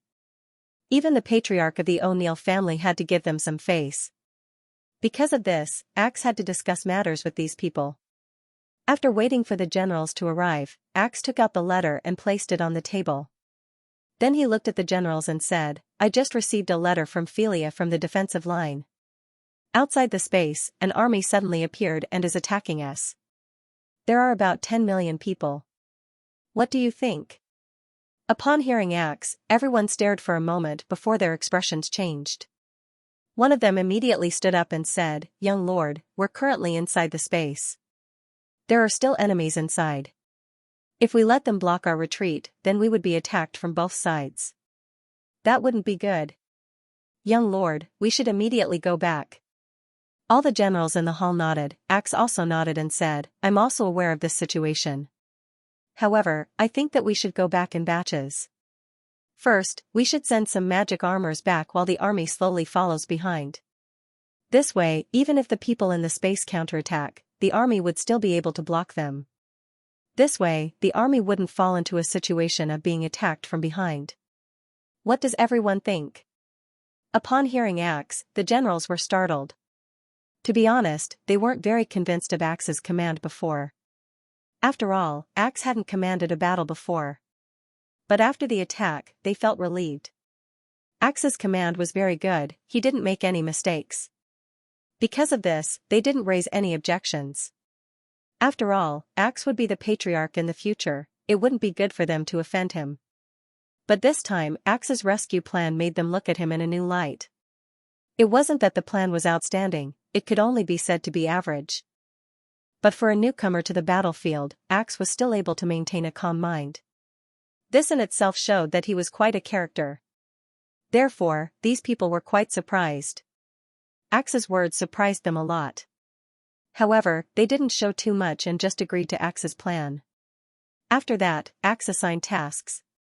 He left most of the war chariots and a small number of magic armors behind. The rest of the magic armors were to reinforce the defensive line. In order to speed up the magic armors, Axe had them carry energy converters. This way, they would be able to fly for a long time. This method wasn't invented by Axe. Generally, it was only used for magic armors to deliver messages. The magic armors would carry a few energy converters and the pilot would change the energy converters on the way. This way, the speed would be very fast. Naturally, this method wasn't suitable for long-distance raids. This was because this method would make the pilot very tired, which would affect their fighting strength. However, the situation this time was different. This was because they were going to reinforce the defensive line. As long as the magic armors arrived at the defensive line, the pilots would be able to rest and reorganize. Then they would be ready to fight. Moreover, they weren't very far from the defensive line. Because of this, Axe used this method. Axe didn't go back with the magic armors. He still had to command the army to retreat. Instead, George went back with the magic armors. But Sean didn't know about Axe's situation. He was currently moving people to the space city. Fortunately, he was almost done. On the other hand, the foreign race camp was in a state of panic. Although most people were resting, they couldn't sleep. They didn't expect the other party to be able to block the attack of the Supreme Elder. This had a huge impact on the morale of the foreign race army. The foreign race army was similar to the Divines. They worshipped the Supreme Elder's strength and believed in the power of the ultimate weapon. In their view, as long as the Supreme Elder took the ultimate weapon, there was nothing that couldn't be solved. This worship wasn't formed in a day or two, it took tens of thousands of years to form. It had already been engraved into their bones. This worship had both advantages and disadvantages. The advantage was that as long as the Supreme Elder was present, the army would be able to maintain their fighting spirit. They would be able to erupt with 120% of their fighting strength. Naturally, the disadvantages were obvious. Once the Supreme Elder had a problem, the attack on the morale of the army would be fatal. At this time, the foreign race army was a bit like this. The Supreme Elder's appearance and failure to deal with the Iron Men had affected the morale of the foreign race army. Naturally, the Supreme Elders also noticed this situation. Among these Supreme Elders, only one of them was an original Supreme Elder of the Beastman race. The other three became Supreme Elders later on. They were also wearing the combat robes of the Supreme Elders of the Divine race. Compared to the other three Supreme Elders, the original Supreme Elder was the one with the strongest fighting strength. Combat robes were weapons. Each weapon had its own characteristics. If a person only uses one weapon for their entire life, then the weapon would be like a part of their body. On the other hand, if you just got a weapon, then even if the weapon was very strong, it would still be impossible for you to display its full strength in a short time.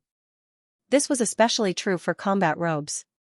The three Supreme Elders of the Beastman and the Elven Supreme Elders were like this. Although they had the combat suits and their strength wasn't weak, they still hadn't fully grasped the characteristics of the combat suits. Because of this, their fighting strength was still lacking compared to the Beastman Supreme Elders. Naturally, this group of people would follow the lead of the Beastman Supreme Elders. The Beastman Supreme Elder's face was gloomy as he sat inside the room. This room was made using magic. The tables and chairs inside the room were all made using magic. The top of the table was covered with a layer of beast skin. However, for an army to march in the wild, these conditions were already very good. The Beastman Supreme Elder looked at the other three Supreme Elders and said, "From today's battle, it seems like the enemy isn't easy to deal with. Everyone, what do you think?" The three Supreme Elders turned silent. To be honest, the strength of the O'Neill family had surprised them. They didn't have any good methods to deal with the enemy. The Beastman Supreme Elder looked at the three Supreme Elders and understood what they meant. He didn't blame the three, he didn't have a way to deal with the enemy. It was normal for them to have no way to deal with the enemy. However, the current situation needed to be changed. The Beastman Elder replied, "The enemy's main force is certainly still attacking the Winged Pegasus clan. This place is just one of their garrisons. If one of them is this hard to deal with, then we'll be in even more trouble when the main force returns. Therefore, I think that we'll have to work hard tonight. We'll attack them at night and see how good they are at night. If they're good at night, then we'll have to attack them tomorrow. If not, then we'll have to fight them at night." As soon as the Supreme Elders heard this, they nodded. This was also a method. This time, the four of them led an army of 10 million. They had just made contact with the enemy, so retreating wasn't an option. If they did, then they would lose face. Therefore, they could only attack. Seeing the three agree, the Beastman Supreme Elder said, "It's good that the three of you agreed. You can go rest now, we'll move in the evening." The three nodded, then they gave the Beastman Supreme Elder a salute before they turned around and left. After the three left, the Beastman Supreme Elder called the general in charge of this operation. This time, the general was a Beastman. Naturally, the elves also had their own general. The Beastman Supreme Elder invited both of them. After the two entered the room and gave their greetings to the Beastman Elder, the Beastman Elder said, "I called you here this time because I have something to tell you. Tonight, the four of us will attack those fellows. Let's see if they can adapt to night battles. When we set out, you will follow behind us. If they aren't used to night battles, you will immediately attack. Even if you can't break through their defensive line, you will still have to make them suffer. Don't send too many people this time, the defensive line is only so big, too many people wouldn't be of any use. As for how many people you want to use, you can decide for yourselves." The Beastman Elder nodded and said, "All right, I'm going to use a lot of people." The two nodded, then the Beastman Supreme Elder waved his hand. After that, the two left. The Beastman Supreme Elder slowly closed his eyes and adjusted his breathing. He needed to ensure that he was in his best condition. This was because the enemy was very strong, especially those magic armors. Their fighting strength was very good. The sky slowly darkened. Axe's reinforcements had yet to arrive at the defensive line. The entire defensive line was still brightly lit. The defensive line was illuminated by energy converters. Because of this, the place was very bright. Moreover, there were a lot of searchlights that were constantly looking outside. They were afraid that the foreign races would launch a night attack. The O'Neill family also had a way to deal with night attacks. However, their magic armors weren't as free to move in the night as they were during the day. Because of this, the magic armor's fighting strength would be affected. Because of this, the O'Neill family decided to use this method to defend. Nothing happened in the middle of the night. The foreign races also didn't make a move. It wasn't until 1 o'clock in the morning that the four Supreme Elders got up and rushed towards the defensive line. The Beastmen and the Elves also selected a squad of 100,000 people to follow them. Of these 100,000 people, 30,000 were elves and 70,000 were beastmen. Of these 70,000 beastmen, 30,000 were mice, 20,000 were cats, and 20,000 were wolves. All of these races were very suitable for stealth. Among the beastmen, there was no distinction between war tribes and tribes. After reaching 9th rank and becoming god rank, no matter what race one belonged to, the difference in their fighting strength wouldn't be too big. Because of this, in the divine realm, the beastmen weren't divided into war tribes, and slave tribes. On the other hand, the 30,000 elves were all divine archers. Even after becoming god rank experts, they still had their own path of study. For example, there were some elves who specialized in using swords, some who specialized in using bows, and some who specialized in using magic. The 30,000 warriors that came out this time were all divine archers. Although it could be said that the O'Neill family's defenses were very tight, this wasn't a problem for the four Supreme Elders. It also wasn't a problem for the warriors who were very good at stealth. Needless to say, the four Supreme Elders were very fast. On the other hand, the warriors couldn't be too fast. If they were too fast, they would certainly be discovered by the O'Neill family. After all, the searchlights weren't just for decoration. The four Supreme Elders quickly approached the defensive line. The closer they got to the defensive line, the easier it would be for them to be discovered. The O'Neill family had already set up some early warning facilities. The four Supreme Elders relied on their keen senses to avoid these facilities. However, the closer they got to the defensive line, the more facilities there were. This caused the speed of the four Supreme Elders to inevitably slow down. The group carefully moved forward.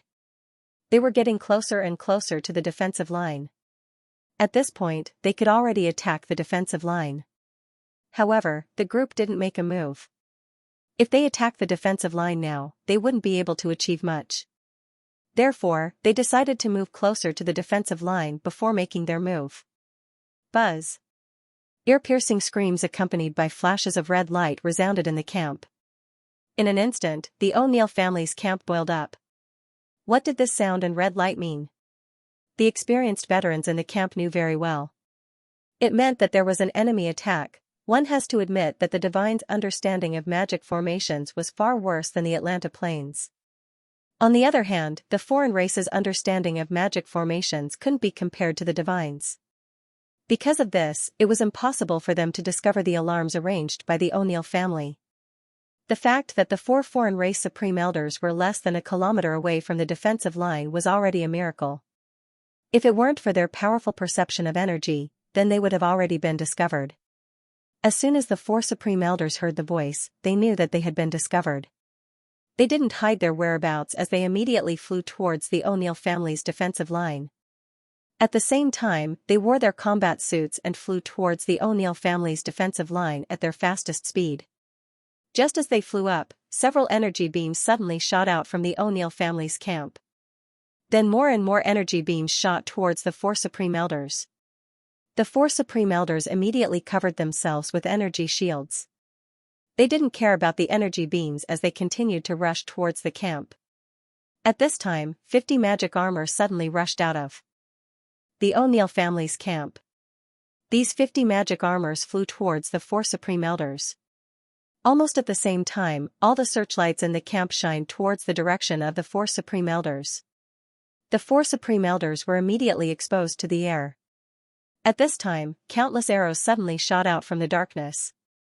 These arrows weren't aimed at the magic armors but instead at the searchlights in the camp. Bang! Bang! Bang! The searchlights were destroyed by the arrows. The four Supreme Elders were once again hidden in the darkness. This change made the O'Neill family's people stare. However, they were also experienced warriors, so they quickly responded. The O'Neill family's people immediately set up their energy shields. When the shields were set up, the foreign races outside couldn't help but stare. They had never seen such an energy shield before. It was white and looked like a huge semicircular energy shield. It didn't look special, but when it was set up, the entire energy shield looked like a giant light bulb. It emitted a white fluorescence. The foreign races had never encountered such a situation before. An energy shield that can actually light up? This was too strange. Actually, the foreign races didn't know that a radiant energy shield wasn't a big deal. The O'Neill family's magic armor continent had been fighting against the Atlanta Plains warrior and mage continents for many years. They were very knowledgeable about how to deal with these kinds of attacks. They were also aware of their own shortcomings and were constantly thinking of ways to improve them. And just as the Beastman Elder said, the O'Neill family's magic armors weren't suitable for night battles. At night, the visibility of the magic armors would decrease due to the lack of light. This would greatly affect their fighting strength. In this case, what would happen if the enemy launched a night attack? In the beginning, the people only used searchlights. But after the searchlights were destroyed several times, the people of the magic armor continent began to think of other ways. In the end, the Magic Armor Research Institute invented a radiant energy shield. To put it bluntly, this radiant energy shield wasn't anything special. It was just an ordinary defensive formation. After some minor changes were made and some powerful fluorescent formations were added, this effect was achieved. But correspondingly, the energy required to activate the formation would increase by a lot. However, with the discovery of this magic formation, the magic armor continent's ability to fight at night made a qualitative leap. The magic armors that weren't good at fighting at night were now able to defend their camps with the support of this magic formation. Even if their offensive capabilities weren't very strong, they wouldn't have a problem defending their camps. At this time, the situation in the defensive line was like this. When the defensive formation shined, the magic armors immediately regained their flexibility. They lined up in formation and fought against the 4 Supreme Elders. At the same time, the cannons and tanks inside the defensive line weren't idle. From the moment the searchlights were attacked, the O'Neill family understood that the enemy wasn't just 1 or 2 people. Therefore, they aimed their cannons towards the direction where the arrows came from. This was a completely unreasonable method of attack. It didn't matter if there were people hiding there or not. If there were people hiding there, then the O'Neill family would just waste a few cannons. The O'Neill family's method of attack was something that they had slowly accumulated from fighting against the warrior continent and the mage continent. All of their soldiers were able to distinguish the direction where the arrows came from. They were even able to determine the distance from where the arrows came from. This way, the cannons would be able to mark them. One shouldn't think that this was an easy task. Each and every one of the O'Neill family's soldiers had undergone strict training. Their knowledge of the battlefield was already written in their textbooks. Moreover, they had to undergo repeated training in order to make accurate judgments. The foreign race army didn't expect the O'Neill family's counterattack to be this fast and fierce. Just as they weren't able to understand what was going on, a rain of cannons came crashing down on them. One shouldn't underestimate the power of these cannons. In the Atlanta Plain, whether it was the warrior continent or the mage continent, they never lacked experts. This was especially true for the army. Whether it was the warrior continent or the mage continent, their fighting strength wasn't any worse than the foreign race army. If the weapons invented by the magic armor continent couldn't harm these people, then the magic armor continent would have already been destroyed by the other 2 continents. The O'Neill family's attack was very fast. The cannons fired one after another, causing the foreign race army to suffer a huge loss. This time, the foreign race army only sent 100,000 people in order to launch a sneak attack. However, they didn't expect to be exposed this quickly. This rain of cannons killed 30,000 of their people. At this time, even more magic armors flew out of the camp. Some of them flew towards the 4 elders while the others stopped above the camp to protect them. None of them patrolled the surroundings, but the cannons in the camp were still raining down as if they were free. After 5 rounds of bombardment, the cannons in the camp finally stopped. Looking at this situation, the 4 Supreme Elders knew that tonight's sneak attack wouldn't succeed. They were already thinking of retreating. But at this time, explosions were suddenly heard from the foreign race camp. Upon hearing this sound, the four Supreme Elders stared. Then they quickly pushed back the magic armors that were surrounding them and flew towards their camp. They knew that their camp was under attack. As for who attacked, there was no need to think, it must be the O'Neill family. After thinking about this, the four Supreme Elders became more and more anxious. The O'Neill family's fighting strength was very good. Without the Supreme Elders present, the camp shouldn't be a match for the O'Neill family. If the O'Neill family sent a lot of people to attack the camp, then the camp would be in danger. When the four Supreme Elders returned to the camp with the foreign races, they discovered that the O'Neill family had already retreated. Although the Supreme Elders were angry, they also let out a sigh of relief. At this time, reinforcements arrived at the O'Neill family's defensive line. This reinforcements consisted entirely of magic armors. The one leading them was George. George received Axe's order to lead the magic armors back to the defensive line. Aside from changing the energy converters, they didn't stop for a moment. In the middle of the night, they finally returned to the defensive line. However, before they reached the defensive line, George discovered that the foreign races were attacking the defensive line. The O'Neill family's magic armors wanted to go and support them. However, George didn't agree to this. These people had been flying in the sky for several hours. They were physically and mentally exhausted. If they were to participate in the battle at this time, they wouldn't be able to do anything. Instead, they would suffer a lot of losses. Because of this, George led the magic armor continent's reinforcements towards the foreign races camp. The foreign races camp wasn't completely dark. Magic lamps were lit everywhere.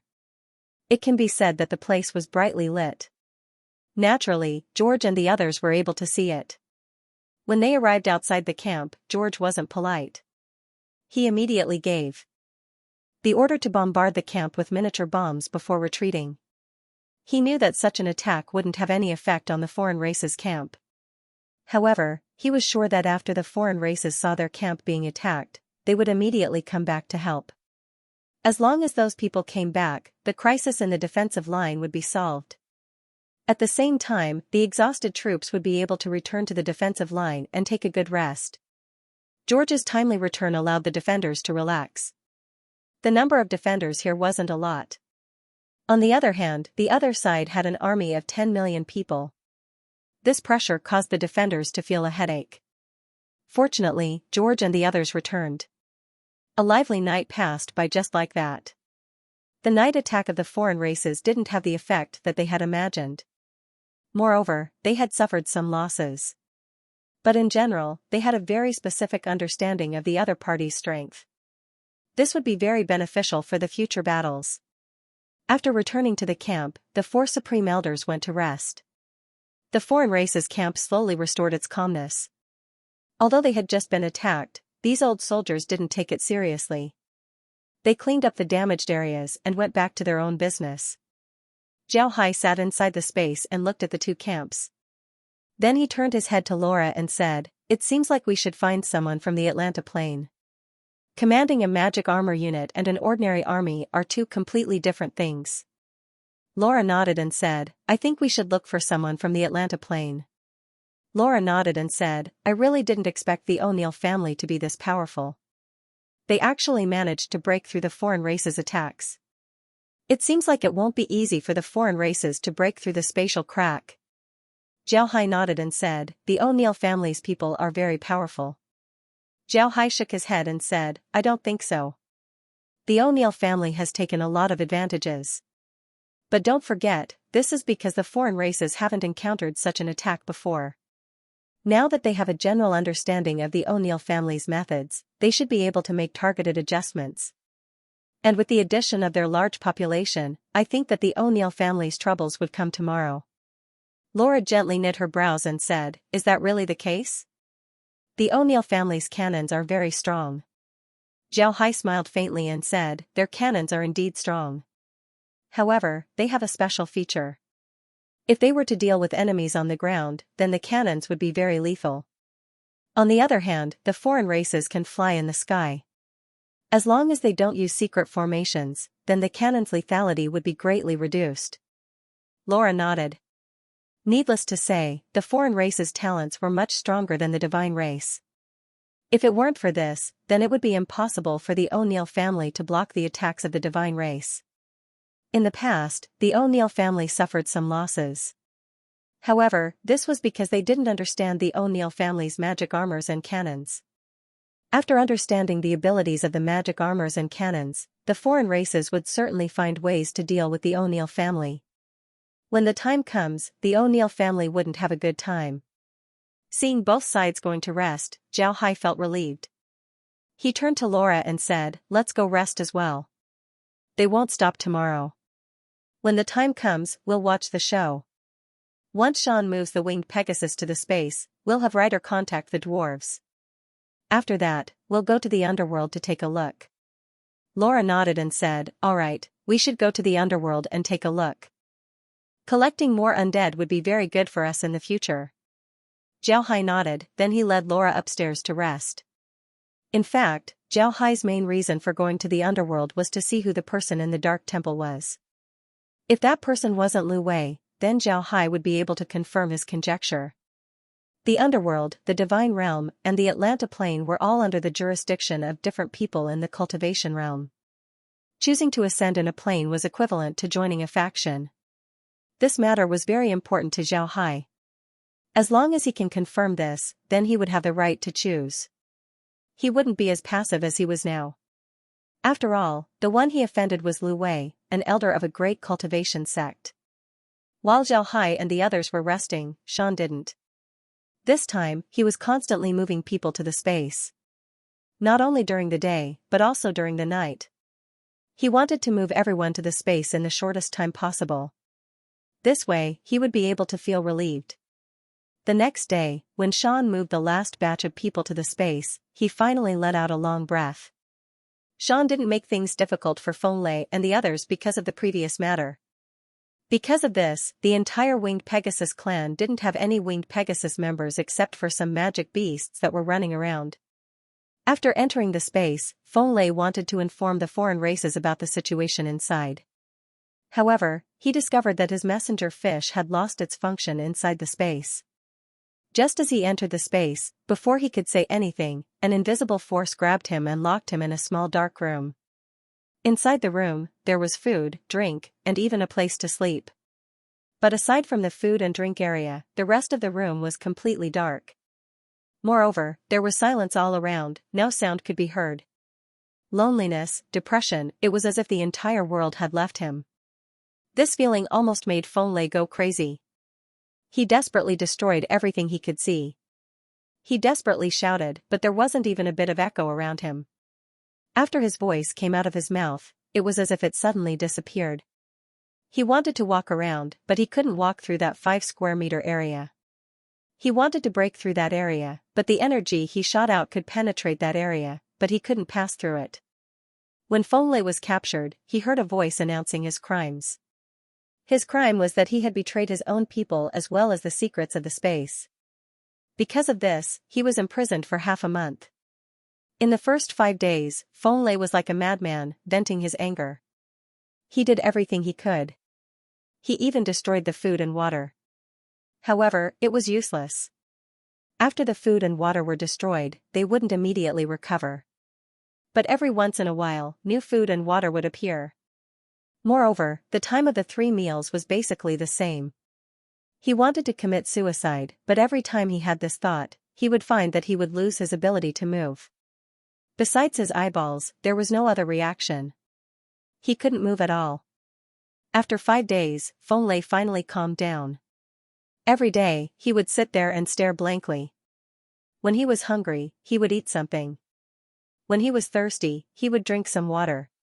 Feng Lei also thought about going on a hunger strike, but he found that it was useless.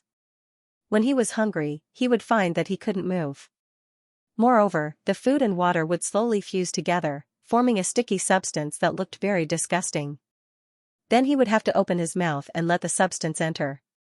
In any case, he wouldn't die. At this time, Feng Lei didn't have any thoughts of committing suicide. He knew that he wouldn't die here. Therefore, he just stared blankly every day. Sometimes, he would think about the things he did in the past. Sometimes, he would empty his mind, not daring to think about anything. This was the only way he wouldn't go crazy. After 15 days, Feng suddenly found himself in the midst of his people. He didn't know how he got caught, nor did he know how he got out. However, when he appeared in the midst of his people, he couldn't help but cry. For the first time, he discovered how cute his people were. They weren't pawns in his hands, they were his people. While Feng was locked in the small dark room, the battle between the foreign races and the O'Neill family didn't stop. Just as Zhao Hai predicted, after the foreign races suffered twice against the O'Neill family, they finally understood the characteristics of the O'Neill family. Because of this, they made timely adjustments to their formation. Moreover, their attacks weren't as secretive as before. Instead, they were like waves.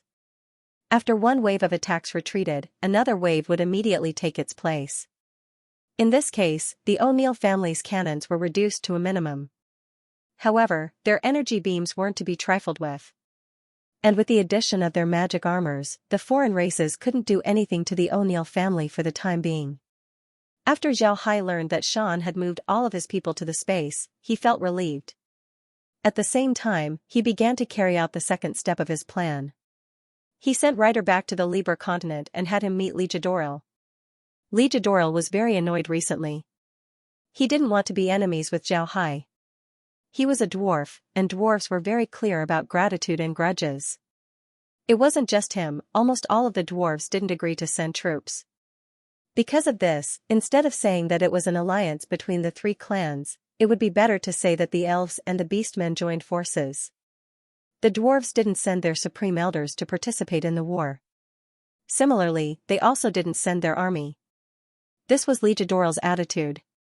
He knew that doing so would certainly offend the beastmen and the elves. However, he didn't hesitate to do so.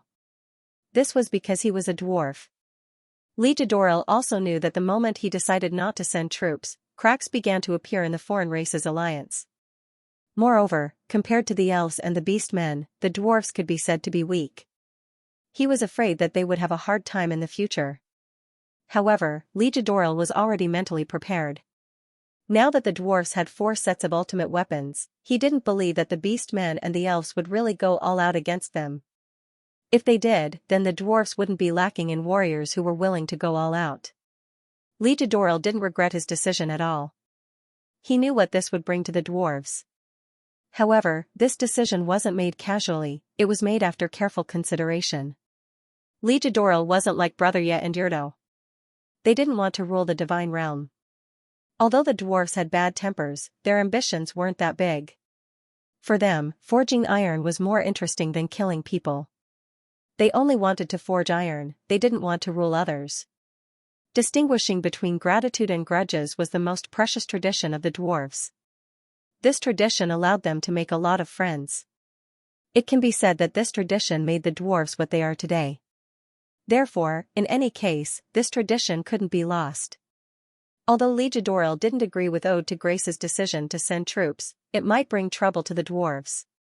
However, he still preserved the most important tradition of the dwarves. He thought that everything was worth it. Ligadoril was sitting in his room, looking at a document in front of him. This document was about the recent food crisis of the dwarves. Ligadoril knew that the elves and the beastmen had begun to suppress them. After putting down the report in his hand, Ligadoril couldn't help but sigh. He calculated the time and muttered, "At this time, they should have already fought with those people." At this time, a voice suddenly came from outside. "Patriarch, Ryder is requesting an audience."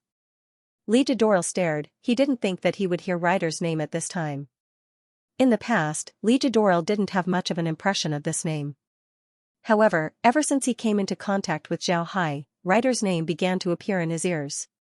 However, after Zhao Hai destroyed the divine race, this name disappeared once again. When Zhao Hai thought of this name and wanted to find its owner, this person had already disappeared. Although there was no direct evidence, Ligadoril knew that Ryder had left with Zhao Hai. Binjia and Yetta, the 3 people who came in contact with Zhao Hai the most, had also left with Zhao Hai. Ligadoril wasn't like Ode to Grace and Yurdo. When they heard this news, they didn't feel angry. On the contrary, he was thinking about why Ryder and the others would rather abandon their people and follow Zhao Hai. Why did they do this? In the end, Li Jidoril came to a conclusion. All of this was because of Zhao Hai. It was because of Zhao Hai that Ryder and the others thought that Zhao Hai was worthy of them doing this. Li Jidoril didn't tell this conclusion to Ode to Grace and Yurdo. This was because Li Jidoril discovered that the current beastmen and elves weren't the same as before. In the past, although the elves were arrogant, their pursuit of art was unparalleled. While the beastmen were rude, their yearning for freedom was also very strong. But now, in the eyes of the beastmen and elves, what Li Jidoril saw were the eyes of the divine race. This gaze had a name, ambition. Whether it was the elves or the beastmen, they had been blinded by ambition. At this time, they had become slaves to their desires and had lost their minds. Because of this, Li Jidoril didn't tell them about his discovery. This was because he knew that even if he did, they wouldn't listen. This time, the elves were suppressing the dwarves in terms of food. The dwarves might be in an unprecedented crisis. However, Li Jidoril didn't want to admit defeat. The elves had the food that the dwarves needed, and the dwarves also had the weapons that they needed. If you don't give me food, then I won't give you weapons. However, Li Jidoril also knew that this method wouldn't last long. In the end, the dwarves would be the ones to suffer. This was because people had to eat. But at this time, Ryder suddenly appeared. Why did he appear? What did he want to do? To be precise, he wanted to know what Zhao Hai wanted to do. Li Jidoril knew that Ryder's appearance was because of Zhao Hai. After thinking about this, Li Jidoril immediately said, "Let him in." The person outside the door nodded. Before long, Ryder appeared in the room. Ryder gave Li Jidoril a salute and said, "I have seen the patriarch." Li Jidoril looked at Ryder and said, "Ryder, did Mr. send you here? Tell me, what did Mr. send you here for?" Ryder smiled faintly and said, "Just as the patriarch said, Mr. asked me to come. Mr. asked me to come here for one thing. He wants to ask the patriarch to move the entire dwarf race to his space." Li Jidoril's eyes shrank. He didn't jump up and angrily rebuke Ryder. Instead, he looked deeply at Ryder and said, "Ryder, are you still a dwarf?" Ryder's body shook, then he nodded with certainty and said, "I am a dwarf, and always will be." Li Jidoril nodded, then he said, "Then answer me honestly, as a dwarf, will the dwarves be better off in Mr. Zhao Hai's space?" Ryder didn't think about it, he nodded and said, "Yes, we will be better off than we are now. I promise, as a dwarf, I promise." Lear looked at Ryder's appearance and didn't say anything for a long time. After some time, he nodded and said, "All right, I'll call the elders of the family. But if Mr. Zhao comes out, then I'll have to talk to him personally." Ryder nodded and said, "All right, I'll call the elders of the family." Without waiting for Ryder to speak, Zhao Hai's voice was heard, "The patriarch has summoned me, I wouldn't dare to refuse." Then Ryder saw a spatial rift appear in front of him. Then Zhao Hai came out and gave Ryder a salute. "Zhao Hai has seen the patriarch." Li Jidoril looked at Zhao Hai, then he stood up and gave Zhao Hai a salute. "Li Jidoril has seen Mr. Mr. Please sit." Zhao Hai smiled faintly and then sat on a chair. Li Jidoril looked at Zhao Hai and said, "Has Mr. been listening to our conversation?" Zhao Hai didn't hide anything, he nodded and said, "Yes, this matter is of great importance, so I couldn't pay attention to it. As for why I didn't come directly to the patriarch, I hope the patriarch can forgive me. This is because I don't know what the patriarch's attitude is. I just wanted Ryder to test her attitude." Li Jidoril nodded, he was very happy with Zhao Hai's frank attitude. He looked at Zhao Hai and said, "Why does Mr. want the dwarfs to enter Mr.'s space? After entering the space, what can the dwarfs get?" Zhao Hai smiled faintly and said, "I want the dwarfs to enter the space because I like them. Among the 3 foreign races, only the dwarfs think that I'm indebted to you. I know that the dwarves are still the dwarves in my impression, so I want you to enter the space. Once the dwarves enter the space, they would be able to obtain freedom, absolute freedom. You don't need to worry about food, you can do what you like, just like the goblins. Ryder has seen the current state of the goblins, he can tell you about it." Li Jidoril turned his gaze to Ryder. Ryder didn't hesitate, he just nodded and told Li Jidoril about the current state of the goblins. This was also Zhao Hai's preparation. Since Ryder and the others decided to follow Xiao Hai found an opportunity to bring them and their families to the space. Then he arranged for them to stay in Wild Dragon Island. Moreover, he also had them visit the various backgrounds. It can be said that Ryder and the others already had a certain understanding of the space. Lijidoral calmly listened to Ryder. He believed that Ryder wasn't lying. This was because he could hear a trace of excitement and envy in Ryder's voice. After Ryder finished speaking, Lijidoral sat down and closed his eyes. He didn't speak for a while. Xiao Hai looked at Lijidoral's appearance and didn't say anything. He just smiled faintly as he took out a pot of tea from the space and slowly drank it. After some time, Lijidoral opened his eyes and looked at Xiao Hai. Does Mr. know about the current situation of the dwarfs? Xiao Hai smiled faintly and said, I didn't know before, but now I do. Then he pointed at the table in front of Lijidoral. On the table was the report about the food crisis. Lijidoral laughed and said, Mr. is really frank. Then I won't beat around the bush. Mister, I can't decide on this matter by myself. I'll have to ask Mister to wait for a moment. I'll have to call all the elders of the clan. After that, I'll make a decision. Xiao Hai smiled faintly and said, Patriarch, please do as you wish. Lijidoral nodded, then he loudly said, Come, invite all the elders to the conference room. Tell them that I have something important to discuss with them. A dwarf outside the door complied, then he turned around and left. Lijidoral turned to Xiao Hai and said, Mister, please wait a moment. I'll have to go to the conference room. Can I ask Ryder to come with me? Xiao Hai smiled faintly and said, That's no problem. Patriarch, please. Ryder, you can go with the Patriarch. Ryder complied and then followed the Patriarch outside. After the two left, Xiao Hai returned to the space and looked at the monitor. The dwarven conference room wasn't far from the Patriarch's study. Xiao Hai could clearly see what the dwarfs were talking about. When Xiao Hai returned to the space, Laura and the others immediately greeted him. Laura excitedly said, Big Brother Hai, this is great. I didn't expect things to go this smoothly. From what I can see, Patriarch Lijidoral agreed to enter the space. Xiao Hai smiled faintly, then he nodded and said, Right, it seems like he agreed. Otherwise, he wouldn't have brought Ryder along. Right, when they enter the space, should we arrange a separate background for them, or should we have them go to Dwarf Mountain and stay with the dwarfs? Xiao Hai smiled faintly, then he nodded and said, Right, it seems like he agreed. When Laura and the others heard Xiao Hai, they couldn't help but laugh. Lizzie said, Big Brother Hai, aren't you being too impatient? The dwarves haven't agreed yet and you're already thinking about it? Xiao Hai smiled faintly and said, Isn't it better to think about it early? If they agree, then it would be too late to think about it. Laura smiled and said, All right, then we'll think about it. Big Brother Hai, I think that we should give the dwarves a separate place. We can't let them live with the dwarves. The dwarves are currently living in the Ark continent. They have a good relationship with the other races there. The Ark continent's development is also normal. If we let the dwarves get involved at this time, then it wouldn't be good. Lizzie nodded and said, Right. Although the dwarves of the Ark continent are still dwarves, they have already developed their own culture. There are a lot of differences between the divine race and the divine race. If they live together, then there might be conflicts. Xiao Hai nodded and said, All right. Megan replied, Most importantly, these dwarves are from the divine realm. They have some pride in their bodies. If they live with the dwarves, they might feel that they are superior to them. However, the dwarves might not necessarily give them face. Don't forget, the last time the three patriarchs met with Ryder and the others, they had a very unpleasant time. Megan nodded and said, That's right, the divine race. When Xiao Hai heard what the three said, he nodded and said, So what you mean is that we should give the dwarves a separate place?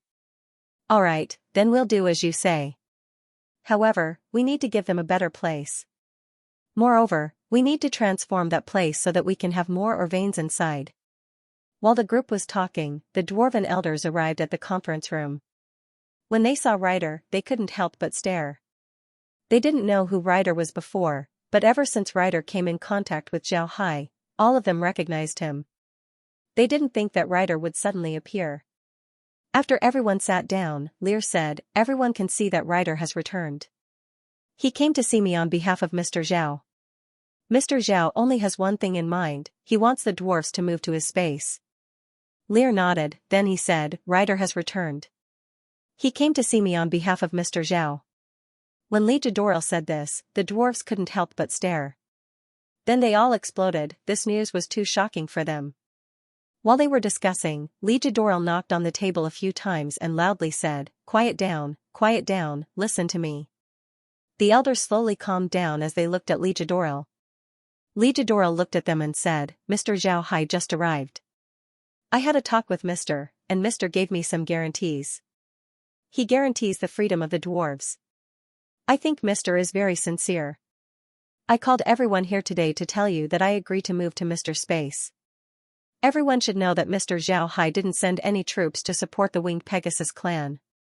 Instead, the elves started to suppress us because of the food issue. Although we can suppress them with weapons, in the end, we would still be the ones to suffer losses. Weapons and food are different, we can't lack food, while weapons can also be used. Moreover, this is just the beginning, there will be more and more such suppression in the future. The elves and the beastmen will join forces to deal with us, making our days more and more difficult. If Mr. Zhao Hai can really give us absolute freedom and allow us to do what we want, then I'm willing to move to Mr. Space. Li Jadoril's words caused the entire room to turn silent. The elders slowly calmed down and began to carefully consider Li Jadoril's words. Li Jadoril looked at the situation and said, everyone should know about the goblins. They were reduced to slaves by the divine race, making them very miserable. But now, the goblins have also entered Mr. Zhao Hai's space. Their lives inside the space are very good. Ryder personally went to the goblins and asked them to explain. In an instant, all eyes were focused on Ryder. Ryder wasn't polite as he repeated his words to Li Jadoril. The elders listened carefully from beginning to end, nobody made a sound. When Ryder finished, one of the elders suddenly said, how do we know if what you said is true or not? Patriarch, this is a big matter for our dwarven race. I think we should see it with our own eyes. Li Jadoril turned to Ryder and said, I wonder if Mr. will agree to this condition? Ryder smiled faintly and said, Patriarch can rest assured, Mr. will certainly agree. I'm sure. Li Jadoril looked at his clansmen who were packing up. Then he looked at the spatial rift that wasn't too far away. His clansmen were constantly entering the space. Thinking about what happened in the past 2 days, Li Jadoril felt as if he was dreaming. They followed Zhao Hai into the space and saw how the goblins were living. They also saw the space that Zhao Hai prepared for them. After that, things went smoothly. No one opposed to entering the space. Li Jadoril and the others had seen the goblins before. In the past, the goblins couldn't be regarded as humans. They were an intelligent race, more like a group of walking corpses, a group of magic beasts. They were thin, they were dirty, and they ate everything. Their only purpose in life was to survive. As long as they could survive, they would do anything. But this time, when Li Jadoril saw the goblins in the space, he couldn't help but stare. He didn't believe that the goblins he saw were goblins. At this time, the goblins were wearing good clothes. Their bodies were clean, and their homes were well decorated. Most importantly, these goblins had a gentle and refined temperament. Although they were short and had green skin, nobody would associate them with the filthy goblins. Perhaps this was called having a scholarly temperament. The goblins were like this. They now looked like scholars, not like the goblins of the past. Most importantly, the goblin spirit had changed. These goblins seemed to have a strong spirit. They were persistent and enthusiastic. This was their love for life, their dedication to magic formations. This made Li Jadoril very surprised. Because of the performance of the goblins, Lear and the others decided to move their clansmen to the space. Moreover, when they arrived at the space that Zhao Hai prepared for them, Li Jadoril and the others couldn't raise any objections. Inside the space, there were bamboo rice and bread trees. Besides these, there were also iron spear trees. Most importantly, there were a lot of ore veins inside the space. These ore veins were enough for the dwarfs to mine. Zhao Hai also had Li Jadoril and the others look at the church where they could exchange things. After seeing the things that could be exchanged, Li Jadoril and the others didn't have any objections. Looking at the appearance of his clansmen, Ligadoril couldn't help but let out a long breath. Although the divine race and the dwarves had been separated for many years and their habits were different, their passion for forging was still the same. The Liber continent was the place with the most ores in the divine realm. It was the place that the divine race liked to live in the most. However, after many years of mining, the divine race had accumulated a lot of ores as well as various kinds of ironware and weapons. Just moving these things would take a long time. Fortunately, Xiaohai promised to help them move these things to the space. This made the divine race feel relieved. In general, the divine race's migration was very smooth. Although their people were migrating, the dwarves didn't say anything to the outside world. In any case, dwarves generally lived in caves, so one couldn't see anything from the outside. Xiaohai didn't just open one spatial rift, he opened many spatial rifts. Because of this, the speed of their migration was very fast. At the same time, Ligadoril was still paying attention to the war in the Taurus continent. Although Ligadoril was talking to brother Jacob and Yurdo, the two said that the war was going well and that they had won a lot of victories. However, Ligadoril, who had been with the two for a long time, heard something different. Although they said that they had won a lot, they didn't say that they were in contact with the winged Pegasus clan. Moreover, they didn't mention the casualties on their side or the enemy's side. All of this was abnormal. Because of this, Ligadoril speculated that the war wasn't going well. Although they were migrating, Ligadoril still wanted to leave something behind for the divine race and the elven race. After all, the three races had been fighting side by side for tens of thousands of years.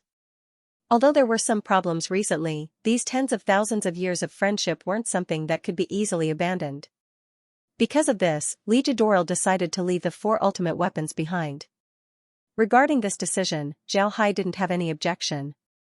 In any case, once they reached the space, they wouldn't need to fight anymore. Moreover, he had a lot of ultimate weapons in his hands, so they were useless to him. The Winged Pegasus clan, the Thunder clan, and the barbarians had already moved to the space. At this time, the dwarves were also moving to the space. It can be said that almost all of Xiaohai's people in the divine realm had moved to the space. Xiaohai no longer had anything to worry about in the divine realm. In the Atlanta plain, Xiaohai's factory had already been established. With the establishment of the factory, Bluewell bought the things that Xiaohai needed. At this time, Xiaohai had sent these things to Wild Dragon Island for Karen and the others to study. After many discussions between Xiaohai and Bluewell, they finally named their factory Wolffang Magic Machine Factory. The factory was located in Wolffang Mountain. At this time, the factory hadn't officially started production. However, all kinds of processing equipment had already been transported to the factory. As long as the installation was completed, the factory would be ready for production. Xiaohai wasn't too worried about these things. He also wasn't worried about the dwarves after they moved to the space. What he cared about at this time was the demon realm. Xiaohai had already made preparations. As long as the dwarves moved to the space, he would immediately head to the underworld. At this time, Campula and the others had already adapted to the space. However, the dark mist in the Ark continent was still under Xiaohai's control. Xiaohai's control even included a small part of the underworld. At this time, the undead in this area weren't only Campula's subordinates, but also Xiaohai's undead. As long as other undead enter this area, Xiaohai would be the first to know. Fortunately, such a thing hadn't happened yet. The people in the underworld didn't seem to notice the changes here. Xiaohai had already asked Campula about this. The underworld was a very big plain. Even a lich like him who had lived for an unknown number of years couldn't explore the underworld. Because of this, although the spatial rift in the Ark continent might cause some subtle changes in the dark mist, it would still take some time for the undead to discover it. The underworld was too big, it would be impossible for the undead to discover the changes in the dark mist in a short period of time. Most importantly, the dark mist in the underworld was constantly being produced. Any slight changes wouldn't attract the undead's attention. Because of this, the people in the underworld still hadn't discovered the spatial rift. However, Xiaohai also knew that it was only a matter of time. He wanted to go to the underworld before the other people discovered this place. He liked to take the initiative in his own hands. The battle between the foreign races and the O'Neill family was still going on. But just as Legidoral thought, the foreign races weren't going smoothly. They had more than 10 million people besieging the spatial rift. However, they still couldn't do anything to the other side. At this point, the foreign races had already suffered several 100,000 casualties. On the other hand, the casualties of the other side were negligible. Although the foreign races had changed their attack patterns several times, their enemies were veterans with rich experience. Moreover, they had sharp weapons in their hands. The foreign races couldn't get any advantage in front of them. At the same time, the O'Neill family's situation wasn't very good. One must know that whether it was the cannons or magic armors, both of them consumed energy. And in such a fierce battle, the consumption was even faster. At this point, the O'Neill family's cannons had run out of ammunition. They could only rely on their magic armors and war tanks to resist the enemy. Fortunately, the O'Neill family was well prepared for this invasion. They had enough energy converters in their hands as well as a small energy converter charging cable. Because of this, they didn't need to worry about running out of energy. In the magic armor continent, energy converters were used everywhere. They were like omnipotent batteries that could be used repeatedly. However, they also had a limited lifespan. An energy converter could be used up to 1,000 times. And this was for ordinary civilian facilities. If it was used by the military, then the number of times it could be used wouldn't exceed 500 times. This was one of the characteristics of energy converters. After being used for more than 200 times, the energy inside the energy converters would no longer be full. Moreover, with each additional use, the energy inside would decrease a bit. If a new energy converters could support a magic armor in a high-intensity battle for 4 hours, then an energy converters that had been used for more than 400 times could only support a magic armor in a high-intensity battle for about an hour. After being used for more than 500 times, the energy converters would no longer be able to support a magic armor in a high-intensity battle. This time, the O'Neill family's preparations were very complete. Not only did they bring a lot of energy converters, they also brought a charging cable. This charging cable could charge 100 energy converters at the same time. As long as there was enough energy, 100 energy converters could be fully charged in half an hour. The materials used for energy converters were magic crystals. These magic crystals weren't only found in magic armors, there were also magic crystal mines in other places. Coincidentally, there was a magic crystal mine not far from the Winged Pegasus clan's spatial rift. It was thanks to this mine that Axe and the others were able to survive until now. If they didn't have a magic crystal mine, then they would have been destroyed by the foreign races by now. Although the fight was very lively, for Zhao Hai, this battle wasn't worthy of his attention. Both sides were using the same moves over and over again. He had seen enough of it.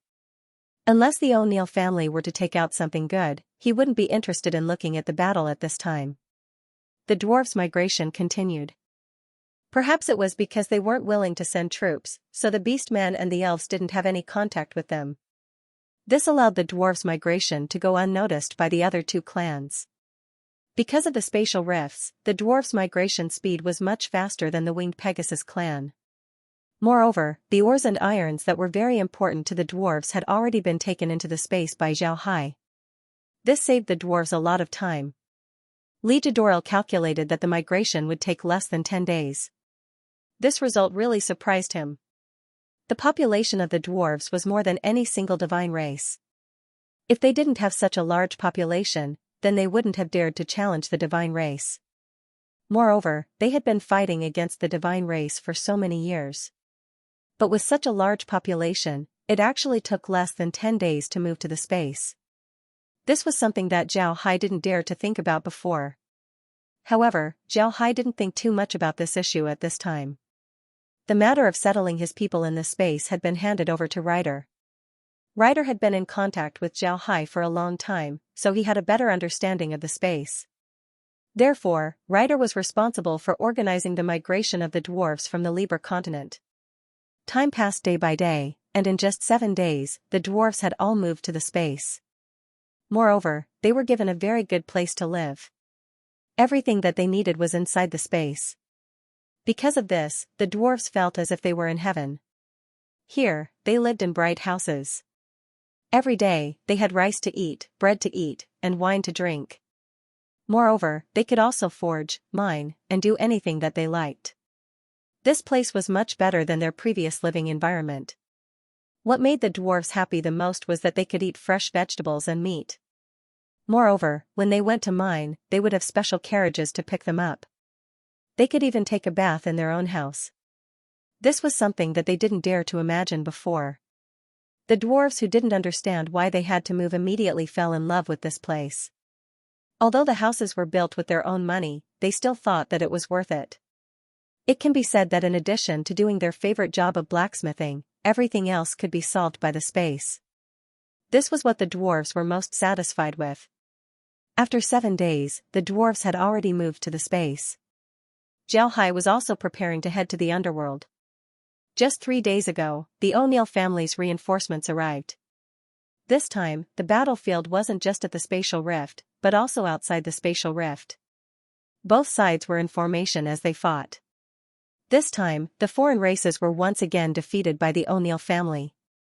The total number of casualties had already exceeded 1 million. In the face of this situation, the foreign races had no choice but to temporarily retreat.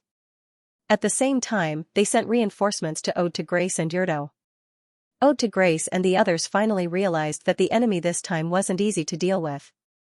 However, they still sent reinforcements. This time, the number of reinforcements they sent was 20 million people.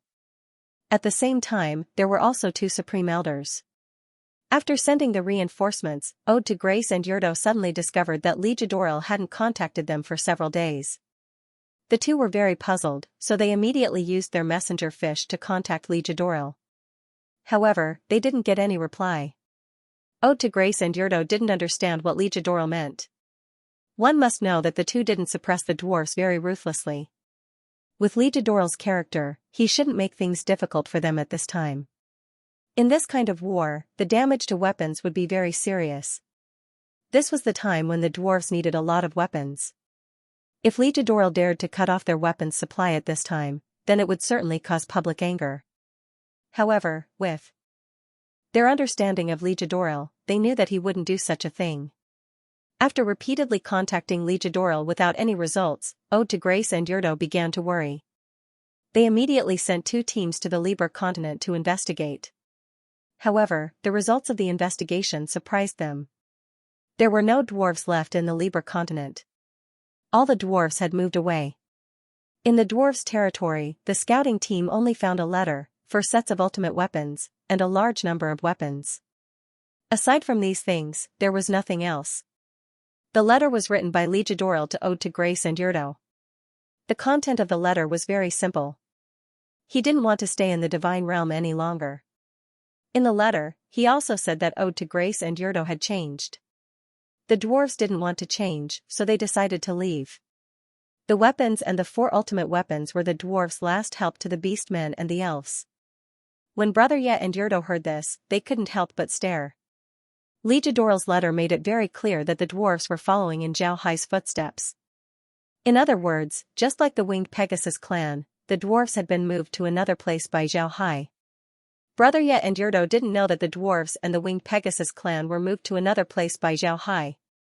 They only thought that Xianxia used space magic to move them to another place, just like how the dwarves were moved from the divine realm to the Ark continent.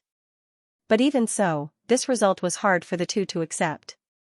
They couldn't understand what method Xianxia used to convince Ligadoril to move the dwarves. How big of a project was this? And when did Xianxia do it? They didn't know about it at all. Ode to Grace and Yurdo were both startled and angry.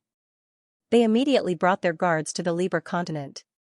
They wanted to see if the dwarves were captured by Xianxia. If they were captured by Xianxia, then they would do everything in their power to find Xianxia and rescue the dwarves. Although the 3 clans had some conflicts, their alliance had existed for tens of thousands of years. The 3 clans were like brothers in a family. Although they would quarrel from time to time, they were still blood brothers. Now that one of their brothers left them forever, how could they accept this? However, after looking at the situation in the Liber continent, Ode to Grace and Yurdo didn't say anything. This was because there were no traces of battle in the Liber continent. Moreover, it can be seen that the people here were very calm. They didn't bring any heavy things with them. Instead, they took everything that was important to them. Moreover, they left behind ultimate weapons and ordinary weapons for the dwarves. Actually, when they heard the news, Ode to Grace and Yurdo already knew that this would happen. However, they didn't want to believe it at that time. Now that they did, their hearts became heavy. This was especially true when they saw the letter that Legiodoro left behind. They began to think about everything that had happened to them, and whether or not they had really changed. Zhao Hai didn't have time to care about Ode to Grace and Yurdo's situation. He was now preparing to enter the underworld. In order to enter the underworld, one must have an identity. Zhao Hai didn't want to enter the underworld as a human. If he did, then no matter which faction the undead belonged to, they would come to deal with him. Zhao Hai didn't want that. Because of this, Zhao Hai needed an identity that would allow him to move openly in the underworld. After many discussions with Campula, Campula finally remembered a profession that was almost forgotten by the underworld: Dark Pharaoh. Dark Pharaoh was a type of dark creature. They were mages and wore clothes. However, their clothes were different from ordinary people's clothes. Their clothes would cover their entire body, leaving no gaps. Most importantly, Dark Pharaoh was a type of dark creature, not an undead. They had a heartbeat, and their body had an aura of life. However, the energy inside their body was completely dark. Campula didn't know how a Dark Pharaoh was created. She only knew that Dark Pharaoh rarely appeared in the underworld. They hadn't heard any news about the Dark Pharaoh for thousands of years. Dark Pharaoh's profession was just right for Zhao Hai. Zhao Hai had a heartbeat and aura of life. However, he could change all the energy in his body into dark energy. Most importantly, although dark mages were mages, they also had a certain amount of close combat ability. Zhao Hai also happened to meet this condition. Because of this, Campula decided to have Zhao Hai pretend to be a Dark Pharaoh. There was another advantage to pretending to be a Dark Pharaoh. In the underworld, every Dark Pharaoh was a peerless expert. Because of this, no matter how powerful Zhao Hai was, no one would suspect him if he used the identity of a Dark Pharaoh. Zhao Hai also felt that this identity was very suitable for him. He could move in the underworld as a Dark Pharaoh. He could even openly take over Campula's territory. After all, in the underworld, everything was based on strength. It was normal for Campula and the others to submit to a powerful dark mage king. Now that his identity was confirmed, Zhao Hai needed to learn from Campula about the underworld's etiquette and ways of speaking. There were also some things that he needed to pay attention to. There were a lot of races in the underworld. Not only were there undead, there were also dark creatures. These dark creatures were just like the Dark Pharaoh. Their bodies were filled with dark energy. These dark creatures could be seen everywhere in the underworld. Moreover, they also formed their own force. Aside from the three major forces of the undead, there were also other major forces. Creak. Creak. Creak. Creak. In the underworld, a new batch of grey skeletons would appear every few days. Some of these grey skeletons had a trace of intelligence as soon as they appeared. They began to kill other grey skeletons to make themselves stronger. In the end, they became powerful silver skeletons or gold skeletons. Some of them were killed as soon as they appeared. However, this group of grey skeletons was clearly under someone's command. They were lined up in a neat formation as they slowly moved forward. However, if one wasn't in the dark mist, they would be able to see that this was an endless army of undead. In the middle of this army of undead was a transparent bone carriage. A mage wearing a black magic robe was riding on top of the carriage. However, his black magic robe was very special. It wrapped around his entire body without leaving a single gap. Behind the dark mage were two people. One of them was wearing a full set of skeleton armor. His exposed arms were also bones, but the bones on his body were different from other skeletons. The bones on his body were almost transparent, making him look very beautiful. The other person was a zombie dressed in rags. He had fangs that were half a foot long and sharp fingernails. This revealed his identity. He was a zombie king. This group was Zhao Hai's group. At this time, they were already in the underworld. The grey skeletons around them were Guli's subordinates. Zhao Hai planned to take them to the space in the future and have them level up. Because of this, Zhao Hai had Guli's subordinates subdue so many gray skeletons. In the underworld, there weren't any forces that would care about these gray skeletons. At this time, Zhao Hai said, "Guli, how far are we from Three Saint City?" Guli nodded. "Guli, how far are we from Three Saint City?" Guli replied, "Young master, it's not far. We'll be there in about an hour." Three Saint City was established by the three of us. It's the largest city in the underworld. You can see zombies, skeletons, liches, and even some high-level dark magic beasts as well as a small number of vampires. They live in our city and are under our management. Zhao Hai said with interest, "I didn't think that you would establish a city in the underworld. Do you also want to do business?" Guli nodded and said, "Yes, young master. We also do business. However, unlike the human race, we don't use gold and silver to do business. We use soul fires and soul stones as our currency." Zhao froze for a moment. "I know about the soul fire. Every undead has a soul fire in their body. How can that be used as a currency? Also, what are spirit stones?" Guli explained, "As you said, every undead has their own soul fire. After you kill an undead, you can obtain a soul fire. After obtaining a soul fire, undead have two ways to deal with it. One is to absorb the soul fire, and the other is to use it to buy things that you need. Soul stones are like magic crystals in the Ark continent. However, magic crystals in the Ark continent are produced in two ways. One is inside a magic beast's body, the other is from a magic crystal mine. In the underworld, there is only one way to produce soul stones, and that is from a magic beast's body. Here, there are no soul stone mines, so soul stones are also a type of currency." Guli explained, "That's because the underworld doesn't have a soul stone mine. Soul stones are also a type of currency." Zhao Hai was puzzled. Can't undead absorb soul fires and become stronger? Besides soul fires, what else do you need? Guli nodded and said, "Yes, young master. Our undead can indeed become stronger after absorbing soul fires, but once we reach a higher level, it would be very difficult to absorb soul fires.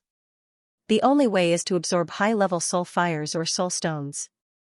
However, high-level soul fires are generally produced by powerful undead, and it would be very difficult to kill them.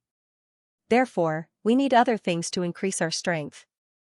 In the underworld, there are some plants and special ores that can make people stronger. However, these plants and ores are useless to low-level undead. Even high-level soul fires or soul stones can't be absorbed by low-level undead. Because of this, if low-level undead were to obtain plants or other things that can make high-level undead stronger, then they can go to the city and exchange them for soul fires." Zhao Hai nodded. He understood what Guli meant. The underworld wasn't very safe. Once these undead reached bronze rank, they would gain a certain amount of wisdom. At this time, if they want to level up, then they would need a lot of soul fires. If they only rely on hunting undead to level up, then it would be very slow. Moreover, there was a possibility that they would encounter stronger undead and become food for others. Because of this, if these bronze skeletons were to find a plant that could level up a high-level skeleton, then they could bring it to the city and turn it into a large amount of soul fires. Afterwards, they would absorb it and level up. Once they reach the high level, they would be able to subdue a large number of subordinates and have them collect soul fires. Afterwards, they would use these soul fires to buy plants or ores that could help them level up. Although this seemed very troublesome, it was the safest way to do things in the underworld. This was because even if you were a gold skeleton, there was a possibility that you would encounter a stronger skeleton at any time and end up becoming food for others. Because of this, if you were to obtain a plant that could level up a high-level skeleton, then you would be reluctant to exchange it for a soul fire that could help you level up. Because of this, there was no such thing as storing things in the underworld. Once you obtained something, you would immediately use it to level up. This was the way to go. Zhao Hai turned to Guli and said, "Is there any law in your city? If a skeleton enters the city with something, then it would be robbed by other undead. Wouldn't that mean that he wouldn't be able to get anything?" Guli immediately replied, "Just as the young master said, there are laws in the city. No matter how low the undead's level is, as long as they enter the city, then they cannot be killed. If they are killed, then they would be punished. For example, in Three Saint City, if someone were to casually kill someone, then the three of us would send our subordinates to deal with the undead. If the undead is strong, then the three of us would even make a move. Zhao Hai nodded, then he looked at Gully and said, "What level are you now? Are you able to control the situation?" Gully replied, replying to the young master, "My current rank is Skeleton King. This is the highest rank a skeleton can reach. Above that is the Skeleton Saint. There aren't many experts like that in the entire underworld. The skeleton god that is even stronger than the Skeleton Saint only exists in legends, it has never appeared in the underworld."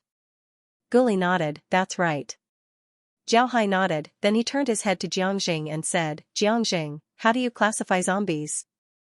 Jiangjing immediately replied, replying to the young master, "The classification of zombies is very strict. The lowest is the rotten corpse, followed by the dried corpse, jumping corpse, iron corpse, copper corpse, claw corpse, tooth corpse, black-haired zombie, red-haired zombie, green-haired zombie king, and zombie king. This subordinate is a green-haired zombie king, which is equivalent to Gully's level." Zhao Hai nodded, the underworld's classification was much stricter compared to the Ark continent and the Divine Realm. But fortunately, their strength was good. No wonder they were able to become the overlords of the underworld. Zhao Hai looked at Jiangjing and said, "Jiangjing, do you also need soul fires to level up? Do zombies also have soul fires?" Jiangjing nodded and said, "Yes, young master. Zombies also need soul fires to level up. Besides soul fires, we also need blood pools. Blood pools can be seen everywhere in the underworld. However, after becoming a copper corpse, you don't need blood pools to level up. Just like skeletons, you need soul fires or soul stones to level up." Zhao Hai nodded, then he turned his head to the front. Naturally, he couldn't see anything. Zhao Hai discovered that in the underworld, eyes were useless. Because of the dark mist, visibility in the underworld was less than 10 meters. Eyes were just decorations, the only thing you can use is your spiritual perception. Fortunately, Zhao Hai's spiritual force was strong enough. He could sense things very far away, it wasn't any worse than his own eyes. Otherwise, he would be blind. Zhao Hai felt that Three Saint City wasn't far away. After thinking about this, Zhao Hai couldn't help but turn his head to Gully and said, "Gully, in the underworld, you undead rely on your senses to move. What about the dark creatures? Do they also use their spiritual force to move around in the underworld? Are their eyes useless?" Gully replied, "Yes, young master. In the underworld, the dark creatures also rely on their spiritual force instead of their eyes. In fact, the dark creatures in the underworld don't have eyes." This time, Zhao Hai was stunned. He didn't think that the dark creatures in the underworld wouldn't have eyes. Zhao Hai couldn't help but be curious, don't the dark creatures have eyes? That's interesting. Gully immediately replied, replying to the young master, "In the underworld, there are very few creatures that use their eyes to see. Dark creatures don't have eyes, and there are only one type of dark creature that does, and that is the vampires. Their eyes are very special, they can see very far even in the dark fog. Aside from them, almost all the creatures in the underworld don't need eyes." Zhao Hai was interested, vampires, interesting. I want to see what these vampires look like. Jiangjing replied, "Vampires are similar to us zombies, they are undead. Unlike the dark creatures, they don't have a heartbeat, they are undead. However, their classification is very interesting. Their most powerful creature is the vampire bat. The vampire bats are divided into black vampire bat, red vampire bat, silver vampire bat, and golden vampire bat. After that, they can transform into the lowest rank of vampire, which is vampire baron. After that, they can become vampire viscount, vampire earl, vampire marquis, vampire duke, vampire prince, and finally, the most powerful vampire king." Zhao Hai nodded. After many years of development, the underworld already had its own hierarchy. It had its own civilization, it might not lose to any other civilization. This made Zhao Hai even more curious about the underworld. While they were talking, Zhao Hai could already feel that they were about to reach Three Saint City.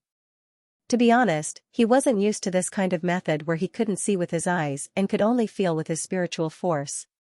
Zhao Hai turned to Gully and said, "Gully, have we arrived?" Gully nodded and said, "Yes, young master. We've arrived, please wait for a moment. After he said that, Gully sent his spiritual force forward. Before long, several spiritual forces were sent back, allowing Gully and the others to continue moving forward.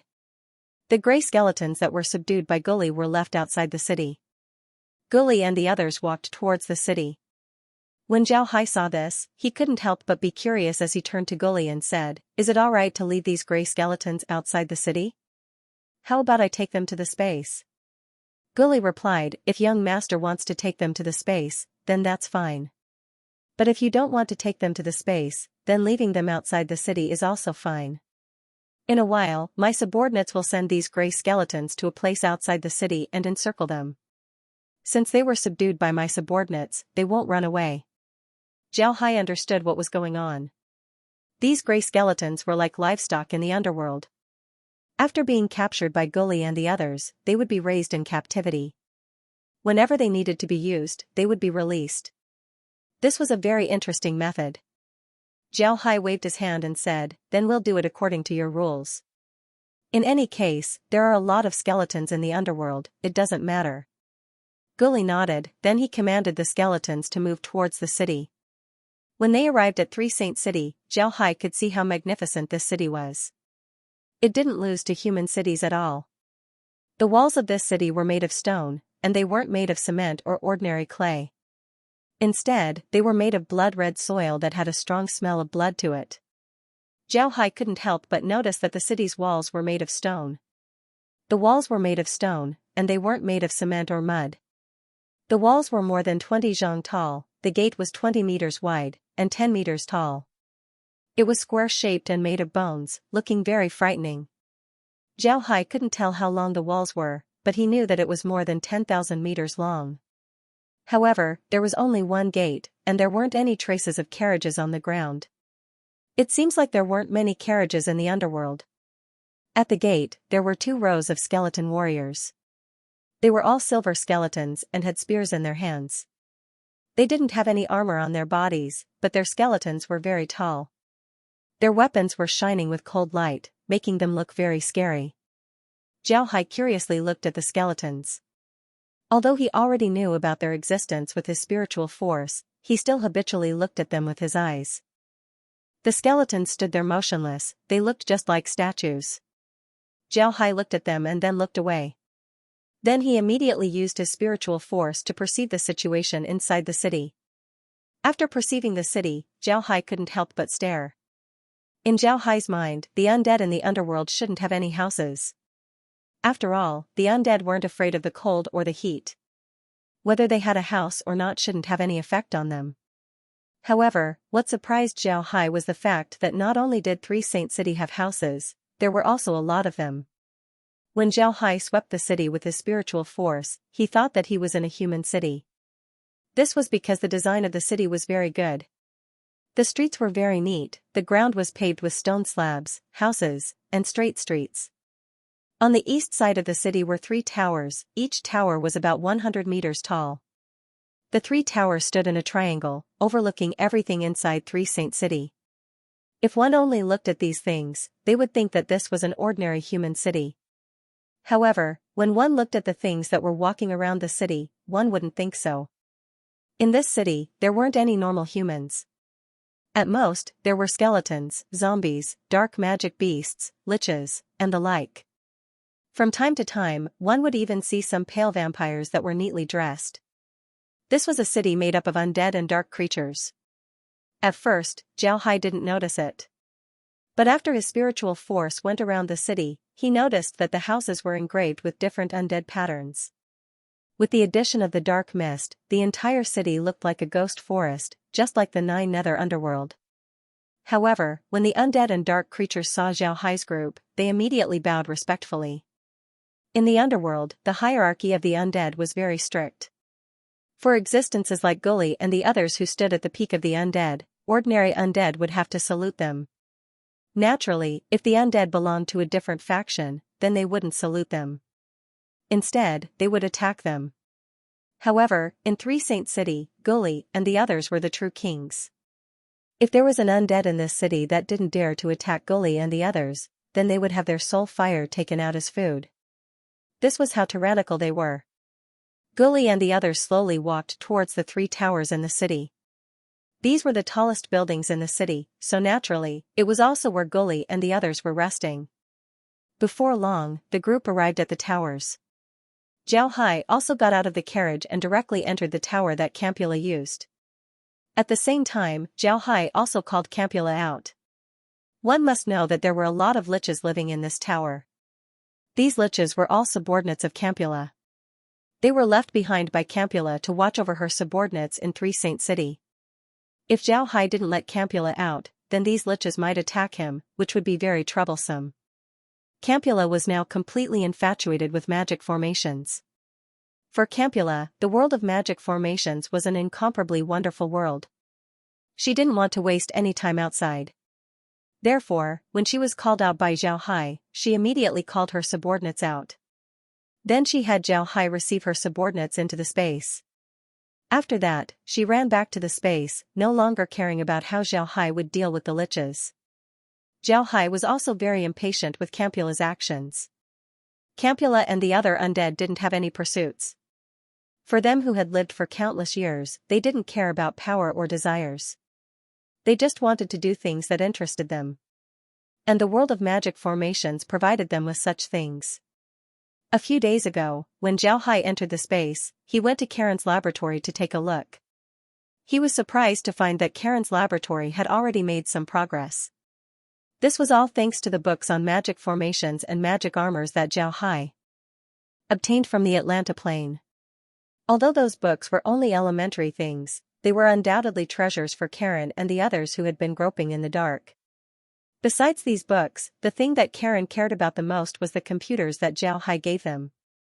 The computing power of these computers was a huge help to Karen. What Zhao Hai didn't expect was that Karen's computer skills were even better than his. Zhao Hai was also surprised by Karen's ability to learn. One must know that Karen and the others only knew how to operate a computer, and it was Zhao Hai who taught them. Later on, Zhao Hai gave Karen and the others some computer books for them to study. Zhao Hai didn't expect Karen's computer skills to be even better than his. At this point, Karen and the others could already use computers to simulate magic formations. This made Zhao Hai very surprised. Moreover, with the addition of Campula and the other liches, Karen's work progressed even faster. The knowledge of these liches made Karen very impressed. Moreover, these liches were also very knowledgeable about strange things. A lot of the time, the opinions that these liches put forward were very constructive. Zhao Hai thought about it for a moment. After arriving at 3 Saint City, there was no need for the liches to deter the undead. These liches were like bookworms, they liked to research more than fight.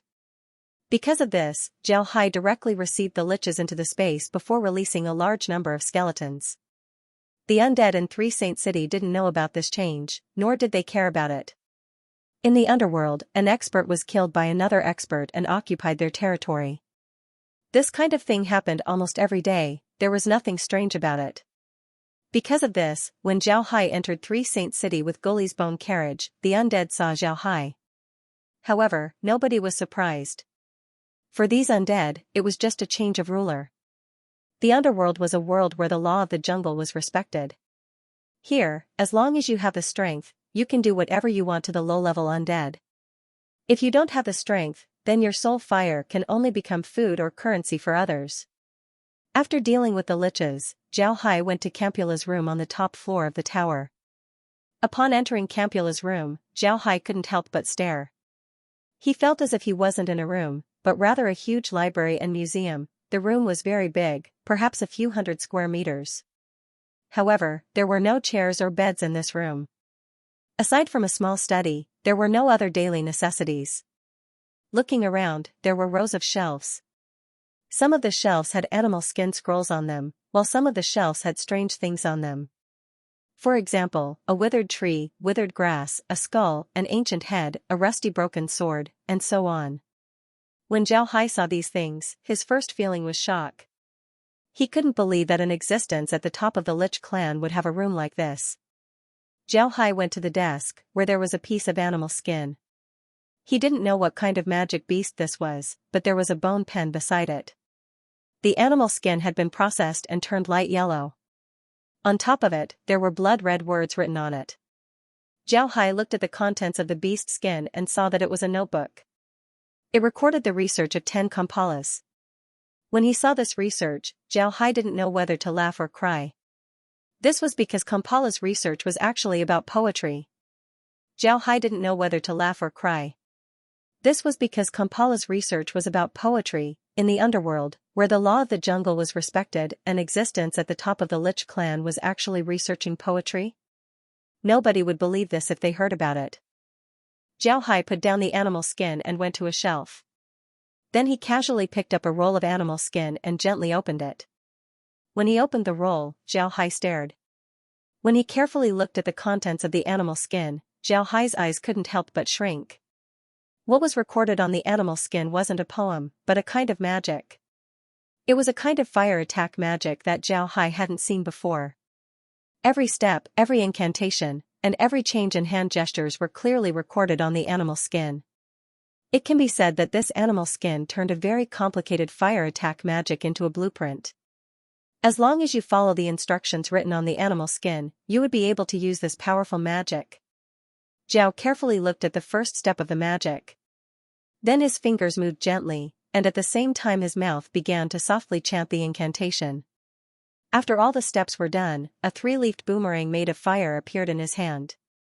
Zhao Hai looked at the boomerang in a daze. He didn't think that this magic could be used. Moreover, the effect was exactly the same as what was recorded on the animal skin. Zhao Hai was really surprised. The reason for his surprise was the fire element boomerang in his hand. This fire element boomerang wasn't like ordinary fire element magic, it was made of fire element magic. This fire element boomerang didn't have any flames on it, the magic element was very dense, it had already turned into a crystal. This made the boomerang in Zhao Hai's hand look like it was made of red crystal. Zhao Hai really hadn't seen this kind of fire element magic before. He didn't even think about the existence of this kind of fire element magic. Another thing that surprised Zhao Hai was that this magic was actually researched by Wu Jiao of the demon realm. One must know that in the underworld, the magic elements that people can use were all dark elements. In other words, a fire element mage in the underworld would be a waste. This was because there was no fire element here, they wouldn't be able to use fire element magic here, it was equal to having no fighting strength at all. The reason why Zhao Hai could use this water element magic was because he had the space. The space didn't only have a single element inside. Any new magic would need to be tested many times before it could be invented. There was no theory that could be proven to be authoritative without proof. Magic was the same. Any magic that was invented would need to be tested repeatedly before it could be finalized. And this magic called Fire Crystal Wheel was successfully researched in a space without any fire element. Wasn't this too shocking? How did Campula do it? Zhao Hai put down the animal skin and took out another one. This time, it was a fire element magic. This fire element magic was used in conjunction with archers, it was called the fire arrow spell. Although the name was exactly the same as the fire arrow spell, the effect was completely different. This magic required the user to compress the fire element to a certain extent and then make it into a fire arrow. This arrow was very powerful, it could be shot like a normal arrow. After it was shot, once it hit the target, it would explode. Even if it was shot by the target, as long as the arrow encountered a certain amount of resistance, it would still explode. Zhao Hai immediately experimented with this magic. The final result surprised him, the magic was a success. Zhao Hai put down the fire arrow spell scroll and looked at the shelf full of scrolls. He suddenly had a feeling that he had entered a big treasure house. These scrolls were recorded by Campula after countless years of research. Although there were things like poems, there were also spells like the Fire Crystal Wheel and the Fire Arrow spell. These spells had subversive uses for the current magic system. Magic compression had long been a topic that the mages of the Ark continent had been studying. People had invented some compression spells in the past because they discovered that after the magic was compressed, its power would be more formidable. But at the same time, the research of compression magic was also very dangerous. This was because the magic elements weren't easy to control. If one were to compress the magic, it was very likely that the magic elements would explode. For the mage, this was very dangerous. Because of this, how to compress the magic elements was the first problem that the mages had to solve. Zhao Hai looked at Campula's scrolls. Almost all of the magic recorded on these scrolls were compression spells. Moreover, they were compressed to the extreme. It can be said that the fire arrow spell that Campula researched was much more powerful than 100 ordinary fire arrow spells. The difference in power was more than 100 times. Moreover, after looking at the scrolls, Zhao Hai discovered a pattern. In the usage of the magic, there were several hand gestures and syllables that would appear in the first spell. Zhao Hai speculated that these syllables and hand gestures might be the key to the compression magic. After thinking about this, Zhao Hai couldn't stay any longer. He immediately received everything in the room into the space and then sent them to Wild Dragon Island. In Wild Dragon Island, besides Karen's laboratory, there were a lot of people who were researching other things. This was because Wild Dragon Island was a place of absolute freedom. Naturally, there were also people who were researching magic. Zhao Hai planned to let the people of Wild Dragon Island study these things slowly. Besides the scrolls, the things that Campula collected were also sent to the space by Zhao Hai. First, he wanted to see if these things would give experience to the space. Second, he wanted to see if there were any special ores that would be of great use to him. Needless to say, Campula's collection really did have some good things. This was especially true for the samples of ores. These ores were things that didn't exist in the Arc Continent or the Divine Realm. And without exception, all of these ores contained dark energy. This was what the cultivators called the Yin attribute. In the cultivation realm, people were used to dividing things into Yin and Yang. For example, wood was divided into Yin wood and Yang wood. Stones were divided into Yin stone and Yang stone. Naturally, iron was also divided into Yin and Yang. This was a very simple division. However, in the cultivation realm, the usage of Yin and Yang were completely different. Everything in the underworld was of the dark attribute. In the words of the cultivation world, almost everything here was negative energy of the Yin attribute. Some of the things produced here were very precious in the cultivation world. After emptying the room, Zhao Hai began to rearrange the room. He arranged it according to his own ideas. After all, he didn't want to stay in the underworld for a long time. When there's nothing to do, he would return to the space. After finishing the room, Zhao Hai returned to the space. But today, he didn't go to see the battle between the O'Neill family and the foreign races. Instead, he took out Campula's scrolls and looked at them.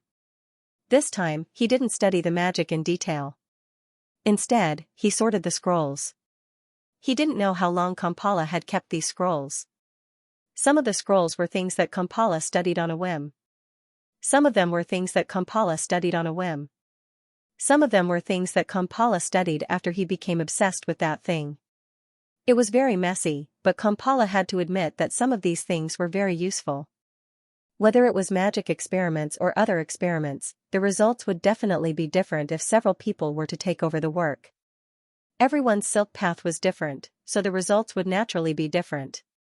Take compression magic for example. Campula was only one person. After a long time of research, she was able to grasp the most important points of compression magic. For her, compression magic was very simple. However, the mages of the Arc Continent weren't able to do this. This was because Campula took hundreds of years to grasp the most important points of compression magic. On the other hand, the mages of the Arc Continent didn't live for hundreds of years. Once a mage passes away, it's possible that his disciple wouldn't continue his research. Even if he wanted to continue his research, he might end up on another path, leading to his failure. After returning to the space and sorting out the scrolls, Zhao Hai returned to the underworld and returned to his tower. This time, he wanted to understand the underworld better. If he stayed inside the space every day, then he wouldn't be able to understand it. Just as Zhao Hai came out of the space, Guli and Jiangjing arrived at his tower. Naturally, Zhao Hai immediately let them in. When the two entered Zhao Hai's room, they couldn't help but stare. They had seen Campula's room before, but this room was completely different. There was only a bookshelf with a book on it, a desk, and a chair. On the other side of the room was a lounge area with a sofa, a coffee table, and some daily necessities. The floor was also covered with a carpet, as well as a rocking chair. Jiao Hai looked at the two and smiled faintly. Take a seat. Shouldn't you be dealing with Three Saint City? How come you have time to look for me? I didn't think that Campula's room would have a lot of good things. Right, did you know that Campula studied other elements before? The two nodded, then Gully said, I know. There was a time when Kampala was researching other types of magic. Although the underworld is filled with dark elements, after many years of development, other types of magic can also be used in the underworld. After all, dark elements and light elements are the most basic elements in this world. Because of this, there are a lot of people in the underworld who use other types of magic. However, what they use is the other side of the other types of magic. Upon hearing Gully, Jiao Hai couldn't help but nod. He remembered the Yin fire that the liches used in the past. It can be said that it was also fire element magic. However, it wasn't Yang fire, but Yin fire. After thinking about this, Jiao Hai felt relieved. At the same time, he became even more curious about the underworld.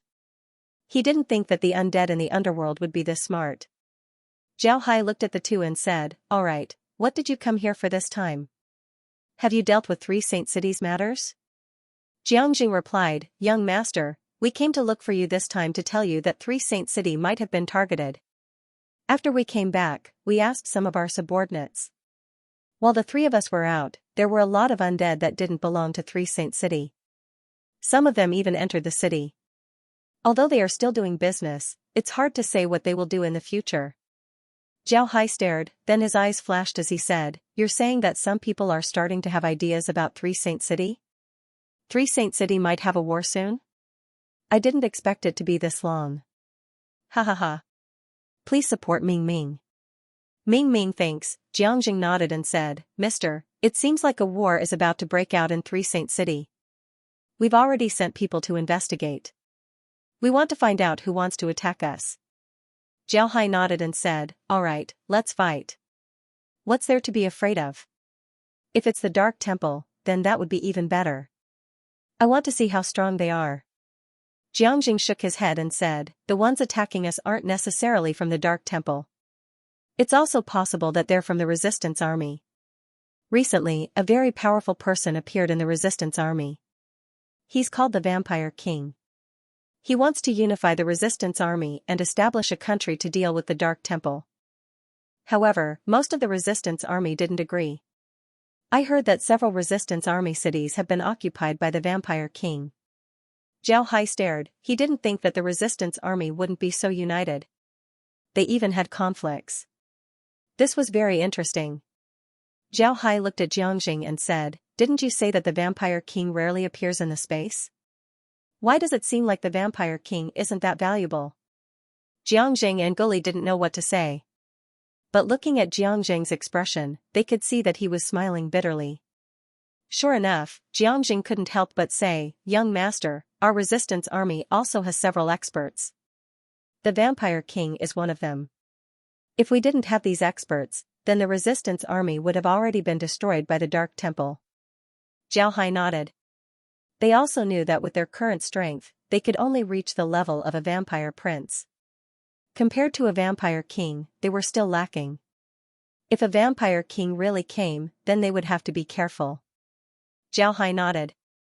They also knew that with their current strength, they would only be able to reach the level of a vampire prince. Regarding Jiangjing and the others' strength, Jiao Hai knew that they were very strong. Even if they didn't have any special weapons, their strength alone was comparable to the foreign race's supreme elders. But the Vampire King was even stronger than them. From this, one could see how strong the Vampire King's strength was. After thinking about this, Jiao Hai couldn't help but get excited. He hadn't met an opponent for a long time. Back in the Divine Realm, when he fought against the Supreme Elder, he wasn't able to use his full strength. Because of this, it could be said that he was very aggrieved. In the end, he could only grind his opponent to death. But now, things were different. Now that he could use his full strength, Jiao Hai wanted to see how strong he was. Because of this, he didn't want to use the Hell King's ship. He wanted to see how strong he was right now. Ever since he cultivated the myriad stellar transformations yin-yang technique, Jiao Hai's strength was increasing every moment. However, the speed of increase wasn't very fast. After all, the myriad stellar transformations Yin-Yang technique's energy was very compressed. It was impossible to increase his cultivation as fast as before. This was one of the shortcomings of the 10,000 stellar transformations Yin-Yang technique, but Zhao didn't care about it. He believed that the 10,000 stellar transformations Yin-Yang technique was a very powerful technique. Jiangjing and Guli looked at Zhao Hai's happy expression. The two didn't know what Zhao Hai was thinking.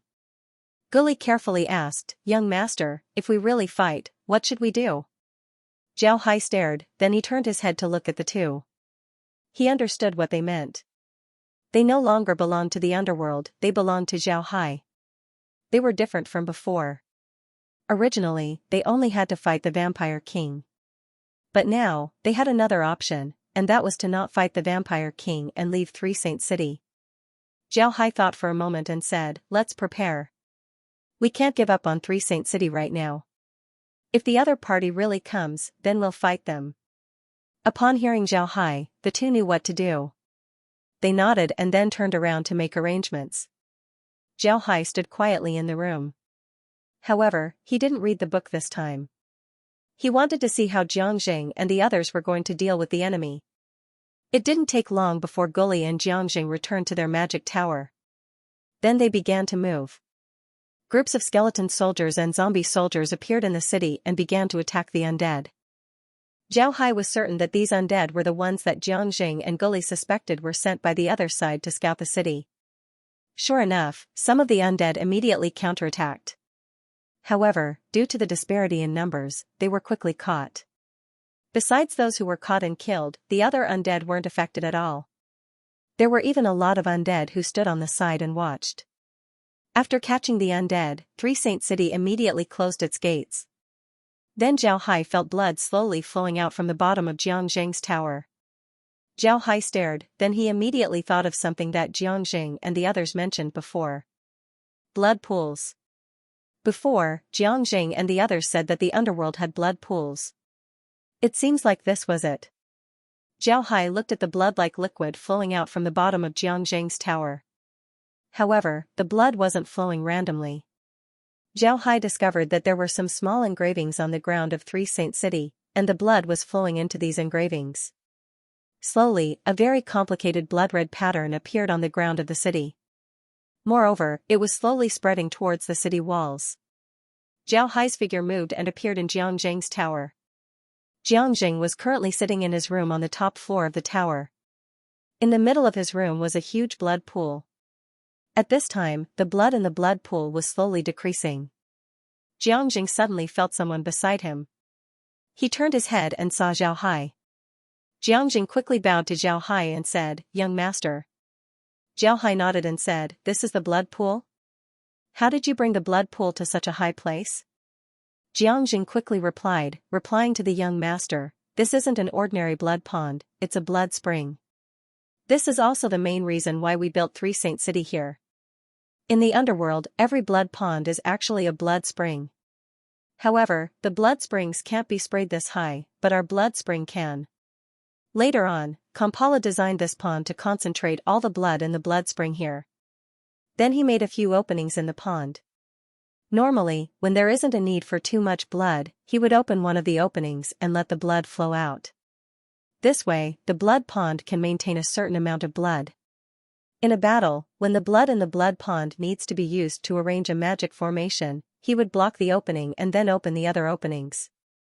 This way, the blood would flow into the magic formation and the magic formation would be effective. Jiangjing nodded, "That's right." Zhao Hai nodded, this method wasn't difficult. However, it wasn't easy for Campula to make such an exquisite design. After thinking about this, Zhao Hai immediately said, "Will there be any problem if I take some of this blood?" Jiangjing quickly replied, "Young master, please take as much as you want. Actually, this blood is very common in the underworld. The reason why we underworld creatures can survive is because of two things. One is the underworld's dark mist, and the other is the blood pool. In the underworld, blood pools can be seen all the way to the bottom, it's not strange." Zhao Hai nodded, then he waved his hand.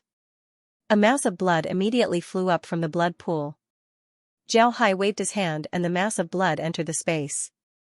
As soon as the blood entered the space, a prompt was immediately heard, "In attribute blood energy detected." This blood can provide a large amount of energy to the undead. At the same time, it can pollute yang energy. Although the prompt wasn't long, Zhao Hai understood what it meant. This prompt was very clear. First, this blood was of the yin attribute. Second, it was a type of energy. Third, this energy could be used by the undead. It was very beneficial to the undead. At the same time, this blood could also be used against enemies. Zhao Hai remembered that weapons in the cultivation realm were divided into yin and yang. Since yin and yang were mutually exclusive, if a person's weapon was of the yang attribute, then as long as this blood drenched it, it would immediately become useless. After thinking about this, Zhao Hai couldn't help but be happy. He didn't think that the blood in the blood pool would be this useful. At this time, another prompt was heard from the space, "Blood energy extracted." All darkness-attributed spaces will automatically provide blood energy for the undead. Zhao Hai nodded with satisfaction. He believed that the space would certainly extract the blood energy. Before, when he received the space, as long as it needed to be extracted, the space wouldn't let it go. So how could it let go of the blood energy? Jiangjing looked at Zhao. He didn't understand why Zhao wanted to take some blood from the blood pool into the space. But when he saw the smile on Zhao's face, he knew that Zhao was very satisfied with the blood pool. He immediately said, "Master, if you need to, you can take some more. Once the blood pool fills up the magic formation, it will restore itself." Zhao nodded, then said, "Master, if you want, you can take some more." Zhao Hai smiled faintly and said, "There's no need, I'm just collecting some for research. The rest can be taken care of by the space." "Right, the people that you sent out to capture, are they suspected of being spies?" Jiangjing nodded and said, "Yes, they're suspected of being spies. We'll capture them and kill them right now. This way, when people attack the city, they won't cause any trouble." Zhao Hai nodded. In the underworld, there were no laws. In Three Saint City, Jiangjing's words were law. If they want to deal with someone, then they can deal with that person. They don't need any reason. Zhao Hai asked, "Have the undead been killed?" Jiangjing shook his head and said, "Not yet." "Is the young master useful?" Zhao Hai nodded and said, "Bring them over, I'll put them in the space. Then they'll become our people. Then we can ask which force wants to deal with us." Jiangjing stared for a moment before he became happy. Before long, some skeleton warriors and zombie warriors were escorting the undead. Zhao Hai didn't say anything as he directly threw them into the space. After the space subdued them, Zhao Hai released them. When the undead came out, they already belonged to Zhao Hai. Zhao Hai looked at the undead and said, "Speak, which of you are the spies that infiltrated Three Saint City, and which group do you belong to?" Just as Zhao Hai's voice fell, one of the vampires immediately said, "Vampire Count Eric has seen the young master." "Young master, these undead are all spies. There are still a lot of spies in the city that haven't been captured. We're all under the command of Vampire King Addison." Zhao Hai nodded, then he said, "Go, bring some people to capture the spies and bring them to me." Eric nodded, then he turned around and left. Jiangjing also ordered the skeleton warriors and zombie warriors to listen to Eric's words. When Eric arrived at the tower, Jiangjing immediately turned his head to Eric and said, "Young master, do you think we should absorb all the undead in the city into the space and turn them into our own people?" Zhao Hai stared, he didn't think about doing this. But when he heard Jiangjing, he couldn't help but think about it.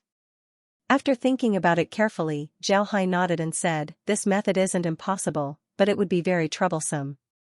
After all, the undead are still alive. If we take them to the space right now, they would resist." Zhao Hai nodded and said, "All right." Jiangjing immediately replied, "Young master, although it's a bit troublesome, as long as we take the undead into the space, then our military strength would increase greatly.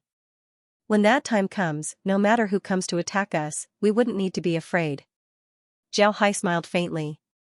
Troops were something that he didn't lack. Not to mention the undead inside the city, even if there were more, he wouldn't care. But Jiangjing's intention was good, so having more troops wouldn't be a bad thing.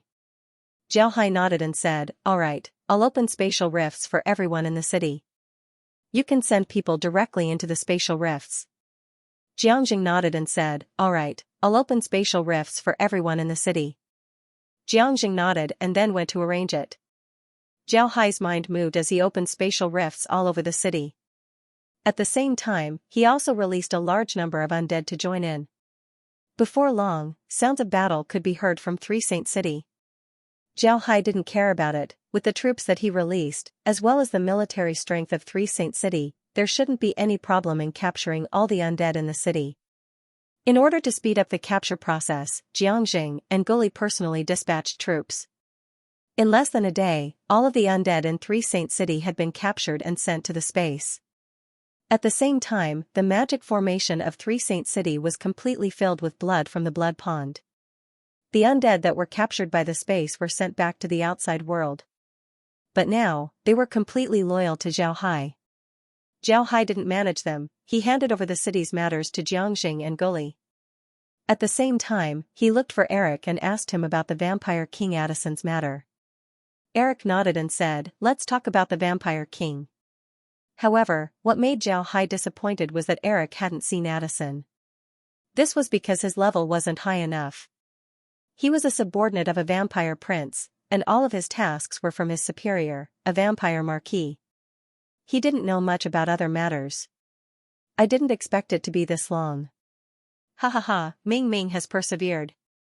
This is Ming Ming's longest book. Ming Ming wants to thank everyone for their support. I hope that everyone will continue to support Ming Ming. The underworld's hierarchy was too strict. For example, in Three Saint City, the undead weren't as high as Guli. Because of this, regardless of whether they were subdued by Guli or not, they would still pay their respects to him. On the other hand, Eric was only a vampire count. Such an identity could only be regarded as an existence in the lower middle of the vampires. If he were to be placed in the human race, he would at most be regarded as a small noble, slightly stronger than the commoners. But compared to the real big nobles, he was nothing. Eric was only a captain of a scout team under Addison. Naturally, he didn't have the qualifications to meet Addison. However, he still knew about the strength of Addison's subordinates. Through Eric's narration, Zhao Hai had a certain understanding of Addison's strength. There was no doubt that Addison was the strongest force in the resistance. At this time, he controlled more than 20 cities, each of which wasn't any smaller than Three Saint City. All of the undead that dared to resist him were killed by him. Then he would take the undead's soul fire and give it to his loyal subordinates. It can be said that Addison's strength was 10 times that of Three Saint Cities. The Art of War says, surround with 10. Addison's strength was 10 times that of Three Saint City. In this case, Addison wouldn't give Three Saint City any chances. But at the same time, Zhao Hai could see that Addison was a very cautious person. His military strength was 10 times that of Three Saint Cities, yet he still sent people to infiltrate the city. This showed his character. It wouldn't be easy to deal with such an enemy. After Eric explained Addison's military strength, Zhao Hai nodded. Then he looked at Eric and said, Eric, what kind of attacks do you vampires have? When Eric heard Zhao's question, he immediately replying to the young master, we vampires have a lot of means of attack. We can use sound attacks, and our hands can grow claws to attack enemies. We can also use blood energy to attack, and we can also use dark energy to attack. Zhao Hai nodded. To be honest, the vampire's attacks weren't beyond his expectations. When Jiangjing said that the vampires were bats, Zhao Hai knew that the vampires would use sound attacks. The remaining attacks of the vampires were also within Zhao Hai's expectations. In the underworld, there were 2 types of energy. One was the dark energy in the dark mist, while the other was the blood energy in the blood pool. The vampires had their own complete hierarchy, so it was impossible for them to not use these 2 types of energy. This wasn't a big deal. Zhao Hai turned his head to Eric and said, Alright, Eric, you should go to the space and rest. If you practice there, you might be able to become a vampire king in the future. Eric nodded and was received by Zhao Hai into the space. This was the first vampire that Zhao Hai received. Although this vampire was different from the vampires on Earth, they also had some similarities. To be honest, after seeing Eric, Zhao Hai felt a sense of familiarity. It was like seeing those elegant vampires in the movies back on Earth. Zhao Hai walked towards the window of the room. The window originally didn't have any glass. For a lich, there was no wind in the underworld, there was only fog, black fog. Zhao Hai nodded and walked towards the window. Zhao Hai walked towards the window. After Zhao Hai discovered that there was no wind in the underworld, he didn't install any glass on the tower. This was because doing so would require some modifications to the tower. In Zhao Hai's opinion, there was no need to do so. He didn't know what kind of magic formation Campula installed in the room, but the dark mist had no way to enter the room. On the ceiling of the room, there was a magic lamp. The light of this magic lamp was very soft, it was very suitable for people to move around in the room. In fact, when standing in front of the window of the tower, one couldn't see anything at all. Besides being able to appreciate the constantly changing shape of the dark mist, one couldn't see anything else. However, this window made the room look more like a room. In these 3 towers, only the room at the top of the tower had windows. The other rooms didn't have windows. This showed that the owner of these 3 rooms had a special identity. Zhao Hai quietly stood in front of the window and looked at the dark mist that was constantly churning like a giant beast. He couldn't help but feel excited. He was very grateful for this transmigration. Not only did this transmigration give him everything that he couldn't get on Earth, but it also allowed him to see all kinds of magical things in the universe. If it weren't for this transmigration, Zhao Hai wouldn't have believed that there was such a magical place like the underworld. When Zhao Hai was on Earth, he was an otaku. He looked timid and introverted. In fact, no one knew that this kind of person was like a fire wrapped in ice. In a cliché, there was a beast hidden in his heart. Although this kind of person didn't seem to be any different from others, it was only their disguise. Their hearts were always indifferent. They could even ignore emotions and life. Only a few people and things could enter their hearts. In fact, things were just like throwing a stone into a lake. Although it would cause ripples, it would quickly calm down. It was because of this indifference that Zhao Hai quickly adapted to the Ark continent. He didn't hesitate to kill even tens, hundreds, thousands, or even hundreds of millions of people. In his eyes, other than the people he cared about, he didn't care about other people's lives. The more a person was like this, the harder it was for them to settle down. Unless they found something they liked to do, or because of external reasons, they had no choice but to settle down. On Earth, Zhao Hai was like this.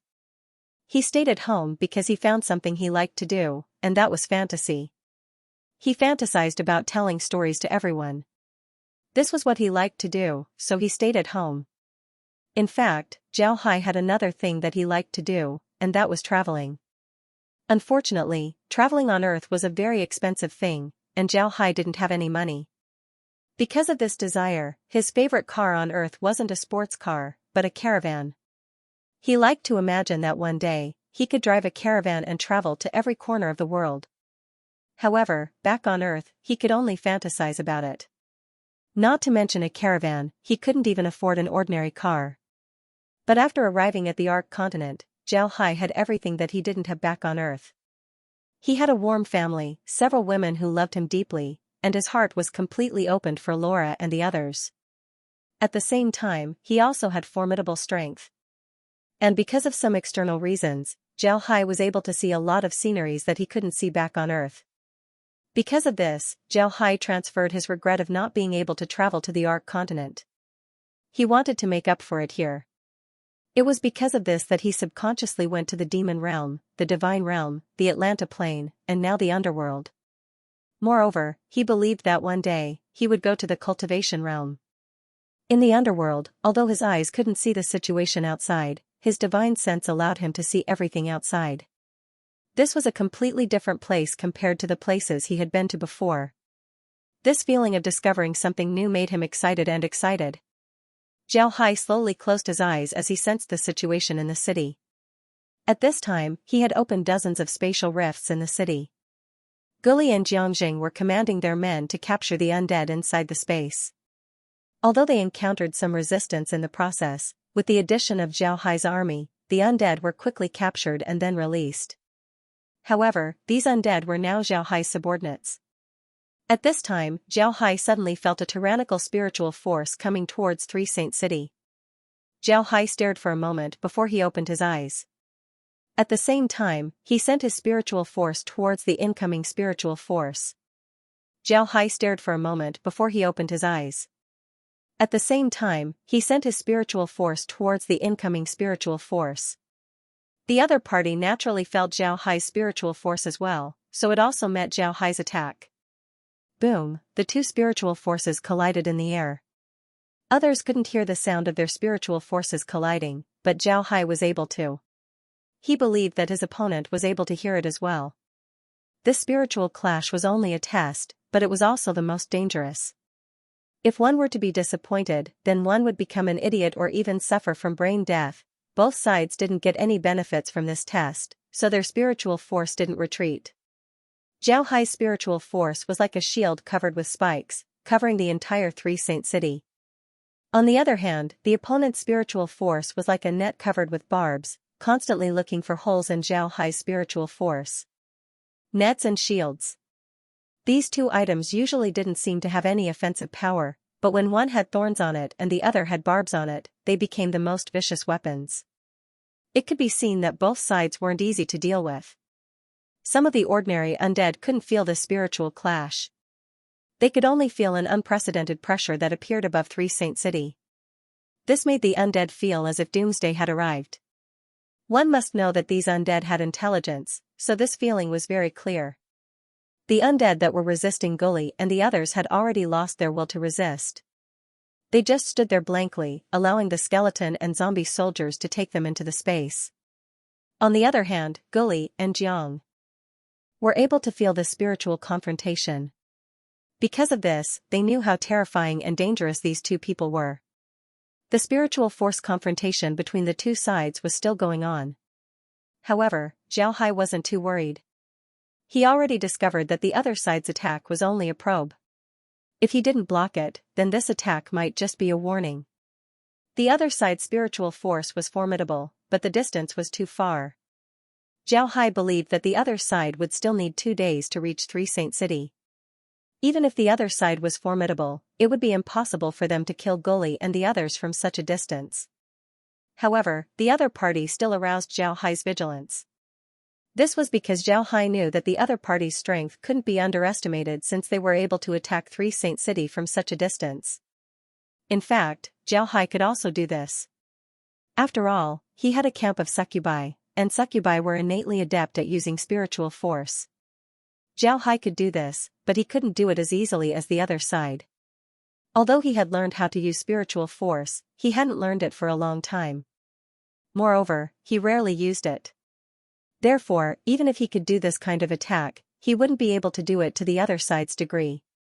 However, this made Zhao Hai even more excited. He believed that the other side wouldn't just compete with him in terms of spiritual force. This was because this kind of battle was too dangerous. Even if the other side was a spiritual force expert, they wouldn't fight to the death. This was because if they weren't careful, the spiritual force would backfire and the other side wouldn't be able to bear the consequences. And for the other side to have such formidable spiritual force, it meant that the other side's skills were also quite good. In a place like the underworld, having a strong spiritual force had a lot of benefits. However, it was impossible for the other side to have such formidable spiritual force from the start. This was because an undead with such formidable spiritual force wouldn't have a strong body. If that was the case, then they would have already become food for the other undead. In the underworld, aside from the Lich, any other race would have a very formidable body. But if one really wanted to count, then the Lich's body would be the most formidable. This was because they were immune to ordinary physical attacks. At this point, Zhao Hai couldn't wait to fight the other side. He wanted to see how formidable the other side was. At the same time, the other side also discovered that it was impossible for him to use his spiritual force to warn the undead in Three Saint City. The other side's spiritual force wasn't any weaker than his. Perhaps the other side's method of using spiritual force wasn't as good as his. However, if the other side were to attack, then he wouldn't be able to gain any advantage. Therefore, after a few probing attacks, the other side retreated. When the other side's spiritual force retreated, Zhao Hai also retracted his spiritual force. But before he did so, he swept his gaze over Three Saint City. The situation in Three Saint City was outside of Zhao Hai's expectations. Jiangjing and Guli used the spiritual pressure to capture most of the undead in the city. At this point, only a small portion of the undead were left. However, these undead seemed to have lost their ability to resist, allowing Jiangjing and Guli to capture them. This made things a lot easier for them. When Zhao Hai saw this, he immediately said, "Guli, Jiangjing, come here."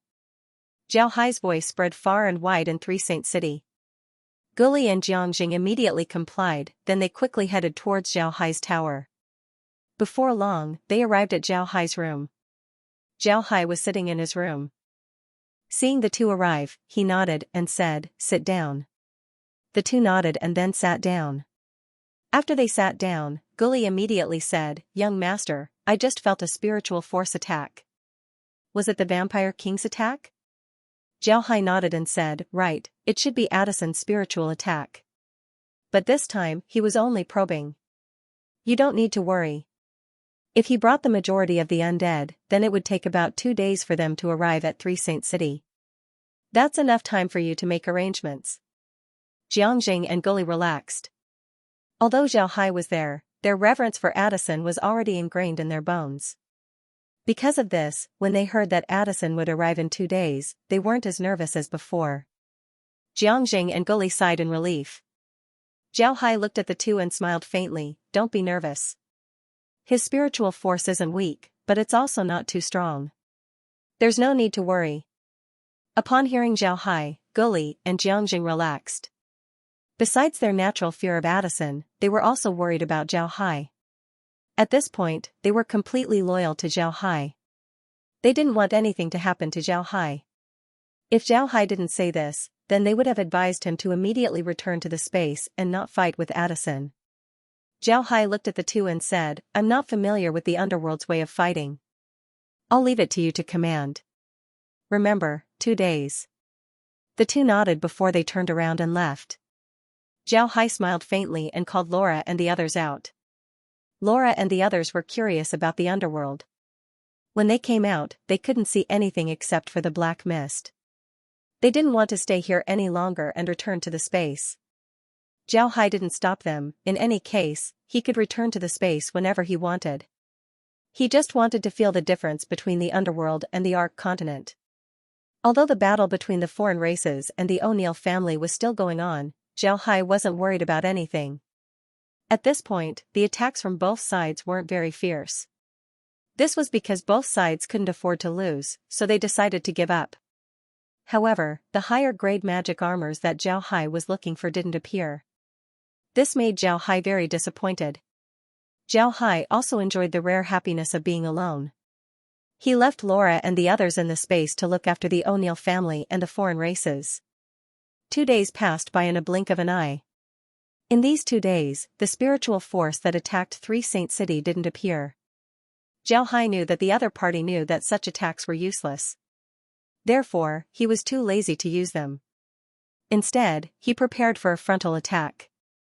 Just as Zhao Hai estimated, 2 days later, Guli and Jiangjing could feel a large number of undead slowly surrounding Three Saint City. Guli and Jiangjing didn't make any moves. In fact, fighting in the underworld was very simple. They didn't have as many advanced weapons as the Ark continent or the divine race. A lot of the low-level undead only had stones in their hands. This was because their levels weren't high enough, they couldn't make their own bone weapons. Zhao Hai didn't move, he just stood on top of his tower and scanned the surroundings with his spiritual force. Three Saint City was already surrounded by undead. Among these undead, most of them were skeletons, zombies, and the like. There were also a few dark creatures and vampires. There weren't a lot of liches. Zhao Hai discovered that in the direction where the spiritual force attack came from, there was a huge camp. It was different from the other places where the undead were just sitting outside. The undead in this camp were made out of thick bones, blocking the area. There were also tents made out of dark creatures.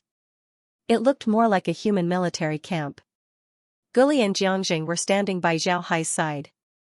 Zhao Hai turned his head to the two and said, "Guli, Jiangjing, I've always been curious. Why are there so many houses in Three Saint City? And why are there so many tents outside? Are those things useful to you? Guli and Jiangjing understood what Zhao Hai meant. They were undead, so it was reasonable to say that they didn't need those things. So why would they need to build them? Guli immediately replied, Mister, you don't know.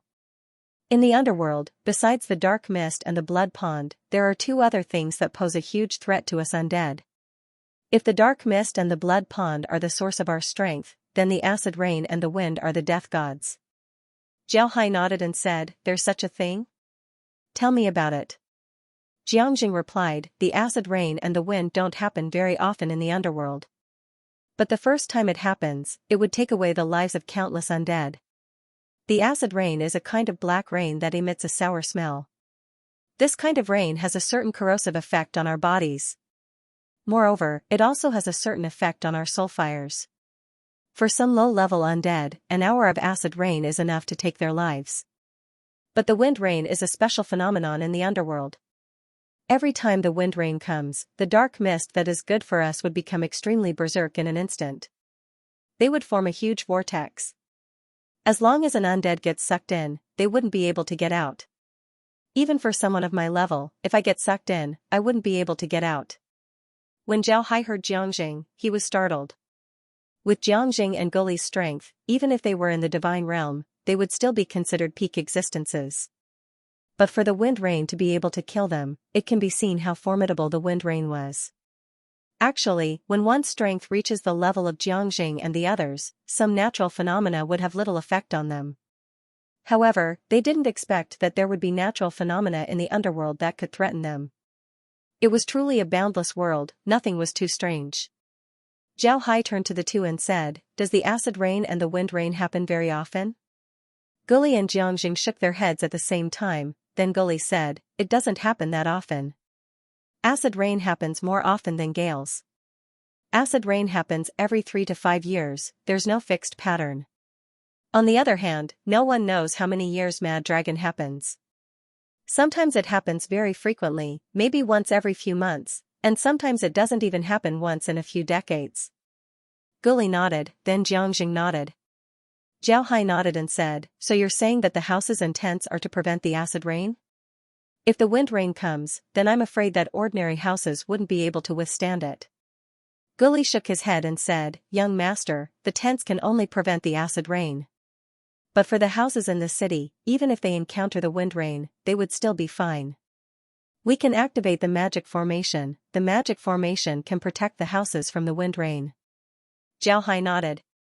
In the Ark continent, magic formations generally wouldn't resist natural phenomena. But in the underworld, it seems like this was all due to the environment. Just as Zhao Hai was about to say something, a calm voice was suddenly heard, Campula, Guli, Jiangjing, the three of you come out. The voice sounded cold, but the speed of its speech wasn't fast. Listening to the voice gave one a feeling of calmness. This made Zhao Hai curious. Zhao Hai smiled faintly, then he turned to the two and said, Since you called us, then let's go and take a look. I really want to see what this vampire king looks like. After he said that, Zhao Hai's figure moved as he flew out of the tower towards the direction where Addison's voice came from. Guli and Jiangjing also quickly followed. Before long, the three of them flew out of Three Saint City and stopped in midair. Before long, a group of people appeared in front of him. These people stopped about 5 meters away from Zhao Hai's group. This group consisted of about 20 people. Among them were 2 liches, 10 skeletons, 5 zombies, and 3 vampires. Standing in front of these 20 people was a vampire wearing a black robe. His robe was embroidered with golden patterns, making it look very gorgeous. His hair was neatly combed, tied with a black ribbon with golden patterns. He was very handsome, the kind of handsome that belonged to the feminine kind. His face was very pale, it was the kind of pale that one wouldn't see the sun for a long time. His 2 eyes were very special, they were red, like 2 red gems. He stood there elegantly, like a natural king who was examining his people. The natural temperament that he exuded made people feel ashamed of their inferiority. While Zhao Hai was sizing up Addison, Addison was also sizing up Zhao Hai. When he first saw Zhao Hai, Addison's pupils shrunk. This was because Zhao Hai had a heartbeat and a life aura coming from his body. But when he saw Zhao Hai's appearance, Addison relaxed. At this point, he had already regarded Zhao Hai as a pharaoh. However, while Addison relaxed, he also paid more attention to Zhao Hai. He knew that the one who fought with him before was Zhao Hai. Addison couldn't help but look at Zhao Hai more carefully. After carefully sizing up Zhao Hai, Addison couldn't help but become more curious. In the underworld, any existence that stood at the peak of their race would inevitably produce a pressure. This was the majesty of a king. Ordinary undead would have no choice but to submit when faced with this pressure. Otherwise, they would be killed. But after fighting with Zhao Hai, Addison discovered that Zhao Hai didn't have this kind of pressure. What was going on? This made Addison puzzled. After sizing up Zhao Hai for a while, Addison opened his mouth and said, "Who are you? Where's Campula?" Zhao Hai smiled faintly and said, "This one is Zhao Hai. Campula isn't here, she went somewhere else." Addison looked at Guli and Jiangjing, who were standing behind Zhao Hai as if they were his bodyguards. His expression changed as he said, "Jiangjing, Guli, what's going on?" Jiangjing looked at Addison and said, "We've already submitted to Mr. Zhao Hai. Campula is the same. If you have something to say, you can talk to Mr. Zhao Hai." Then he didn't say anything else. Addison looked at Zhao Hai in surprise. He didn't think that Zhao Hai would be able to subdue Campula and the others. Addison and Campula didn't know each other for a day or two. He knew that these three were different in the resistance army. What they wanted wasn't power, what they wanted was freedom. Because of this, the three of them generally wouldn't join any side, nor would they bow their heads to anyone. Now that they had suddenly pledged their allegiance to Zhao Hai, Addison was very surprised. Addison looked at Zhao Hai for some time before he said, "All right, I'll talk to you about it. Zhao Hai, I think you should know about the current situation in the underworld, right?" Zhao Hai nodded. Zhao Hai nodded and said, "I know a thing or two." Addison nodded and said, "It's good that you know. The reason why our resistance army can't defeat the Dark Temple is because the Dark Temple is a single entity. They only have one leader while our resistance army is scattered sand. We simply don't have any fighting strength. In this case, we would be at a disadvantage. Because of this, the resistance army needs to unite. Only in this way can we defeat the Dark Temple." Zhao Hai nodded and said, "That's reasonable. But what does this have to do with Sir Addison leading your army to surround Three Saint City?" When Addison heard Zhao Hai, his nose almost went crooked from anger. Naturally, he didn't believe that Zhao Hai didn't know what was going on. Zhao Hai was clearly playing the fool. This was what made Addison angry. It was clear that the underworld didn't have any qualified politicians. When he heard Zhao Hai, Addison couldn't help but look at Zhao Hai and coldly said, "Submit to me and treat me as your king. Otherwise, die." Zhao Hai looked at Addison's appearance and suddenly laughed. "You should have said that earlier. What's the point of talking so much nonsense? You're wrong about one thing. Why should we submit to you? Instead of you submitting to me?" When Addison heard Zhao Hai, his two ruby-like eyes glowed red. Then two fangs protruded from his mouth. His expression became ferocious in an instant. Then he opened his mouth and let out a sharp scream. Just as his eyes changed, Zhao Hai had already covered the three of them with a shield. At the same time, he also took all the undead in Three Saint City back to the space. Now that these undead were released from the space, they already had the space's imprint on them. If Zhao Hai wanted to take them back to the space, then he only needed to think about it for a moment before doing so. Just as Addison opened his mouth, a transparent energy wave came out of his mouth and went straight towards Zhao Hai. This was the vampire's unique skill, sound wave attack. The sound wave went straight towards Zhao Hai. However, the distance between Zhao Hai and Addison was only 5 meters. For experts like Addison, this distance was nothing. It wouldn't even take a blink of an eye to reach the other party. This sound wave attack was extremely fast.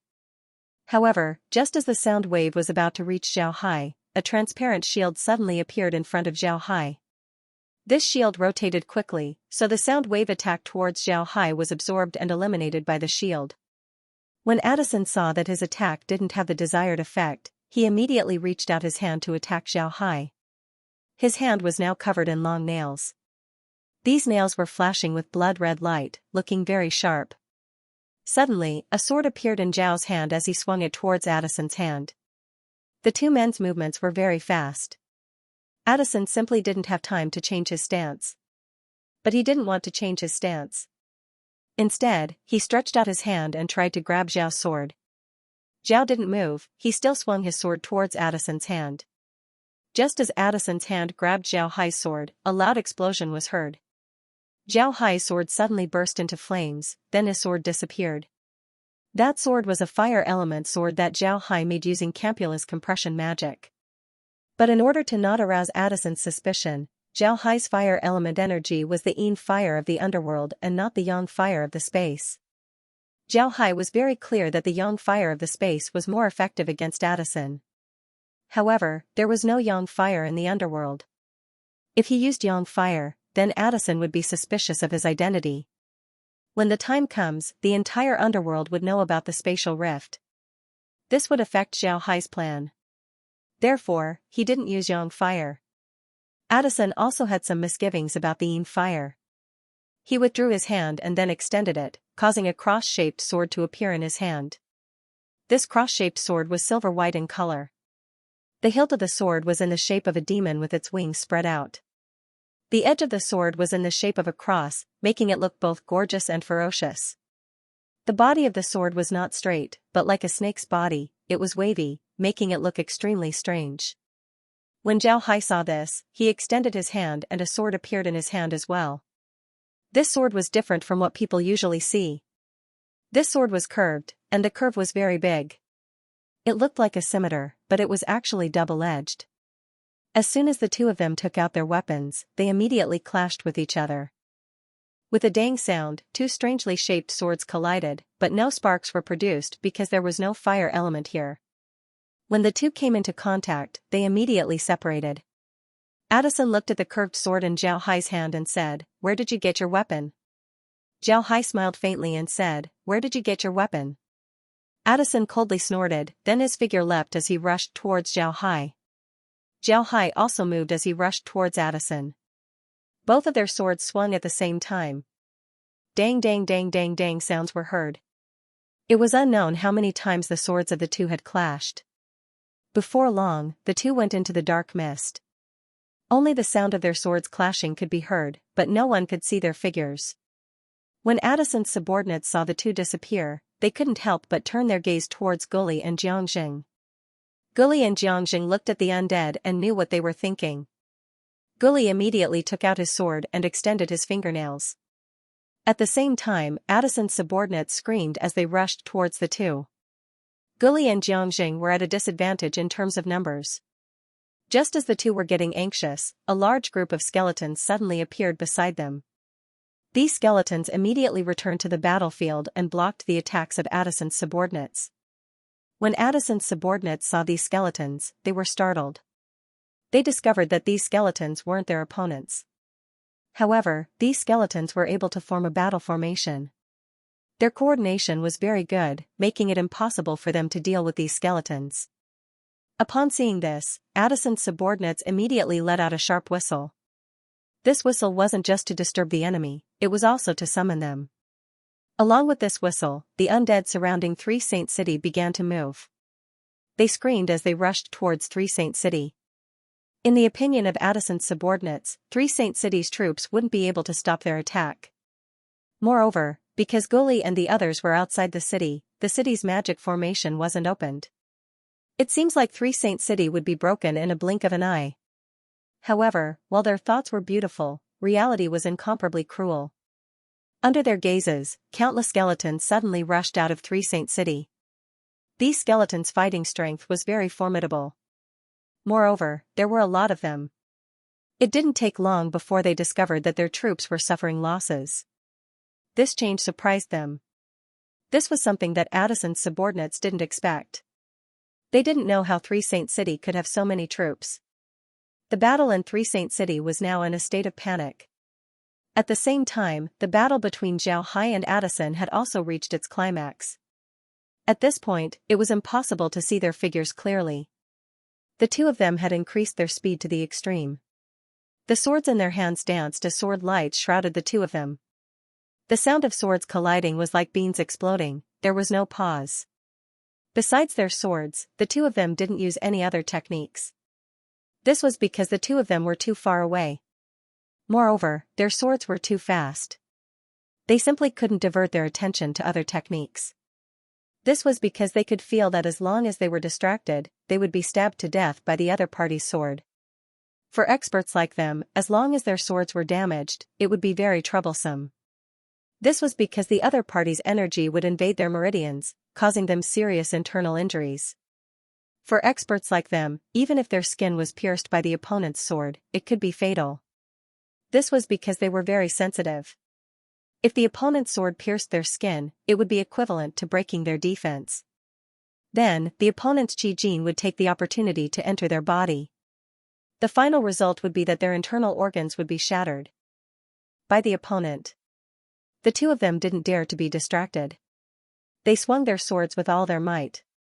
They were like two perpetual motion machines, not daring to give the other party a chance. At this time, a skeleton suddenly appeared between the two of them. The two of them stared before they retreated to both sides. They were holding their swords as they looked at each other. At the same time, their hearts were filled with fear. The two of them didn't feel anything when they swung their swords. But when they separated, they felt that they had consumed about 40% of their energy. For experts like Xiaohai and Addison, this consumption was too terrifying. The two of them knew that they were too engrossed in the battle.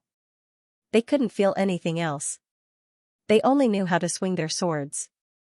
It was as if they were possessed. If it wasn't for the sudden appearance of the skeleton, the two of them would have died from exhaustion. It wasn't easy, it took me 2 hours to upload this chapter.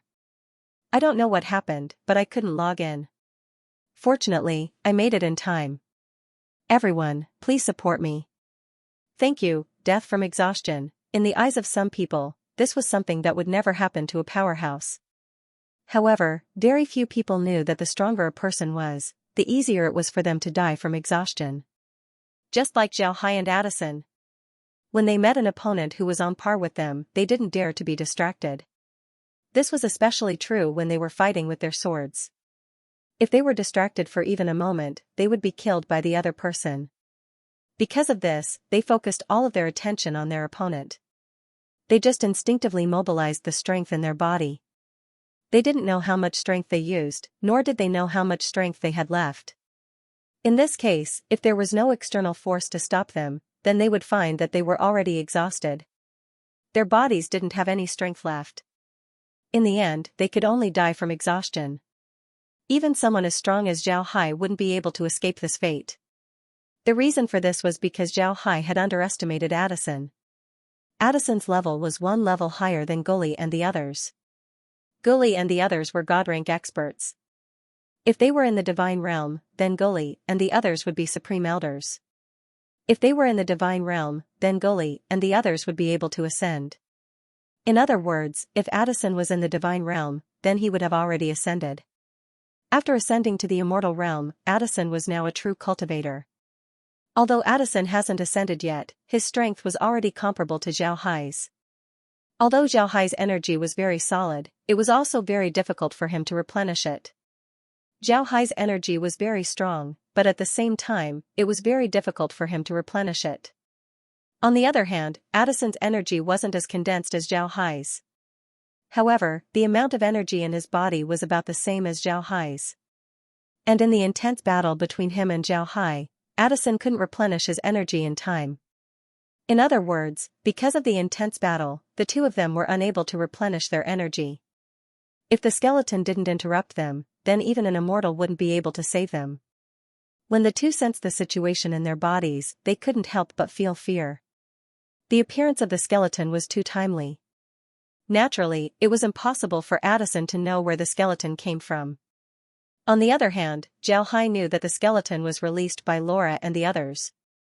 It was certain that Laura and the others discovered his situation, so they released the skeleton.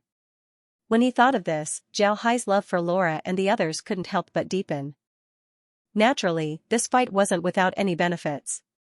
This fight allowed Zhao Hai to have a deeper understanding of the martial Tao. He discovered that the people from the Ark continent and the divine realm had made a mistake. This mistake was none other than the domain realm. Zhao Hai's understanding of the martial Tao deepened. He discovered that the people from the Arc continent and the divine realm had misunderstood something. In the past, Zhao Hai thought that the domains used by the experts of the Arc continent and the divine realm were very powerful.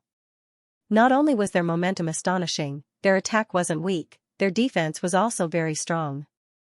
They could even absorb the energy of the world for their own use. Later on, as Zhao Hai got stronger and stronger, he started to use his domain less and less. He always felt that his domain wasn't able to fully utilize his strength. And after fighting with Addison, Zhao Hai understood why he had this feeling before. It was because his domain was developing in the wrong direction. The territory looked good. It could attack, defend, and even recover health. However, it was precisely because of these characteristics that the territory couldn't use all of its power to attack. This might not seem like a big deal during normal times, but in a battle, it was fatal. Taking Zhao Hai as an example, his domain required a certain amount of power to maintain. Additionally, he also needed to consider the changes of the domain. Because of this, it was impossible for him to use 100% of his strength in attacking. Additionally, the attacks of the domain were also very large. Each attack was very powerful, but the destructive power was not as good as it looked. Zhao Hai's domain was very powerful, but its destructive power wasn't as good as he had expected.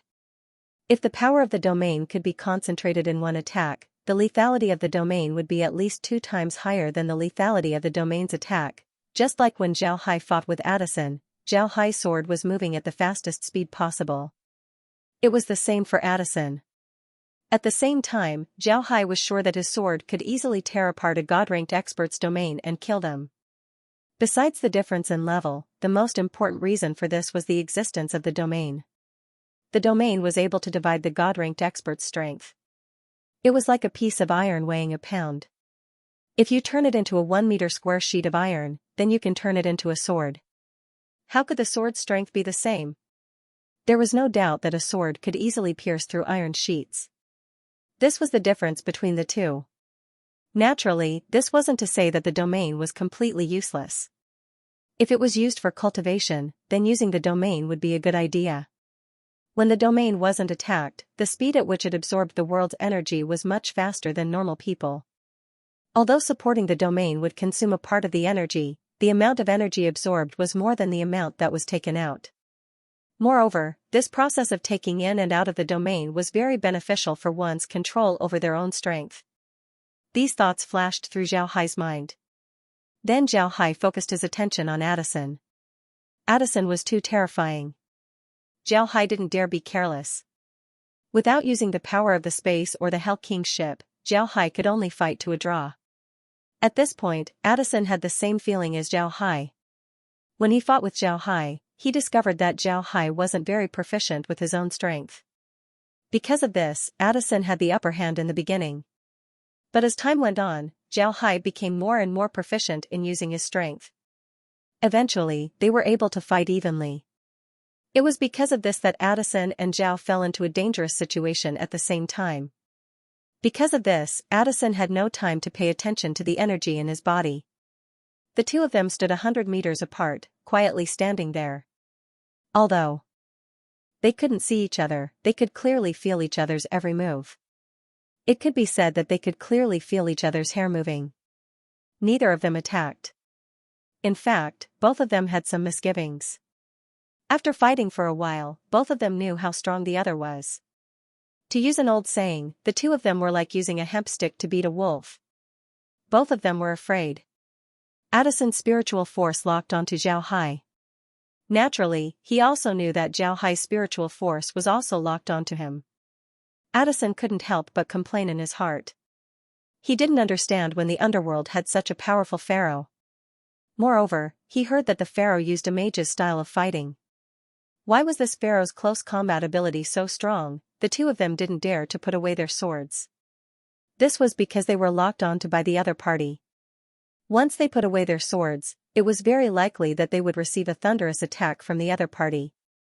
Not to mention putting away their swords, the two of them didn't even dare to speak. Although they weren't competing in terms of strength, they were competing in terms of patience and momentum. If one of them spoke first, then their momentum would dissipate and they would fall into a disadvantageous position. This was the most thrilling battle that Zhao Hai had experienced since his debut. It can be said that every step he took was frightening. If he made a mistake, then he would be doomed. However, the two of them also knew that their battle could only be maintained like this. Who would win and who would lose wouldn't depend on the two of them, but on their subordinates. When two martial artists fight, especially when they have formidable strength, territory, and subordinates, their battle wasn't just about the two of them. It also included their overall strength. Whose subordinates could defeat the other's subordinates would be able to overwhelm the other party in terms of momentum. It was just like a king of a large country meeting a king of a small country. Because his country was stronger than the other party, he would naturally be able to overwhelm the other party in terms of momentum. Even if the other party was stronger than him, he would still lose in terms of momentum. As a king, he represented not only himself but also his country. Addison's momentum was very strong. This was because he was confident that his subordinates would be able to deal with Three Saint City. He had been dealing with Three Saint City for a long time, so he had a good understanding of their strength. Although Three Saint City's strength was good, they were still lacking compared to him.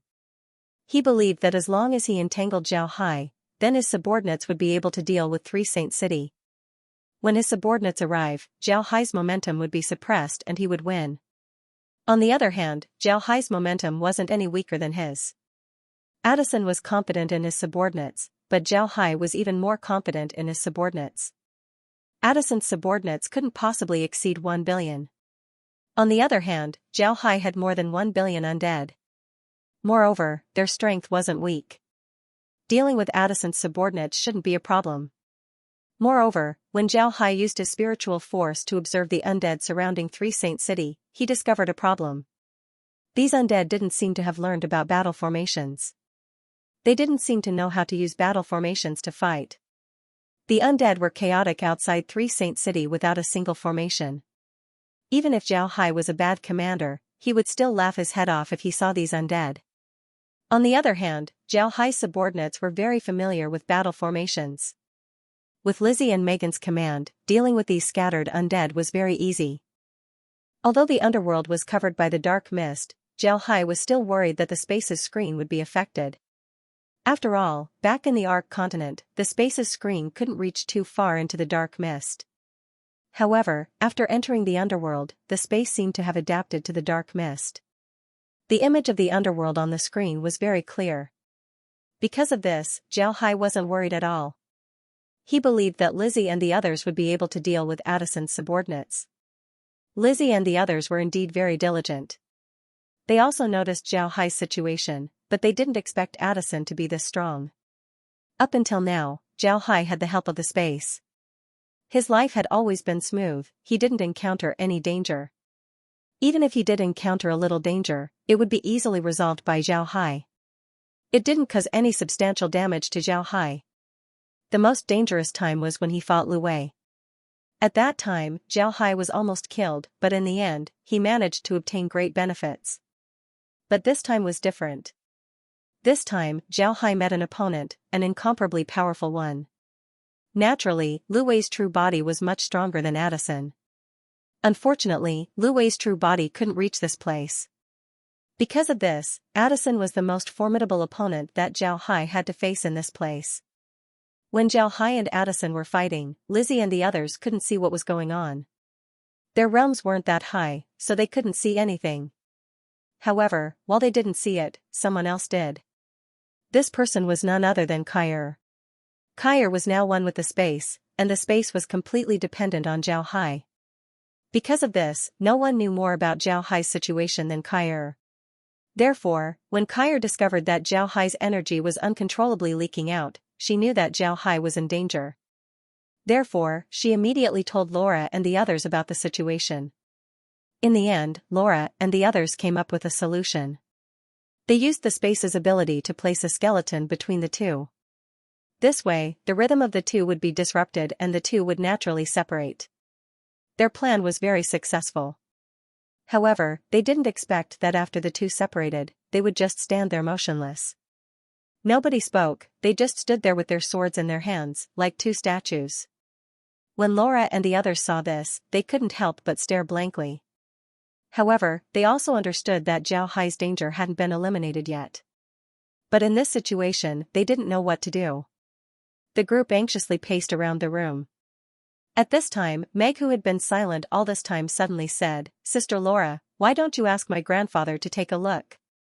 My grandfather is now a divine-level expert. Moreover, he has been through several hundred battles in his life and has a lot of battle experience.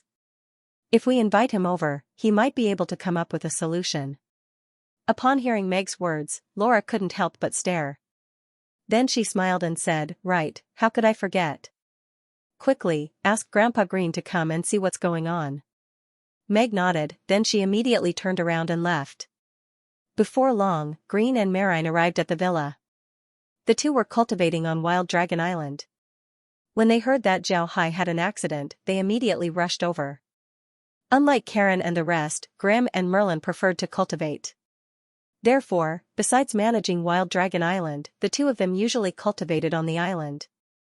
They also found their own pleasure in cultivation. As soon as Green entered the room, he asked, "What's wrong? What happened? How's the young master?" After Laura and the others gave Green a salute, they immediately told him about the situation. Then they had Green look at the monitor. Because Zhao Hai was very respectful towards the two, Laura and the others were also very respectful towards them. They treated them like their elders. After listening to Laura and the others, Green looked at the monitor and didn't say anything for some time. When Laura and the others saw Green's expression, they couldn't help but get nervous. Laura immediately asked, "Grandpa Green, what's going on?" Green looked at the monitor and said, "The young master and the vampire should have locked onto each other with their auras. Neither of them dared to act rashly. Any slight movement might cause the other to strike. Although the two aren't competing in strength, they aren't as relaxed as before. On the contrary, the situation has become more dangerous. If we want to break this situation, we can't use the same method as before. Only by overwhelming the vampire's aura can the young master win." Lizzie, Megan, immediately command the undead in the space. "We need to eliminate the vampire's subordinates in the shortest time possible. After that, surround Zhao Hai and the vampire. Only by doing this will the young master be able to overwhelm the vampire's aura." Upon hearing Green, Lizzie and Megan immediately complied. Then the monitor changed to show Three Saint City's situation. Three Saint City was currently in a lively battle. But in general, Three Saint City had the advantage. No matter what, Three Saint City had the advantage in terms of military strength. Dealing with Addison's subordinates would be very easy. However, Lizzie and the others didn't command their undead to fight. In their opinion, this wasn't necessary. They were very clear about the strength of the undead. Even if they didn't command the undead, it wouldn't be too difficult for them to deal with the enemy. After all, the undead under their command had been through hundreds of battles. Moreover, these undead had wisdom and were well versed in battle formations. Even if Lizzie and the others didn't command the undead, they wouldn't have any problems. But now it was different. After hearing Green say that they had to quickly defeat Addison's subordinates, Zhao Hai wouldn't be in danger. Naturally, Lizzie and Megan wouldn't be polite. The two immediately commanded the undead to attack. Zhao Hai's undead subordinates were very good. They had also learned about battle formations. However, they were currently in the middle of a battle. As the saying goes, those who are closely involved can't see clearly. There were a lot of things that they couldn't see.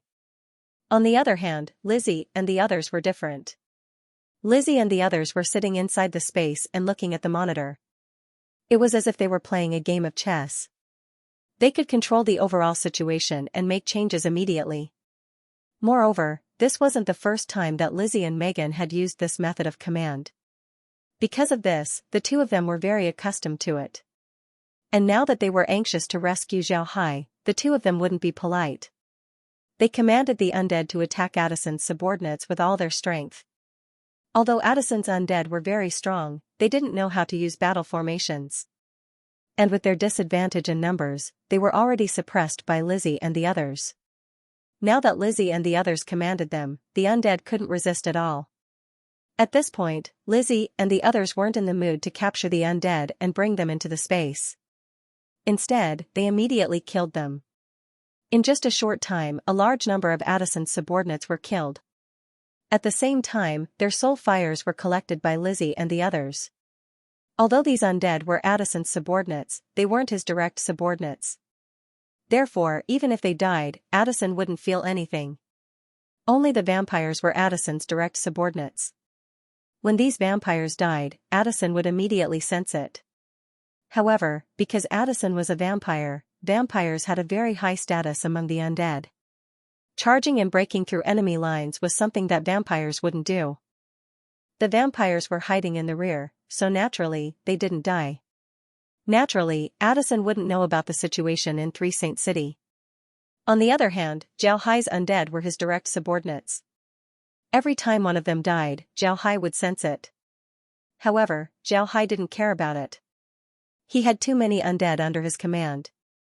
In a battle like this, it was impossible for there to be no casualties.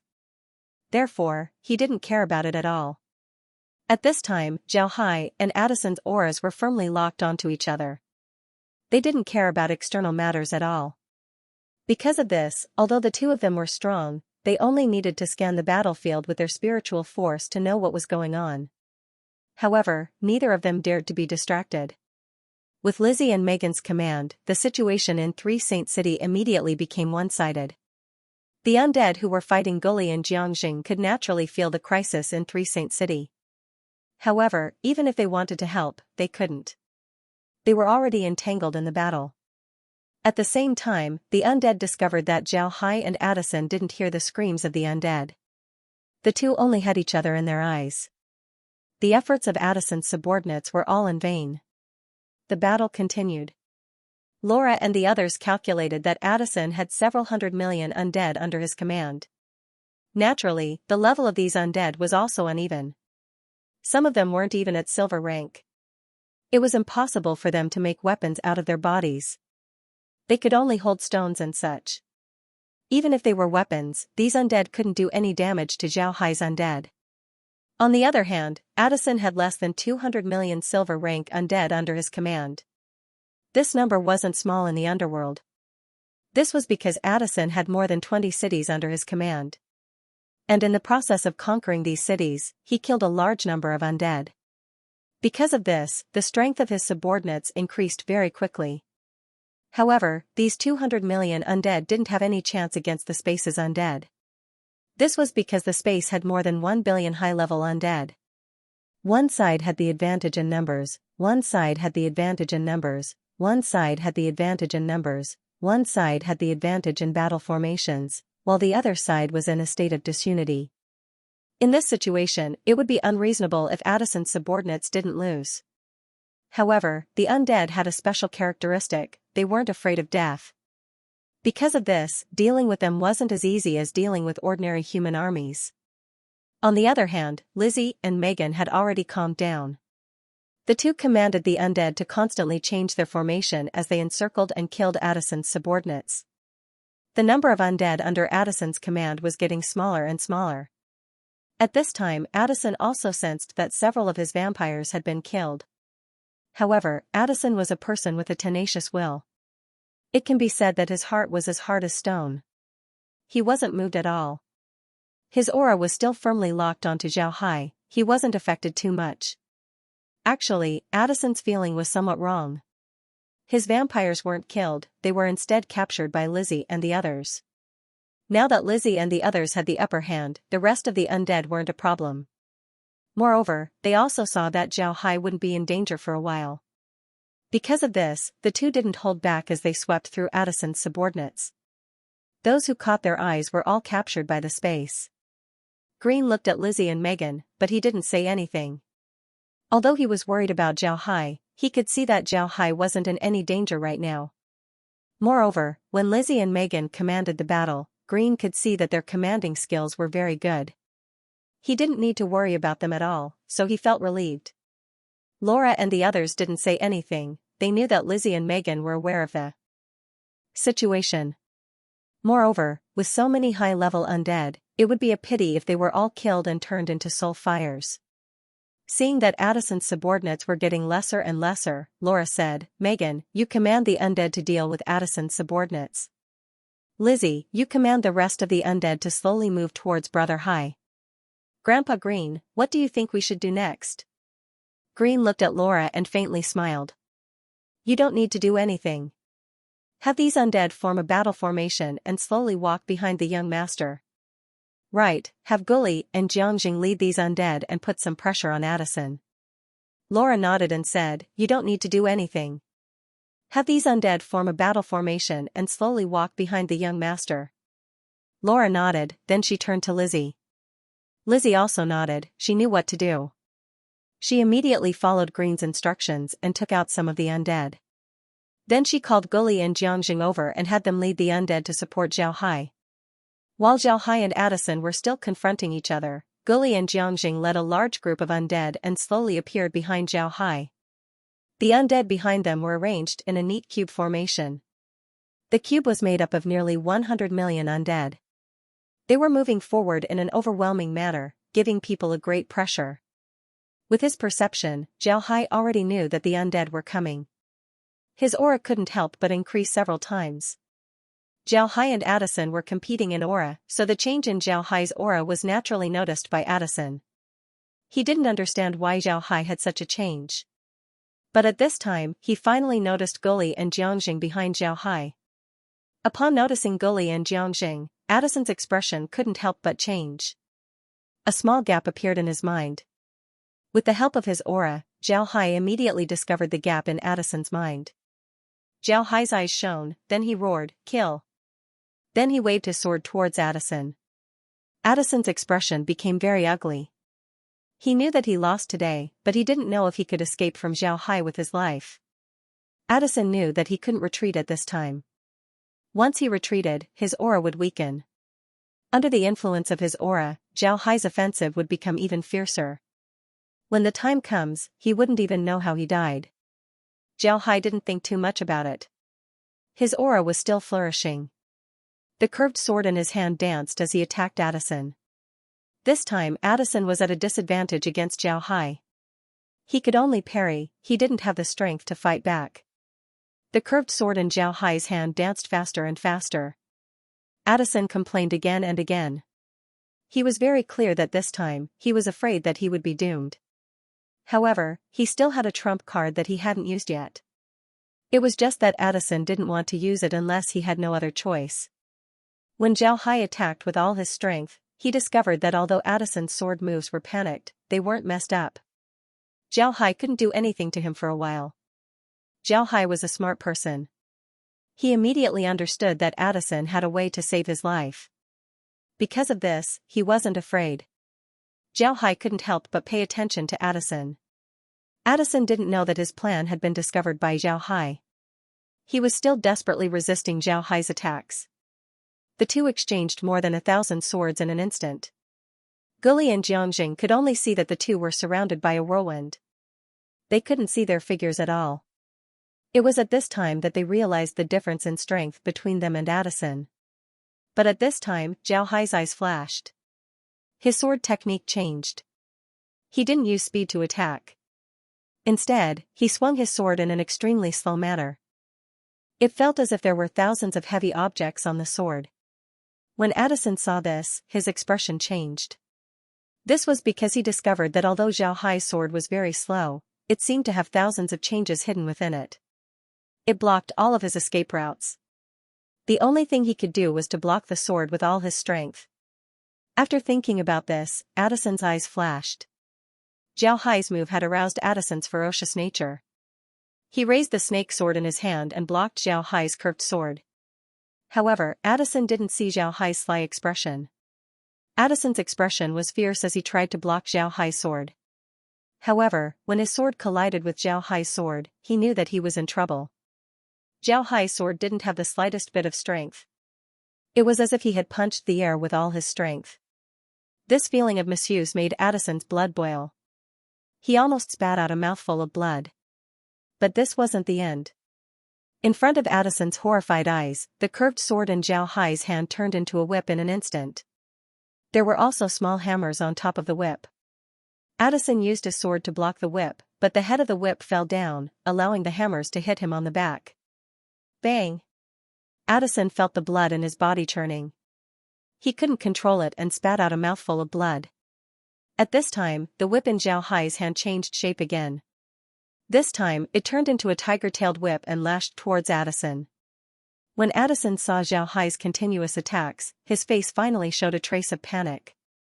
However, it was quickly replaced by a ferocious expression. He looked at Zhao Hai and said, "Zhao Hai, today's enmity will be repaid 100-fold. Blood escape." After he said that, a large amount of blood sprayed out from his body. When the blood came out of his body, it turned into a huge blood sphere. The blood sphere spun faster and faster, but at the same time, it became smaller and smaller. At this time, Zhao Hai's whip also hit the blood sphere. However, the blood sphere was like a water sphere. When Zhao Hai's whip swept across the blood sphere, it was like cutting water with a knife. There was no effect. In front of Zhao Hai's eyes, the blood sphere became smaller and smaller. In just a blink of an eye, the blood sphere completely disappeared from Zhao Hai's sight. At this time, Guli and Jiangjing arrived by Zhao Hai's side. Then Guli said, "Young master, this is a divergent vampire technique, blood escape. Only marquises and above can use this technique. The higher the rank of the vampire, the further they can escape. However, this technique has a huge effect on their body. Addison used blood escape this time, so we don't know how far he went. However, if he doesn't rest for 8 to 10 years, then I'm afraid he wouldn't be able to recover." Jiangjing nodded and said, "Yes, but it's a pity that he still managed to escape." Zhao Hai suddenly smiled faintly and said, "Don't worry, he can't escape. You guys finish up here, I'll go deal with him. Remember, take all the undead to the space, don't waste them." The two nodded. Zhao Hai smiled faintly. Actually, his words weren't directed to the two, but to Lizzie and Megan. 100,000 li east of Three Saint City, on a mountain of bones, a huge ball suddenly appeared. Then the ball turned and slowly turned into a person. This person was none other than Addison, the one who just fought with Zhao Hai. These bone mountains were unique to the underworld. They were made up of piles of bones. Nobody knew where these bones came from. The bone mountains varied in size. The big ones could stretch for hundreds of thousands of li, forming a huge mountain range. The small ones were just small hills. Although the bone mountains were very small, they could stretch for hundreds of thousands of li. This place was the birthplace of skeletons. No matter how strong the skeletons were, they would all come out from the mountain of bones. However, there weren't any strong skeletons on the mountain of bones. As soon as a skeleton was born, they would immediately leave the mountain. Because of this, there were only gray skeletons that were born. Addison appeared here because there weren't any strong existences on the mountain. Even if he was seriously injured, there wouldn't be any threat to him. At this time, Addison's situation wasn't good. His face was pale, blood was dripping from his mouth. He looked very distressed, but his expression was very fierce. When his figure appeared, he spat out another mouthful of blood. Then Addison screamed, "Zhao Hai, just you wait. Wait until I'm healed, then I'll take my revenge 100 times over." Suddenly, a gentle voice said, "Why wait for so long? I'm coming." This voice was very soft, but in Addison's ears, it was like a clap of thunder. Addison was very familiar with this voice. He was forced to use the blood escape art by the owner of this voice. Addison's spiritual force swept towards the direction of the voice and saw Zhao Hai standing there. His face was ashen. If he wasn't injured today, then he would have used the blood escape art to escape. Unfortunately, he was seriously injured today. If he used the blood escape art again, then his strength would be greatly reduced. He might even lose a level. This wasn't something he wanted to see. Because of this, Addison stopped. He looked at Zhao Hai and said, "How did you catch up? Nobody in this world can catch up to the blood shield art." Zhao Hai smiled faintly and said, "When you become my subordinate, then I'll naturally tell you the answer. I won't talk nonsense with you, submit to me." Addison looked at Zhao Hai, all kinds of thoughts flashed through his mind. He knew that he wasn't Zhao Hai's opponent. But because of Guli and the others, Zhao Hai was able to suppress him. Because of this, Addison lost by half a move. If there wasn't any external help, then the two of them would only be able to fight to a draw. Addison wasn't willing to submit to Zhao Hai. But now that he was seriously injured, he could only use 20 to 30% of his strength. In this case, if he fought Zhao Hai, then he would be courting death. Because of this, he couldn't run or fight. In this case, submitting to Zhao Hai was his only choice. He didn't want to become someone else's food. Moreover, after submitting to Zhao Hai, he would be able to recover and deal with Zhao Hai. At that time, as long as Zhao Hai didn't guard against him, then he would be able to sneak attack Zhao Hai. Then he would be able to injure Zhao Hai and kill him. After that, he would be able to turn Zhao Hai's soul into food. After thinking about this, Addison couldn't help but bow to Zhao Hai and said, "Addison is willing to submit to Mr." When Zhao Hai saw Addison's expression, he knew that Addison didn't have any good intentions. However, Zhao Hai didn't expose him. Even if Addison had 1,000 plans, he wouldn't think that Zhao Hai had the space. As long as he entered the space, then all of his plans would be useless. Zhao Hai pretended to be happy and said, "All right, since you've submitted to me, then you're one of us. I'm not afraid to tell you that I have a space-divergent ability. That's why I was able to catch up so quickly. Let's go, we'll go to 3 Saint City. I'll treat your injuries." As soon as Addison heard Zhao Hai, his heart turned cold. He didn't think that Zhao Hai would have a space-divergent ability. If this was the case, then he would need to find a good opportunity to ambush Zhao Hai. Otherwise, if Zhao Hai used a space-divergent ability to escape, then he wouldn't be able to catch up. However, Addison still respectfully said, "Yes, then I'll have to trouble Mr." Addison didn't understand why Zhao Hai didn't sign a contract with him. However, even if Zhao Hai did sign a contract with him, he wasn't afraid. Addison had learned a secret technique before. This secret technique could slowly dissolve a contract without the other party noticing. Because of this guarantee, Addison agreed to submit to Zhao Hai. This method of dissolving a contract was created by a lich. This lich was very special. He was born before Campula, but he didn't like to cultivate. He only did some research. However, because he lived for a long time, he was very strong. Because of this, he needed to personally test a lot of magic. Because of this, his fighting strength was beyond Addison's expectations. However, the lich didn't like to fight with people. He needed something for his experiments, so he asked Addison to help him find it. Moreover, he promised Addison that as long as Addison helped him find that thing, he would teach Addison some magic. Since Addison couldn't beat the lich, he had no choice but to agree. However, he didn't think that after he found that thing, the lich would teach Addison the method to dissolve a contract. Addison didn't believe it at the time. But at that time Addison wasn't very strong, he was only a vampire marquis. Later on, he was contracted by an even more powerful vampire. Because of this, he thought of this method. He didn't expect it to work. He used a sneak attack to kill the more powerful vampire and absorb the vampire's energy. Now, Addison wanted to use this method on Zhao Hai. Zhao Hai knew that Addison had his own thoughts. What he said just now was to make Addison believe that he had complete trust in him. This way, Addison would let down his guard and be tricked into entering the space by Zhao Hai. With Zhao Hai's current strength, naturally, he could take Addison into the space. However, Zhao Hai was afraid that Addison would self-destruct. If that happened, he would lose a powerful subordinate. Because of this, Zhao Hai would rather spend a bit of effort to trick Addison into entering the space. Zhao Hai looked at Addison and said, "All right, Addison, come to my side. I'll take you back to 3 Saint City. You're injured right now, so I won't sign a contract with you. Otherwise, it would affect your recovery. Once we reach 3 Saint City and you've recovered, I'll sign a contract with you." Zhao Hai knew that if he didn't mention anything about the contract, then Addison would be suspicious. But now that he said it, Addison wouldn't think too much about it. Sure enough, when Zhao Hai said this, the last bit of doubt in Addison's heart disappeared. He nodded and then walked to Zhao Hai's side, looking very honest. Zhao Hai looked at Addison and smiled faintly. Then he waved his hand and brought Addison into the space.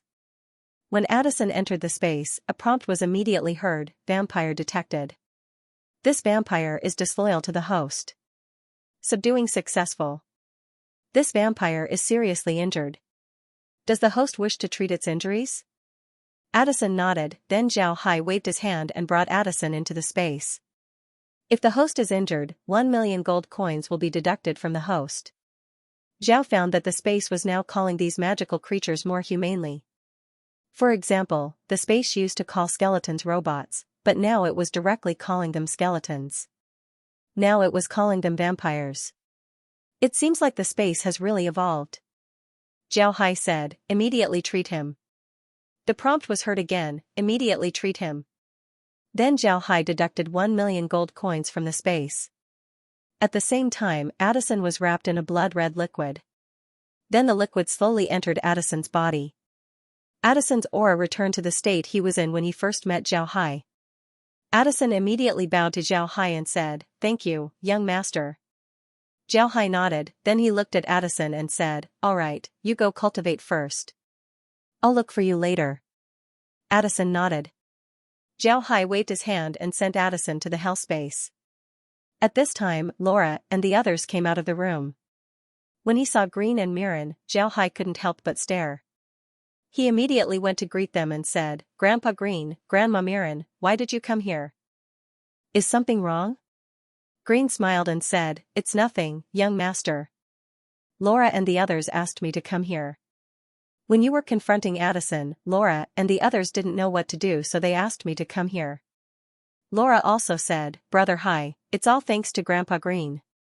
It was Grandpa Green who gave us the idea to quickly deal with the undead in Three Pear City. Then we'll go and support you." I didn't think that Addison would be this strong.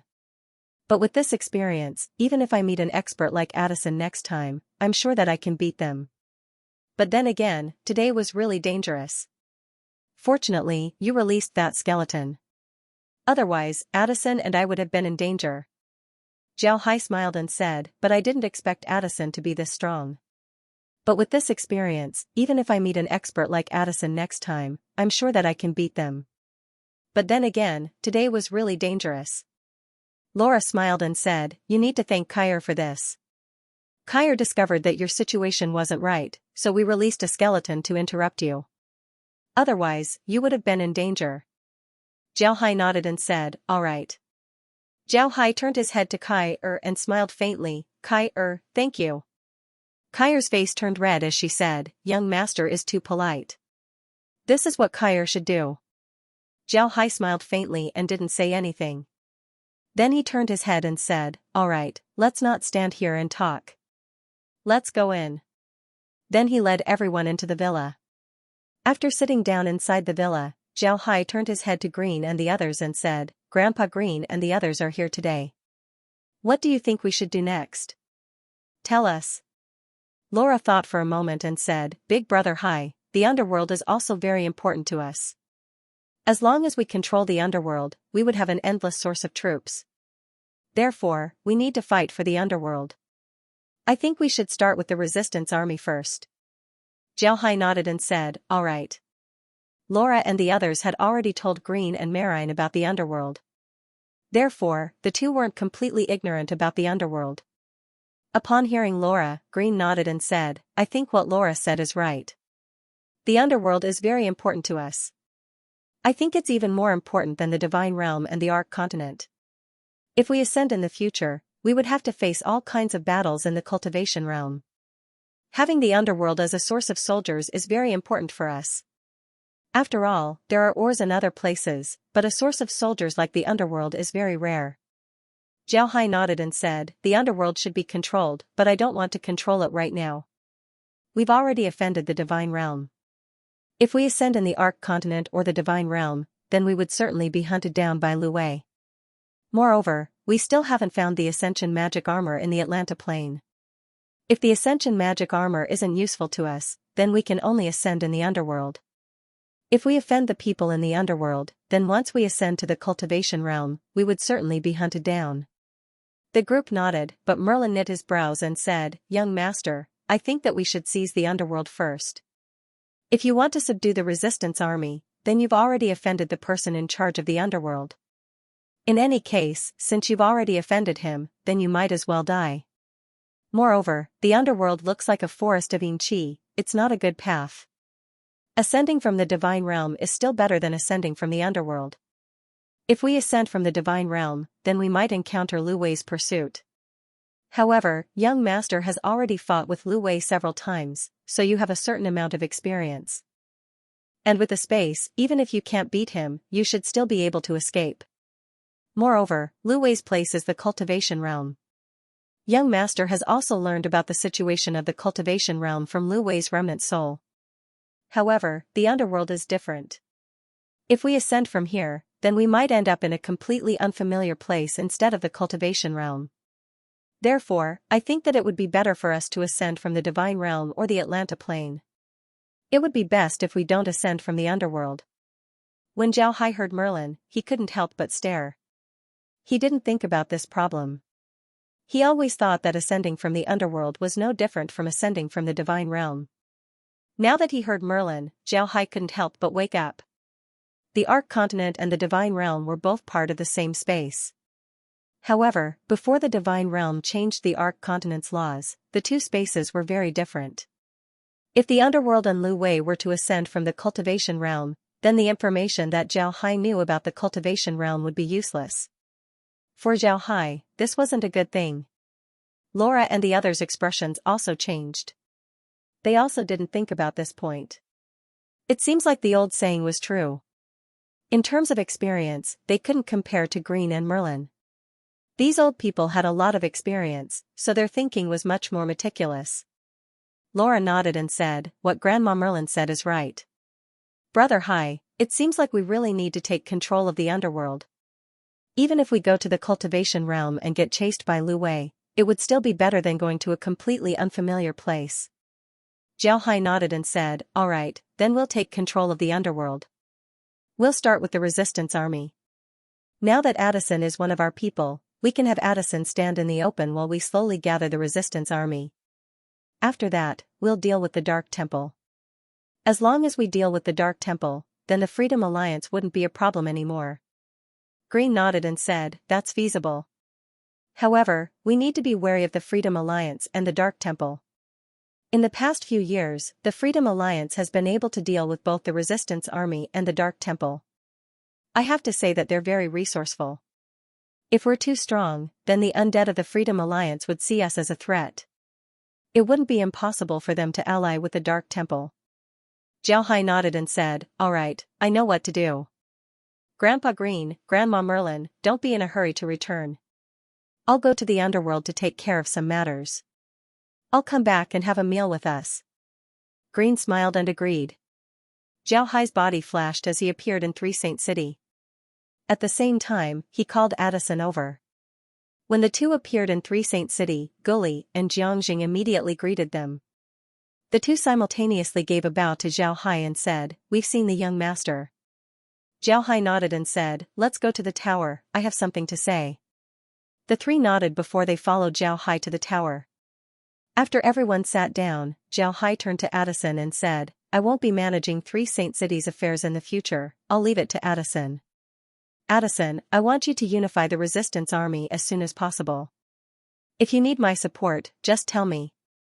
I only want results. Do you understand?" Zhao Hai nodded. Addison's eyes flashed red as he stood up and bowed to Zhao Hai, "Yes, young master. Rest assured, I'll do my best." Zhao Hai nodded, then he said, "I'll release your subordinates in a while. However, I won't release the Lich, they still have things to do. Guli and Jiangjing will also do their best to cooperate with you. I don't care too much about the underworld. After all, this is your domain, so it's more convenient for you to come out. But you need to make some achievements, understand?"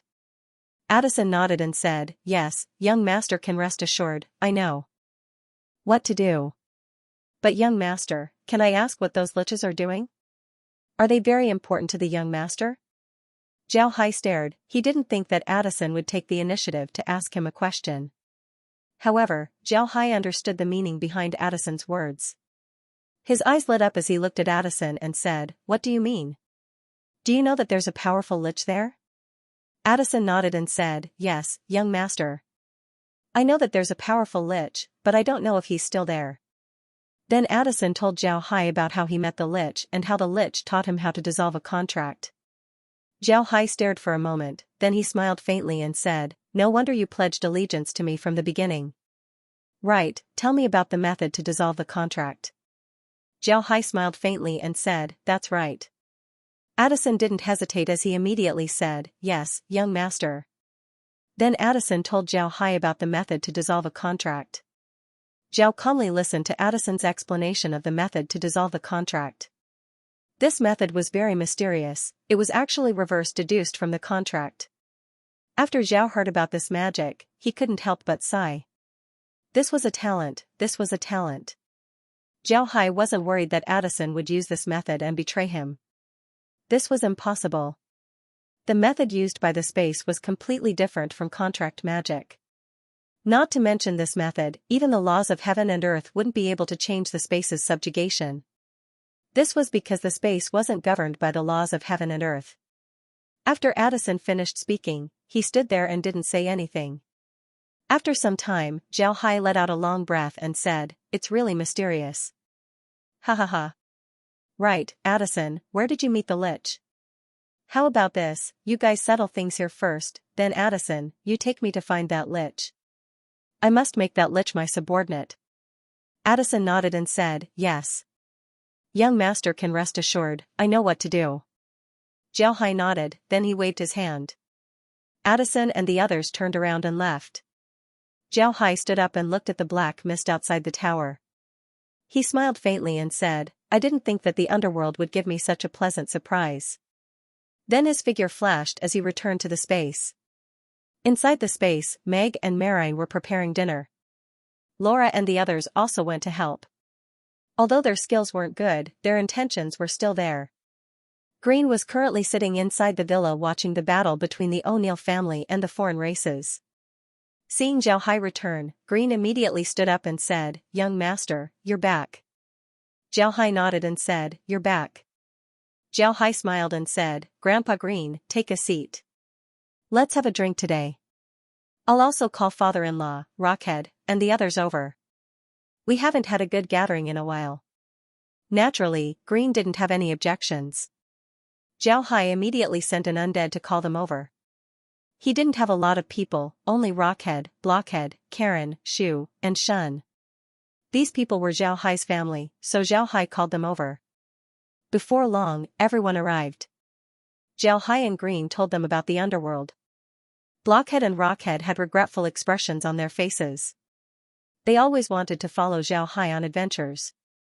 But it was a pity that they weren't strong enough. Now that Green had to train them, they would have to wait until they finished their apprenticeship. The meal that Marine and the others prepared was soon ready. Zhao Hai and the others also arrived at the dining room. After everyone sat down, Zhao Hai looked at them and smiled. "Everyone hasn't gathered together for a long time. It's not easy to have a meal together today." Green smiled and said, "Young master, what are you saying? It's us who are disappointing, we couldn't help you."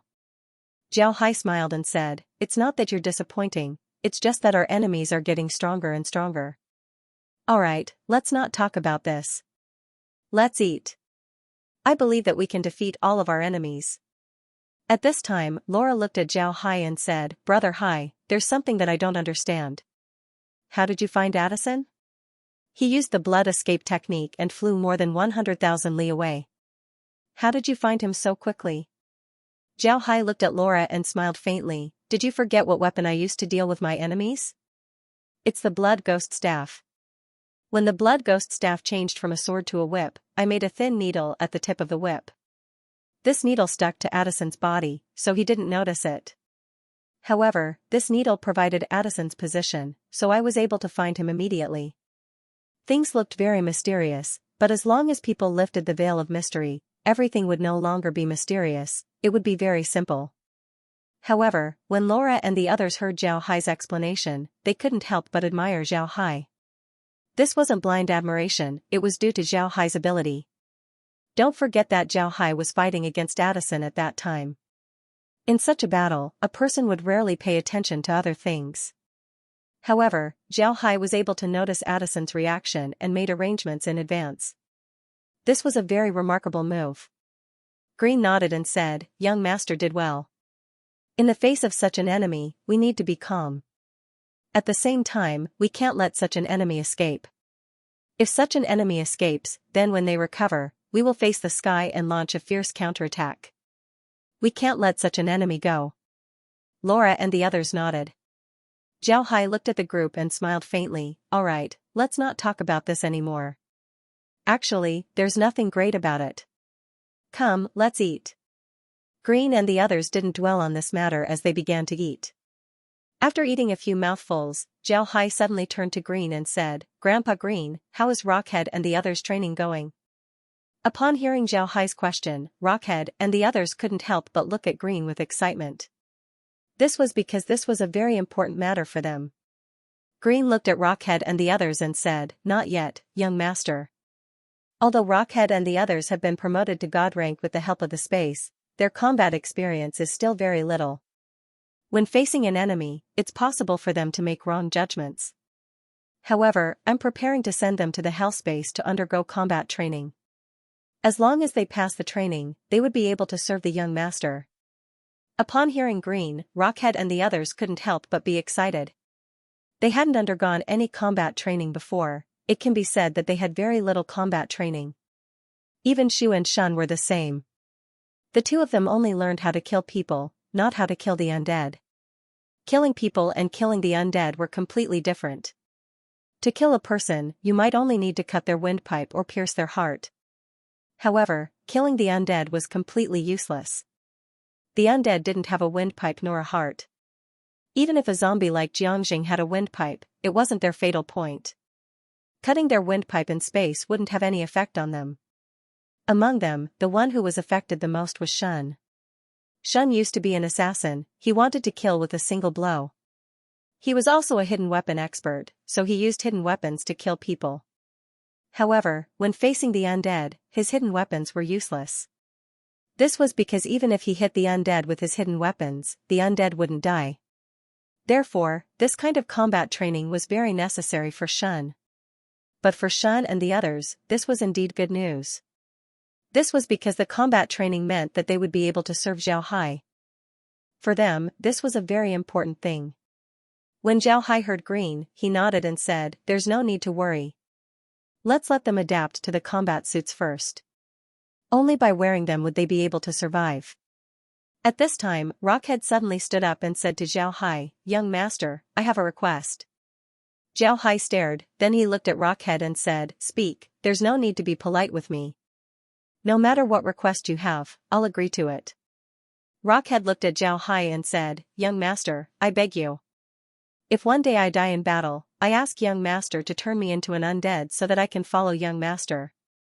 Blockhead stood by Rockhead's side and said, "Young master, I have the same idea as Big Brother. If one day I die in battle, I ask young master to turn me into an undead." Shu and Shun also stood up and said the same thing. Zhao Hai looked at the four of them and said, "All right, you guys, sit down. What do you mean by death? Do you think that I'm lacking in people who would risk their lives? Which undead wouldn't risk their lives for me? Do you think I need you? Remember, don't say such silly things in the future. You are my family, my loved ones. How can you say that you want to die? Your task is to live well with me." Green looked at them and said, "All right, you guys sit down. Don't say anything that the young master doesn't like to hear. The young master now has more than 1 billion undead. These undead aren't any worse than you. Why are you shouting? Sit down." When Rockhead and the others heard this, they also sat down. They knew that Zhao Hai and Green were taking care of them. They were very grateful. After eating, Green took Rockhead and the others and left. Zhao Hai didn't immediately go to the underworld. Instead, he sat inside the Space's villa and observed what Addison and the others were doing. Addison and the others were currently dealing with Three Saint City. In fact, there weren't many things to deal with in Three Saint City. Addison was now gathering his subordinates to return to the cities under his control in order to stabilize the situation. Addison's approach was very smart. He had been developing too quickly and smoothly, leaving behind some hidden dangers in the rear. Now, he could use this opportunity to remove these hidden dangers. This way, he could give Xiaohai a complete force. Most importantly, once Addison stabilized the cities, he would have time to take Xiaohai to find the Lich. This was the most important thing. Almost all the undead in the underworld didn't pay attention to the changes in Three Saint City. It was impossible for them to know that the changes in Three Saint City could change the entire structure of the underworld. At this point, Addison was completely loyal to Xiaohai. Not to mention that the horn contract magic was useless. Even if it was useful, he wouldn't use it. What he wanted to do was to benefit Xiaohai. Addison could see that Xiaohai attached great importance to the Lich, even more so than himself. Although Addison didn't know why, he knew that it would be more beneficial for Xiaohai to deal with this matter. Because of this, he wanted to deal with this matter in the shortest time possible. However, it wasn't easy to deal with this matter. They had to deal with the matters in Three Saint City and the other cities that Audilin was in before they could do anything about it. In the underworld, once a city was conquered, there would be almost no rebellions. This was because the hierarchy in the underworld was too strict. It was a hierarchy that was engraved into the bones of the undead. No undead would dare to disobey. However, this didn't mean that the conquered cities weren't dangerous. For example, the cities that Addison conquered would naturally be guarded by 1 or 2 high-level undead. This would ensure the stability of the city. Addison also had his opponents. His opponents wouldn't just watch Addison do this. After Addison left, it was very likely that his opponents would attack the cities that he conquered and snatch them from Addison's hands. In the underworld, there weren't just 1 or 2 experts like Addison. There were also a lot of experts like Addison. Even within the resistance army, there were several experts like Addison. In fact, Addison wasn't the strongest in the resistance army, he was just the most powerful. Although it was just one more word, the meaning was completely different. Addison was very powerful in the resistance army. In other words, he belonged to the hawkish faction. He wanted to unify the resistance army and have a decisive battle with the Dark Temple. Naturally, if there were hawks, there would also be doves. The doves of the resistance army thought that maintaining the status quo was the best. The two factions weren't very peaceful. On the other hand, Campula and the others belonged to the carefree faction. The so-called carefree faction was actually a centrist faction. They didn't participate in any faction, they just maintained a neutral stance. They only guarded their own territory. Once the Dark God Temple attacked, they would immediately join the battle. To them, there was no such thing as a hawk or a dove. They only wanted freedom. In the underworld, there were more than 100 cities under the control of the resistance army. On the other hand, there were several thousand cities under the control of the Dark Temple. This was 10 times more than the resistance army. If it weren't for the resistance army having a lot of experts, then the Dark Temple would have already unified the underworld. Addison was only a representative of the Hawk faction in the rebel army. Not to mention the fact that he had conquered so many cities, the Dove faction would oppose him. Even the Hawk faction would be eyeing his cities covetously. Because of this, Addison's rear wasn't stable. If Addison wanted to work for Xiaohai, then he must first stabilize his rear. This was what Addison was doing right now. The reason why he was able to do this was because he had Xiaohai's support. Don't underestimate Xiaohai's support. How many troops did Xiaohai have? More than 1 billion, and all of them were high-level undead. With the support of these undead, Addison could stabilize his rear. Xiaohai was aware of this situation, but he didn't stop it. This was because he already told Addison that he would fully support him. Because of this, Addison's performance wasn't surprising. Xiaohai fully believed in the space's ability. Addison was subdued by the space. As long as he was subdued by the space, then it was impossible for him to betray it.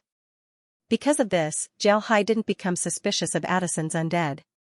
After all, there was no need for that. At this time, Addison had already left Three Saint City. He was leading his undead to the cities that he conquered before. Addison's approach was correct. In the next month, Addison led his undead to reconquer the cities that he conquered before. This might sound awkward, but it wasn't awkward at all. In the cities that Addison conquered before, only the strongest were subdued. The ordinary undead weren't subdued, they were still free.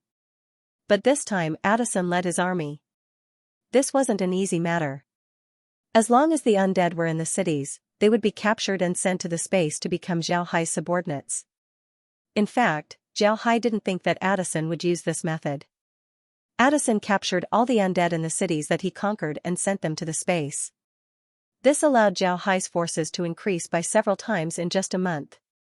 In other words, Zhao Hai's undead had reached an astonishing number of billions.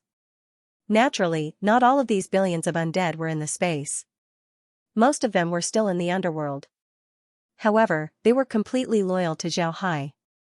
With the addition of these undead, the cities that Addison conquered could be said to be impregnable. If other undead were to come to these cities at this time, they would find a very strange phenomenon. The undead in these cities weren't like other cities that would trade with each other. These cities were more like machines that were running at full capacity. These undead would go out and find things that they think are valuable. Then they would bring them to the city and give them to the city's manager. Then the manager would give them some rewards. It was impossible for them to know that this idea came from Zhao Hai. After seeing Addison's method, Zhao Hai imitated the space's method and used it on the undead. After all the cities were dealt with, more than a month had passed. In this month, the war between the O'Neill family and the foreign races had ended. It was hard to say who won and who lost. If one were to talk about casualties, then the O'Neill family won. The ratio of casualties between the O'Neill family and the foreign races had reached an astonishing 10,000 to 1. However, the O'Neill family still didn't win. In the Atlanta Plain, it wasn't easy to train a magic armor pilot. It was countless times more difficult than training a warrior in the divine realm. Because of this, although the O'Neill family repelled the foreign races, they didn't have the ability to expand. They could only defend the Taurus continent as well as occupy the Barbarians, Winged Pegasus, and Thunder Clan's territories. Although this was the case, the O'Neill family didn't suffer a loss. What they wanted was the resources of the Taurus continent. And now, they got what they wanted, even if the price was very high. However, there was a strange phenomenon in the Atlanta Plain. As long as you have money, you wouldn't lack people to work for you. You could even buy people. In fact, the Atlanta Plain had already eliminated slavery. Nobody could buy or sell people. However, this rule was still in place. When the Atlanta Plain discovered and conquered another plain, this rule became useless. In the end, the Atlanta Plain had no choice but to amend the law. People in the Atlanta Plain could sell people, but only people from other plains could be sold. People from the Atlanta Plain were prohibited from selling people. Once they were found out, they would be severely punished.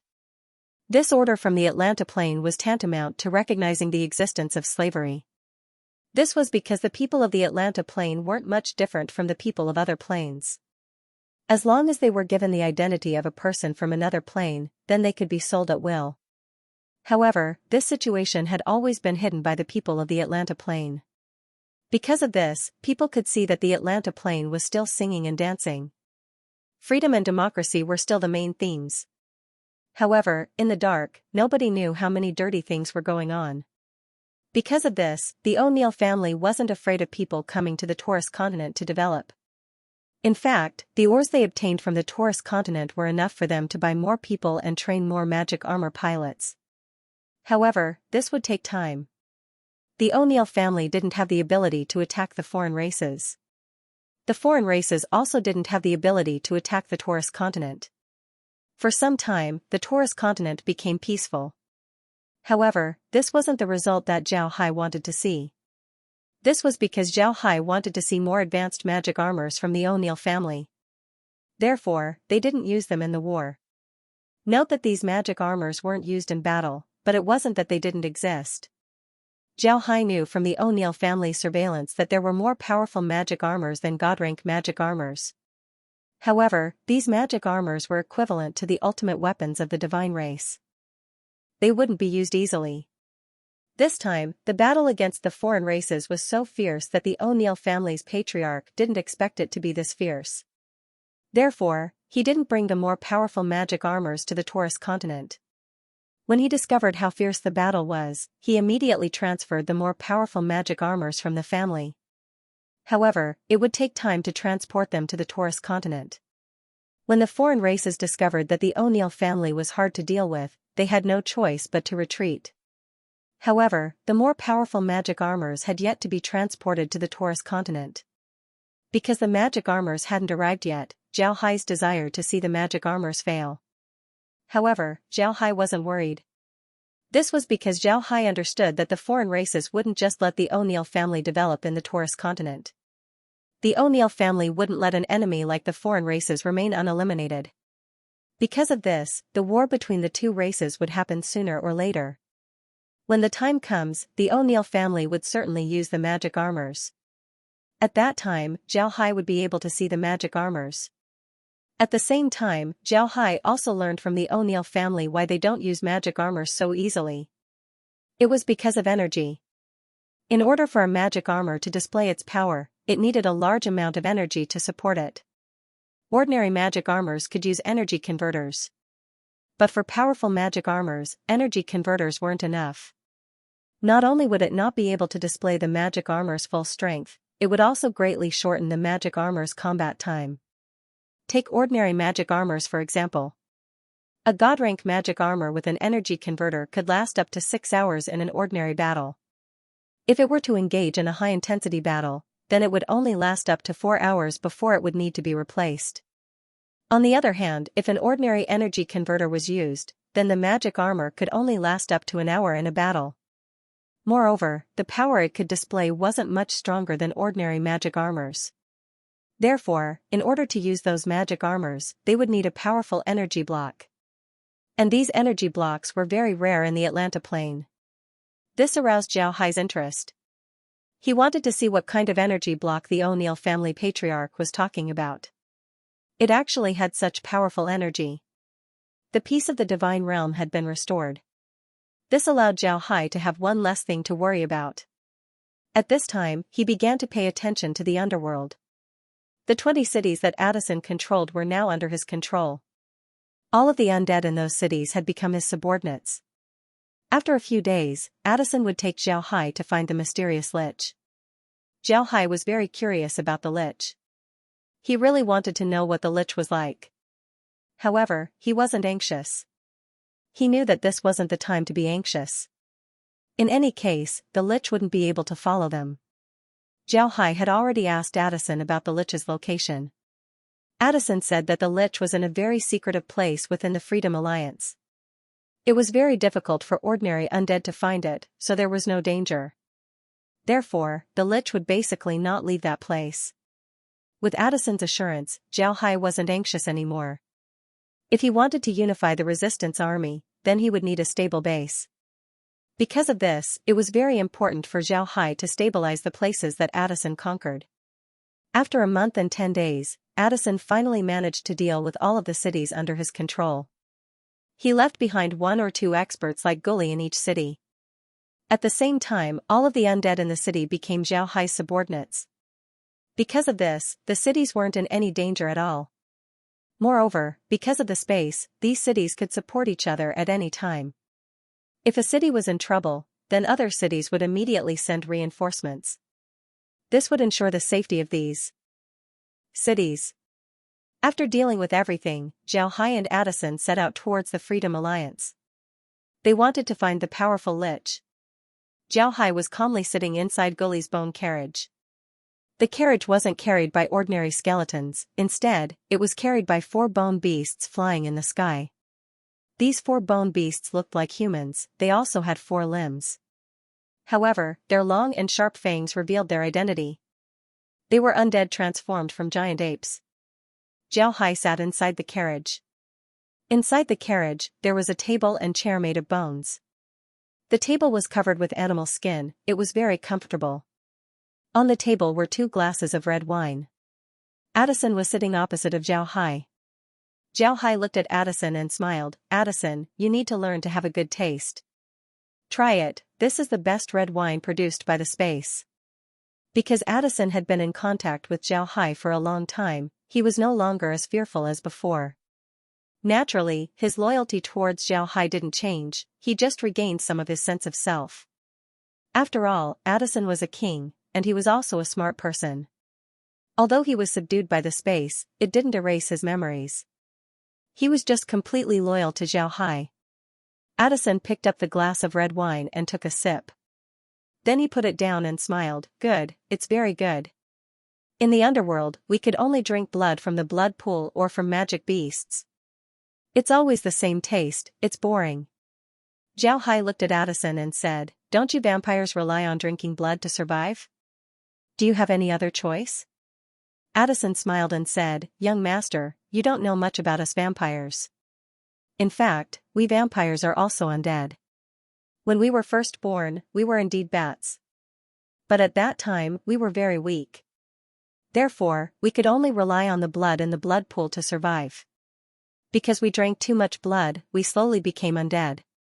Blood can provide us with energy, but after we officially become vampires, we can directly absorb the energy of the dark mist to survive. We can only drink blood when we're injured or when we want to drink blood. Zhao Hai nodded. The vampires of the underworld were different from the vampires of Earth. This made Zhao Hai realize that he was living in a completely different place compared to Earth. The standards of Earth weren't suitable here. After all, the vampires of Earth only existed in legends, they were just fantasies of most people. But now, the one sitting in front of him was a living vampire. This time, the two came out to look for the lich that Addison met.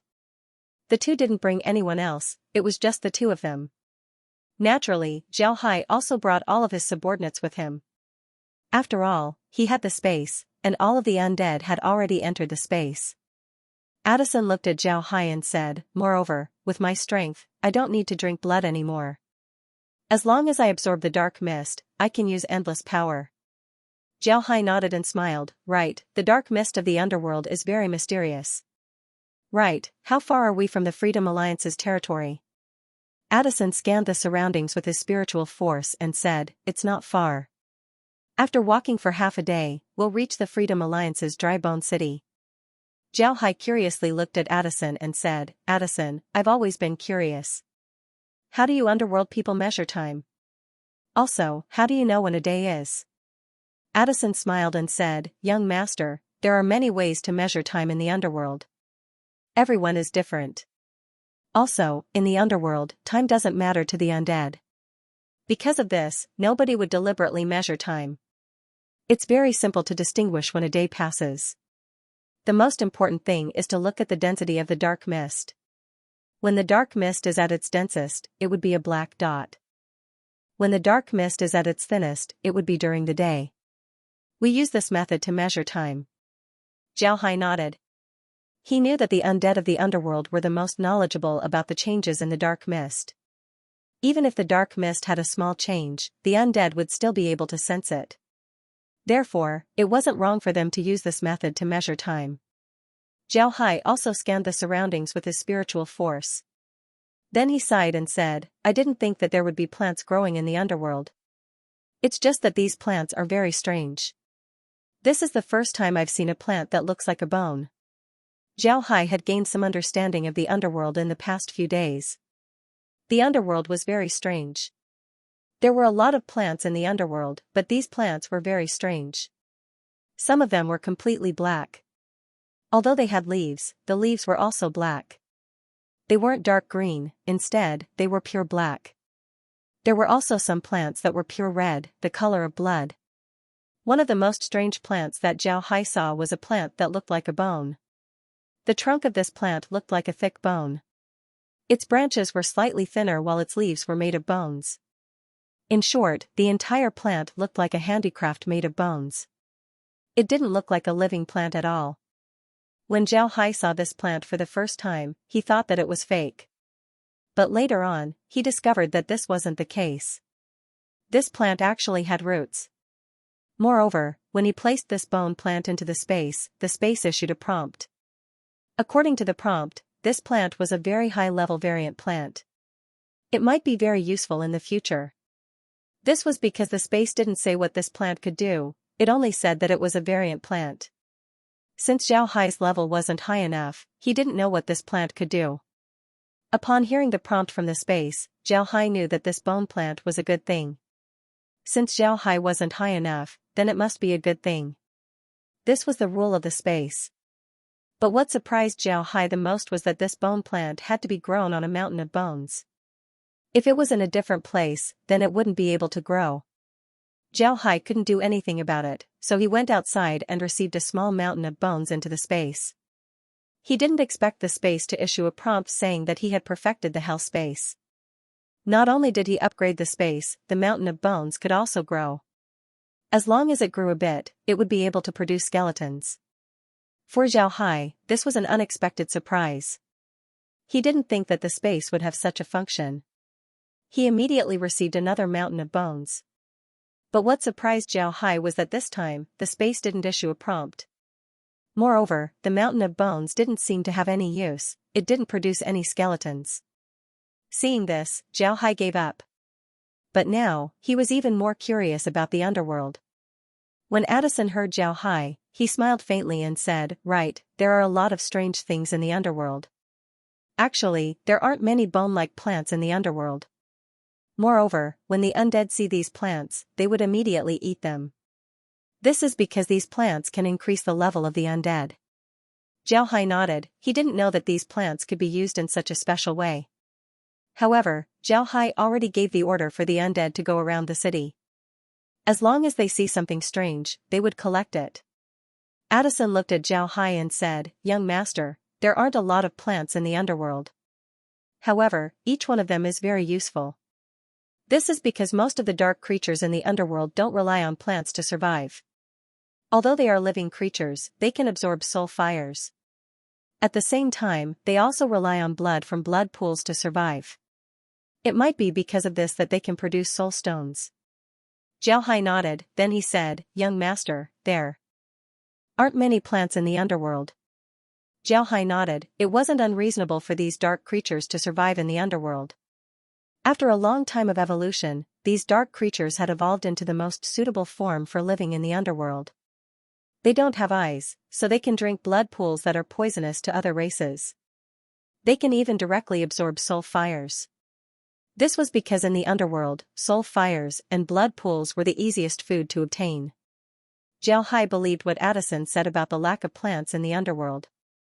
The underworld really wasn't suitable for plants to grow. Even the mutant plants that Xiaohai saw couldn't survive here. The two chatted as they walked forward. Unknowingly, Xiaohai's spiritual force sensed a city in front of him.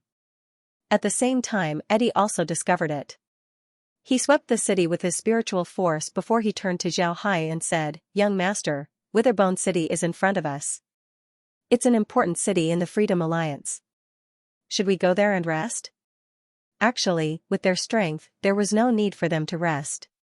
However, Xiaohai wanted to see Witherbone City, so he nodded and said, "All right, we can rest there. I want to see the difference between Witherbone City and Three Saint City." Addison smiled and said, "Of course it's different. Witherbone City is an important city in the Freedom Alliance. On the other hand, Three Saint City isn't a very important city in the Resistance Army. Three Saint City was built by Campula and the others. Because of this, it wasn't very important. But the Freedom Alliance is different. The Freedom Alliance has connections with the Resistance Army and the Dark Temple. Because of this, their city scale is much bigger. Additionally, there are a lot of undead here, some of them even have high status. Because of this, there's an inn here, which is very rare in the underworld." When Xiaohai heard Addison, he couldn't help but stare. "There's an inn in the underworld? This is the first time I've heard of this. Interesting. Then we should take a look and see if there are any good things in the city." Addison smiled and said, "That's hard to say. Sometimes, we can find good things. However, the chances are very low. After all, most of the things in the underworld aren't good." While they were talking, the two's bone carriage arrived at Witherbone City. The situation of Witherbone City was similar to Three Saint City. The only difference was that Witherbone City's walls were higher than Three Saint City's, and the city gate was bigger as well. However, Witherbone City only had one main gate and didn't have any secondary gates. There were also no traces of carriages on the ground. Naturally, there were no ordinary carriages in the underworld. Although there were people guarding the city gates, they didn't collect taxes. This was a lot more open-minded compared to some human countries. This was because there was no such thing as taxes for the undead. When Zhao Hai and Addison drove their bone carriage into the city, the undead guarding the gate couldn't help but glance at Zhao Hai's group. Naturally, they didn't often see people like Zhao Hai coming to Witherbone City. In the underworld, as long as the undead knew how to trade in the city, they were almost all intelligent. In other words, the undead were essentially the same as humans. They can think like humans and trade like humans. But because of the difference in living environment, they had their own way of doing things. Zhao Hai and Addison entered Witherbone City. Naturally, Addison had some understanding of this place. Upon entering the city, he immediately led Zhao Hai to a bungalow in the city. Upon arriving at the bungalow, Zhao Hai took a careful look at these houses. These houses were made of stone. The soil used in the middle was also blood red. Zhao Hai already knew that this soil was made of the blood pond soil. It was very sticky.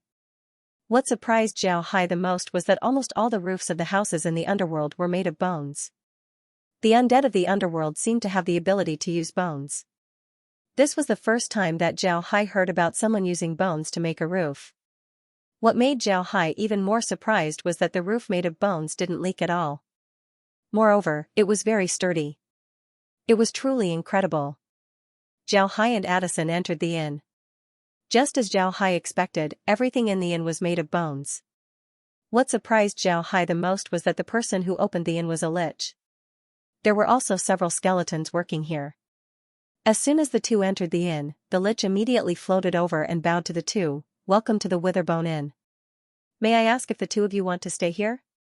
Addison looked at the lich, then he threw a small piece of soul crystal to the lich and said, "Prepare the best room." The lich looked at the soul crystal in his hand, his eyes couldn't help but shine. He immediately said, "All right, please come with me." Then he floated towards the inn. Although the inn looked very ordinary, the interior was very spacious. The lich led Zhao Hai and Addison to a room and then opened the door for them. Then he turned around and left. Zhao Hai looked around the room.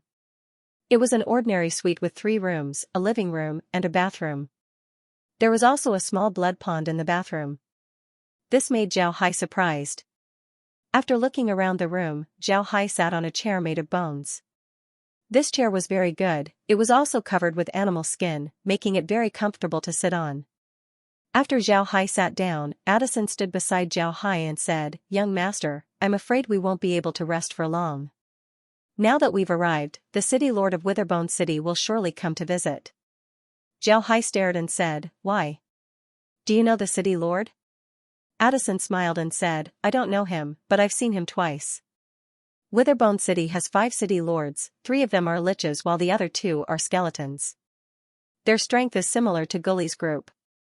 The most common types of troops in the city are liches and skeletons. I've been to Witherbone City twice before. One time, I made a deal with the city lord and bought a batch of high-level soul fires." Zhao Hai looked at Addison and said, "Can they sell a large number of high-level soul fires?" Addison nodded and said, "Yes, the Freedom Alliance has a lot of high-level soul fires. Naturally, they don't have too many high-level soul fires. However, it wouldn't be a problem for them to reach the level of golden skeletons. Whether it's us or the Dark Temple, we can buy a large number of high-level soul fires in order to improve the strength of our subordinates." Zhao Hai nodded, he didn't think that the Freedom Alliance would do this kind of business. Interesting, these guys are simply warmongers. Just as he was thinking about this, a voice was suddenly heard from outside, "Sir Addison, did you arrive? This one is Uli and would like to see Sir Addison." Zhao Hai turned his head to look at Addison. Addison smiled faintly and said, "It's one of the city lords of Witherbone City. The owner of this hotel is one of his subordinates." Zhao Hai nodded and waved his hand. Addison immediately said, "City Lord Uli, please come in." Just as his voice fell, a person floated in from outside. This person was a lich. Zhao Hai noticed that the lich's strength was a bit worse than Campula, but it wasn't by much. When the lich came in, he saw that Zhao Hai was sitting while Addison was standing. This made the lich stare. Before entering the room, the lich didn't dare use his spiritual force to check the room. Doing so would make Addison think that he was hostile. This was also a rule of the underworld. If you don't treat someone as a friend or a foe, then it's best not to use your spiritual force to check the room. This might cause a conflict. Although the Lich stared, he immediately recovered. He looked at the two and then bowed to Addison and said, Uli has seen Mr. Addison and Mr. Addison. May I ask who this Mr. is? Xiaohai quickly stood up and returned the greeting, I'm Mr. Addison's friend. I've seen City Lord Uli. Uli quickly returned the greeting. Addison invited Uli to sit down. Actually, this was just being polite. Uli had always been floating, so there was no need for him to sit down. However, Uli still floated to a chair. After the group sat down, Uli immediately looked at Addison and said, May I ask why Mr. Addison came this time? Is there something you need to do? Please don't hesitate to ask. Addison smiled and said, This time, City Lord Uli doesn't need to worry. Me and my friend are just passing by. My friend didn't come to the Freedom Alliance today, so I brought him here to take a look. We don't need anything. When Uli heard Addison, he couldn't help but look strangely at Xiaohai. Although he wasn't as strong as Addison, he still had his eyesight. He could see that Xiaohai's strength wasn't any worse than Addison's. Naturally, when he looked at Xiaohai's appearance, he also thought that Xiaohai was a pharaoh. Uli didn't think that an expert like Xiaohai wouldn't come to the Freedom Alliance. Then where was he before? Could it be that he relied on his own cultivation to reach his current strength? This was too inconceivable. Addison looked at Uli, he knew what Uli was thinking. However, he didn't explain anything. If he explained too much at this time, then it would just make him feel guilty. Moreover, with Addison's status, there was no need for him to explain anything to Uli. Addison looked at Uli and smiled, City Lord Uli, do you have anything good recently? Although we're just passing by this time, this friend of mine has a hobby of collecting some strange things. I wonder if you have anything good in your hands, City Lord Yuri? When Uli heard Addison, his eyes lit up. On the other hand, Xiaohai was startled by Uli's performance. He always thought that liches were like Campula and the others, people who only wanted to do research. But now, looking at Uli's appearance, he looked more like a merchant. This was beyond Xiaohai's expectations. Uli immediately turned his head to Xiaohai and said, Mr. came at the right time. I recently received 2 good things. I wonder if Mr. is interested in seeing them. When Xiaohai heard Uli, he couldn't help but stare. Then he turned his head to Uli and said, Is that so? Alright, I'm very interested. When will I be able to see them? As soon as Uli heard Xiaohai, he knew that this person was a crazy collector. Uli had seen such a person more than once. In fact, there were a lot of high-level undead in the underworld who had a hobby of collecting. There was nothing strange about this. Uli immediately replied, I can see them at any time. As long as Mr. has the time. At this time, Addison opened his mouth and said, Then let's go now. City Lord Uli, we still have things to do. We can't stay here for too long. Naturally, Uli was happy. He immediately nodded and said, Alright, then please come with me. Then he turned around and floated outside. Xiaohai and Addison followed behind him. This time, Uli didn't come by carriage. Therefore, Addison invited Uli to his carriage. Naturally, they weren't stupid enough to take out red wine to entertain Uli. It was impossible to produce red wine in the underworld. If Xiaohai were to take out red wine, then it would only arouse Uli's suspicion. In the underworld, there was no such thing as inviting people to drink. Instead, there was a way to invite people to drink their soul fire. However, very few people would use this method, especially in front of experts like Addison and the others. Xiaohai saw how powerful Uli was. As soon as he got on the carriage, Uli began to praise the bone carriage. He praised the bone carriage as if it was rare in the heavens and the earth. It was guaranteed that one would feel dizzy listening to him. However, Xiaohai didn't look down on Uli because of this. On the contrary, he was even more interested in Uli. This Uli was born to do business. He was smooth and slick in dealing with people. He could certainly become a great merchant. Addison didn't know what Xiaohai was thinking. He looked down on this fellow. After all, Addison wasn't a merchant, and he didn't want to become one. Therefore, it was normal for him to look down on Uli. Experts like Addison looked down on people like Yuri. In Addison's eyes, strength was everything. Slippery people like Yuri weren't favored by them. The difference in living environment would cause people to have different views on things. Zhao Hai came from Earth, where merchants were very good. Moreover, a good merchant was definitely a talent. Not to mention Earth, even in the Ark continent, the great nobles were also merchants. And the great merchants of the Ark continent were also very good. However, Zhao Hai was currently in the underworld. In the underworld, people only believed in strength. Everything else was fake, only strength was real. Because of this, merchants like Yuri weren't welcomed in the underworld. Although Yuri's strength was good, Addison still looked down on him. In Addison's opinion, if Yuri used his time as a merchant to cultivate, then he would be even stronger. Before long, the group arrived at a tower in the city. Zhao Hai also discovered that almost every city in the underworld had a tower like this. Needless to say, the people living in these towers were all city lords. After arriving at the tower, the group got off the carriage and quickly entered the tower. Upon entering Yuri's tower, Zhao Hai immediately felt the difference. The tower had a lot of rooms, and the overall layout wasn't too different from Campula's tower. However, the decorations here were much better compared to Campula's tower. Naturally, almost all of the decorations in the tower were made of bones. There were all kinds of bones, and all kinds of colors. It looked as if one was walking on a devil's altar. However, Zhao Hai knew that in the underworld, bones were something that people couldn't do without. In their view, bones were materials that could be used, just like how humans view trees.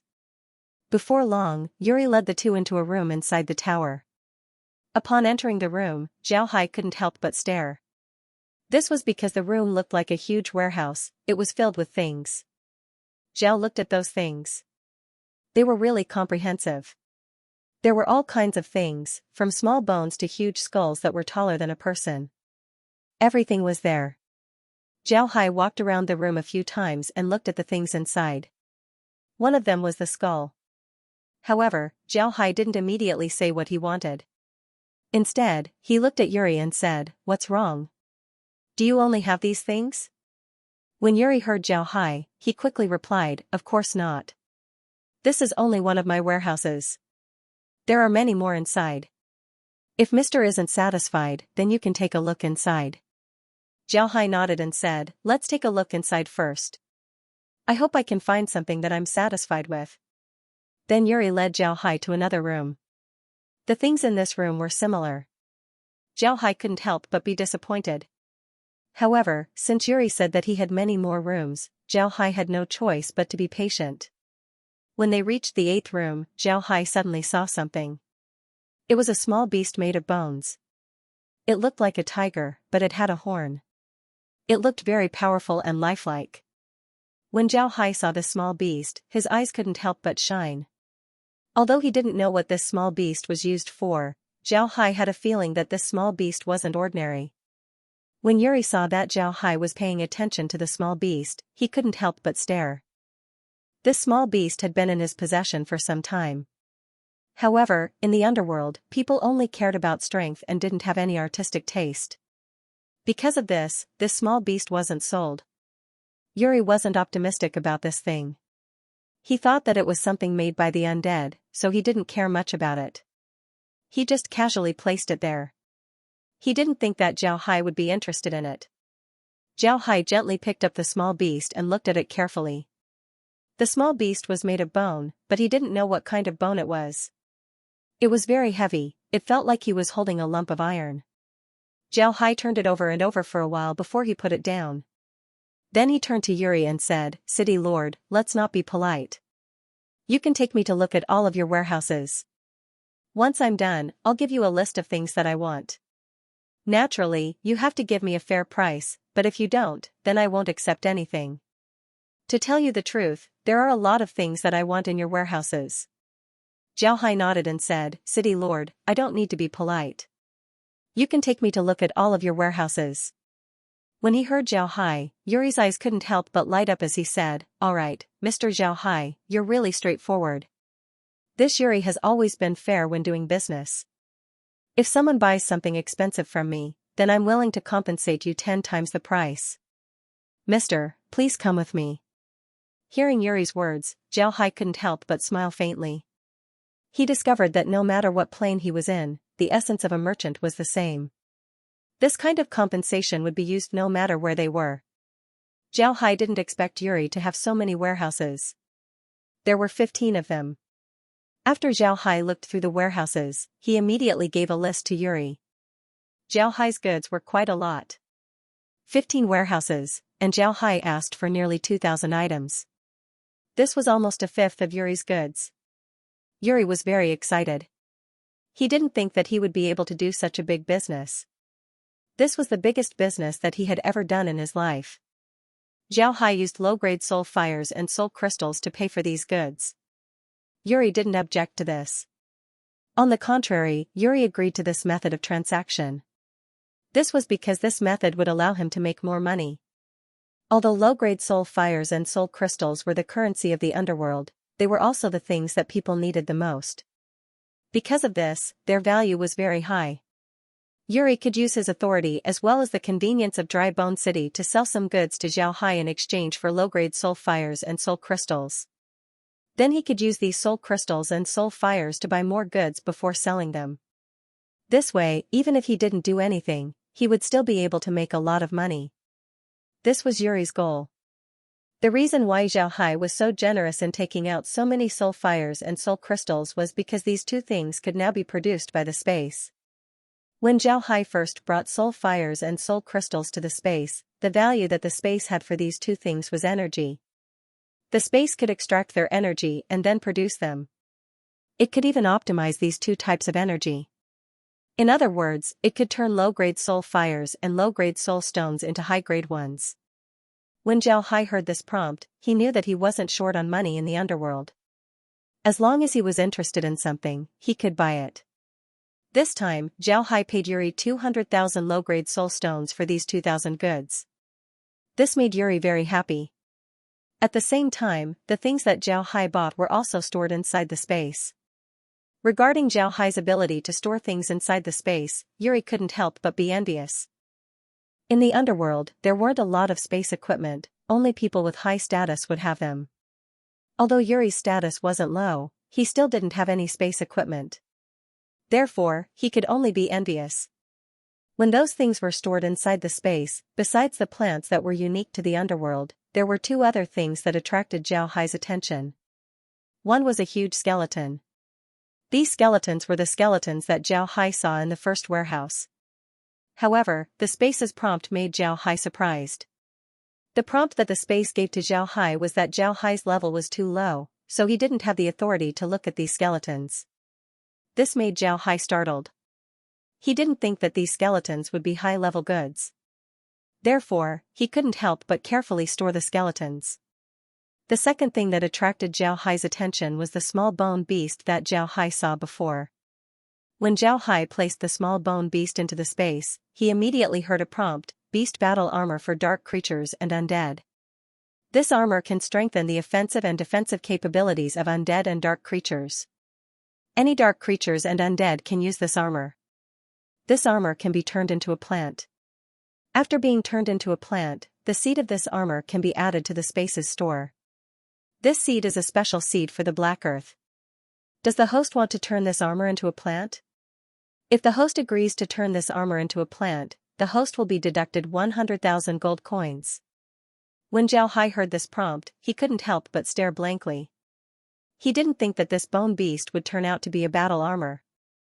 To put it bluntly, this small beast was a battle armor similar to the 12 constellations. Moreover, it was a battle armor for the undead. For Xiaohai, this was definitely good news. However, Xiaohai didn't show it, his face was still calm. After the transaction was completed, Xiaohai turned his head to Yuri and said, "City Lord Yuri, I didn't expect you to have so many good things." "Good, very good. I'm very satisfied with this transaction." "City Lord Yuri, can I ask you for a favor?" Yuri nodded and said, "Good." Yuri was also very satisfied with this transaction. This was because he made a lot of money this time. Now that he heard Xiaohai, he immediately replied, "Mister, please speak." For a big customer like you, we will certainly help you. Zhao Hai faintly said, I like all kinds of plants in the underworld. As long as you can get your hands on them, I'll take them all.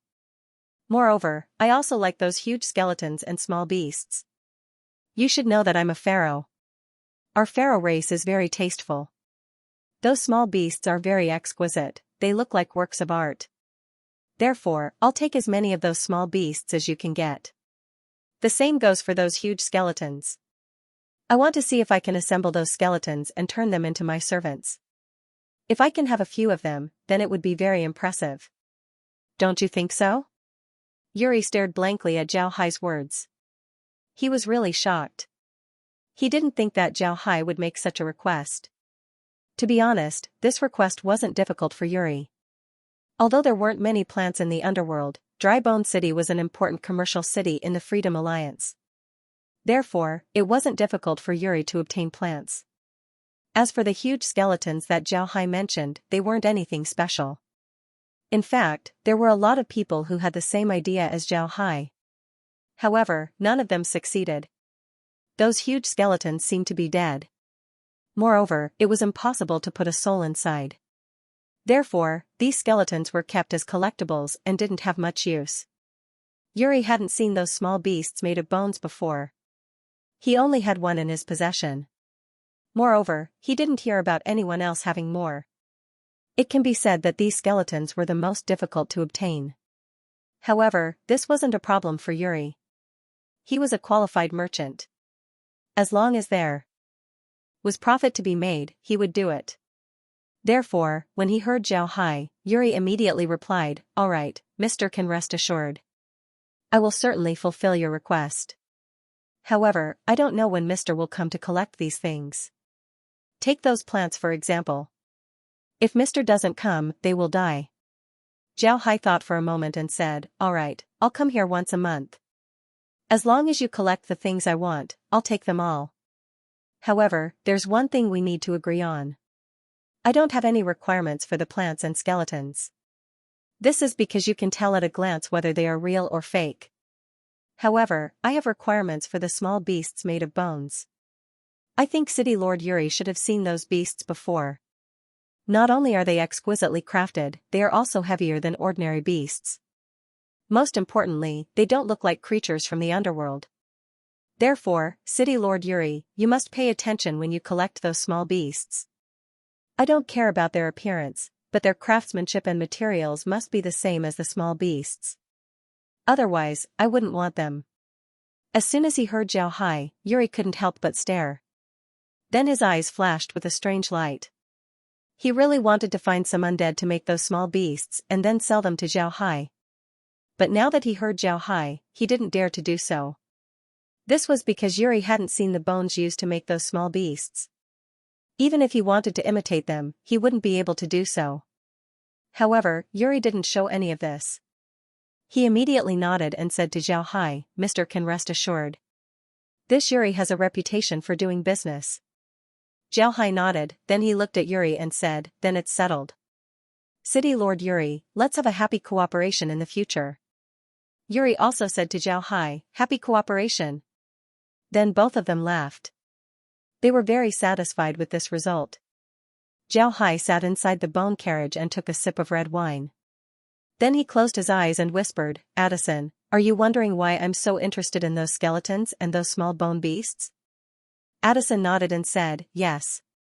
Addison couldn't understand why Zhao Hai would sign a business contract with Yuri. Those skeletons weren't strange in the underworld. Even if those small beasts were rare, they shouldn't be valuable. Was there a need to sign a contract? Addison had been thinking about this for a long time.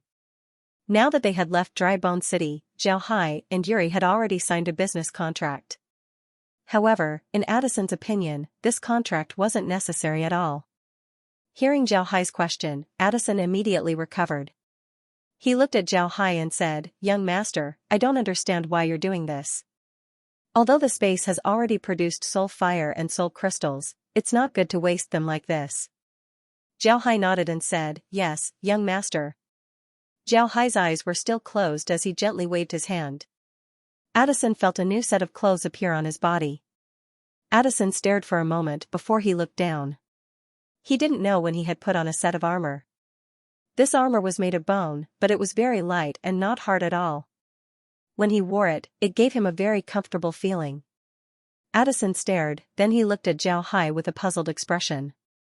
He didn't understand what Zhao Hai meant. At this time, Zhao Hai waved his hand again. Suddenly, a wave appeared in front of Addison, then a mirror-like object appeared. Addison looked at the mirror and saw a person with a pale face. However, the person was wearing an extraordinary set of bone armor. This set of bone armor covered the person's entire body. Although the person's face was still visible, it was because the person's visor was still there. Most importantly, Addison found the armor very familiar. It didn't take long for Addison to realize why the armor looked familiar. It was because the person wearing the armor was Addison. The helmet on the person's head was actually a tiger helmet. There was also a sharp horn on the top of the helmet. It was the appearance of the small beast that they saw earlier. Addison immediately understood that this armor was made by the little bone beast. While Addison was still looking at the armor, Zhao Hai suddenly said, "Try it out, Addison. Take a look at it and see how it looks." Addison nodded, "Take a look at it." Addison nodded, then he turned around and left the bone carriage before entering the dark mist. Zhao Hai wasn't in a hurry, he just took a sip of the red wine in his hand. Before long, the sound of explosions could be heard from the dark mist. After a while, Addison's figure returned to the bone carriage. Zhao Hai opened his eyes, then he looked at Addison and said, "How is it?" Addison gently stroked the armor as if he was caressing his lover's skin. When he heard Zhao Hai, he quickly replying to the young master, "This armor is very good. It increased my strength by 20%. Moreover, it also increased my defense and speed by 20%. Zhao Hai nodded, then he looked at the armor and said, "Young master, this armor is very good. It increased my strength by 20%. Zhao Hai smiled faintly. He was very clear about how difficult it was for someone of his level to increase his strength in the underworld. Not to mention increasing his strength by 20%. It was precisely because of this that Addison was very happy about it. Zhao Hai smiled and said, "Now do you know why I bought those statues? Remember, if you find something like that in the future, buy it no matter how much it costs." Addison immediately replied, "Yes, young master. I understand." Zhao Hai waved his hand, then the armor on Addison's body disappeared. Instead, a pendant appeared in front of him. This pendant had a thin bone chain attached to it. The style of the pendant was the small bone beast that Zhao Hai bought. However, this statue was now smaller than before. The small pendant was placed on Addison's neck. Then Zhao Hai looked at Addison and said, "Addison, I'll give this armor to you. When you want to use it, just inject some energy into the pendant." Addison nodded, then he looked at Addison and said, "Addison, I'll give this armor to you." Addison couldn't wait to try it out. He poured a bit of energy into the pendant and the bone armor quickly appeared on his body. When he wanted to remove it, he only needed a thought to do so. Addison tried several times, but it was the same. Then he excitedly said to Zhao Hai, "Thank you, young master." Zhao Hai smiled faintly and said, "All right, there's nothing great about it. Your fighting strength has increased, isn't it good for me as well? If you encounter something in the future, you don't need to personally make a move. Let's go, where is the lich?" Upon hearing Zhao Hai, Addison immediately used his spiritual force to scan the surroundings. Then he commanded the 4 undead to fly in a certain direction. Zhao Hai didn't care about the direction of the bone carriage. He turned to Addison and said, "If we go like this, how many days will it take to reach the lich?" Addison calculated, then he turned to Zhao Hai and said, "We should be able to reach it in 2 days. However, we can only go to the place where the lich is. As for where he lives, I don't know, I haven't been there before." Zhao Hai nodded and said, "Don't worry about it. Let's take our time to find him." "Alright, take a good rest, there's no need to worry." Addison nodded, then he lowered his head and fiddled with the small pendant. It seemed like he didn't want to part with it. Zhao Hai didn't mind, he told Addison to rest and then returned to the space. Today, he received a lot of plants from the space, he wanted to take a look at them. Although the large bones were good things for Zhao Hai, he couldn't use them right now. Therefore, Zhao Hai didn't care about them. For him, the plants were the most important. Most importantly, Zhao Hai wanted to discuss with Kai Er about the bone armor. This bone armor can enhance the fighting strength of the undead. Zhao Hai had a lot of undead in his hands. If the undead's fighting strength can be improved, then it would be good news for Zhao Hai. However, Zhao Hai didn't have a lot of black soil in his hands. Even if he planted the bone armor, he didn't know how long it would take for him to grow enough bone armor. Zhao Hai entered the space to discuss this matter with Kai Er. But when he entered the space, Zhao Hai couldn't help but stare. This was because Laura and the others were looking at the large bones. The large bones that Zhao Hai collected weren't complete, many of them were incomplete. But even so, Zhao Hai still kept them. However, he didn't expect Laura and the others to be fiddling with them. Although Laura and the others weren't averse to the undead, they were already used to it. However, this was the first time that they were able to observe the skeletons from such a close distance. Seeing Zhao Hai come in, Laura immediately turned to Zhao Hai and said, "Brother Hai, come and take a look. These skeletons are very special. They're even harder than the undead in the space. It's really amazing." When Zhao Hai heard what Laura said, he couldn't help but stare. He quickly walked towards the skeleton. The skeleton wasn't complete, only the skull and ribs were left. The rest of the skeleton wasn't complete. Originally, when Zhao collected these skeletons, they were all stained with mud, so they looked unremarkable. Besides the fact that they were a little bigger, there was nothing special about them. But now, these skeletons were different. These skeletons had been cleaned and were now white. It wasn't an ordinary white color, instead, it looked like jade. It exuded a sparkling white light and looked very beautiful. Zhao Hai walked towards the large skeleton and carefully looked at it. He found a special feature of this large skeleton.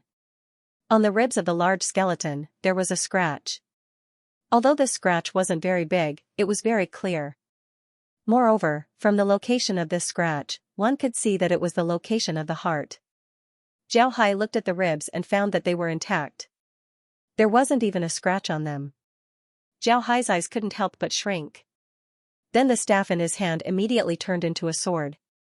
Then Zhao Hai slashed the sword towards the skeleton. A clanging sound was heard as the sword bounced back.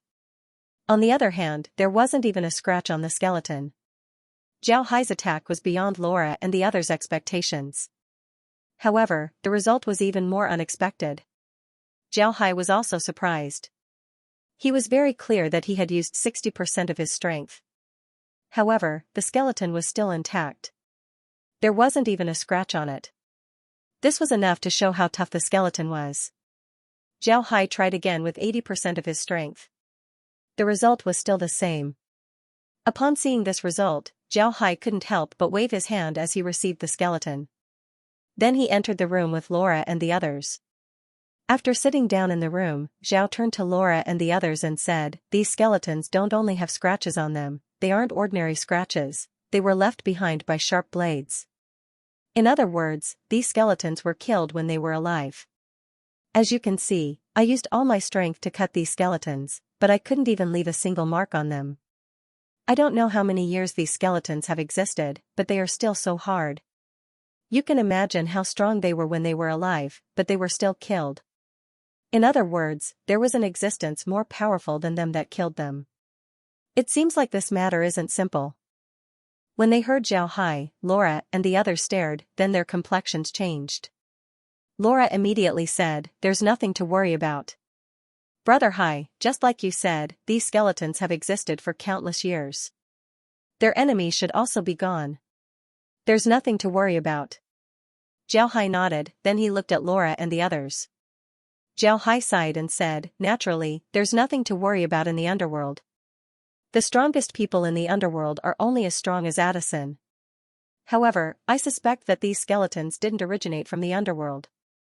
If these skeletons came from the cultivation realm, then we need to re-evaluate the strength of the cultivation realm." When Laura and the others heard Zhao Hai, they couldn't help but stare. Then they frowned, they understood what Zhao Hai meant. In the underworld, experts were almost immortal, this was because they were undead. As for the large skeletons, from the hardness of their bones, it was enough to prove that they were experts when they were alive. Whether they were undead or other races, such experts wouldn't die so easily. Additionally, it was impossible for such experts to appear in the underworld. In other words, these large skeletons didn't belong to the underworld. If they didn't belong to the underworld, then they could only belong to a plane more powerful than the underworld. As far as Zhao Hai knew, there was only the cultivation realm. If these skeletons belonged to the cultivation realm, then Zhao Hai couldn't help but re-evaluate the strength of the cultivation realm. This was because when Zhao Hai attacked the skeletons, he used 80% of his strength. With his current strength, 80% of his strength wasn't small. But even so, he didn't leave a single mark on the skeletons. Wasn't this enough to prove the strength of these skeletons? Laura and the others didn't think that Zhao Hai would think this far. Now that they heard Zhao Hai's words, they finally understood this point. This caused Laura and the others to be startled. Laura frowned and said, "Brother Hai, what do you mean?" Zhao Hai forced a smile and said, "I don't mean anything. The space has no way to evaluate these skeletons, so there's no need to talk about us. I just want to know more about the cultivation realm." Laura and the others also understood what Zhao Hai meant. Their current understanding of the cultivation realm was too little. Thinking about it here was useless. Therefore, they could only improve their strength as much as possible. Zhao Hai let out a long breath and decided not to think about this matter. Just like what Laura and the others said, it was useless to think about it right now. They can only proceed according to their plan step by step. Thinking about it wouldn't solve any problems. Zhao Hai sighed and decided not to think about it anymore. Zhao Hai replied, "Kai have you thought about how the space would affect the constellation battle suits?" Zhao Hai nodded and said, "What do you think?" When Kai heard Zhao Hai, she smiled faintly and said, "Young master, actually, we already have a lot of constellation battle suits. Don't underestimate the space's production. Although the daily production isn't a lot, it can still add up to a lot. Moreover, the space's land can also be upgraded. I've already upgraded the land into black soil. We can plant the battle suits there as well. This way, the production of battle suits would be greatly increased. Don't forget that black soil can greatly reduce the time needed to plant the battle suits." Zhao Hai stared. Time-accelerated land can be superimposed with black earth? Wouldn't that affect the growth of the herbs? In the time-accelerated region, I'm planning to plant some herbs. It's not just to speed up the growth of the crops. Kai smiled and said, "Young master, you can rest assured. Since the time acceleration zone appeared later, it's naturally better than the black soil. Moreover, there's no actual conflict between the two zones. The black soil only accelerates the growth of crops, while the time acceleration zone accelerates the entire zone. There's no conflict between the two zones, so the plants won't stop growing like the black soil. This is because the time acceleration zone respects the laws of time. Even the black soil has to respect the laws of time." Kai's words almost made Zhao Hai dizzy. However, he understood what Kai meant. The time acceleration area can be stacked with the black soil. The result of stacking was that if crops were planted in the area, then the black soil and the time acceleration would be stacked. On the other hand, people would only be able to enjoy the time acceleration effect. Zhao Hai happily replied, "Alright, then I'll leave it to you. Plant more bone armors and constellation armors. Right, we can't see the rank of the flower right now. You need to take care of it as well. Make the place where the flower grows into a time acceleration zone." Zhao Hai nodded and said, "Alright, then I'll leave it to you." Kai nodded and said, "Yes, young master. Rest assured, I've already planted the constellation battle suits in the time accelerated region. At this time, almost all of the Devil Legion in the Demon Realm have been equipped with battle suits. Young master doesn't need to worry." When Zhao Hai heard Kai he couldn't help but feel happy as he said, "Good, Kai is the best. Thank you, Kai." Then he grabbed Kai and gave her a kiss. Kai couldn't help but scream. When Zhao Hai let go of her, she immediately flew away. No one knew where she went. When Zhao Hai saw this, he couldn't help but stare.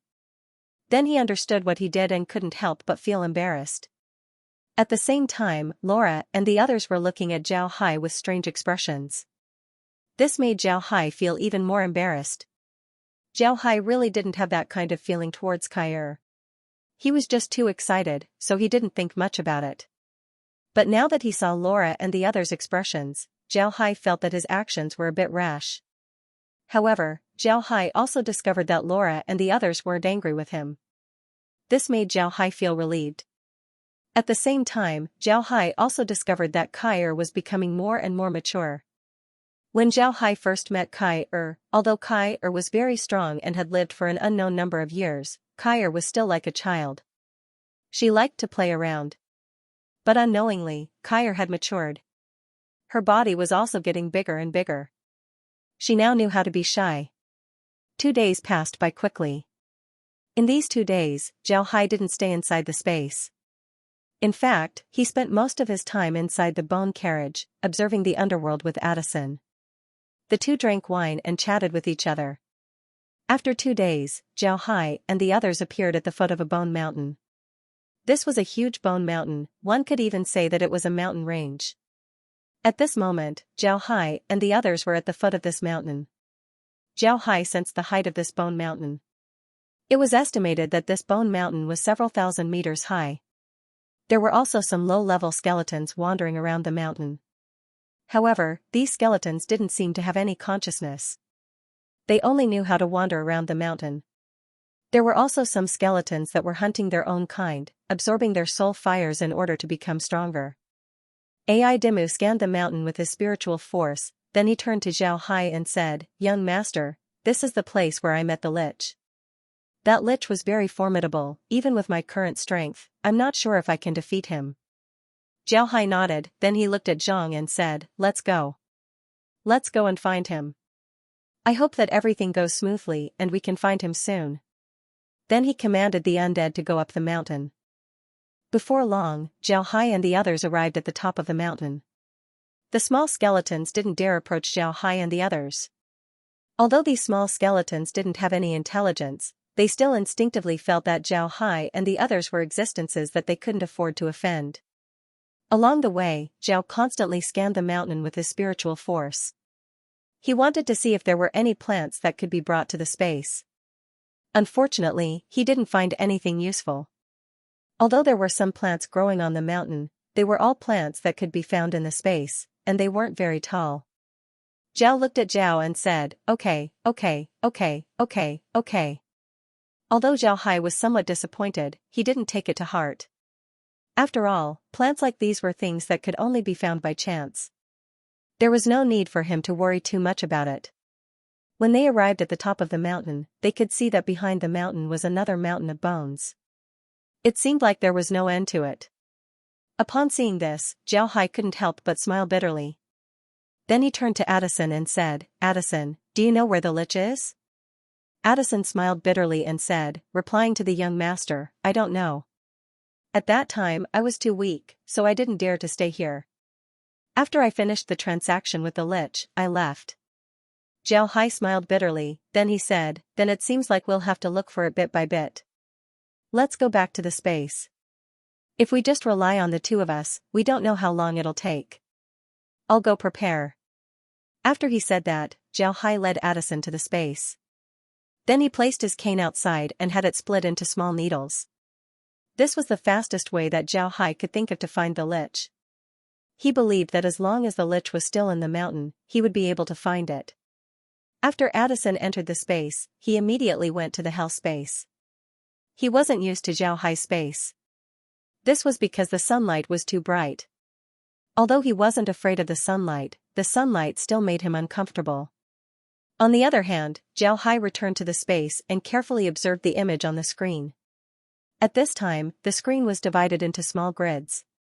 Each of these small grids showed images of the cane's needles. Besides the bone mountain, there was nothing special about it. However, Zhao Hai wasn't too worried. In any case, there was no point in being anxious.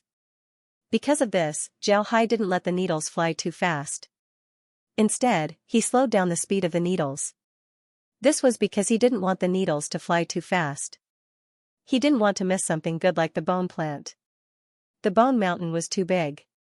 Zhao Hai didn't believe that there wouldn't be anything good on it. In Zhao Hai's view, this mountain was like a primitive forest on Earth. There should be some heaven and earth treasures hidden here.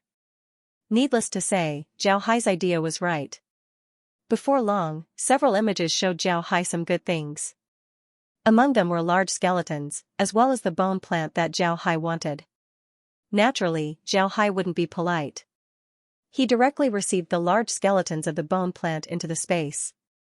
Moreover, he also received some strange things. For example, a rusty iron sword and a broken leather shield. This wasn't to say that Zhao Hai liked to pick up junk.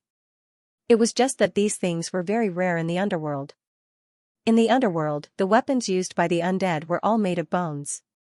The weapons used by the high-level undead were also separated from their bodies. Things like iron and leather shields were almost impossible to see in the underworld. The underworld didn't produce these things. Zhao Hai wanted to see where these things came from. End of chapter 1017. Don't forget to subscribe, like, and share the video to support the channel.